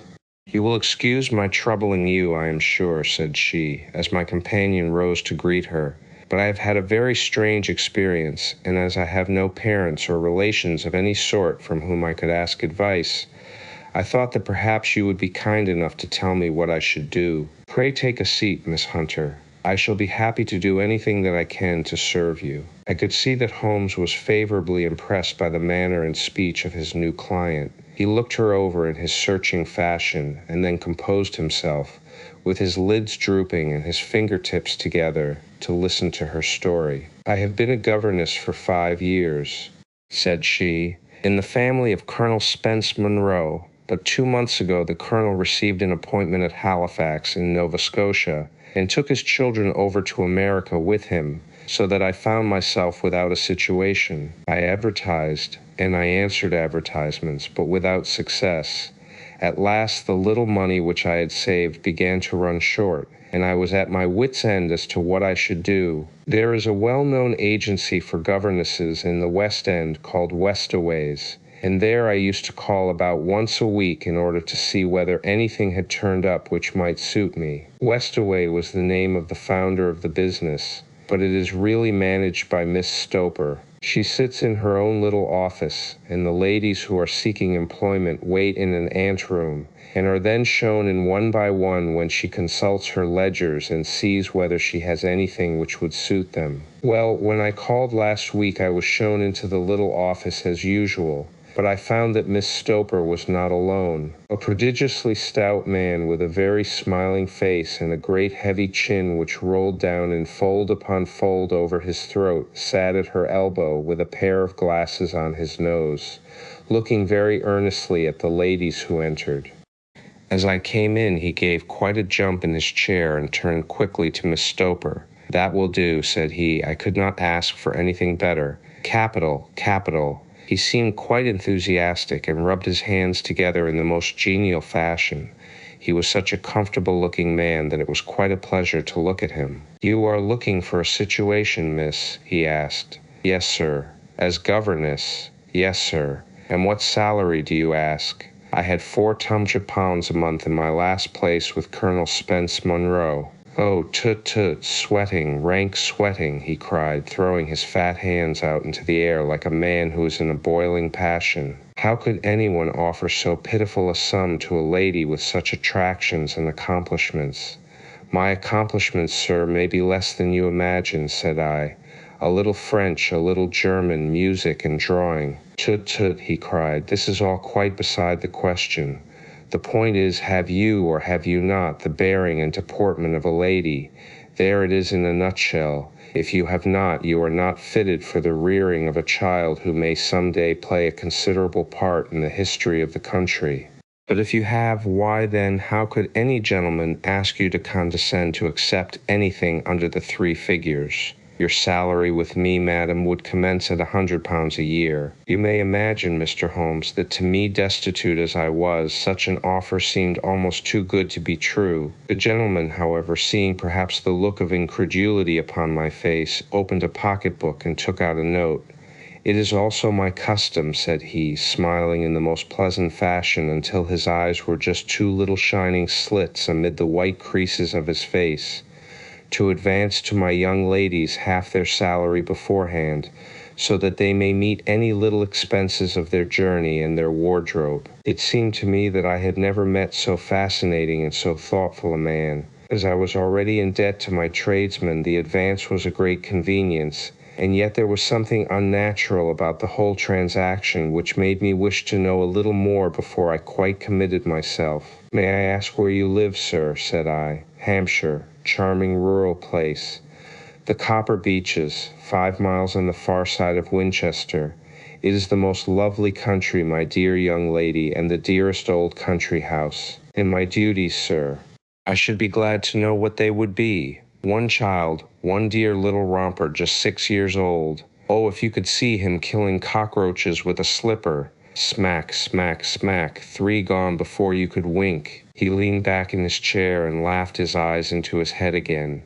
I was a little startled at the nature of the child's amusement, but the father's laughter made me think that perhaps he was joking. "My sole duties, then," I asked, "are to take charge of a single child?" "No, no, not the sole, not the sole, my dear young lady," he cried. "Your duty would be, as I am sure your good sense would suggest, to obey any little commands my wife might give, provided always that they were such commands as a lady might with propriety obey. You see no difficulty, hey? I should be happy to make myself useful." "Quite so. In dress now, for example. We are fatty people, you know, fatty but kind-hearted. If you were asked to wear any dress which we might give you, you would not object to our little whim, hey?" "No," said I, considerably astonished at his words. "Or to sit here, or sit there, that would not be offensive to you. Oh no, or to cut your hair quite short before you come to us." I could hardly believe my ears. "As you may observe, Mr. Holmes, my hair is somewhat luxuriant and of a rather peculiar tint of chestnut. It has been considered artistic. I could not dream of sacrificing it in this offhand fashion." "I am afraid that is quite impossible," said I. He had been watching me eagerly out of his small eyes, and I could see a shadow pass over his face as I spoke. "I am afraid that it is quite essential," said he. "It is a little fancy of my wife's, and ladies' fancies, you know, madam. Ladies' fancies must be consulted. And so you won't cut your hair?" "No, sir, I really could not," I answered firmly. "Ah, very well, then that quite settles the matter. It is a pity, because in other respects you would really have done very nicely. In that case, Miss Stoper, I had best inspect a few more of your young ladies." The manageress had sat all this while busy with her papers without a word to either of us, but she glanced at me now with so much annoyance upon her face that I could not help suspecting that she had lost a handsome commission through my refusal. "Do you desire your name to be kept upon the books?" she asked. "If you please, Miss Stoper." "Well, really, it seems rather useless, since you refuse the most excellent offers in this fashion," said she sharply. "You can hardly expect us to exert ourselves to find another such opening for you. Good day to you, Miss Hunter." She struck a gong upon the table, and I was shown out by the page. Well, Mr. Holmes, when I got back to my lodgings and found little enough in the cupboard and 2 or 3 bills upon the table, I began to ask myself whether I had not done a very foolish thing. After all, if these people had strange fads and expected obedience on the most extraordinary matters, they were at least ready to pay for their eccentricity. Very few governesses in England are getting £100 a year. Besides, what use was my hair to me? Many people are improved by wearing it short, and perhaps I should be among the number. Next day I was inclined to think that I had made a mistake, and by the day after I was sure of it. I had almost overcome my pride so far as to go back to the agency and inquire whether the place was still open when I received this letter from the gentleman himself. I have it here, and I will read it to you. "The Copper Beeches, near Winchester.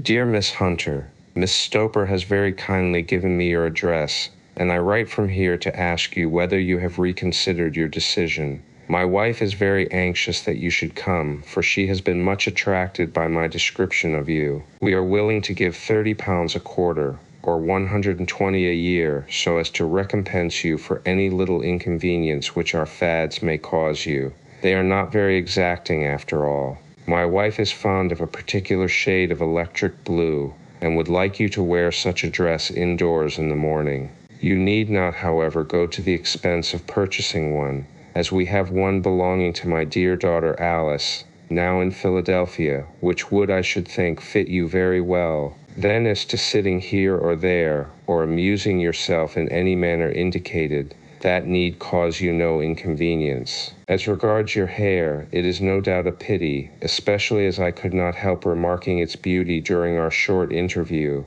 but I am afraid that I must remain firm upon this point, and I only hope that the increased salary may recompense you for the loss. Your duties as far as the child is concerned are very light. Now do try to come, and I shall meet you with the dog cart at Winchester. Let me know your train. Yours faithfully, Jeffro Rucastle. That is the letter which I have just received, Mr. Holmes, and my mind is made up that I will accept it. I thought, however, that before taking the final step, I should like to submit the whole matter to your consideration. Well, Miss Hunter, if your mind is made up, that settles the question, said Holmes, smiling. But you would not advise me to refuse? I confess that it is not the situation which I should like to see a sister of mine apply for. What is the meaning of it all, Mr. Holmes? I have no data. I cannot tell. Perhaps you have yourself formed some opinion. Well, there seems to me to be only one possible solution. Mr. Rucastle seemed to be a very kind, good-natured man. Is it not possible that his wife is a lunatic, that he desires to keep the matter quiet for fear she should be taken to an asylum, and that he humors her fancies in every way in order to prevent an outbreak? That is a possible solution. In fact, as matters stand, it is the most probable one. But in any case, it does not seem to be a nice household for a young lady. But the money, Mr. Holmes, the money. Well, yes, of course the pay is good, too good. That is what makes me uneasy. Why should they give you 120 a year when they could have their pick for 40s? There must be some strong reason behind. I thought that if I told you the circumstances, you would understand afterwards if I wanted your help. I should feel so much stronger if I felt that you were at the back of me. Oh, you may carry that feeling away with you. I assure you that your little problem promises to be the most interesting which has come my way for some months. There is something distinctly novel about some of the features. If you should find yourself in doubt or in danger. Danger? What danger do you foresee? Holmes shook his head gravely. It would cease to be a danger if we could define it, said he. But at any time, day or night, a telegram would bring me down to your help. That is enough. She rose briskly from her chair with the anxiety all swept from her face. I shall go down to Hampshire quite easy in my mind now. I shall write to Mr. Rucastle at once, sacrifice my poor hair tonight, and start for Winchester tomorrow. With a few grateful words to Holmes, she bade us both good night and bustled off upon her way. At least, said I, as we heard her quick, firm steps descending the stairs, she seems to be a young lady who is very well able to take care of herself, and she would need to be, said Holmes gravely. I am much mistaken if we do not hear from her before many days are past. It was not very long before my friend's prediction was fulfilled. A fortnight went by, during which I frequently found my thoughts turning in her direction, and wondering what strange side alley of human experience this lonely woman had strayed into. The unusual salary, the curious conditions, the light duties, all pointed to something abnormal, though whether a fad or a plot, or whether the man were a philanthropist or a villain, it was quite beyond my powers to determine. As to Holmes, I observed that he sat frequently for half an hour on end, with knitted brows and an abstracted air, but he swept the matter away with a wave of his hand when I mentioned it. Data, data, data, he cried impatiently. I can't make bricks without clay. And yet he would always wind up by muttering that no sister of his should ever have accepted such a situation. The telegram which we eventually received came late one night, just as I was thinking of turning in, and Holmes was settling down to one of those all-night chemical researches which he frequently indulged in, when I would leave him stooping over a retort and a test tube at night, and find him in the same position when I came down to breakfast in the morning. He opened the yellow envelope, and then, glancing at the message, threw it across to me. Just look up the trains in Bradshaw, said he, and turned back to his chemical studies. The summons was a brief and urgent one. Please be at the Black Swan Hotel at Winchester at midday tomorrow, it said. Do come. I am at my wit's end. Hunter, Will you come with me? Asked Holmes, glancing up. I should wish to. Just look it up then. There is a train at 9:30, said I, glancing over my Bradshaw. It is due at Winchester at 11:30. That will do very nicely. Then perhaps I had better postpone my analysis of the acetones, as we may need to be at our best in the morning. By 11 o'clock the next day we were well upon our way to the old English capital. Holmes had been buried in the morning papers all the way down, but after we had passed the Hampshire border he threw them down and began to admire the scenery. It was an ideal spring day, a light blue sky flecked with little fleecy white clouds drifting across from west to east. The sun was shining very brightly, and yet there was an exhilarating nip in the air, which set an edge to a man's energy. All over the countryside, away to the rolling hills around Aldershot, the little red and gray roofs of the farm stadings peeped out from amid the light green of the new foliage. Are they not fresh and beautiful? I cried with all the enthusiasm of a man fresh from the fogs of Baker Street. But Holmes shook his head gravely. Do you know, Watson, said he, that it is one of the curses of a mind with a turn like mine that I must look at everything with reference to my own special subject. You look at these scattered houses, and you are impressed by their beauty. I look at them, and the only thought which comes to me is a feeling of their isolation and of the impunity with which crime may be committed there. Good heavens, I cried, who would associate crime with these dear old homesteads? They always fill me with a certain horror. It is my belief, Watson, founded upon my experience, that the lowest and vilest alleys in London do not present a more dreadful record of sin than does the smiling and beautiful countryside. You horrify me, but the reason is very obvious. The pressure of public opinion can do in the town what the law cannot accomplish. There is no lane so vile that the scream of a tortured child or the thud of a drunkard's blow does not beget sympathy and indignation among the neighbors, and then the whole machinery of justice is ever so close that a word of complaint can set it going, and there is but a step between the crime and the dock. But look at these lonely houses, each in its own fields, filled for the most part with poor ignorant folk who know little of the law. Think of the deeds of hellish cruelty, the hidden wickedness which may go on year in, year out in such places, and none the wiser. Had this lady who appeals to us for help gone to live in Winchester, I should never have had a fear for her. It is the 5 miles of country which makes the danger.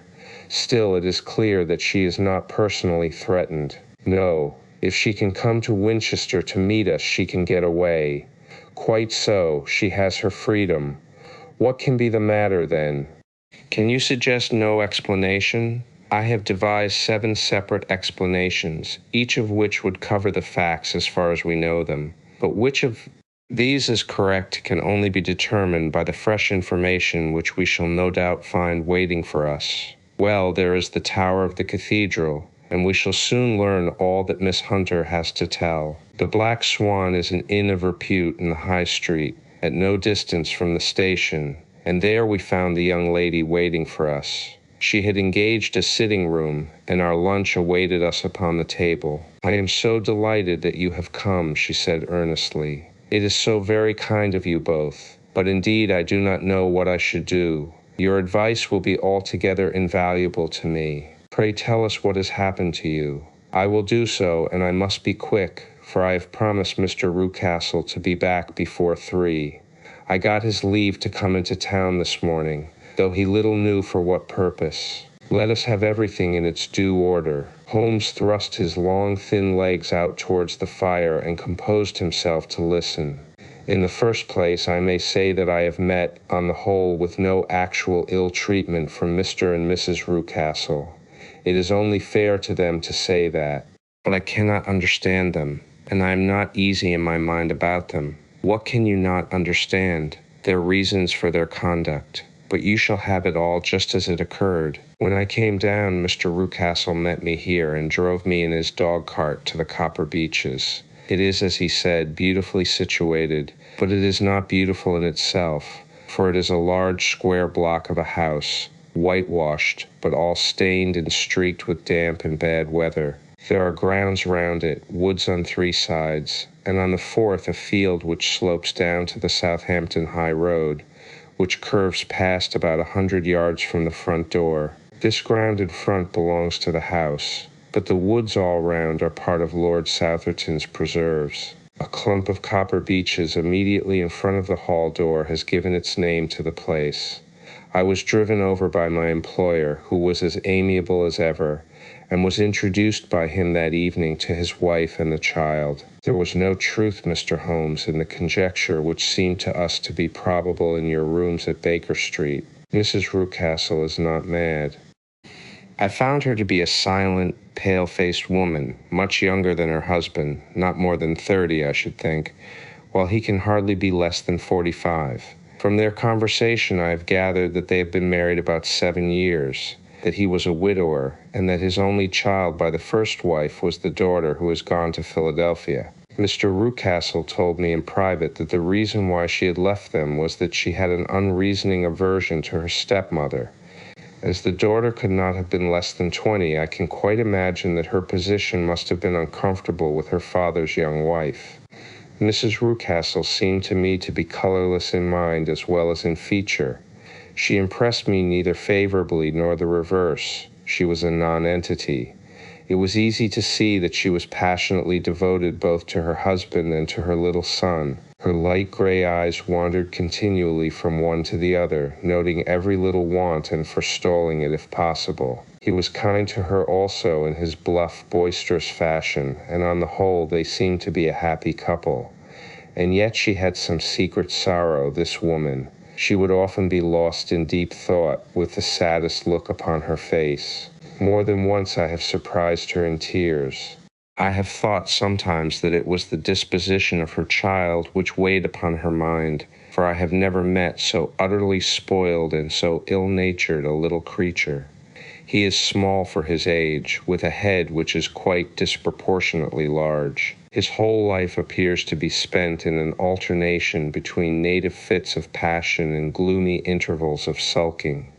Giving pain to any creature weaker than himself seems to be his one idea of amusement, and he shows quite remarkable talent in planning the capture of mice, little birds, and insects. But I would rather not talk about the creature, Mr. Holmes, and indeed he has little to do with my story. I am glad of all details, remarked my friend, whether they seem to you to be relevant or not. I shall try not to miss anything of importance. The one unpleasant thing about the house, which struck me at once, was the appearance and conduct of the servants. There are only 2, a man and his wife. Taller, for that is his name, is a rough, uncouth man, with grizzled hair and whiskers, and a perpetual smell of drink. Twice since I have been with them he has been quite drunk, and yet Mr. Rucastle seemed to take no notice of it. His wife is a very tall and strong woman with a sour face, as silent as Mrs. Rucastle, and much less amiable. They are a most unpleasant couple, but fortunately I spend most of my time in the nursery and my own room, which are next to each other in one corner of the building. For 2 days after my arrival at the Copper Beeches, my life was very quiet. On the 3rd, Mrs. Rucastle came down just after breakfast and whispered something to her husband. "Oh, yes," said he, turning to me. "We are very much obliged to you, Miss Hunter, for falling in with our whims so far as to cut your hair. I assure you that it has not detracted in the tiniest iota from your appearance. We shall now see how the electric blue dress will become you. You will find it laid out upon the bed in your room, and if you would be so good as to put it on, we should both be extremely obliged." The dress which I found waiting for me was of a peculiar shade of blue. It was of excellent material, a sort of beige, but it bore unmistakable signs of having been worn before. It could not have been a better fit if I had been measured for it. Both Mr. and Mrs. Rucastle expressed a delight at the look of it, which seemed quite exaggerated in its vehemence. They were waiting for me in the drawing-room, which is a very large room stretching along the entire front of the house, with 3 long windows reaching down to the floor. A chair had been placed close to the central window, with its back turned towards it. In this I was asked to sit, And then Mr. Rucastle, walking up and down on the other side of the room, began to tell me a series of the funniest stories that I have ever listened to. You cannot imagine how comical he was, and I laughed until I was quite weary. Mrs. Rucastle, however, who has evidently no sense of humor, never so much as smiled, but sat with her hands in her lap, and a sad, anxious look upon her face. After an hour or so, Mr. Rucastle suddenly remarked that it was time to commence the duties of the day, and that I might change my dress and go to little Edward in the nursery. 2 days later, the same performance was gone through under exactly similar circumstances. Again I changed my dress. Again I sat in the window, and again I laughed very heartily at the funny stories of which my employer had an immense repertoire and which he told inimitably. Then he handed me a yellow-backed novel, and moving my chair a little sideways, that my own shadow might not fall upon the page, he begged me to read aloud to him. I read for about 10 minutes, beginning in the heart of a chapter, and then suddenly in the middle of a sentence, he ordered me to cease and to change my dress. You can easily imagine, Mr. Holmes, how curious I became as to what the meaning of this extraordinary performance could possibly be. They were always very careful, I observed, to turn my face away from the window, so that I became consumed with the desire to see what was going on behind my back. At first it seemed to be impossible, but I soon devised a means. My hand mirror had been broken, so a happy thought seized me, and I concealed a piece of the glass in my handkerchief. On the next occasion, in the midst of my laughter, I put my handkerchief up to my eyes, and was able with a little management to see all that there was behind me. I confess that I was disappointed. There was nothing. At least that was my first impression. At the second glance, however, I perceived that there was a man standing in the Southampton Road, a small bearded man in a gray suit, who seemed to be looking in my direction. The road is an important highway, and there are usually people there. This man, however, was leaning against the railings which bordered our field and was looking earnestly up. I lowered my handkerchief and glanced at Mrs. Rucastle to find her eyes fixed upon me with a most searching gaze. She said nothing, but I am convinced that she had divined that I had a mirror in my hand and had seen what was behind me. She rose at once. "Jeffro," said she, "there is an impertinent fellow upon the road there who stares up at Miss Hunter." "No friend of yours, Miss Hunter?" he asked. "No, I know no one in these parts." "Dear me, how very impertinent. Kindly turn round and motion to him to go away. Surely it would be better to take no notice." "No, no, we should have him loitering here always. Kindly turn round and wave him away like that." I did as I was told, and at the same instant Mrs. Rucastle drew down the blind. That was a week ago, and from that time I have not sat again in the window, nor have I worn the blue dress, nor seen the man in the road. "Pray continue," said Holmes. "Your narrative promises to be a most interesting one. You will find it rather disconnected, I fear, and there may prove to be little relation between the different incidents of which I speak. On the very first day that I was at the Copper Beeches, Mr. Rucastle took me to a small outhouse which stands near the kitchen door. As we approached it, I heard the sharp rattling of a chain, and the sound as of a large animal moving about. "Look in here," said Mr. Rucastle, showing me a slit between two planks. "Is he not a beauty?" I looked through and was conscious of two glowing eyes, and of a vague figure huddled up in the darkness. "Don't be frightened," said my employer, laughing at the start which I had given. "It's only Carlo, my mastiff. I call him mine, but really old Toller, my groom, is the only man who can do anything with him. We feed him once a day, and not too much then, so that he is always as keen as mustard. Toller lets him loose every night, and God help the trespasser whom he lays his fangs upon. For goodness sake, don't you ever on any pretext set your foot over the threshold at night, for it's as much as your life is worth." The warning was no idle one, for 2 nights later I happened to look out of my bedroom window about 2 o'clock in the morning. It was a beautiful moonlight night, and the lawn in front of the house was silvered over and almost as bright as day.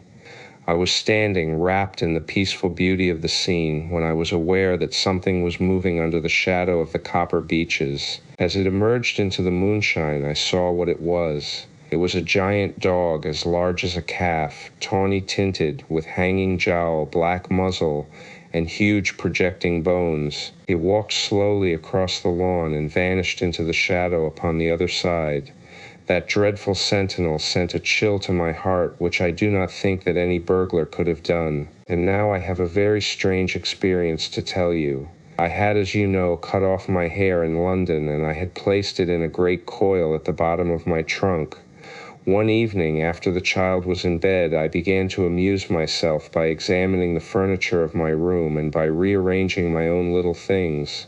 There was an old chest of drawers in the room, the two upper ones empty and open, the lower one locked. I had filled the first two with my linen, and as I had still much to pack away, I was naturally annoyed at not having the use of the third drawer. It struck me that it might have been fastened by a mere oversight, so I took out my bunch of keys and tried to open it. The very first key fitted to perfection, and I drew the drawer open. There was only one thing in it, but I am sure that you would never guess what it was. It was my coil of hair. I took it up and examined it. It was of the same peculiar tint and the same thickness. But then the impossibility of the thing obtruded itself upon me. How could my hair have been locked in the drawer? With trembling hands I undid my trunk, turned out the contents, and drew from the bottom my own hair. I laid the two tresses together, and I assure you that they were identical. Was it not extraordinary? Puzzle as I would, I could make nothing at all of what it meant. I returned the strange hair to the drawer, and I said nothing of the matter to the Rucastles, as I felt that I had put myself in the wrong by opening a drawer which they had locked. I am naturally observant, as you may have remarked, Mr. Holmes, and I soon had a pretty good plan of the whole house in my head. There was one wing, however, which appeared not to be inhabited at all. A door which faced that which led into the quarters of the Tollers opened into this suite, but it was invariably locked. One day, however, as I ascended the stair, I met Mr. Rucastle coming out through this door, his keys in his hand, and a look on his face which made him a very different person to the round, jovial man to whom I was accustomed. His cheeks were red, his brow was all crinkled with anger, and the veins stood out at his temples with passion. He locked the door and hurried past me without a word or a look. This aroused my curiosity, so when I went out for a walk in the grounds with my charge, I strolled round to the side from which I could see the windows of this part of the house. There were 4 of them in a row, 3 of which were simply dirty, while the 4th was shuttered up. They were evidently all deserted. As I strolled up and down, glancing at them occasionally, Mr. Rucastle came out to me, looking as merry and jovial as ever. "Ah," said he, "you must not think me rude if I passed you without a word, my dear young lady. I was preoccupied with business matters." I assured him that I was not offended. "By the way," said I, "you seem to have quite a suite of spare rooms up there, and one of them has the shutters up." He looked surprised, and as it seemed to me, a little startled at my remark. "Photography is one of my hobbies," said he. "I have made my dark room up there, but dear me, what an observant young lady we have come upon. Who would have believed it? Who would have ever believed it?" He spoke in a jesting tone, but there was no jest in his eyes as he looked at me. I read suspicion there and annoyance, but no jest. Well, Mr. Holmes, from the moment that I understood that there was something about that suite of rooms which I was not to know, I was all on fire to go over them. It was not mere curiosity, though I have my share of that. It was more a feeling of duty, a feeling that some good might come from my penetrating to this place. They talk of woman's instinct. Perhaps it was woman's instinct which gave me that feeling. At any rate, it was there, and I was keenly on the lookout for any chance to pass the forbidden door. It was only yesterday that the chance came. I may tell you that, besides Mr. Rucastle, both Toller and his wife find something to do in these deserted rooms, and I once saw him carrying a large black linen bag with him through the door. Recently he has been drinking hard, and yesterday evening he was very drunk, and when I came upstairs there was the key in the door. I have no doubt at all that he had left it there. Mr. and Mrs. Rucastle were both downstairs, and the child was with them, so that I had an admirable opportunity. I turned the key gently in the lock, opened the door, and slipped through. There was a little passage in front of me, unpapered and uncarpeted, which turned at a right angle at the farther end. Round this corner were 3 doors in a line, the first and third of which were open. They each led into an empty room, dusty and cheerless, with 2 windows in the one and one in the other, so thick with dirt that the evening light glimmered dimly through them. The center door was closed, and across the outside of it had been fastened one of the broad bars of an iron bed,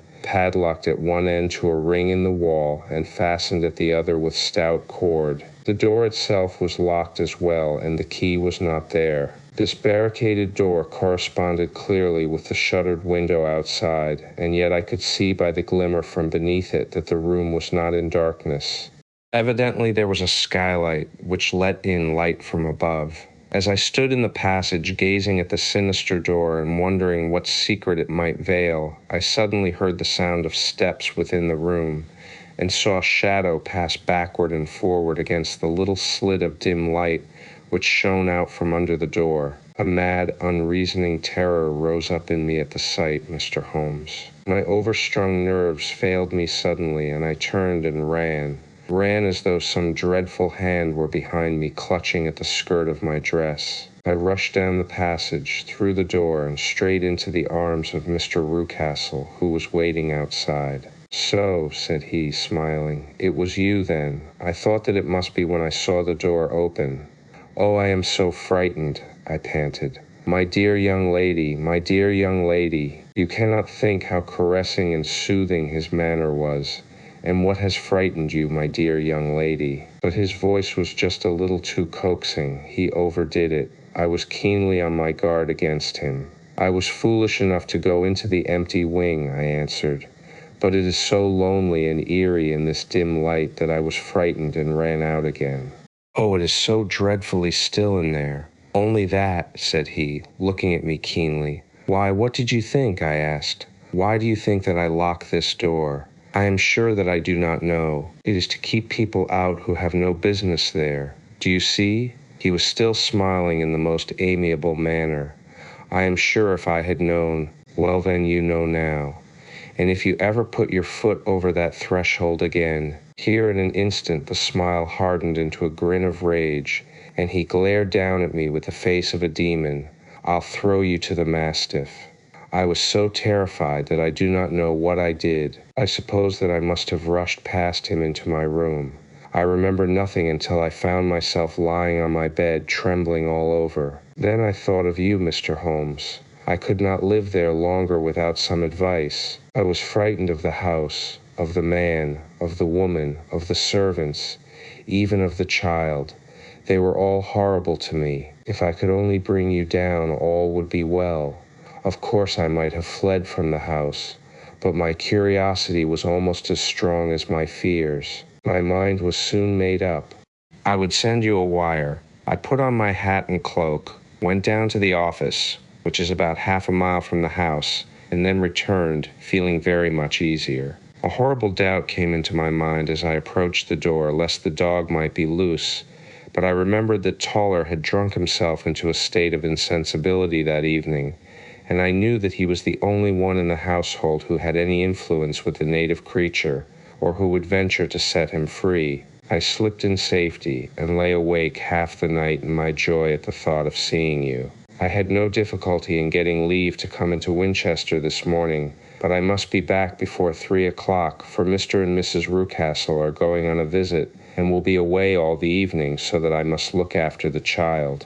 Now I have told you all my adventures, Mr. Holmes, and I should be very glad if you could tell me what it all means, and above all, what I should do. Holmes and I had listened spellbound to this extraordinary story.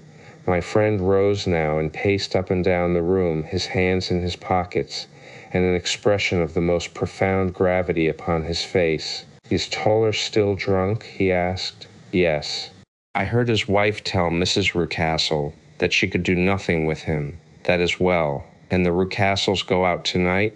"Yes." "Is there a cellar with a good strong lock?" "Yes, the wine cellar." You seem to me to have acted all through this matter like a very brave and sensible girl, Miss Hunter. Do you think that you could perform one more feat? I should not ask it of you if I did not think you a quite exceptional woman. I will try. What is it? We shall be at the Copper Beeches by 7 o'clock, my friend and I. The Rucastles will be gone by that time, and Toller will, we hope, be incapable. There only remains Mrs. Toller, who might give the alarm. If you could send her into the cellar on some errand, and then turn the key upon her, you would facilitate matters immensely. I will do it. Excellent. We shall then look thoroughly into the affair. Of course, there is only one feasible explanation. You have been brought there to personate someone, and the real person is imprisoned in this chamber. That is obvious. As to who this prisoner is, I have no doubt that it is the daughter, Miss Alice Rucastle, if I remember right, who was said to have gone to America. You were chosen, doubtless, as resembling her in height, figure, and the color of your hair. Hers had been cut off, very possibly in some illness through which she has passed, and so, of course, yours had to be sacrificed also. By a curious chance you came upon her tresses. The man in the road was undoubtedly some friend of hers, possibly her fiancé, and no doubt, as you wore the girl's dress and were so like her, he was convinced from your laughter whenever he saw you, and afterwards from your gesture, that Miss Rucastle was perfectly happy and that she no longer desired his attentions. The dog is let loose at night to prevent him from endeavoring to communicate with her. So much is fairly clear. The most serious point in the case is the disposition of the child. What on earth has that to do with it? I ejaculated. My dear Watson, you as a medical man are continually gaining light as to the tendencies of a child by the study of the parents. Don't you see that the converse is equally valid? I have frequently gained my first real insight into the character of parents by studying their children. This child's disposition is abnormally cruel, merely for cruelty's sake, and whether he derives this from his smiling father, as I should suspect, or from his mother, it bodes evil for the poor girl who is in their power. I am sure that you are right, Mr. Holmes, cried our client. 1,000 things come back to me which make me certain that you have hit it. Oh, let us lose not an instant in bringing help to this poor creature. We must be circumspect, for we are dealing with a very cunning man. We can do nothing until 7 o'clock. At that hour we shall be with you, and it will not be long before we solve the mystery. We were as good as our word, for it was just 7 when we reached the Copper Beeches, having put up our trap at a wayside public house. The group of trees, with their dark leaves shining like burnished metal in the light of the setting sun, were sufficient to mark the house even had Miss Hunter not been standing smiling on the doorstep. "Have you managed it?" asked Holmes. A loud thudding noise came from somewhere downstairs. "That is Mrs. Toller in the cellar," said she. "Her husband lies snoring on the kitchen rug. Here are his keys, which are the duplicates of Mr. Rucastle's." "You have done well indeed," cried Holmes with enthusiasm.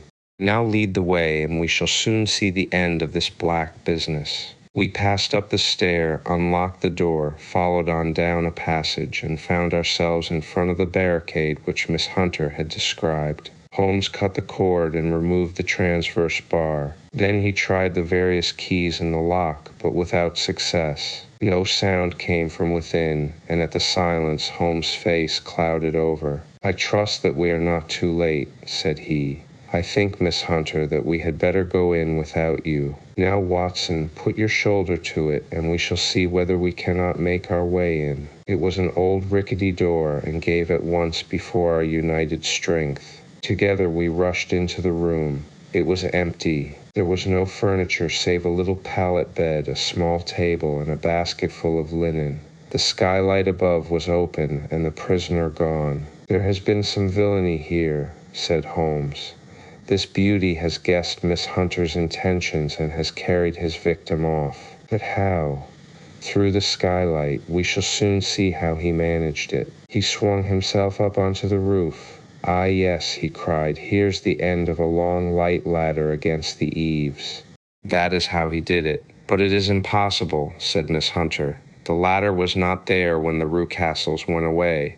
He has come back and done it. I tell you that he is a clever and dangerous man. I should not be very much surprised if this were he whose step I hear now upon the stair. I think, Watson, that it would be as well for you to have your pistol ready." The words were hardly out of his mouth before a man appeared at the door of the room, a very fat and burly man, with a heavy stick in his hand. Miss Hunter screamed and shrunk against the wall at the sight of him, but Sherlock Holmes sprang forward and confronted him. "You villain," said he, "where's your daughter?" The fat man cast his eyes round, and then up at the open skylight. "It is for me to ask you that," he shrieked. "You thieves, spies and thieves. I have caught you, have I? You are in my power. I'll serve you." He turned and clattered down the stairs as hard as he could go. "He's gone for the dog," cried Miss Hunter. "I have my revolver," said I. "Better close the front door," cried Holmes, and we all rushed down the stairs together. We had hardly reached the hall when we heard the baying of a hound, and then a scream of agony, with a horrible worrying sound which it was dreadful to listen to. An elderly man with a red face and shaking limbs came staggering out at a side door. "My God," he cried, "someone has loosed the dog. It's not been fed for 2 days. Quick, quick, or it'll be too late." Holmes and I rushed out and round the angle of the house, with Toller hurrying behind us. There was the huge, famished brute, its black muzzle buried in Rucastle's throat, while he writhed and screamed upon the ground. Running up, I blew its brains out, and it fell over with its keen white teeth still meeting in the great creases of his neck. With much labor we separated them and carried him, living but horribly mangled, into the house. We laid him upon the drawing-room sofa, and having dispatched the sobered Toller to bear the news to his wife, I did what I could to relieve his pain. We were all assembled round him when the door opened, and a tall, gaunt woman entered the room. "Mrs. Toller," cried Miss Hunter. "Yes, miss. Mr. Rucastle let me out when he came back before he went up to you." "Ah, miss, it is a pity you didn't let me know what you were planning, for I would have told you that your pains were wasted." "Ha!" said Holmes, looking keenly at her. "It is clear that Mrs. Toller knows more about this matter than anyone else." "Yes, sir, I do, and I am ready enough to tell what I know." "Then pray sit down and let us hear it, for there are several points on which I must confess that I am still in the dark." "I will soon make it clear to you," said she, "and I'd have done so before now if I could ha' got out from the cellar. If there's police court business over this, you'll remember that I was the one that stood your friend, and that I was Miss Alice's friend too. She was never happy at home, Miss Alice wasn't, from the time that her father married again. She was slighted like and had no say in anything, but it never really became bad for her until after she met Mr. Fowler at a friend's house. As well as I could learn, Miss Alice had rights of her own by will, but she was so quiet and patient that she never said a word about them, but just left everything in Mr. Rucastle's hands. He knew he was safe with her, but when there was a chance of a husband coming forward who would ask for all that the law would give him, then her father thought it time to put a stop on it.